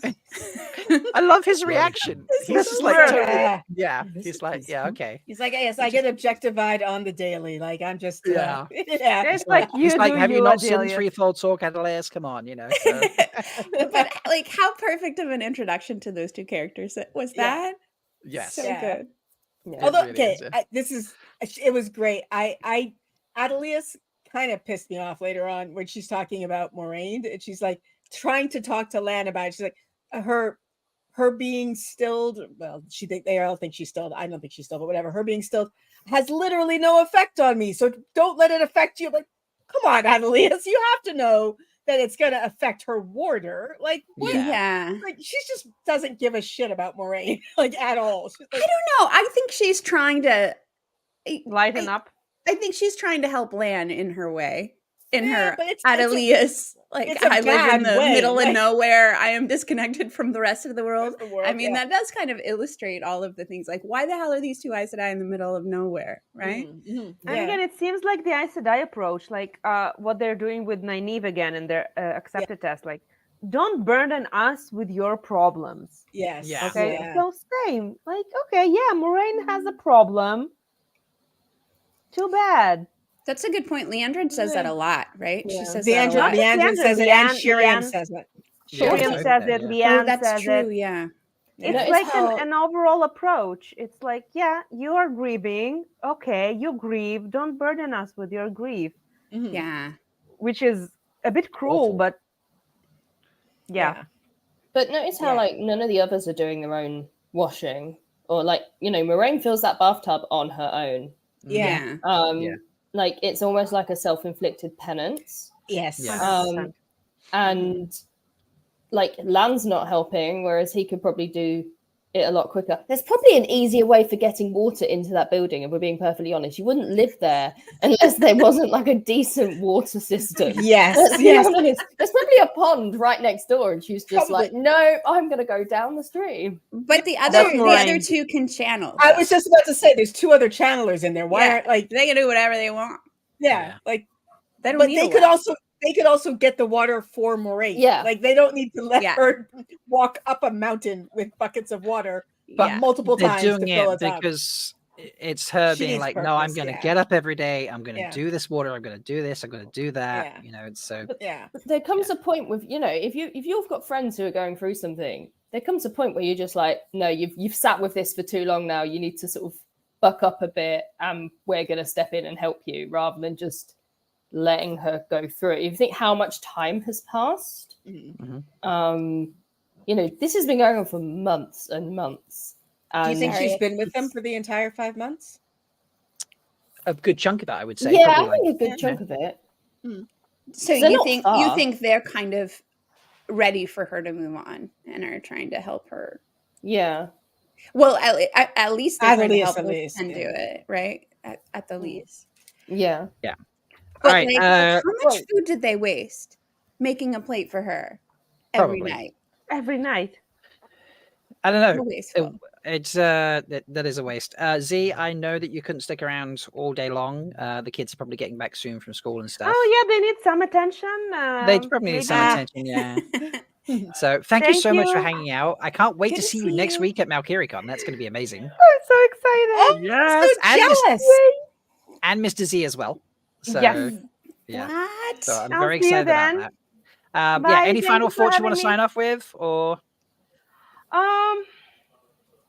I thought of something. I said when you sign me off, I'm gonna say that, and I forgot. Oh yeah, okay. That's So okay. I can't wait to see it with you on Friday. I can't either. Yeah, we're gonna watch it. Yeah, next weekend. It's gonna be amazing. So, So exciting. all right, Bye, friends. take care. Bye, It's so Z. good to see you, Z. I haven't seen you in so long, so I'm so Bye, happy. Z. Bye. Bye. Aw, Oh, I love Z. She's awesome. yes. Oh, I'm jealous. She's going to So- Valkyricon. Yeah, know. well, you, Me too. you- it's next year. It's in Prague. I know. Jen, so you know. Okay, one of extra these incentive. days I'm going to be independently wealthy, and I'm just going Right. to go to all the cons. Yeah, It'll be that great. sounds It'll good be to me. great. Your You say channel's that. gonna take off, and YouTube's gonna stop taking like 80% of your revenue, and Yeah. then Oh, that would be so nice if YouTube didn't Or do that. striking me. yeah. I got Yes. a. I Oh, got God, a. yeah. Yeah, it got removed. Do you know what? Did I tell you what happened? Yes, I saw in the chat. Yeah, it was that Well- the football image or something, wasn't It was the football image, and they finally removed it. But they told me the reason that I got a strike for that was because that ad was released by mistake. It should not have been released yet. Oh, So, What? Yeah, How were you supposed to know that? I don't know. It was an ad. It was on TV, but it was released by mistake. So that's why. wow, But the strike got removed. So yeah. good, That's Yeah. good. amazing. So where were we at? 30 people, I Thirsty. believe was the yes. Thirsty. And Ladies. how we appreciate Adelis and Yes. Verin. Mhm. Yeah, I did not and- know they were going to be sisters. Did you guys know? Did I you know? called that. I completely called. Okay. Yeah, I did. Yeah. I was so pleased with myself. Like, did you see casting or like what? No. what did you I just Yeah. thought like because there was casting for Adelius, but not Van Dien. And I was like, Okay. well, they've got a character who's got the letter V in her name, who's a bit bookwormish, who could easily slot into that role. Right. See, I've been avoiding all the casting, which is how I didn't spot yeah. Joya. So that Joya call is I'm Yeah, making right? sense. Yeah, which I But did. Yeah, how would I know? But it's fun. You Yeah. catch these things afterwards, so you know Yeah, it's yeah. okay. You know, Yeah. it's fodder for your things I missed the first time I watched video. Look at you giving me ideas for content. You don't need ideas. Jen, you make like 12 videos a day sometimes. You don't need ideas from me for content. I have never once done 12. You are a liar. All right, I feel like you've done 3 or 4 in a day. I Once, may have done 3 or 4, but I've never once done 12. That is an exaggeration. I know. I like to wind you up with exaggeration. All right. So we've got like 45 minutes before the innkeeper gets going. That's if he doesn't start up early, which he threatened to do at one point. I was like, well, whatever. What would we like to focus on, ladies? The floor is yours. What should we chat about? Where were the Aiel?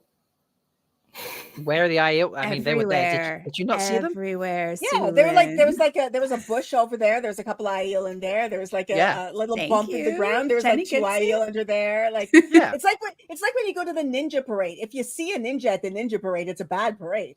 Yeah. It's, you know. Jen knows. Yeah. So there you go. I miss the Aiel.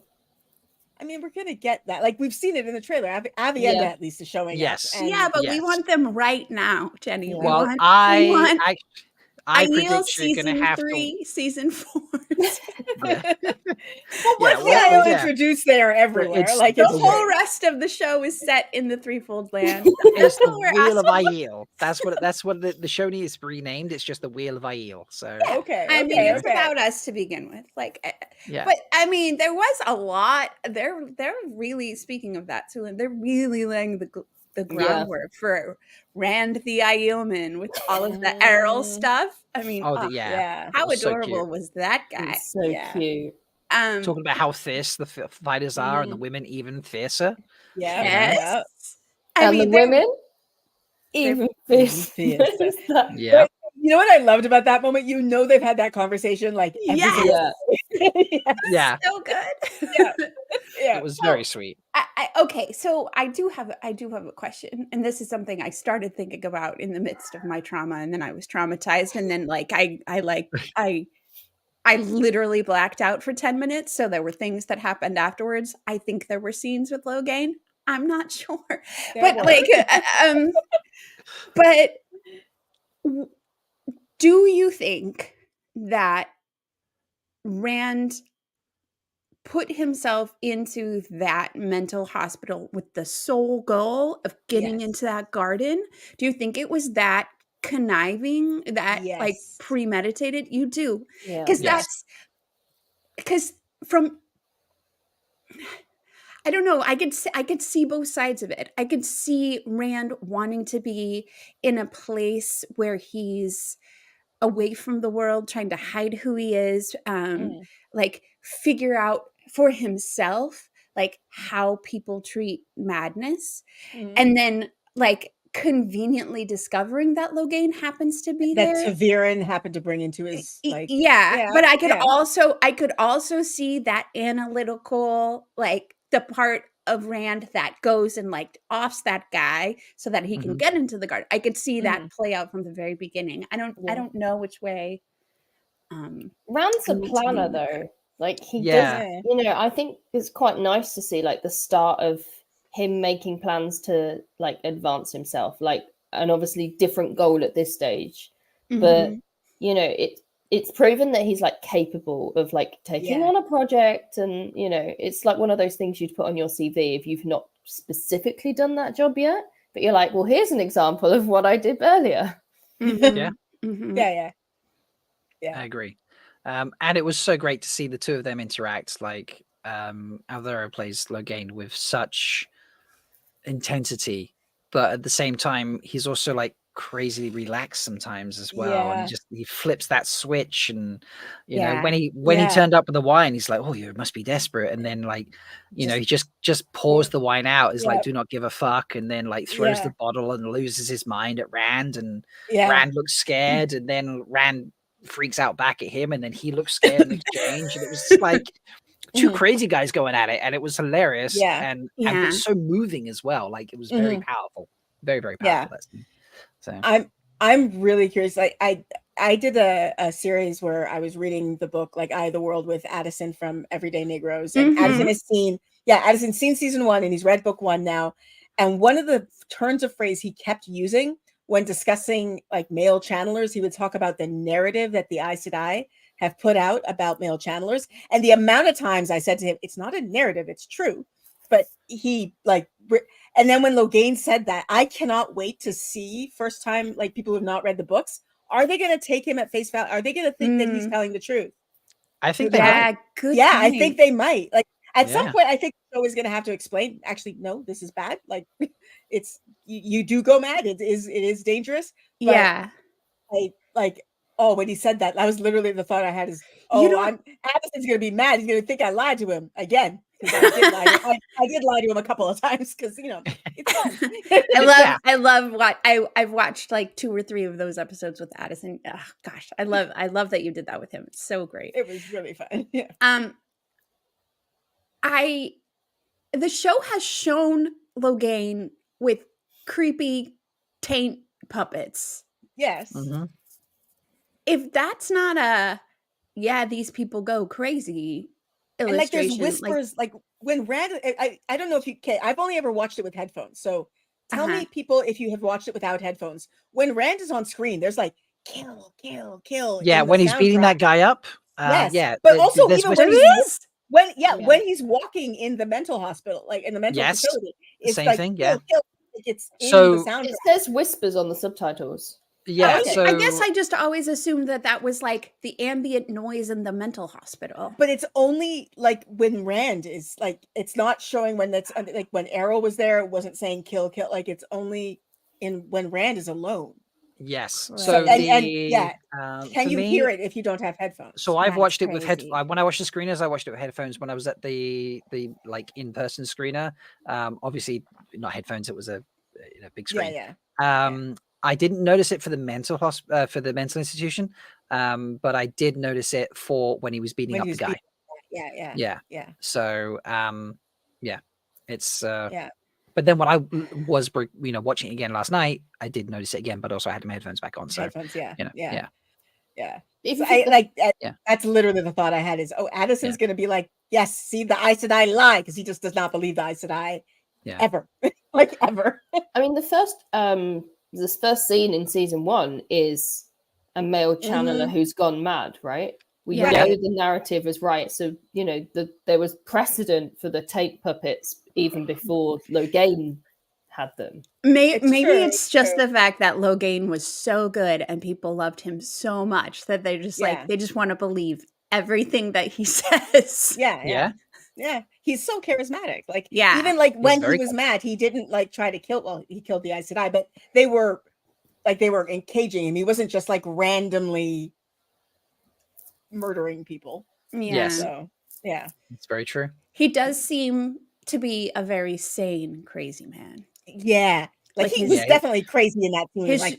His choices have nuance, right? There and justification, right? You Yeah. can see it from his perspective. Yeah. And how do we feel about the fact he could see Rand glowing when he was going through Tarvalon? That whole like flashback sequence.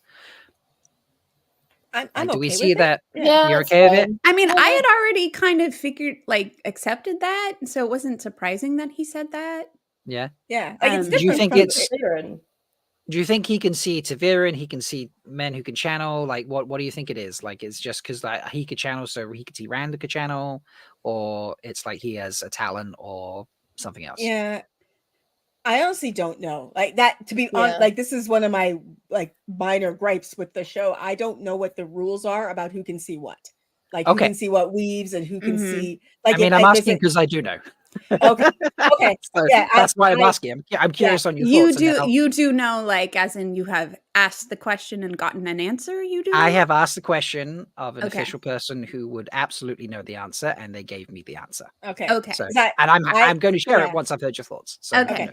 Okay. Because I like that is something I never felt clarity on. And when that Yeah. when he did that, I was like, okay, like it's fine. It's different from the books because in the books, men can't see other men's abilities, Mhm. but they can change that for the show. It's perfectly fine. Yeah. Like, Yeah. I don't have an issue with it. I think it's highly possible that Logain interprets his talent differently. Like he Okay. thinks it means, because how many male channelers has he really seen, right? Right, Yeah. right, He right. thinks that that's what that means, but it could be that it actually Verin? is his talent. That's Yeah. kind of my thought, because like that's something that the show does quite often is give you that unreliable narrator approach to the things that people say Yeah, that of course, are of course. different, right? Yeah. And they say it instead of like show their thoughts or whatever, which I think is so well done. But Do but we I- think that Damani has a talent? Because they've Well, no, kind of 'cause not done that for the women, have they? Yeah, well, but the that's just in keeping with the books, like that women can sense each other's ability. But then you're right, that does confuse because Moiraine says that Nynaeve. she didn't know Yeah. that Nynaeve could channel, which is But why it I'm could so be confused something about, different. Yeah, Damani could know how to do it, but it could be a thing Shanshan know how to do, but a thing Mm-hmm. I said I don't know how to do in this world, maybe potentially. Yeah. Or it could be that I don't understand. I don't understand the thing with Moiraine and Nynaeve. Like, I don't. Yeah, that would confuse But me. I the scene where is okay. It's all blending together. Is he having a dream when he's channeling while with Celine? Like when they're That, making yeah, out? Is I'm that not is that sure. a dream? I think it's a sequence? dream because he Okay. wakes up and she's not in bed, but I'm not Okay. sure. I'm Because like when literally I not sure. yeah, when I was watching that, I was like, wait, can she see that? Yeah. Because it looked kind of like she was could seeing. see it. Yeah. Right. Yeah. I literally I talked about that in my reaction or in a video. I was like, what? Or no, one of the videos I made, I talked about that. Like, I don't know what's happening. Is it a Yeah. dream? I'm not sure. Yeah. I think most of that episode was a dream. I'm not gonna lie. Yeah. I just Wait. I refuse to believe that Uno is dead. So therefore, Oh, the right, okay. episode is a lie, and the whole thing was a dream. And it's The all trauma?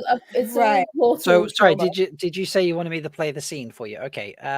Whilst I'm getting that on screen for you, Which scene? I would Which like scene? to answer. I will answer the question for you. So it's confirmed by Sarah Nakamura that it's actually a talent with a capital T that Okay. Logain possesses. Okay. He Which can talent? see. What is the talent? Yeah. He can see channelers, like male Channelers, channelers. okay. Yeah, Okay. it's a talent of his that he can see men who can channel. Okay. So yeah. Okay, that That's makes where that sense. comes from. Which is Yeah. fine. Yeah, it's fine. It's fine. Okay. Yeah. Yeah. All That right, what's that the- could be are you very you getting useful. the scene? Is that what you're getting Are right you now? getting the Uno scene? What are you getting? What are you about to do? Oh my lord. No. I shouldn't have mentioned it. No, it's a dream. This is a We'll just have it What? play for fun, yeah? There's no sound. Don't worry. It's the sound you think I have a problem with? Oh no, it's picking the Damani. Yeah. Yeah, we're picking Which the is Damani, also so yeah. very, very bad. This is also We're just not good. picking Damani. That's all we're doing right now. Because I'm not ready to watch this out of context. We're I'm just gonna be honest. enslaving girls. We're just enslaving people. All right. Question though. Question. So sorry. This soldier taking off a helmet. Yeah. Some people have suggested this is Egyanin. Do we think this is Egyanin? The description is spot on with Ty Lee because I literally just listened to it Oh, yesterday. okay. But I Okay. think it's probably Igana. Why can't I say her Igyanin? name? There we go. Okay. Have you listened to Moraine's audio book? No, I haven't. She says Aegeanin, which has me so scared that that's Oh. what her name is going to be in the God, show. no. I'm so scared it's going to be Aegeanin. Like, stop saying Aegeanin. Wow. You're giving me no. She's my favorite like B-list character. Can we appreciate at least that the voice? The southern accent. Yeah, but no, like Husband Jessica and Boone. wife. It's Oh yeah, Jessica, yeah. That's Guy Roberts' wife. Who, it's like, Guy Roberts' wife, and in essence, she's she's Killing voicing him. the command to sentence him to death. It's Yes. hilarious, and he's They- like, I bet they he's love spitting at doing her and that. saying, "Go fuck yourself," you know. So Yeah. it's beautiful. Yeah. And it was like the only day they filmed together. So Oh you know. wow. Wow. But it's like passing the torch. Like he's off the show. Now she's on Yeah. the show. Yeah. Swear the oath. I can see the trauma in everyone's faces right now. It's I don't brilliant. want to. I don't want to. I don't really I want to. don't. I don't know that I've actually I've watched this episode 3 times. I don't know that I've seen it entirely yet because I kind of close my eyes every single time. Don't do that, Rob. You're really mean. Rob, thank you. Okay, there we go. Bye. It's off screen. Yes. I promise you, it's off screen. I won't actually play it. So Ah. I'm just not ready for that yet. I will be funny about that in about 24 hours. But okay. right now, I'm not. I was very worried about, like since even before the season, just because as much as I love him, he's not the word I keep wanting to use. He's not load bearing. Like he doesn't, if you remove him, the story doesn't collapse. So Rafe has said that people are going to die. So like those are the characters that I'm looking for to die. But when he survived the battle, I literally had this moment of, I was wrong. And then like a minute and a half later. His wife sentences him death. And it's just like, I oh, God. I remember how mad we were about Layla and her invention. Yeah. Just to get offed. And we were like, you know what they should have done is they should have killed like Master Luhan, like a character that we know, a character that's established. And now I take it all back. I take all of that back. They should have killed a random Shinaran soldier. So Yeah. I don't want you to do that to anyone else because every single one of these characters, for what, like, no matter how small they are, no matter how clearly, no matter how small they are, I love every single one of them. I don't want to see any of them die who didn't already die. Right? Galad could trip and fall on a spike at any point. I'd be all right with it. I mean, I'm not going to play it, but I am going to put it back on screen. I'm not going to play it though, because I want to talk about the palanquin that, that horn on the palanquin is the only one there. It's clearly what it's there for. That's is what it's what they there end up for. doing. Yeah, this is clearly its purpose. How sadistic is that of the Shanshen to build this palanquin and say, we're going to put a horn on the front, so if they don't kneel, we're going to take an example of someone and shove their face through this horn. And they pick out the person that's going to not and, do it to be the first one that they try to do it. They they like this was planned. good. They called him. They could Yeah. see it in his eyes, and they brought him forward. Yeah. Yeah. I think premeditated. I mean, this is Uno would necessary never- for the show. He Yeah. would never. Yeah, you're right. He would never take the oath. Yeah. Yeah. Exactly. So it really does fit, but it is horrifying. So I've just been informed that open reviews are there for Rotten Tomatoes. So folks, if you are able to go to Rotten Tomatoes and leave a review for the first 3 episodes, that would be brilliant. Okay. Obviously, 10 out of 10. But no, go give it a solid review. Get there before the book close, who I have not really seen around. I'm very impressed about that. Okay. So Dusty Moth is like, kill Hotsima. I mean, Hotsima, that like he's in the words that we used, there is some load bearing character. Yeah. there, Yeah. so. Flaming that's great. Flaming spike kisser. See, I told you 24 hours. Oh. You'll laugh in about 24 hours. You're gonna burst out laughing, and people will be what? You'll be like, "Flaming spike kisser." That was really funny. Yeah, that really was. So, All right. I do kind of have to. You have to leave us, Jenny. yeah. It's my phone gets a bit overheated. So when my phone does the motion capture for my face, and it gets real hot. So Yeah.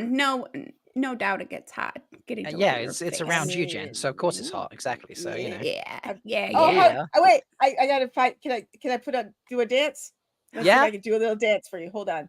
Oh, I love this. Am I full screening this? Oh, wait! No, wait! I don't have to get it yet. I'm not ready. Okay. I'm not ready. Hold on. I might move to a different location because I love no, I didn't. dancing. Okay, hold on. Let me see what Okay, I'm gonna. There we go. I'm doing the Dee Dee dance. See? That's Oh my amazing. goodness. I Yeah. love that does that now for you. That's Yeah. so cool. I can twerk, but it gets a bit. I gotta turn around because yeah, the twerk goes on for a really, really long time. Oh, I can see it. I can see it. Yeah, I yeah, can see it. yeah. I There we get it. go. I love it. I love I- it. Let's go. Oh. Let's go. Work it, Jenny. All right. Work it, I'll work leave you on it. that note there. That's All right, perfect. take care, Jen. Thank you for hanging out. All right. Good to see you. Yes, See you you again. too. Bye. Bye. Bye. I love Jen. She's hilarious. So don't worry, I won't play the scene. I know Thank both you. wanna I play was it. gonna say, I was like, don't put that back on the screen. I don't I'm want not it gonna put yet. that back on the screen. I don't want it yet. I was thinking about how on Threefold Talk we rank stabs. Oh, And I was just like, oh man, what are we even It's- gonna do? it's a real solid stab, isn't it? You know, Worst stab ever. worst stab ever. Oh my god, this is hilarious. Ladies and gents, if you are joining back, because numbers have increased and we are seeing you around, it's lovely to see you. If you are getting ready for what you expect to be the Dusty Wheel to take over back on the Dusty Wheel channel in about 25 minutes, the innkeeper has overworked himself, shall we say, and is a little bit exhausted. So I'm gonna try and keep going. I feel like he just couldn't sleep after the episodes.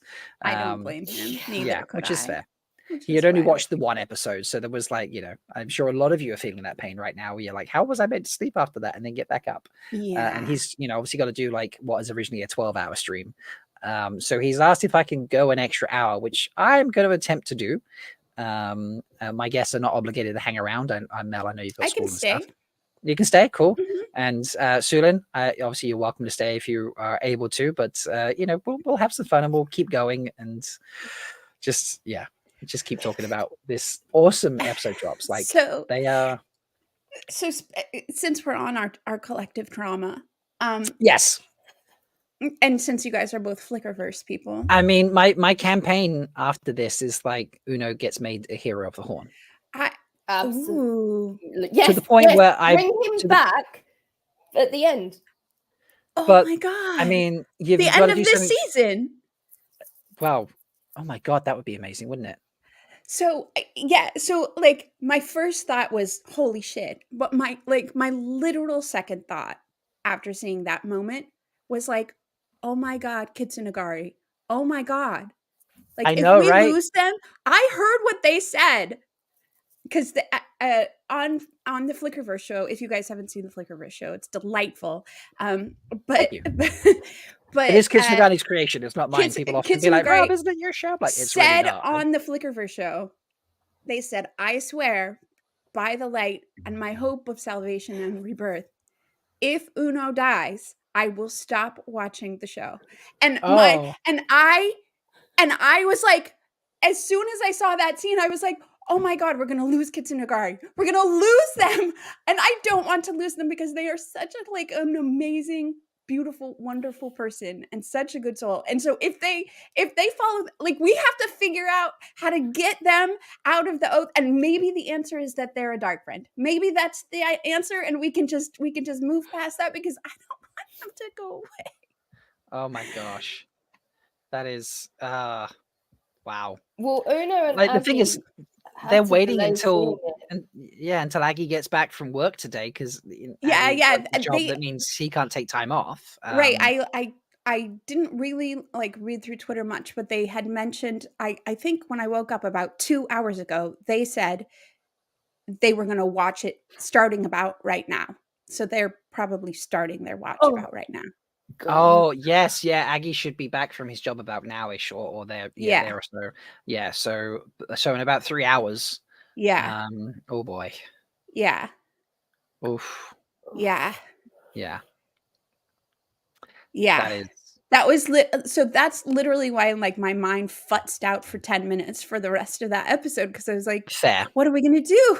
And Very fair. how crazy is it that's how amazing this fandom is, that the people who have attach themselves to the characters from the book so much are in my mind like not even, they are like so entangled. They're so entangled together. Like I can't watch one without thinking of my friend who's also the character, and Yeah. and I'm like incredibly grateful for that, but I'm also like I'm tearing No, up thinking about I feel them. the same. Like, you know, part of me is just like, well, clearly you need to be cast as Melindra in the TV show. And if they cast someone else, there's going to be a false figure in my head. So there's a small part of me that also thinks, well, they just shouldn't cast a Melindra because they couldn't get anyone better than you. And yeah, so I can totally understand that with Uno.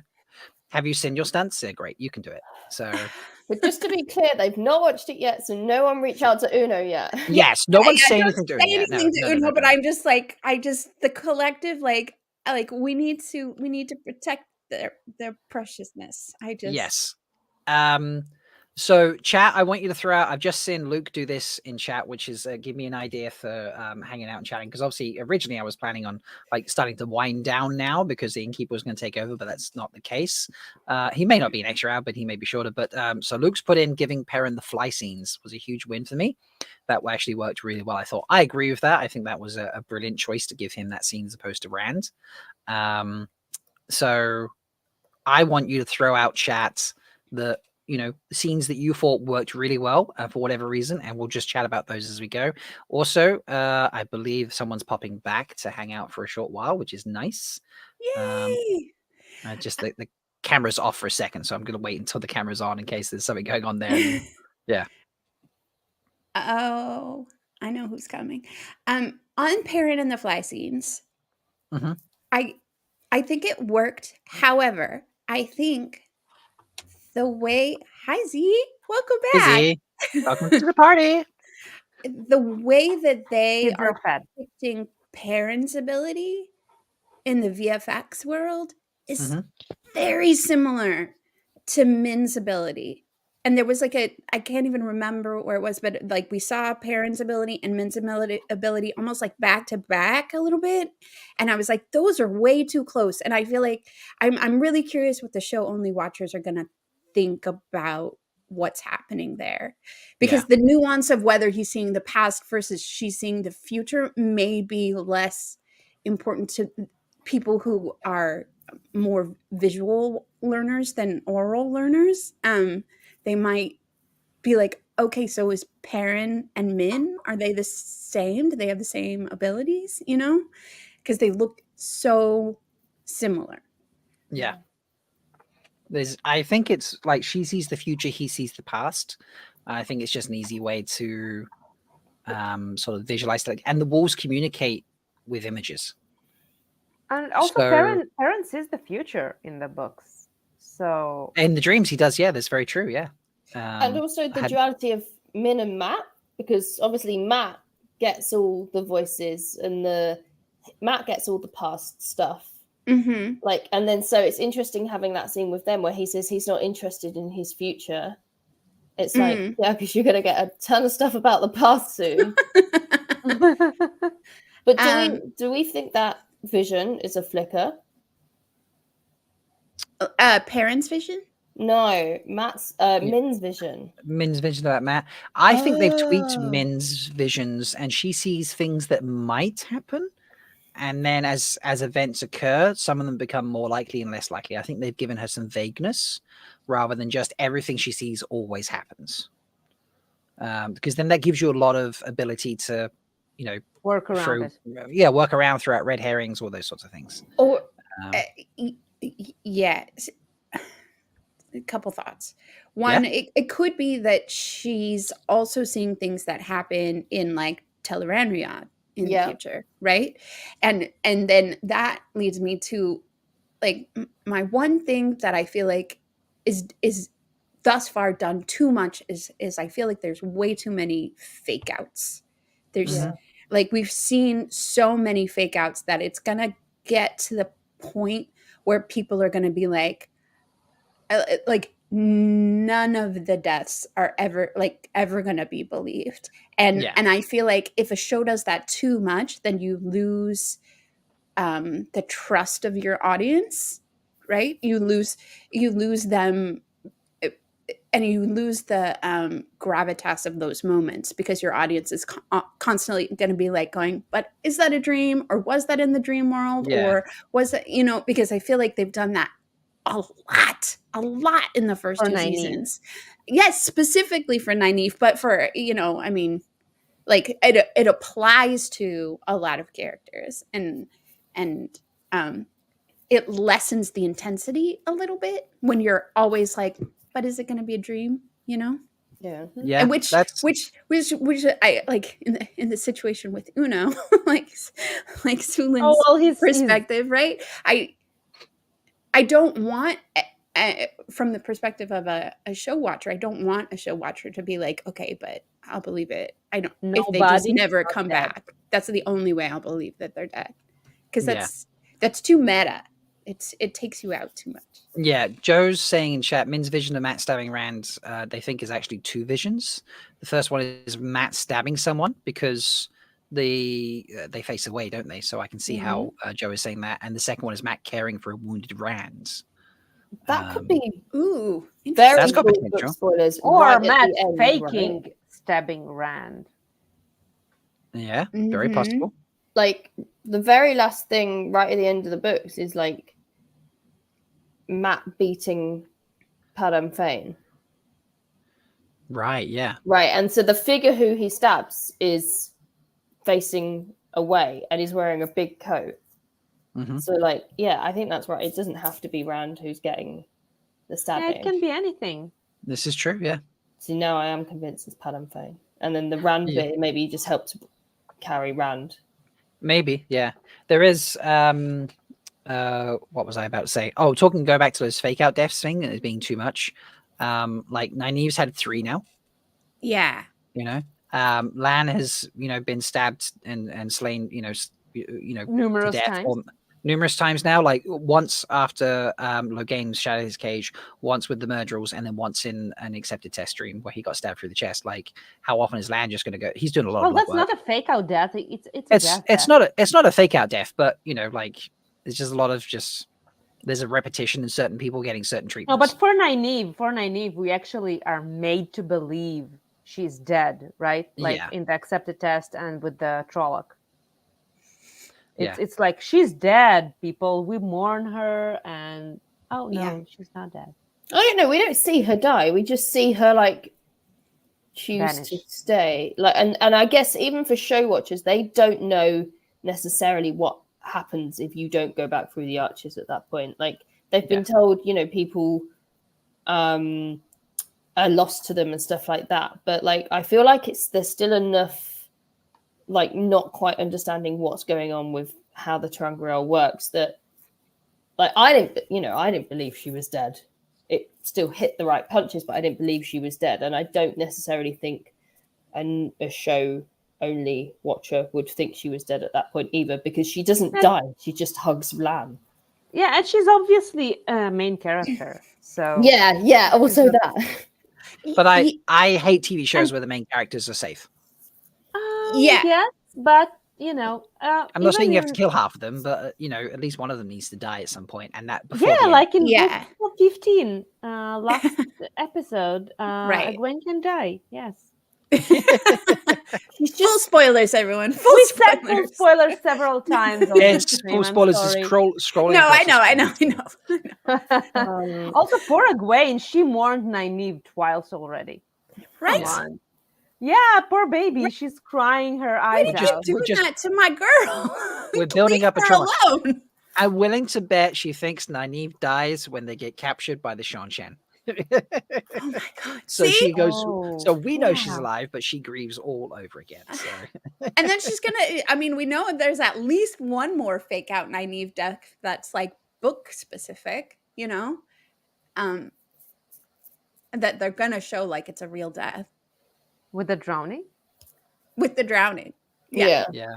You know, so it's just like how many times, and that's what I guess that's like not from the perspective of like Well, you need the drama. trust in the show and I mean, investment in the characters that you need to have in order to like carry through this through line.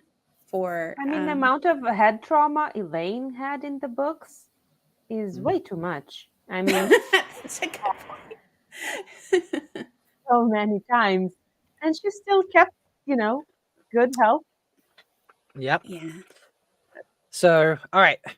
Let's move on. Sorry. Can unless we you have talk something else? about Elaine and like her like very first line being like, "I like to tinker with things." I love that. I love that they embrace that. Elaine, the engineer, is engineer. I my thought the favorite thing about Elaine, and I love that they put that in right at the very beginning. And she's like, "You came out with the alcohol, and you didn't come up with the hangover cure. Come on, girl."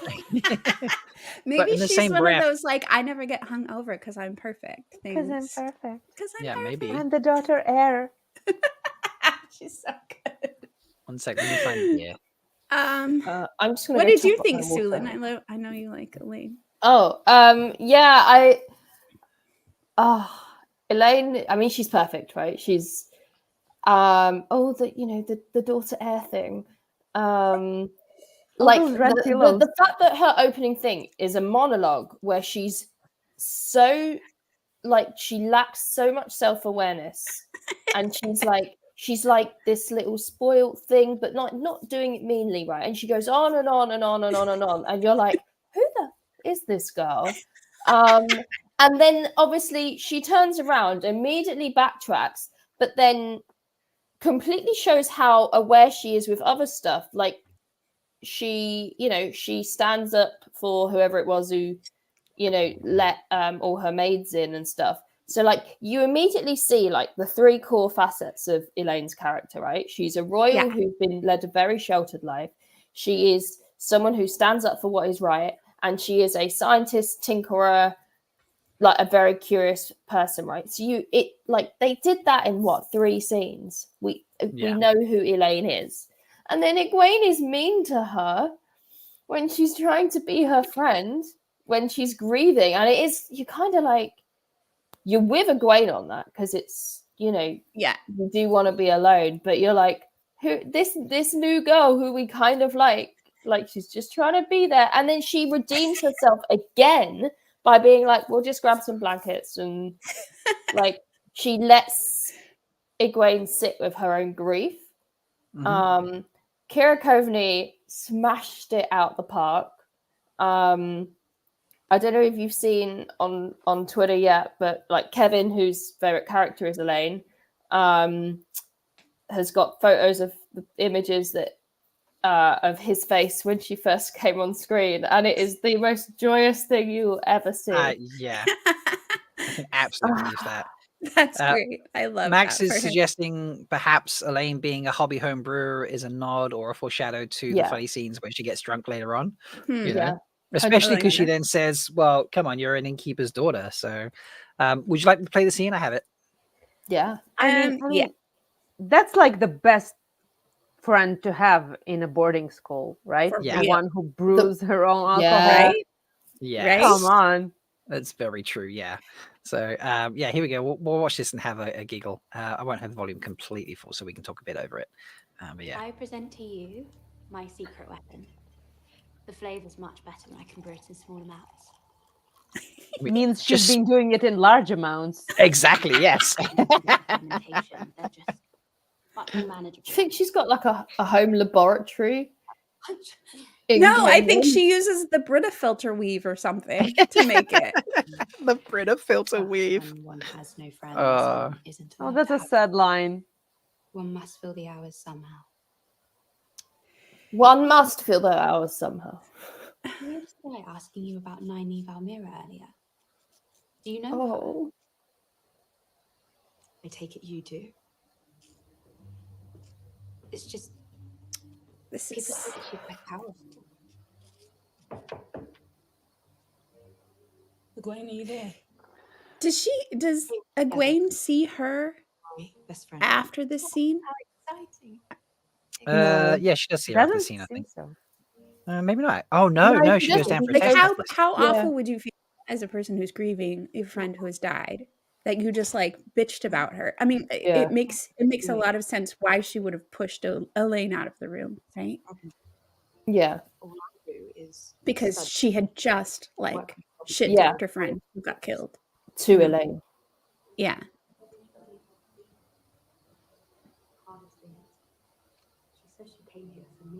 This is how we should just spend like the extra hour. We should just pick random scenes and just watch them and have fun talking about them. Whether I want it or not. The music here, can I just say, is perfect. Yeah. And she's off sparring with warders or becoming Liandrin's bloody protege. I feel like that moment fell a little flat for me because we hadn't seen Egwene needing her in a moment like that. Yeah. And it does just come across as straight up just jealousy. But I think there was this moment in the kitchen when they were trying to do the water, the Brita weave, that Egwene was like, "I'm trying," and Nynaeve is not even trying, and getting all the attention from the teacher. I think as an example. Sorry, I gotta put that up there.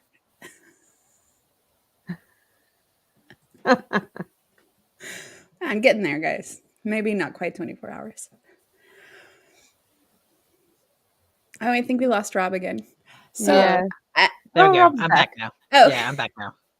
It's funny. I wasn't sure if it was playing for everybody, but it was playing for me. So I was like, "This is weird." Yeah, it's like stuttering. Yeah. Yeah. I think we can agree Elaine is perfect so far.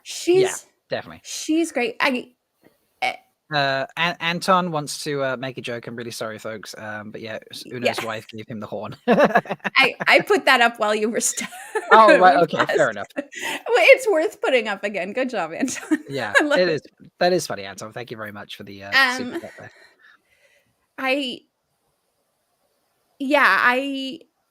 I love Egwene. Egwene is my favorite of the main characters. So I guess from the perspective of someone who loves her very much and knows that a lot of people like hate her for hashtag reasons, I don't want the show to feed into that. You know what I mean? Like I don't want the show to give people more ammunition to hate Egwene. And by I don't feel like she's completely sympathetic in that scene. And I think Elaine being allowed to say jealousy is not a good look is like, it's like, don't do that to my girl. You know what I mean? But if you remember book 3, Egwene and Nynaeve are terrible to each other, and they're going through this phase of you're getting it easy, your channel, you're the teacher's pet, and and that gave me book 3 vibes. Okay. That scene. So it's just straight from the source material. They have their conflicts. Yeah, they're barely on speaking terms, are they?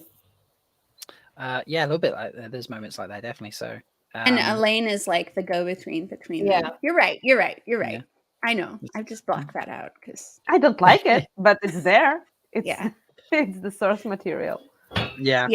You're right. Once again, folks, if you are checking here, wondering what's happening with the Dusty Wheel, the innkeeper has exhausted himself and has asked that we try and run an extra hour to continue the premiere guide on before he starts the after show. This is the after party, folks. Hence why we're just goofing around and having a good time. We are currently at night. We're about to hit 9 hours mark now, which is great. And my wonderful friends here are still hanging out with me. So if you are new here and you're like, why am I here and not at the Dusty? That's why. But please like the video, subscribe to the channel if you're new, because I do lots of bullet time content too. And it's fun to be here. But I would like to suggest that go for it, Tulin. That perhaps we give a try. Should we talk about or show us more Uno? Not Uno dying, but like Uno being Uno. And maybe we talk about the fly see scene. his scars? Yes. The art, it's amazing. I don't think I caught them. I only caught land scars. He's all scarred on his upper arm. Yeah, let's Yeah, again. I'll everything. play He's this without burned. sound for the moment, or just very low sound. I think maybe first episode or something. You can see it when he's being taken towards the palanquin as well. Yeah, okay. Goat-licking bastard refuses to ride a horse. It's not easy to do from horseback. It's just sniffing the bloody air. It's not proper tracking. I like this new Ingtar a lot. Oh, this new Ingtar is great. Yeah. So I don't know if we'll be able to see his arms in this, but we will find a shot where you can see the scars in his arms and stuff, because he's got a lot of scarring, doesn't he? Yes, yes. He looks like he's been through like a fire or something. They crossed here. Is it on the same side as his eye? No, the opposite. Interesting. Let's go over. Wherever we can find a crossing. Builder, you stay with the horses. As you wish. Oh.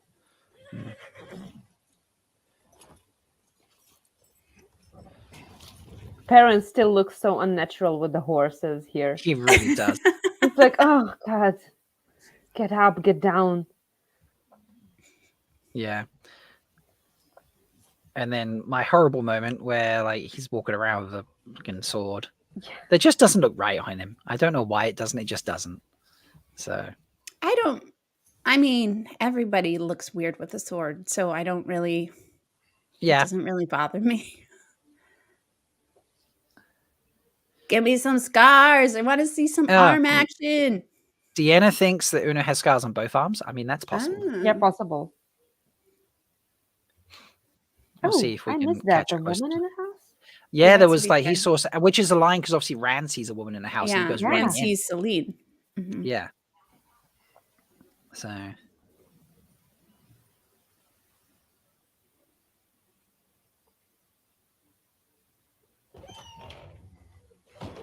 And this is just so cool where he comes in and we get the vision stuff. Sorry. We were worried that you might. And Ingtar looking at him like, the fuck, Are you bro? okay, dude? Yeah, like, dude, you okay? Like, what happened? Very nicely done. Mm-hmm. Yeah, it's well filmed. So who's that guy? Do we know who that guy is?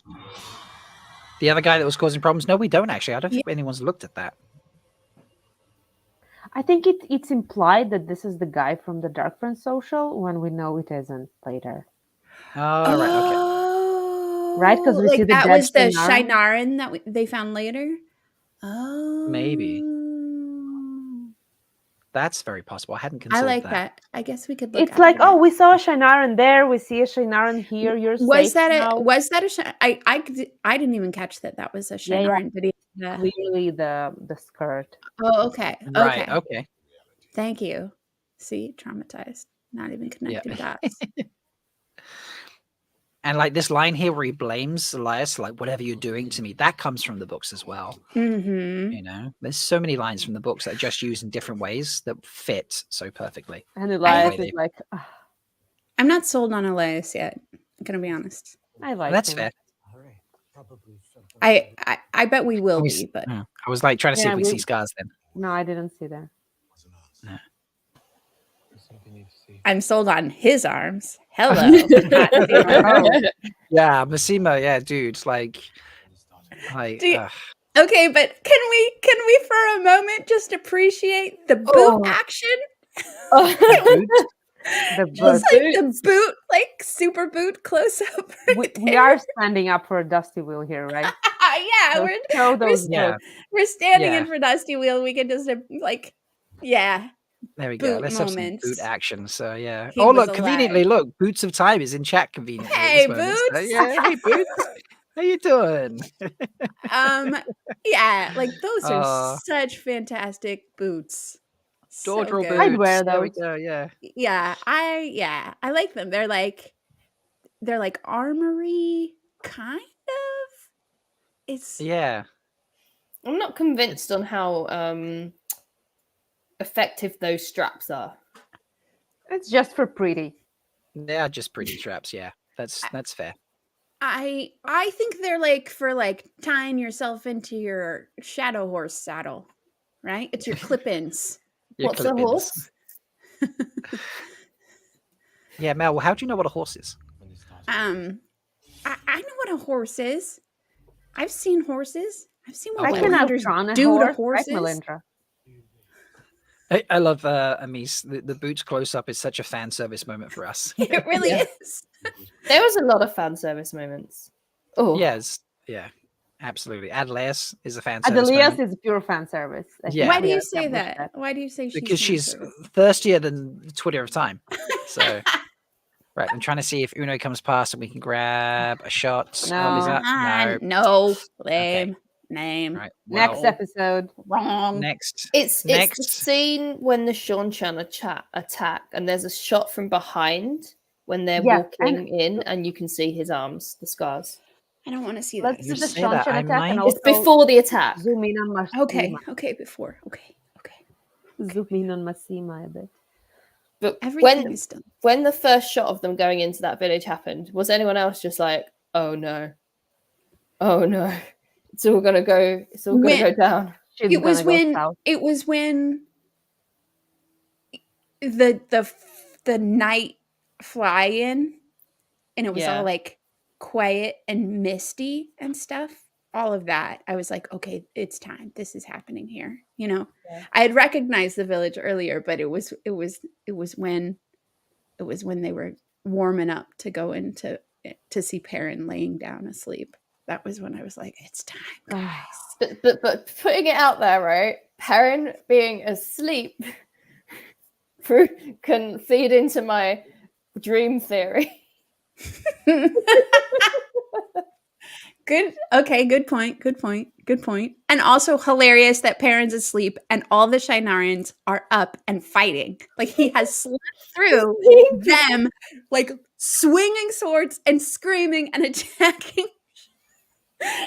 Oh, they got him first, and he. Oh, I like that.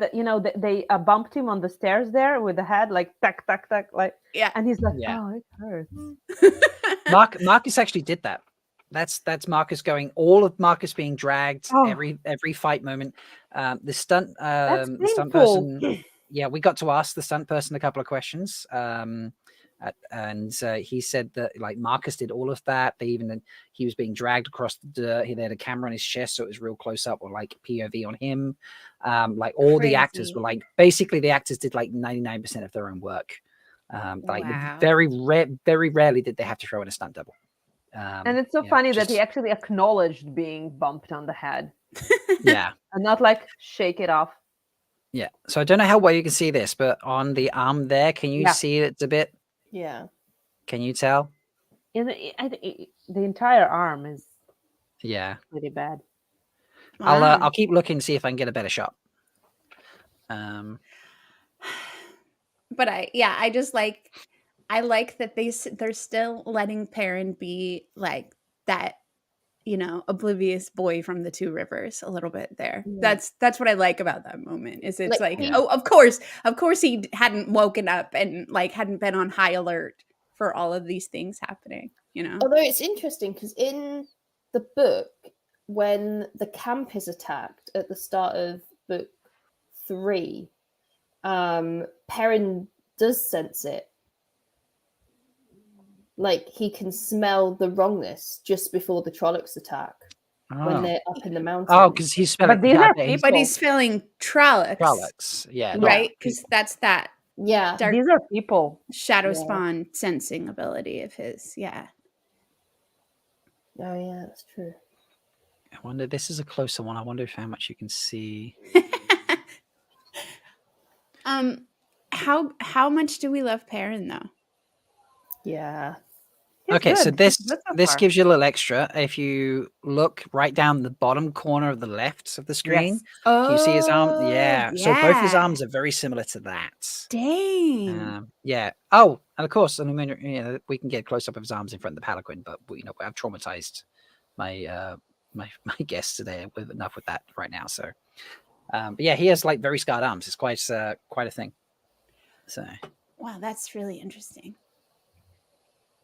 See, so much depth to him that they're leaving on the table. And the eye patch is awesome. It's The eye patch is so Yeah. cool. It's like really textured and detailed. It almost looks like a real eye. Like he Mhm. has two eyes and it's red and angry, like it's described in the books. Like it's Yeah. described as a very angry eye. Yeah. I really like that they're like showing so much depth for Perrin just in like scenes like this. Like, you know, he starts off that scene being dragged around and he's like, he's not a pacifist, but he's like, he's not really fighting, right? Yeah. And then it takes him some time, but eventually he grabs a stick. He sees Loial. But then it's once Yeah. Loial is hurt that he flips and changes to sort of battle Perrin. And so it's like, you know, the whole duality of him, like his thing with violence is like, well, for him sometimes it's necessary, and that is like a conclusion he comes to in the books. Like, you know, it's the Yeah. hammer or the axe, and it's like, well, the hammer does both, right? So I feel like Yeah. this is like really nicely showing the start of that journey for him, just in a few second battle clip. I agree.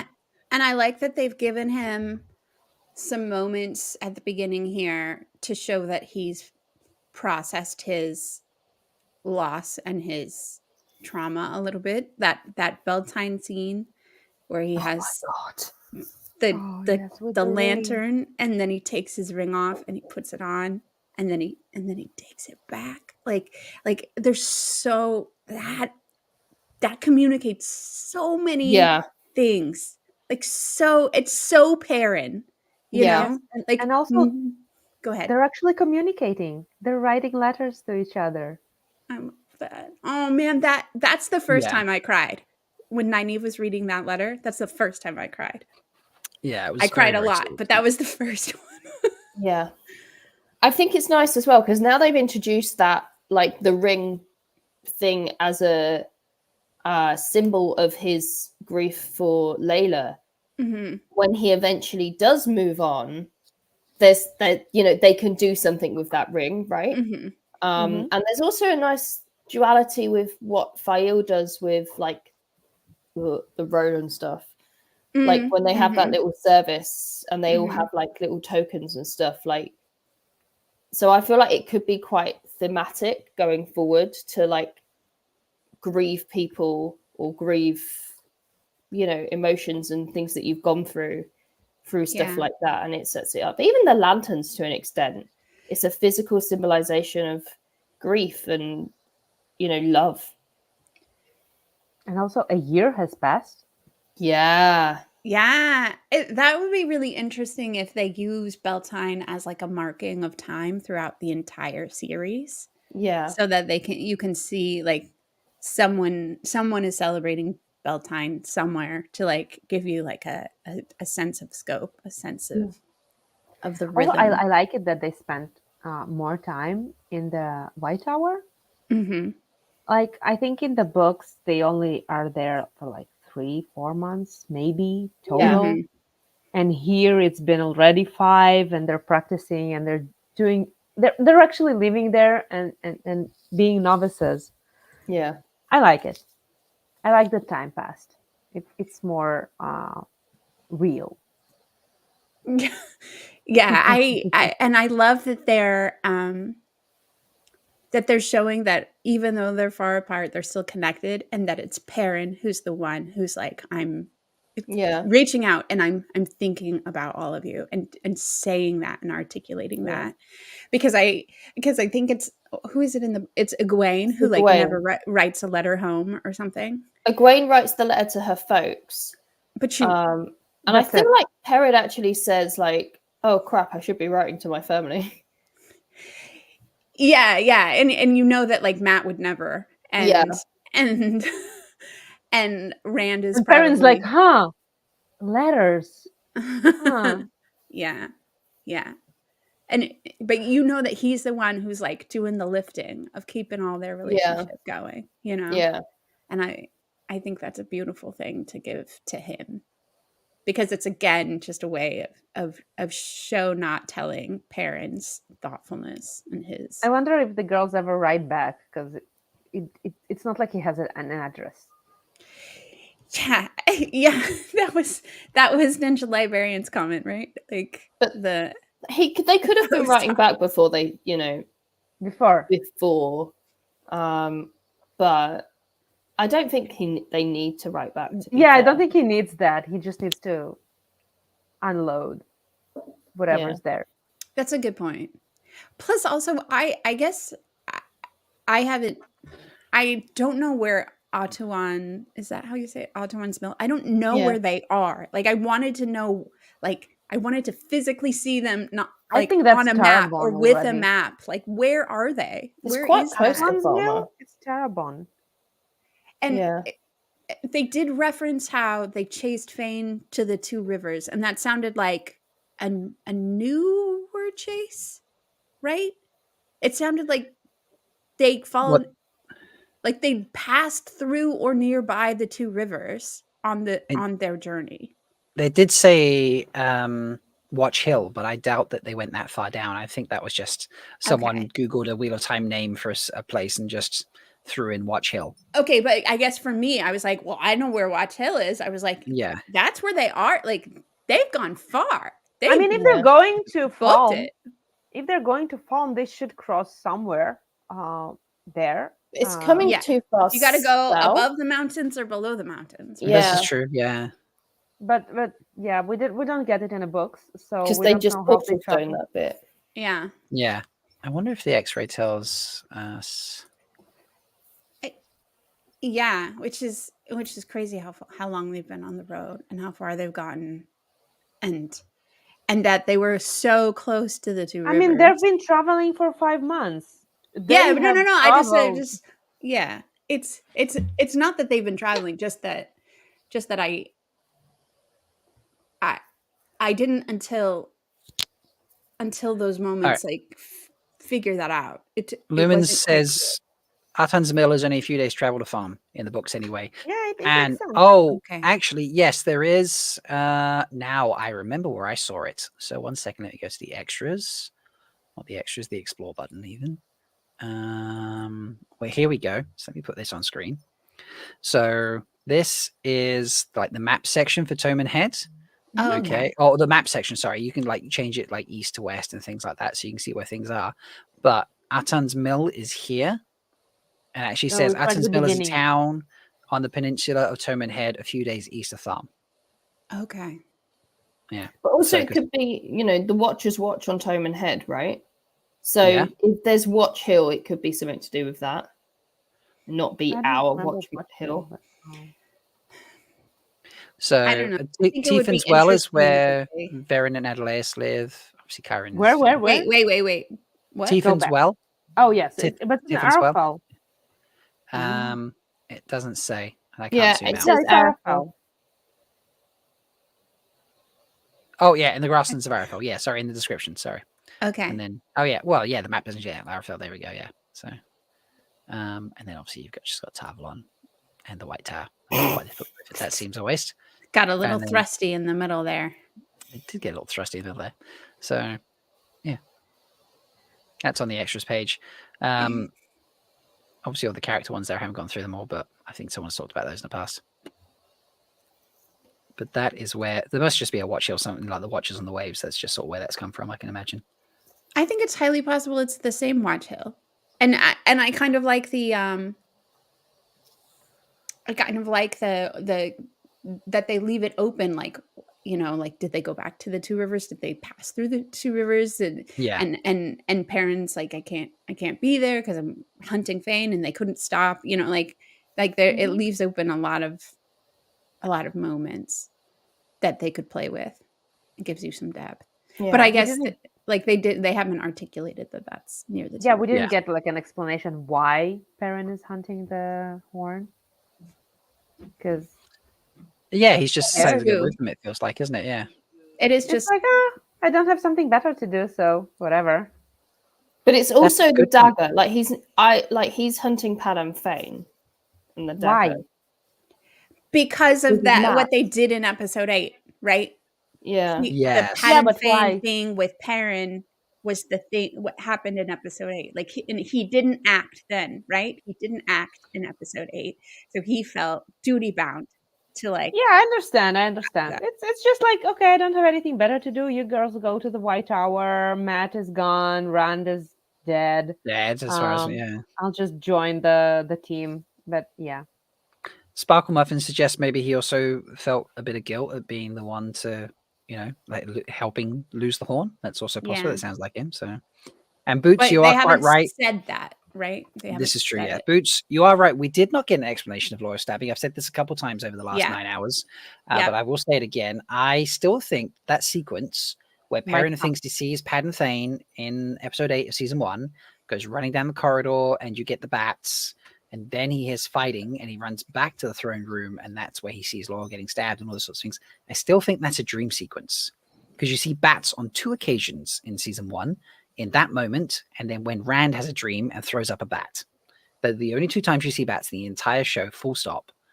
And the sound is very dead when Perrin's running through the corridor, just like it was for Rand. And I think that's a dream sequence. And I think that Thane has dream powers, and they're setting up Thane to maybe be like combined with Slayer sort of thing. Interesting. I don't think we need an explanation for Loial. No, not Might be necessarily. conscious. Like, I just think he got stabbed. There were people who had the one power around. He's probably just healed off screen. Like, I mean, no, there wasn't. Maybe they used all the channelers in the battle, and the only ones survived were the 2 who had no idea what they were doing. yeah, but Nynaeve's been healing people for years. She can sew a wound up From that evil dagger. Well, that's the thing. I think they've It's not clearly established. taken away poison dagger, Yeah. and poison sword. Like clearly, They they just they've got removed rid of that. the Fecundar blades. Yeah, being- they don't being exist. death. Yeah. Okay. Yeah. So I'll give you that one. I think it's Like, fine. not that they couldn't introduce them later, like as a Forsaken comes back, like Agonor has come back and like introduces this new power weapon that is like insta death. That could be the word just broke, but it could be a way that they can like make the drama more intense with the baddies, so that they don't get dull. But like at the moment, clearly it's not gonna kill you. Yeah. Being touched by one of those blades. Yeah. Okay. Because otherwise, But- Lan would be dead again. Yeah. Well, no, because he got healed by Adelaide Van Dien. Yeah, You but can't heal you the can't. poison from a Fecundar blade. Yeah, no, you can. Was That's killed from Attack and Our Blade, so yeah. That's literally because they were like, because when going books now, folks, when Tormanus gets sliced by the guys with him, the Borderlanders are just like, yeah, if you don't get seen by an Aes Sedai in a set period of time, you'll die. But if you do within a set period of time, they can heal it. I love So- Talmanis, but he should have died. I disagree.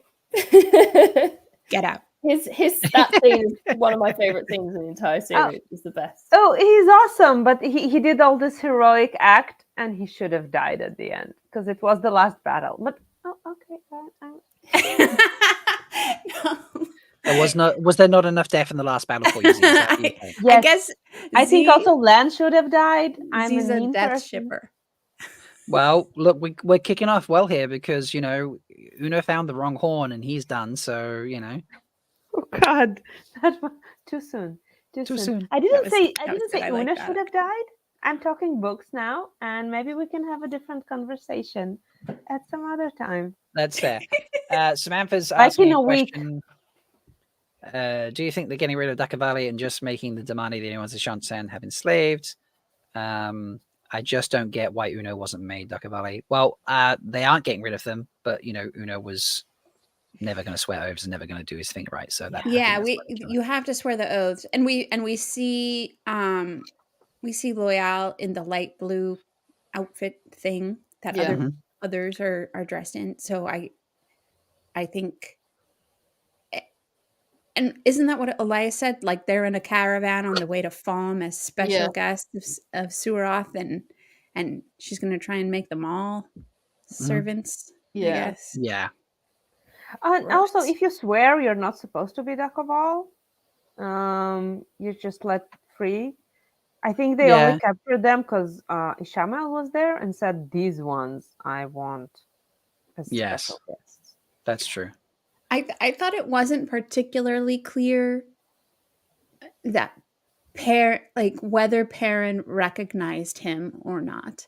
Oh, I think Like- eventually it was clear when he showed him the face with the fire. Yeah, but like before that, like I was like, why does Perrin know who he is? Because Right. like the way that they filmed it, it looked like Perrin was also recognizing him. Right. Yeah. I mean, I he's agree. probably in the process of recognizing him, right? Because he'd had the dreams, and it was probably like, I'm getting vibes off this guy. Yeah. Which is why he was like asking questions and was Yeah. stressful. And he's seen him standing next to Suroth anyway. Mm-hmm. Like he knows he's a bad dude. So it's probably just going through that process. But it could Yeah. also be that like shadow sense coming through in really subtle ways too. Oh, this Yeah. critter just woke up. Have we started the campaign yet? We've discussed the campaign. We haven't planned it out, but we will be, starting the campaign to make Huno a hero of the Horn. It's like I feel like we need to plan the logistics because he can't be a hero for the Horn this season because he's not done anything to earn it. Maybe he already is. We don't Why know what not? he's done Why before. wouldn't he have? What are you talking about? Yeah. Or maybe they just changed that and you don't have to earn it. We sort of don't thing. have to They have just seen randomly select it. him, his actions to I mean, know he he's lost amazing. his eyes somehow. He's been protecting the Faldara for. This is okay. Yeah, Yeah, this is like yeah. he's Years. had innumerable battles with the shadow. Also, it could be just some reincarnation of some given hero already. That's true. Yeah. Like all heroes of the Horn are already heroes of the Horn. Yeah, Yes. like Rogosh Eagle Eye. Maybe he's the Eagle Ah. Eye person or whoever. Oh, that would be cool. So, Oh my god. What if he's Guidal Kane? Oh, that would be. That would be awesome. Critter literally put that in chat at the same Critter. time. So, yes. I think Birgitta digged Uno for sure. Yeah, and she said Yeah. I think she would like she likes I'd the do look of him. Oh my god. Oh, that would be so good. Yeah. I love that. That would be amazing. Okay, so this is like the new campaign. Too right now. handsome though. Okay, this is how we're gonna. Well, this is I how we're mean- gonna get Katsunagari through it Yes. by refusing to acknowledge that he's gone, Yes, and he and is now. therefore their oath is still valid, so they don't have to pledge to the shadow. Yeah, I'm gonna have to spam every contact I have and be like, please filter it through the ionosphere and around the water cooler and everywhere in between that Uno is now the reincarnation of Guidal Kane, and thus Guy Roberts will have to stay in the show. I want to be there. Yeah, with nothing them from Katsunagari to yet, hold their right? hand. Yeah. Yeah. They probably are only barely finishing episode Yeah. 5. Yeah, around the episode 1 mark, I think, of the finish time for that. So, folks, as is pinned in the chat, if you're just turning up and you're thinking, why is it still here and not the Dusty yet? The Innkeeper is a bit tired and running behind. He's asked us to go for an extra hour to keep him, just to let him get his energy behind him for a long ass stream to do the breakdowns of the episodes. But we're just having fun here talking about our campaign for saving Uno, because Uno needs saving, sadly. So we need a title for this campaign. What are we calling it, folks? Yeah. Chat, you need to help out now. Like, Let Uno blow. let Uno. Rogosh Uno Eye. Rogosh Uno. Single Eye. No. I saw Single Yeah. Eye in chat. Who was it? Eagle Eye Uno. Luke Jr.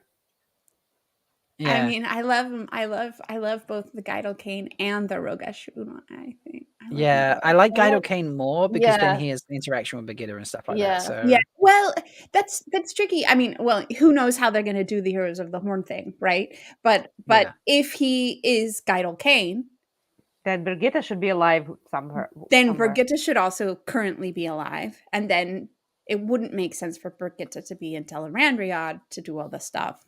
What everybody else? Uno Reborn. So But that's just us applying book logic. Well, that's what I'm saying. Yeah. Like they Yeah, this don't is have true, to yeah. be alive. Like Yeah, they can at the invent same time. anything. That's true. Like, they can change. Birgitta could have just died really quickly in this reincarnation, so they were out of sync. Like Yeah. it. Kuno Kane. I don't know, I'm coming up with weird names now. Like Critter's got Uno is Guidal Kane. I think. Yeah. I saw a question in chat saying from is it Never Bluff saying assuming Massima is not in the show. Massima's there. He's the the hottest actor. Massima is hot. Arnus. Yes. Arnus. Yes, not Anus. Arnus. Sorry. Arnus. Ladies and gents, we have a surprise guest joining us right now. Oh yeah. Hidden in the background. Massima? Yeah. It's not Massima, sadly. My God. You're gonna if be it so was, disappointed, Z. I might be whole hot and flustered. No, if it I'm was never Massima. disappointed. Please welcome the man I just said was trying to rest, Matt Hatch, the innkeeper. Hey! I'm awake. He's awake. Good How you doing, morning. Good. Just what's funny is for some reason I decided to not plan out everything meticulously for Friday morning. So so Thursday evening worked out really well. This morning I've been like furiously writing people like, do you want to come on? Do you want to talk? So you're all awake and alive and going strong. So that's great. I know we moved you kind of surprisingly moved you another hour ahead.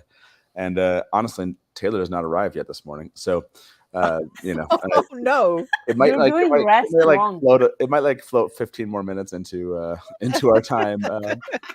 But we will Do you want get me up to give and you running. mod powers and then I just leave you to do it from here? You know, like I know. Can't So you I don't know- simul stream? Isn't that a thing? Yeah. I Oh, guess. actually, There's some way to no, do but that. I don't. There's a thing for that, isn't it? Where is it? can- Can I tick that and then actually? Oh, maybe that's a thing. I don't know if it'll let you do that now. But I've the, ticked it. I don't what know is how it- that works. what I've is it never you tried do? it. What is your try? Now you can simultaneously stream, but I don't know how that ever works. I'd have to Google how that works. You could stream Like to your through channel. StreamYard. That feels way Through too Stream- complicated for Well, I Yeah. was meaning like you could stream it through Malkier Talks and Dusty Wheel at the same time. Like Gotcha. Yes. Oh, like yeah. I've seen those Yeah, on YouTube where it's like both accounts There are are ways to Yeah. do sharing that. the same thing. Yeah. Yeah. So anyway, yeah. So Matt, we've resurrected Uno. I'm sure that was the most gut wrenching moment for you yesterday. Smart. Yeah. that's a good How did choice. everyone react when he actually got? Because I was trying to sleep at that stage. How did the room react when he got? Oh, I'm I curious. posted it. Do you want to show it to the screen? It's like on Twitter. Oh, it's on your Twitter. Oh, is that the Yeah, moment yeah. you This is the posted? last I tweet thought I you. did out of the Dusty Wheel account. So instead of telling you, Okay. instead of telling you, I'll show you. Show not tell, taking That's your right. clue from the show. That's What's good. Yep, what's okay. good is that we were muted during those reactions, so you don't even have to like worry about audio issues trying to play things as you go. So That's pinned. So you're saying Sweet Dreams, couldn't be happier. oh, it's on the Betrayal. Dusty Wheel channel versus the Innkeeper Oh, right. Yeah. Sorry, not you. Right, Dusty. I clicked the wrong one. That's why. The Dusty Wheel, and there it is. channel. Oh man. Okay. Right. I need to obviously pause Yes. this. By the way, in chat, Althorstein said, "Ah, shucks, just the Innkeeper." I agree. It is just me today. Well, we were expecting hot Seema, so I understand. you know. Yeah, Yeah. that would be a change. That would be a Yeah. change. Yeah. Sorry, Okay. Seema. Right. Yep. There. Oh no. Why has it gone blank? Oh, it I did. think. All right. There we go. It was so comfy. Oh my God! Like I can Look see how Grace cute hiding you her are. face. But everyone else is just really looking. Oh. Oh my gosh. Oh. Who are those poor little children watching in the front row? That's Matt's children. Oh my gosh. Can we play it again? The far left just- one. I just love that Grace up here is zero already reaction. completely tucked Grace away. is like kind of not even. Yeah, she's like, Yeah. this is brilliant. Brian's up there, and Brian's like shocked. Let's go again. You can Yeah, tell so the watch- people that had already seen it. Yeah, because Naves because is they're just so like, chill. Naves is just Lauren's like, yeah. chill. Yeah. Like, and then they're actually like they're all waiting for us to Oh. react. And then Nameless, and then I say something. I can't remember what I said to Nameless here. But whatever I said, it made him laugh as I look off to the side. Oh my goodness. Yeah, I said something. Grace is still I was dying. expecting a beheading at this Alyssa at the point. back. Yeah, This is Alyssa's in brilliant. the back. Yeah. Yeah, Alyssa at the back, and then like Lauren's wife. I feel like Anas is in it because he's so chill over here. He was really chill about that. I got to ask him about that. Yeah, that's a good question. Like, why are you so chill? I was watching with Doyne, and it was, you know, like our kids were asleep, and we were watching it in our living room, and I like screamed, and I didn't hear him say anything. Like nothing came out of that man's mouth. He's like stoic as a stone, and we haven't really had much time to process it, but the side shot, the side profile shot, is where it really gets you. Like, Yeah. it got me. Oh, like yeah. when I Yeah. showed it, oh man, I was like, That was really. no one's That coming back. was- we No one's didn't coming need back from that one. Although it seems like you guys brought it we've back. already figured it out. Yeah. Well, I mean, we were talking about this, Matt. Is that the challenge is that Uno Kitsunagari swore by the light and their hope of salvation and rebirth that they would stop watching the show if Uno died. So we have to figure out a way I see. to make it so that they can keep watching and not have betrayed their oath. So Yeah. we have to figure out what the solution is here. It's a big deal. But by the way, Taylor has arrived. So Oh. Awesome. So In a yeah, tank I top, think- hopefully. yeah, he's not in a tank top. No. We're He's gonna go failing down, at this. we're gonna go down and to the studio and get things set up. I'm really, like, you guys are all like bright and cheery and everything right now. And like I just woke up and I'm like, you guys been talking for a long time. So hopefully it's been Yeah. a wonderful many hours. Seems like you've had a Yeah. good crew along with you.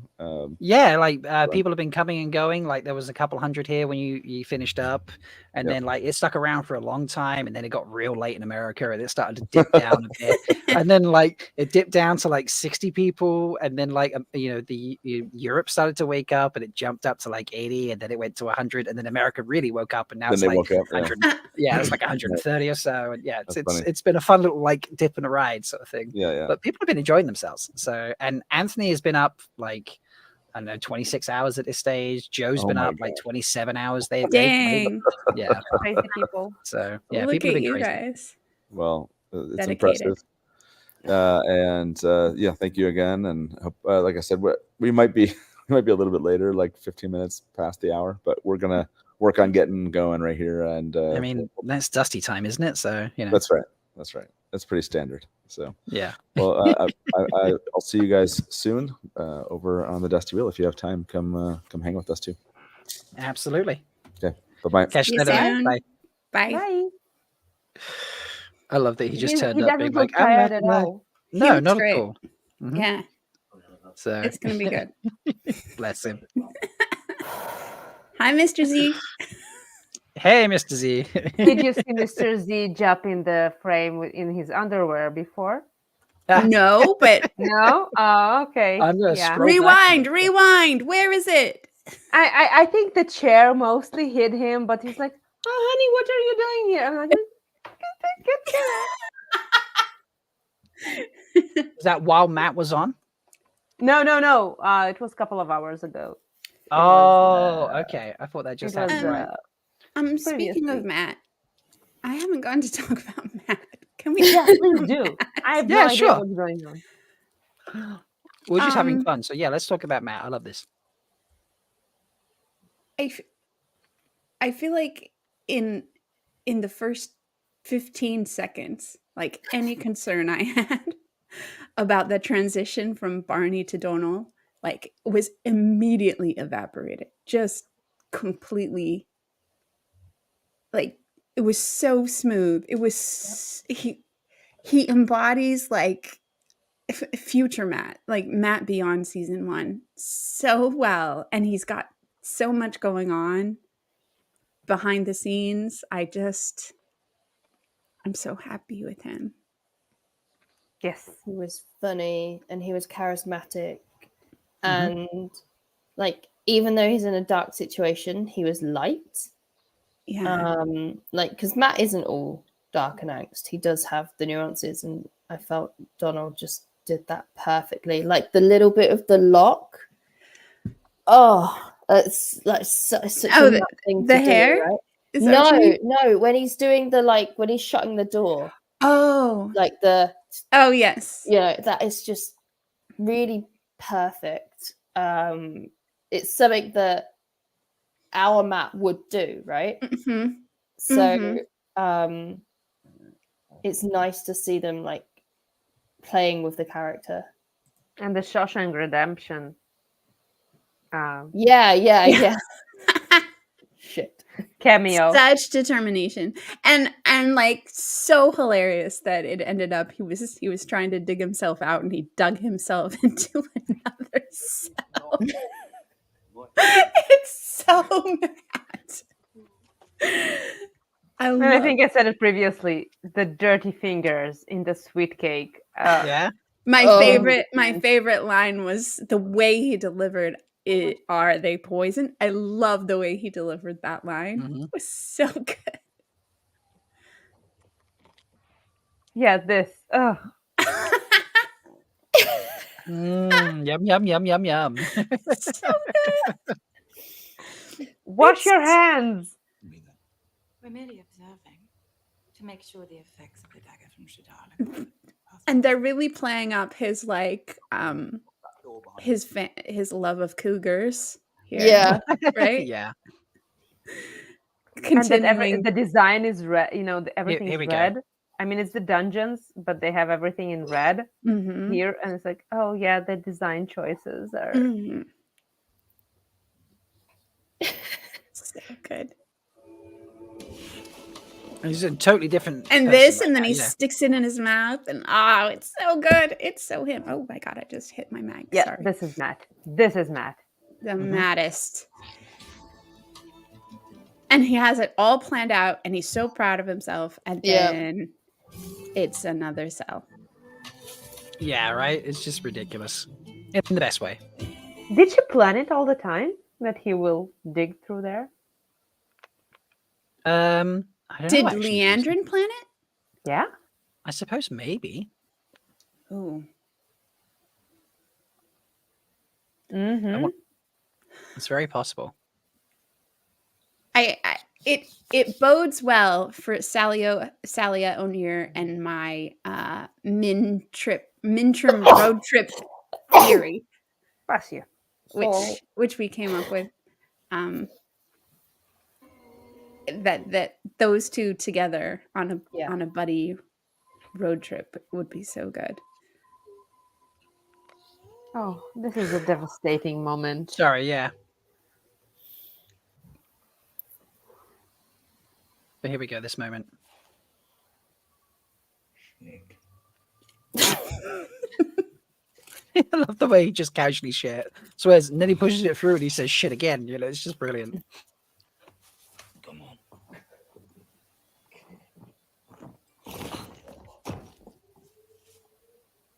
Another cell.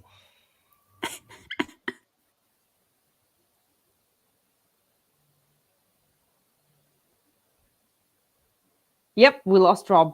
Oh, I don't remember. From in.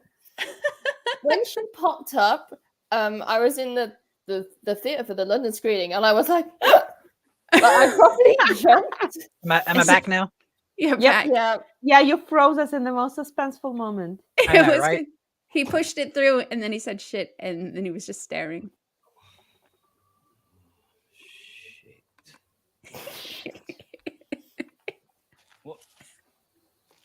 So you're the possum that's been scratching at my wall. So what did you do to piss off the blonde? Nothing. The blonde. There's a sex thing there. Yeah, she Those two together are gonna be so freaking good. I'm so excited. Also, the fact that she calls him a possum.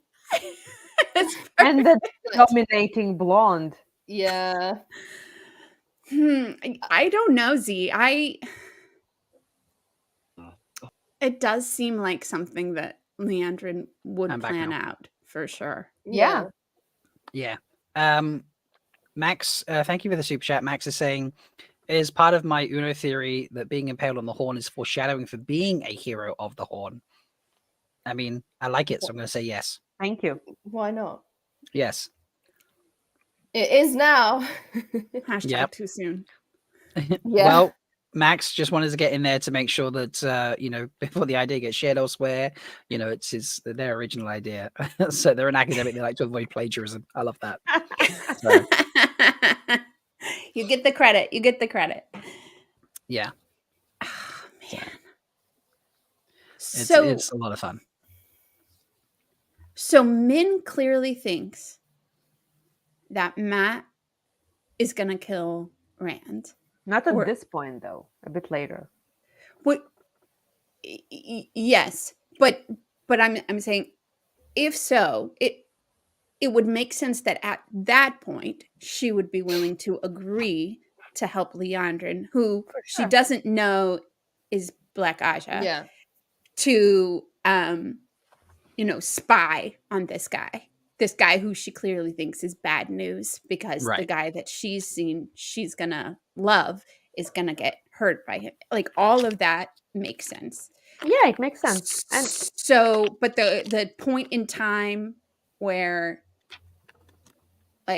Min is set up, like where Min has decided to do that is not clear to me. Like, whether that's from the beginning or whether it happened kind of in tandem, but we didn't see it.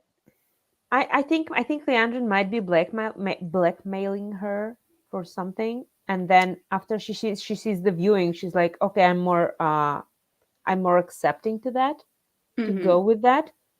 But it's like I don't have a choice, but now I'm more willing to go with it. What is that line Liandrin says to her about her, something about We her, can be free from Moiraine's influence. your something debt like to that. your debt will be Rob, can you paid or something? play it? Something like that. Like Moiraine has tabs. You're on mute, Rob. It's like Moiraine has tabs on Liandrin for her son. Yeah, she's got And- something over the both, and she's like, if you do this, then we can make sure that Moiraine no longer has anything over either of us. Oh, is that what she says? Okay. Yeah. It's like she has something on Min, but I don't. I don't. But why get it. would It's she not be clear worried enough. about Moiraine at that point? I think she's. It's not clear. It's like she Aes Sedai are hunting her for her abilities. Well, Moraine's really weird with Min in episode, is it 7? Where she's like, ha ha ha, yeah, well, it's only by my good graces that the tower aren't chasing you down. Yeah. Like, she threatens her without threatening her. So it's not surprising that Min is not very keen on Moiraine at this point. Mm. So if all She Liandrin never has to do is present herself as anti-Moiraine, Mm. then yeah, I think she, that would be enough. Mm-hmm. I agree. Well, They're yeah, a fun pair, though. clearly Min's being duped by Liandrin. Yeah. I don't think they're setting up Min to be evil. Or No. different. Yeah. Yeah, I think she will like Matt. I mean, I think she likes him now, but she will like him more as they travel together. So. I'm just skipping to all their that scenes. cheeky now, yeah. grin. He totally grabs her boobs then. Works through one a week. Oh yeah. Oh, what, when he she's helps her coming out? through the hole? Yep. Yeah. It's like Who wants me? Oh, please. Move. Move. Come on. Ugh, he's so charming. Oh my god, I can't handle it. Yep, here. Yeah. I feel like Kay Alexander fell out of the hole, and he just grabs her and didn't mean to. Like, didn't Oh I yeah, don't think for that was sure he didn't planned. mean to. No. And I love this bit where she's like, cup, bottle, and he's like, nope, take the tiny cup. You had a bottle a week. I had only sweet cakes. Yeah. So, are you going to tell me why you're in here? I usually avoid Tyvalon. The riverboat I was on changed course in a storm, so I thought, why not? Plenty of bar work in a big city. Just my luck. A red who loves a drink Loves a recognized me. drink. So here I am. But why do they want you?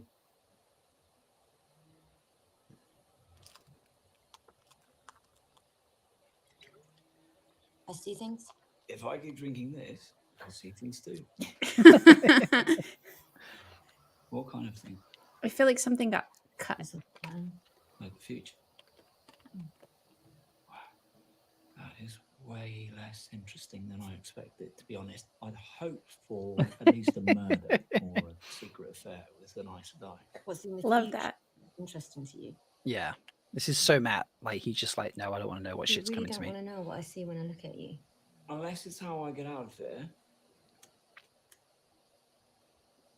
Absolutely not. No, I would rather not know the shit that's headed my way. He swears really well. The way he's throwing up that corpse, yeah, makes Yeah. you feel of flipping a coin. Yeah. It's absolutely giving me Better those head coin back. vibes. Usually check while we're sleeping. I kind of wanted his real accent. Visit. And I'm a little sad that it's not his real accent. Social calendar, possum. But I think it's pretty open. Also, how long before there's a possum account on Twitter? There already is a possum yeah. account. Probably is. No, but like Matt's possum or something like that. Or Kate. Uh-uh. No, Okay, wait, we need to Min's, rewatch that. Min's possum account. Wait. Rewind that. Sorry. Yeah. Let's see that From one the more time. beginning. The vision, please. I think it's pretty open.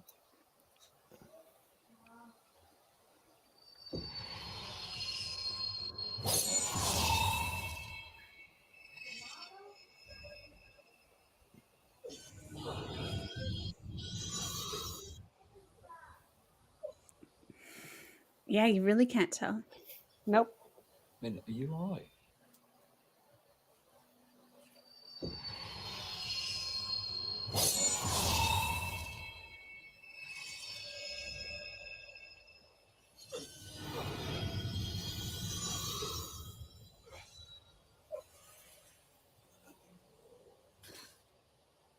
Min, are you alright? It sure looks like he stabbed him. It does, yeah.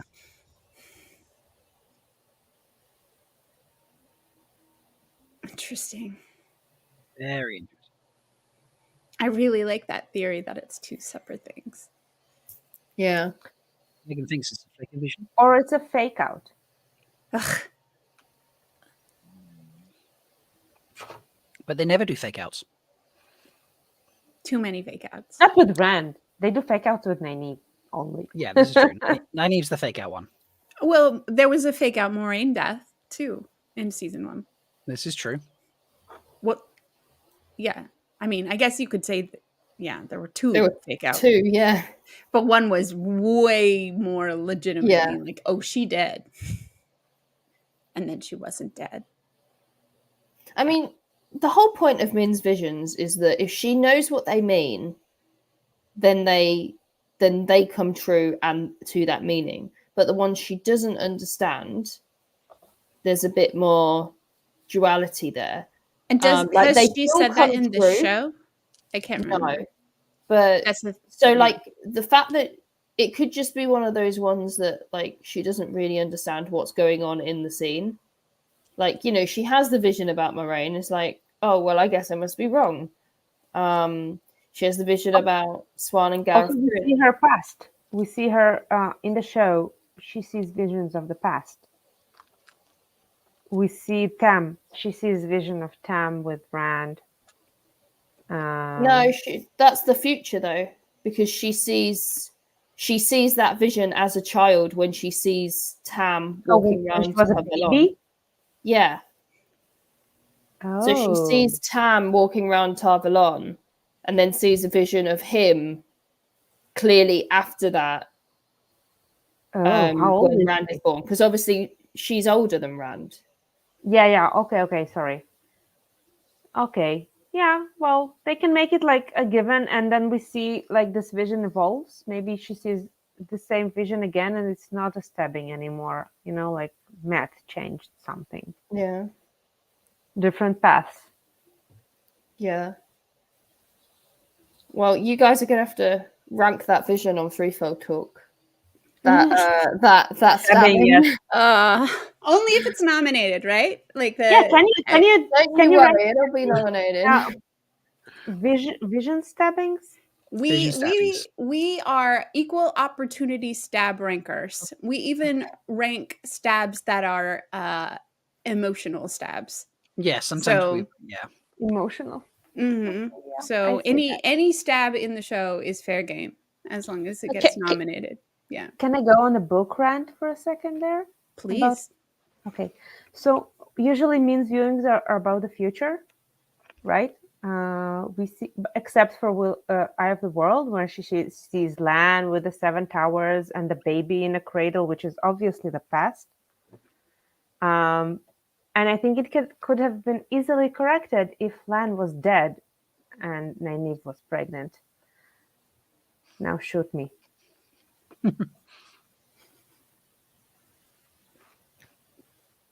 I think that vision still could be. Yeah, Nynaeve the future has though. a baby in a cradle with a sword, who is Lan's baby, and Yeah. Lan is dead.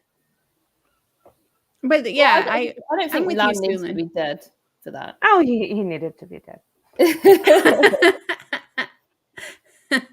It could still happen later, right? Like how Yeah. many? Yeah, like, he because you know, there's definitely visions that happen like after the You book. don't need to give a baby a sword if his parents are alive. I don't know. Or in Malkir's general. got their own Rowan thing gets happen with one. swords. I don't know. Anybody who Don't does be like knocking on that Malkir thing with swords. like they're all What are you like saying about Malkir? Wait, sword I have- lovers do My weird shit Hadori with here swords. is like an arm's reach. Rob, I'm Yeah, telling look you. at that. All right. Did you see me casually just like Yeah. It's right there. Yeah, I love it. So I mean, I ready, keep Sulin. I keep all of my shit like close. What are we gonna That's how do? I picked up the companion because Well, I'm I not a did professional. I did swimmer. destroy half of my display getting it out. So No, But, it was just casually hanging in there next to my passport, which I'm gonna use in a week. Yay. Well, She started packing. I am not a fan of that. I like that, and we're kind of getting a bit off topic now. Anyway, we're getting a bit distracted from the show. It's okay. I like I think Daniel Henney did such a good job this season. These 3 episodes that we've seen, like the angst and the like. Can we look at the shot of when Moiraine tells him that Rand's alive?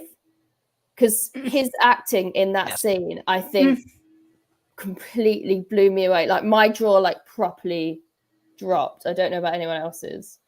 I was like, of all the things she could say to him, that was there. Like that was up there, and the way she just like, she really coldly dropped it was brutal. I think she had tried like gently pushing him away for so long, and he wasn't doing what she needed him to do. And so then she just ripped off the Band-Aid and just decided she had to destroy him to get him Poor to baby leave. Lan. It's like it's like taking the rocks and throwing it at the dog to get the dog to leave and stop following you. Yeah. That's what happened in that scene. Yeah, this gets me. When I watched this at the screening, it actually made me tear up. The way she talks to him like now, so it's rough. His acting is impressive, very impressive.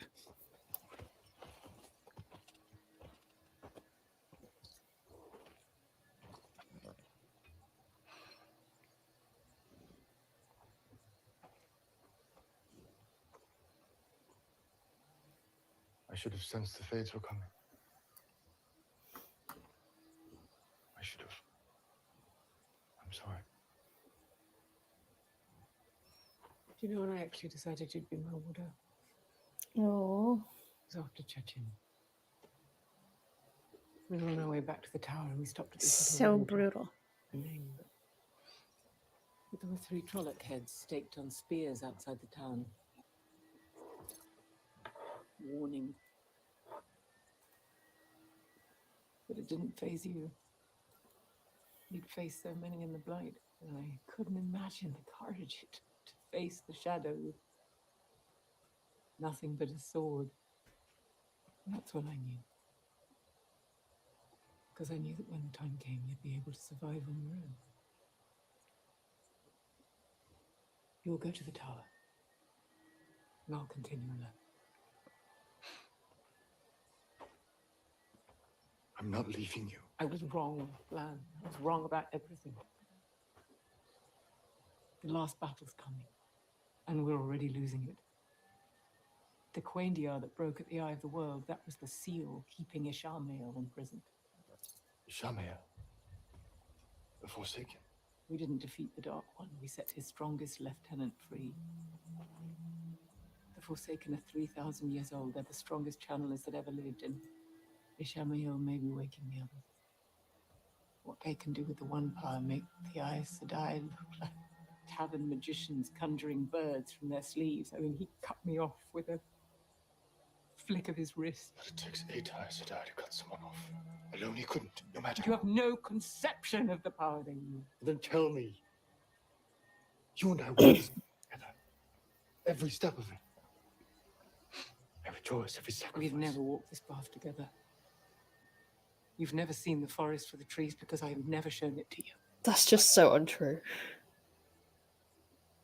You can't push me away. Not on character. Rand's alive. She's just trying to get rid of him. Yeah, she's trying to push him off. No. His face right now is just right. I did what I had to do You to protect the assume. dragon. He's so My hurt. promise to him. And him alone.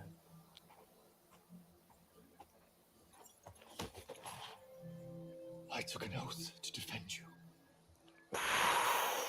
My life for yours. Without the bond, you're unable to fulfill that. I'm still your woman. No. Ouch. You failed me.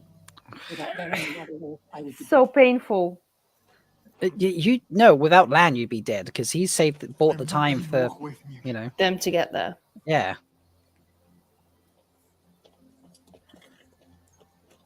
Alana will see you to the tower.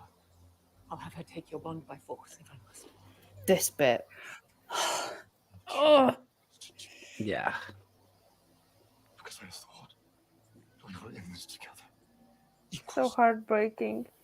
Never true, wasn't it, Maria? Oh, this is the worst. It's the worst part. So tell me the truth. She doesn't say it outright, so he should already know that this is nonsense. We were never equals. Well, they weren't equals. They were different. But I think she says a lot of untruths here, and she says a lot of very clear untruths. So I don't think they've established the whole oath rod, not access to the power thing, whether that's broken you of your oaths thing. They haven't. Right. They haven't. Right, and they're a bit showing it as if she's stilled. They are, yeah. So it could be in the show that if you're super shielded or whatever, or your shield is tied off, like you're not bound by the oaths, which is really interesting and could be like used to people's advantage. She's still telling the truth. But or she could be, or she really could be stilled. We're all just assuming that she's shielded, but she could be stilled, and they're gonna move forward the healing. The healing. Sorry, That's healing. Words are hard. The healing of stilling, would be my guess. It's very possible. Because if that's true, then she should be able to lie. Because she clearly, I think she lied. I think she's lying to push him away. If she said we're not equals, it doesn't mean she's lying. I mean, no two people are totally equals, right? He's technically a king. Yeah, But he's better. But she says He's all a- that other stuff too. It's What not did she just that. say? Lan is alive. Rand is alive. I made a mistake. She said nothing wrong there. She said like, I've never let you in the forest or something like. I kept you from You've it. you've never seen the forest for the trees. You because failed never me. you. Like you failed. That's an like opinion. You failed That's me as an like- opinion. Yeah, she says you failed me And without also- Vandine and Adelaide. Vandine without Verin and would have Adelaide. died without Adelius and Vandine. I would be Verin. dead, which Yeah, is true.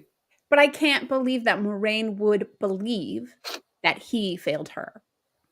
But it's all about like, if you think about her mindset at the time, like you can trick yourself into believing what you want when you're like in a bad place. Like the Aes Sedai have to believe at a certain point they're in danger before they can start shanking people with the one power, right? So I feel like she's in a really bad place. And then she's just, this is what she's telling herself. And if she believes it to be true, I don't know. Lumen is I pointing can't out. get past my thought. I hear. Yeah. Go ahead. Yeah. Lumen is I think pointing we out need to that. see how it plays out. Yeah. I mean, I We'll know have to that. wait and see when they get back together before the end of the season anyway. So Yeah, I know she's traumatized, but I know that she's still right. Come on, believes chat. in her mission, and she's still trying to. I mean, she's clearly still trying to work out how she can find a new path to make sure that she succeeds on her mission. So I don't think that she's in a position to do anything other than thinking that she can no longer protect Lan in the way that she previously protected him. And therefore, her love for him is distracting her from her mission. So she says to herself, I have to push him away because I can't protect him anymore, is what I thinking about Moiraine and Moraine's character is that to me has to be the reason why she does that. Because otherwise, if she didn't care about Lan, the way that she's alluding to the fact that she didn't care about Lan, she wouldn't care if he was with her, because she wouldn't care if she got him killed in pursuit of the bigger mission. Right. That's for the show. For the books, she lets him. She respects him enough to let him pursue their mission together, regardless if it gets him killed. That's why I think I mentioned it before you joined. I have some problem with the relationship in the series. I mean, I understand what they're portraying here. Like, she's trying to protect him and focus on her mission and everything. But and it makes a better drama for TV. I agree. But in the books, their dynamics is so different. Like, she understands they both can get killed in the process. And she lets him do that because she knows he took this decision on his own as a mature self for pledging to her and their goal. So, and I love it in the books because we have all the other kids doing the drama, oh, I love you, I can't let you get hurt and whatever. And Moiraine and Lan are not like that. Like, they're all in for the mission. They're willing to sacrifice each other. Yeah, that's my rant. I hear you. I totally get that. But I understand this is better TV, right? This is like more drama and more. Yes, thank you, Luke. Yeah. And that's why I said this is like the kids' drama. The 20-year-old, not the 50-year-olds. Yeah, well, that's me. I totally respect that. Yeah, because they have changed it. They have changed the way that dynamic plays out. But you can't have that dynamic be as interesting on TV. They would have been too dry for TV, right? Yeah. Too flat. Yes. If they were like, we're if there were no conflict between them. Yes. Right? I think that's part of the charm, that they don't have conflict between them. They had their conflict 20 years ago. They went all in, eyes open into this, and if there's death, there's death. Luz Jr. has just asked a question. I just want to clarify. No, that's not Moiraine channeling. He asks, was Moraine's kind of starting the channel at the end of the Fade fight? No, that's Weaves from Verin coming in to create the big sound explosion that disorientated the Fade. So, yeah. Oh, Mr. Z made such a disappointed face. He said, "Oh, she's not gonna channel out of the blue right now, right? Because she's in danger." He's like, "Oh no." Yeah, like, can you imagine if, like, instead of like stilling her or shielding her or something, he gave her a block that she didn't know about, and it was like only in extreme circumstances she could channel, like she was Nynaeve or something. That would have been so messed up. I think it's going to be distracting to me the whole season until they fix Moiraine. What actually is happening with her channeling, I think it's going to pull me out of the story every time that we deal with it, because I want to know the answer. I want to know what he did. I want to, like, it's because it affects so many things, whether it's a shield or whether it's stilling.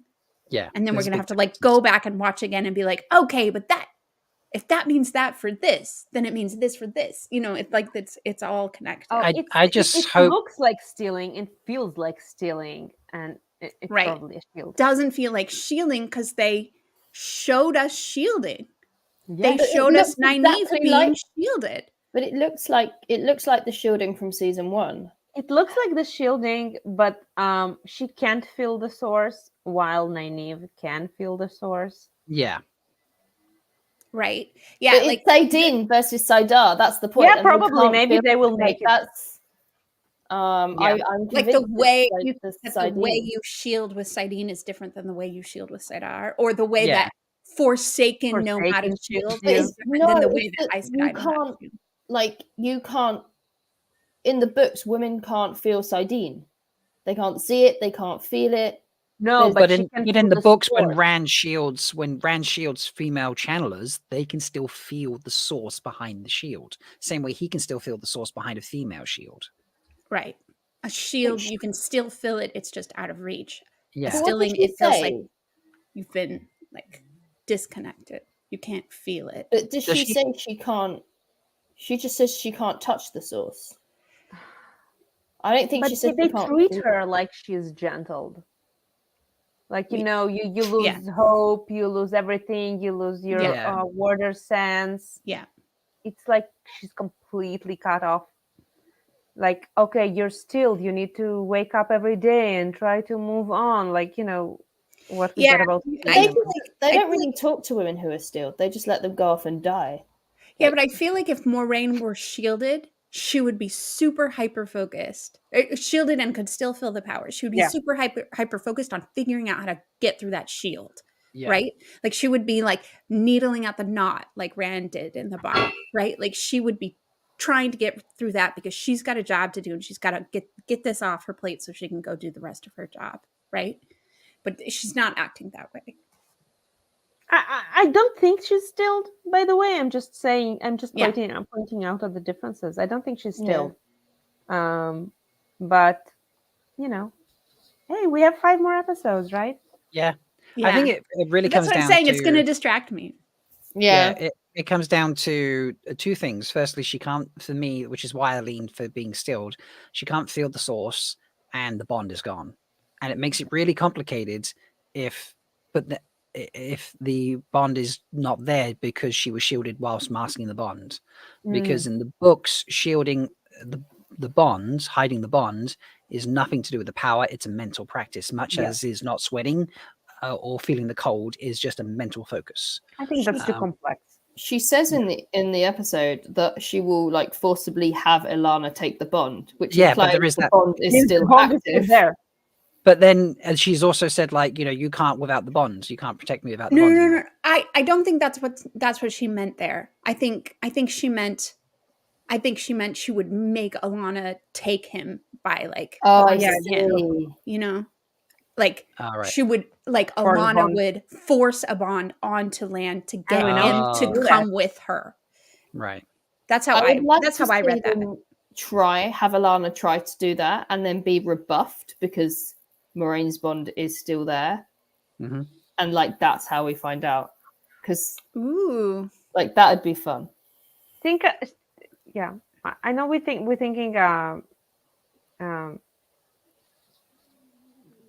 I mean, Swan will MM's take also off her thrown in the bond. point at the end of episode 8. She said it must be an awful feeling the source, but you can't quite touch it. Oh. Now, correct me, when Logain was stilled in the was gentled in the books, and all other people, could they still sense the source was there, but they had no physical way to get to it? No. No. When you're gentled, you can't get there. mm-mm. No, it's not like it's The different. bridge is there, but it's cut. Yeah. And when you're burned out, you don't have even the bridge. Yes. Yeah. it's like you remember it. You remember the feeling, but you don't have a current attachment. You don't have a current ability to feel that it's there for you. Yeah, I kind of am leaning towards Age of Legends like super shield that's different than the shield that the Aes Sedai know how to do. That's kind of where I'm leaning. Unless it's like the weave's inverted and that's what's screwing with it or something like that.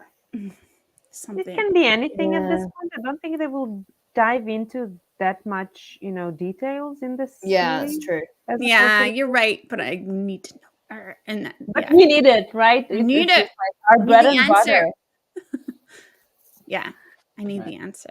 But Companion again, doesn't- visuals are so beautiful, and Yeah. everything is so fun to watch. So I have no complaints. Yeah. I And next love the episode is- upgrade to the weaving. I love all of that. Like there's so much more going on there. The weaves are beautiful. They're gorgeous and different, and they have different flavors. Okay. And it's not just colors. It's like the way that they move. It's not all the same, like wispy swoop. I'm looking at the wiki about severing, Okay. and guaranteed wikis are not always 100% perfect, so take that with a grain of salt.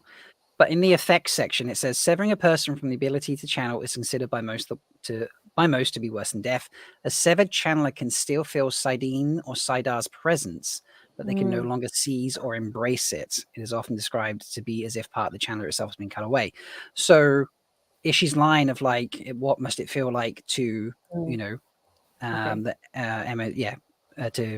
an awful feeling the source, but you can't quite touch it. That still applies to both shielding and stilling. Yeah. Okay. So, So she can't sadly- know at this point. yeah, she can't know at this point. So, She didn't turn out 18, so probably. yeah. Good point. Good Right? point. Yes. The buff is still Yeah. not removed. I don't think they're going to replace Sophie Okinoto with a younger Sophie Okinoto. Younger, prettier. Like, they're not going to do that. Probably not. Probably not. But who Yeah. knows, right? But Very true. Jennifer Chion Garcia, Yeah. Yes. she could play any age, so whatever. If this helps the chat at all, I'll be ending the poll. Thank you to the 75 of those who voted. Did Moiraine lie to Lan in that scene that we played? 62% said no, 37 or 38, whatever percent said yes. So a third of people think she's lying. A third of people are backing you there, Mel. Oh, did Thank you see Katsuan mention? Katsuan? Mm-hmm. Oh, yes, yeah. By Elaine. By Elaine, yeah. Katsuan and someone else, which I didn't recognize the name. We went Googling for the name. Yes. Oh, if we went through going through Who the was it? companion, and we couldn't find the name. Let me see if I can Oh. find the mention. Where is it? Where she moves in? Is she like was she a even more historical than Cadsuane, maybe? They were a pairing. They were novices who lived in side-by-side quarters. Oh, okay. Mm-hmm. So a historical Aes Sedai, probably, maybe. Yeah. It's really interesting that Elaine has all of this stuff. Like she already knows everything. She spent six summers in the White Tower. summering in the White Summer Tower. camp. That feels really weird to me. I don't know. City break. I know, right? Like, what does she do? What does she do when she summers as a 10-year-old in the Also, White where Tower? is her brother? Wow. Well, He's been cut. No, I mean, we saw the Warders training grounds, and we saw like three novices watching. So next time there will be much more. Yeah, there were only 3 novices watching because Garwin and Galad weren't there with their shirts off. This is true. Okay, so this is where she mentioned it. Katsway Milabrin and Alina Katab. So let me Hey, go. Alina is me. Is it? Yeah, You're Ah, Cadsuane's BFF. Did you get cast and you didn't tell us? Well, somebody said there were some secret characters that we hadn't seen yet, right? Some That's me, that we that's me. hadn't been leaked. Okay, so when I googled that name and Yeah, we Wheel of don't have it. Time, nothing It's comes not up. in the Wheel of Time. Oh, interesting. Yeah. Interesting. Oh well. What if whoever is playing Catswain is like had a not in the show, but like had a partner in all senses of the word who was an Aes Sedai who died. Anything's possible at this point. Yeah. How Folks, crazy, how oh, sorry, crazy carry that on. Leandrin has a kid. I know, right? Like That is just pretty wild. brutal. Who's the dad? Well, right? Well, you can see she's maybe disappointed with men at this point. Wow. Yeah, I mean, she kind of alludes to being having men taking advantage of women type of thing. So it could be. I mean, we won't. I don't think we will know. I don't think No. they'll say, but it I don't could be think a it product matters, of that. Yeah. The child could be a product of that. Yeah, it could be right? like before the White Tower, maybe. Yeah, it could be. Yeah. That's very possible. Folks, the Dusty should be getting going soon. I'm still waiting to hear back from Matt. He said about 15:15. He's then said like she probably add the Dusty 7 to that. It's now beyond the Dusty 7 on that. So I've said fine. You've been I've sent him great, another Rob. nudge. Oh no, this has been fun. How's it been? It doesn't happen. I'll get to my family dinner, Friday dinner drunk. Nice. Perfect. I love it. How's I'm it not been having cooking. everybody visit over the last few hours? The last 10 hours and 21 minutes, it's been a lot of fun. I only left once to go to the bathroom, and then I got up once to make a cup of coffee because I could feel Once? myself flagging. Yeah. Do you have those pee bags? No. I Like just the pilots have? Colostomy bags? No. no. There are bags for fighter pilots, like tiny bags. You pee in them, and that becomes solid right away, so it doesn't stink and spill. Yeah.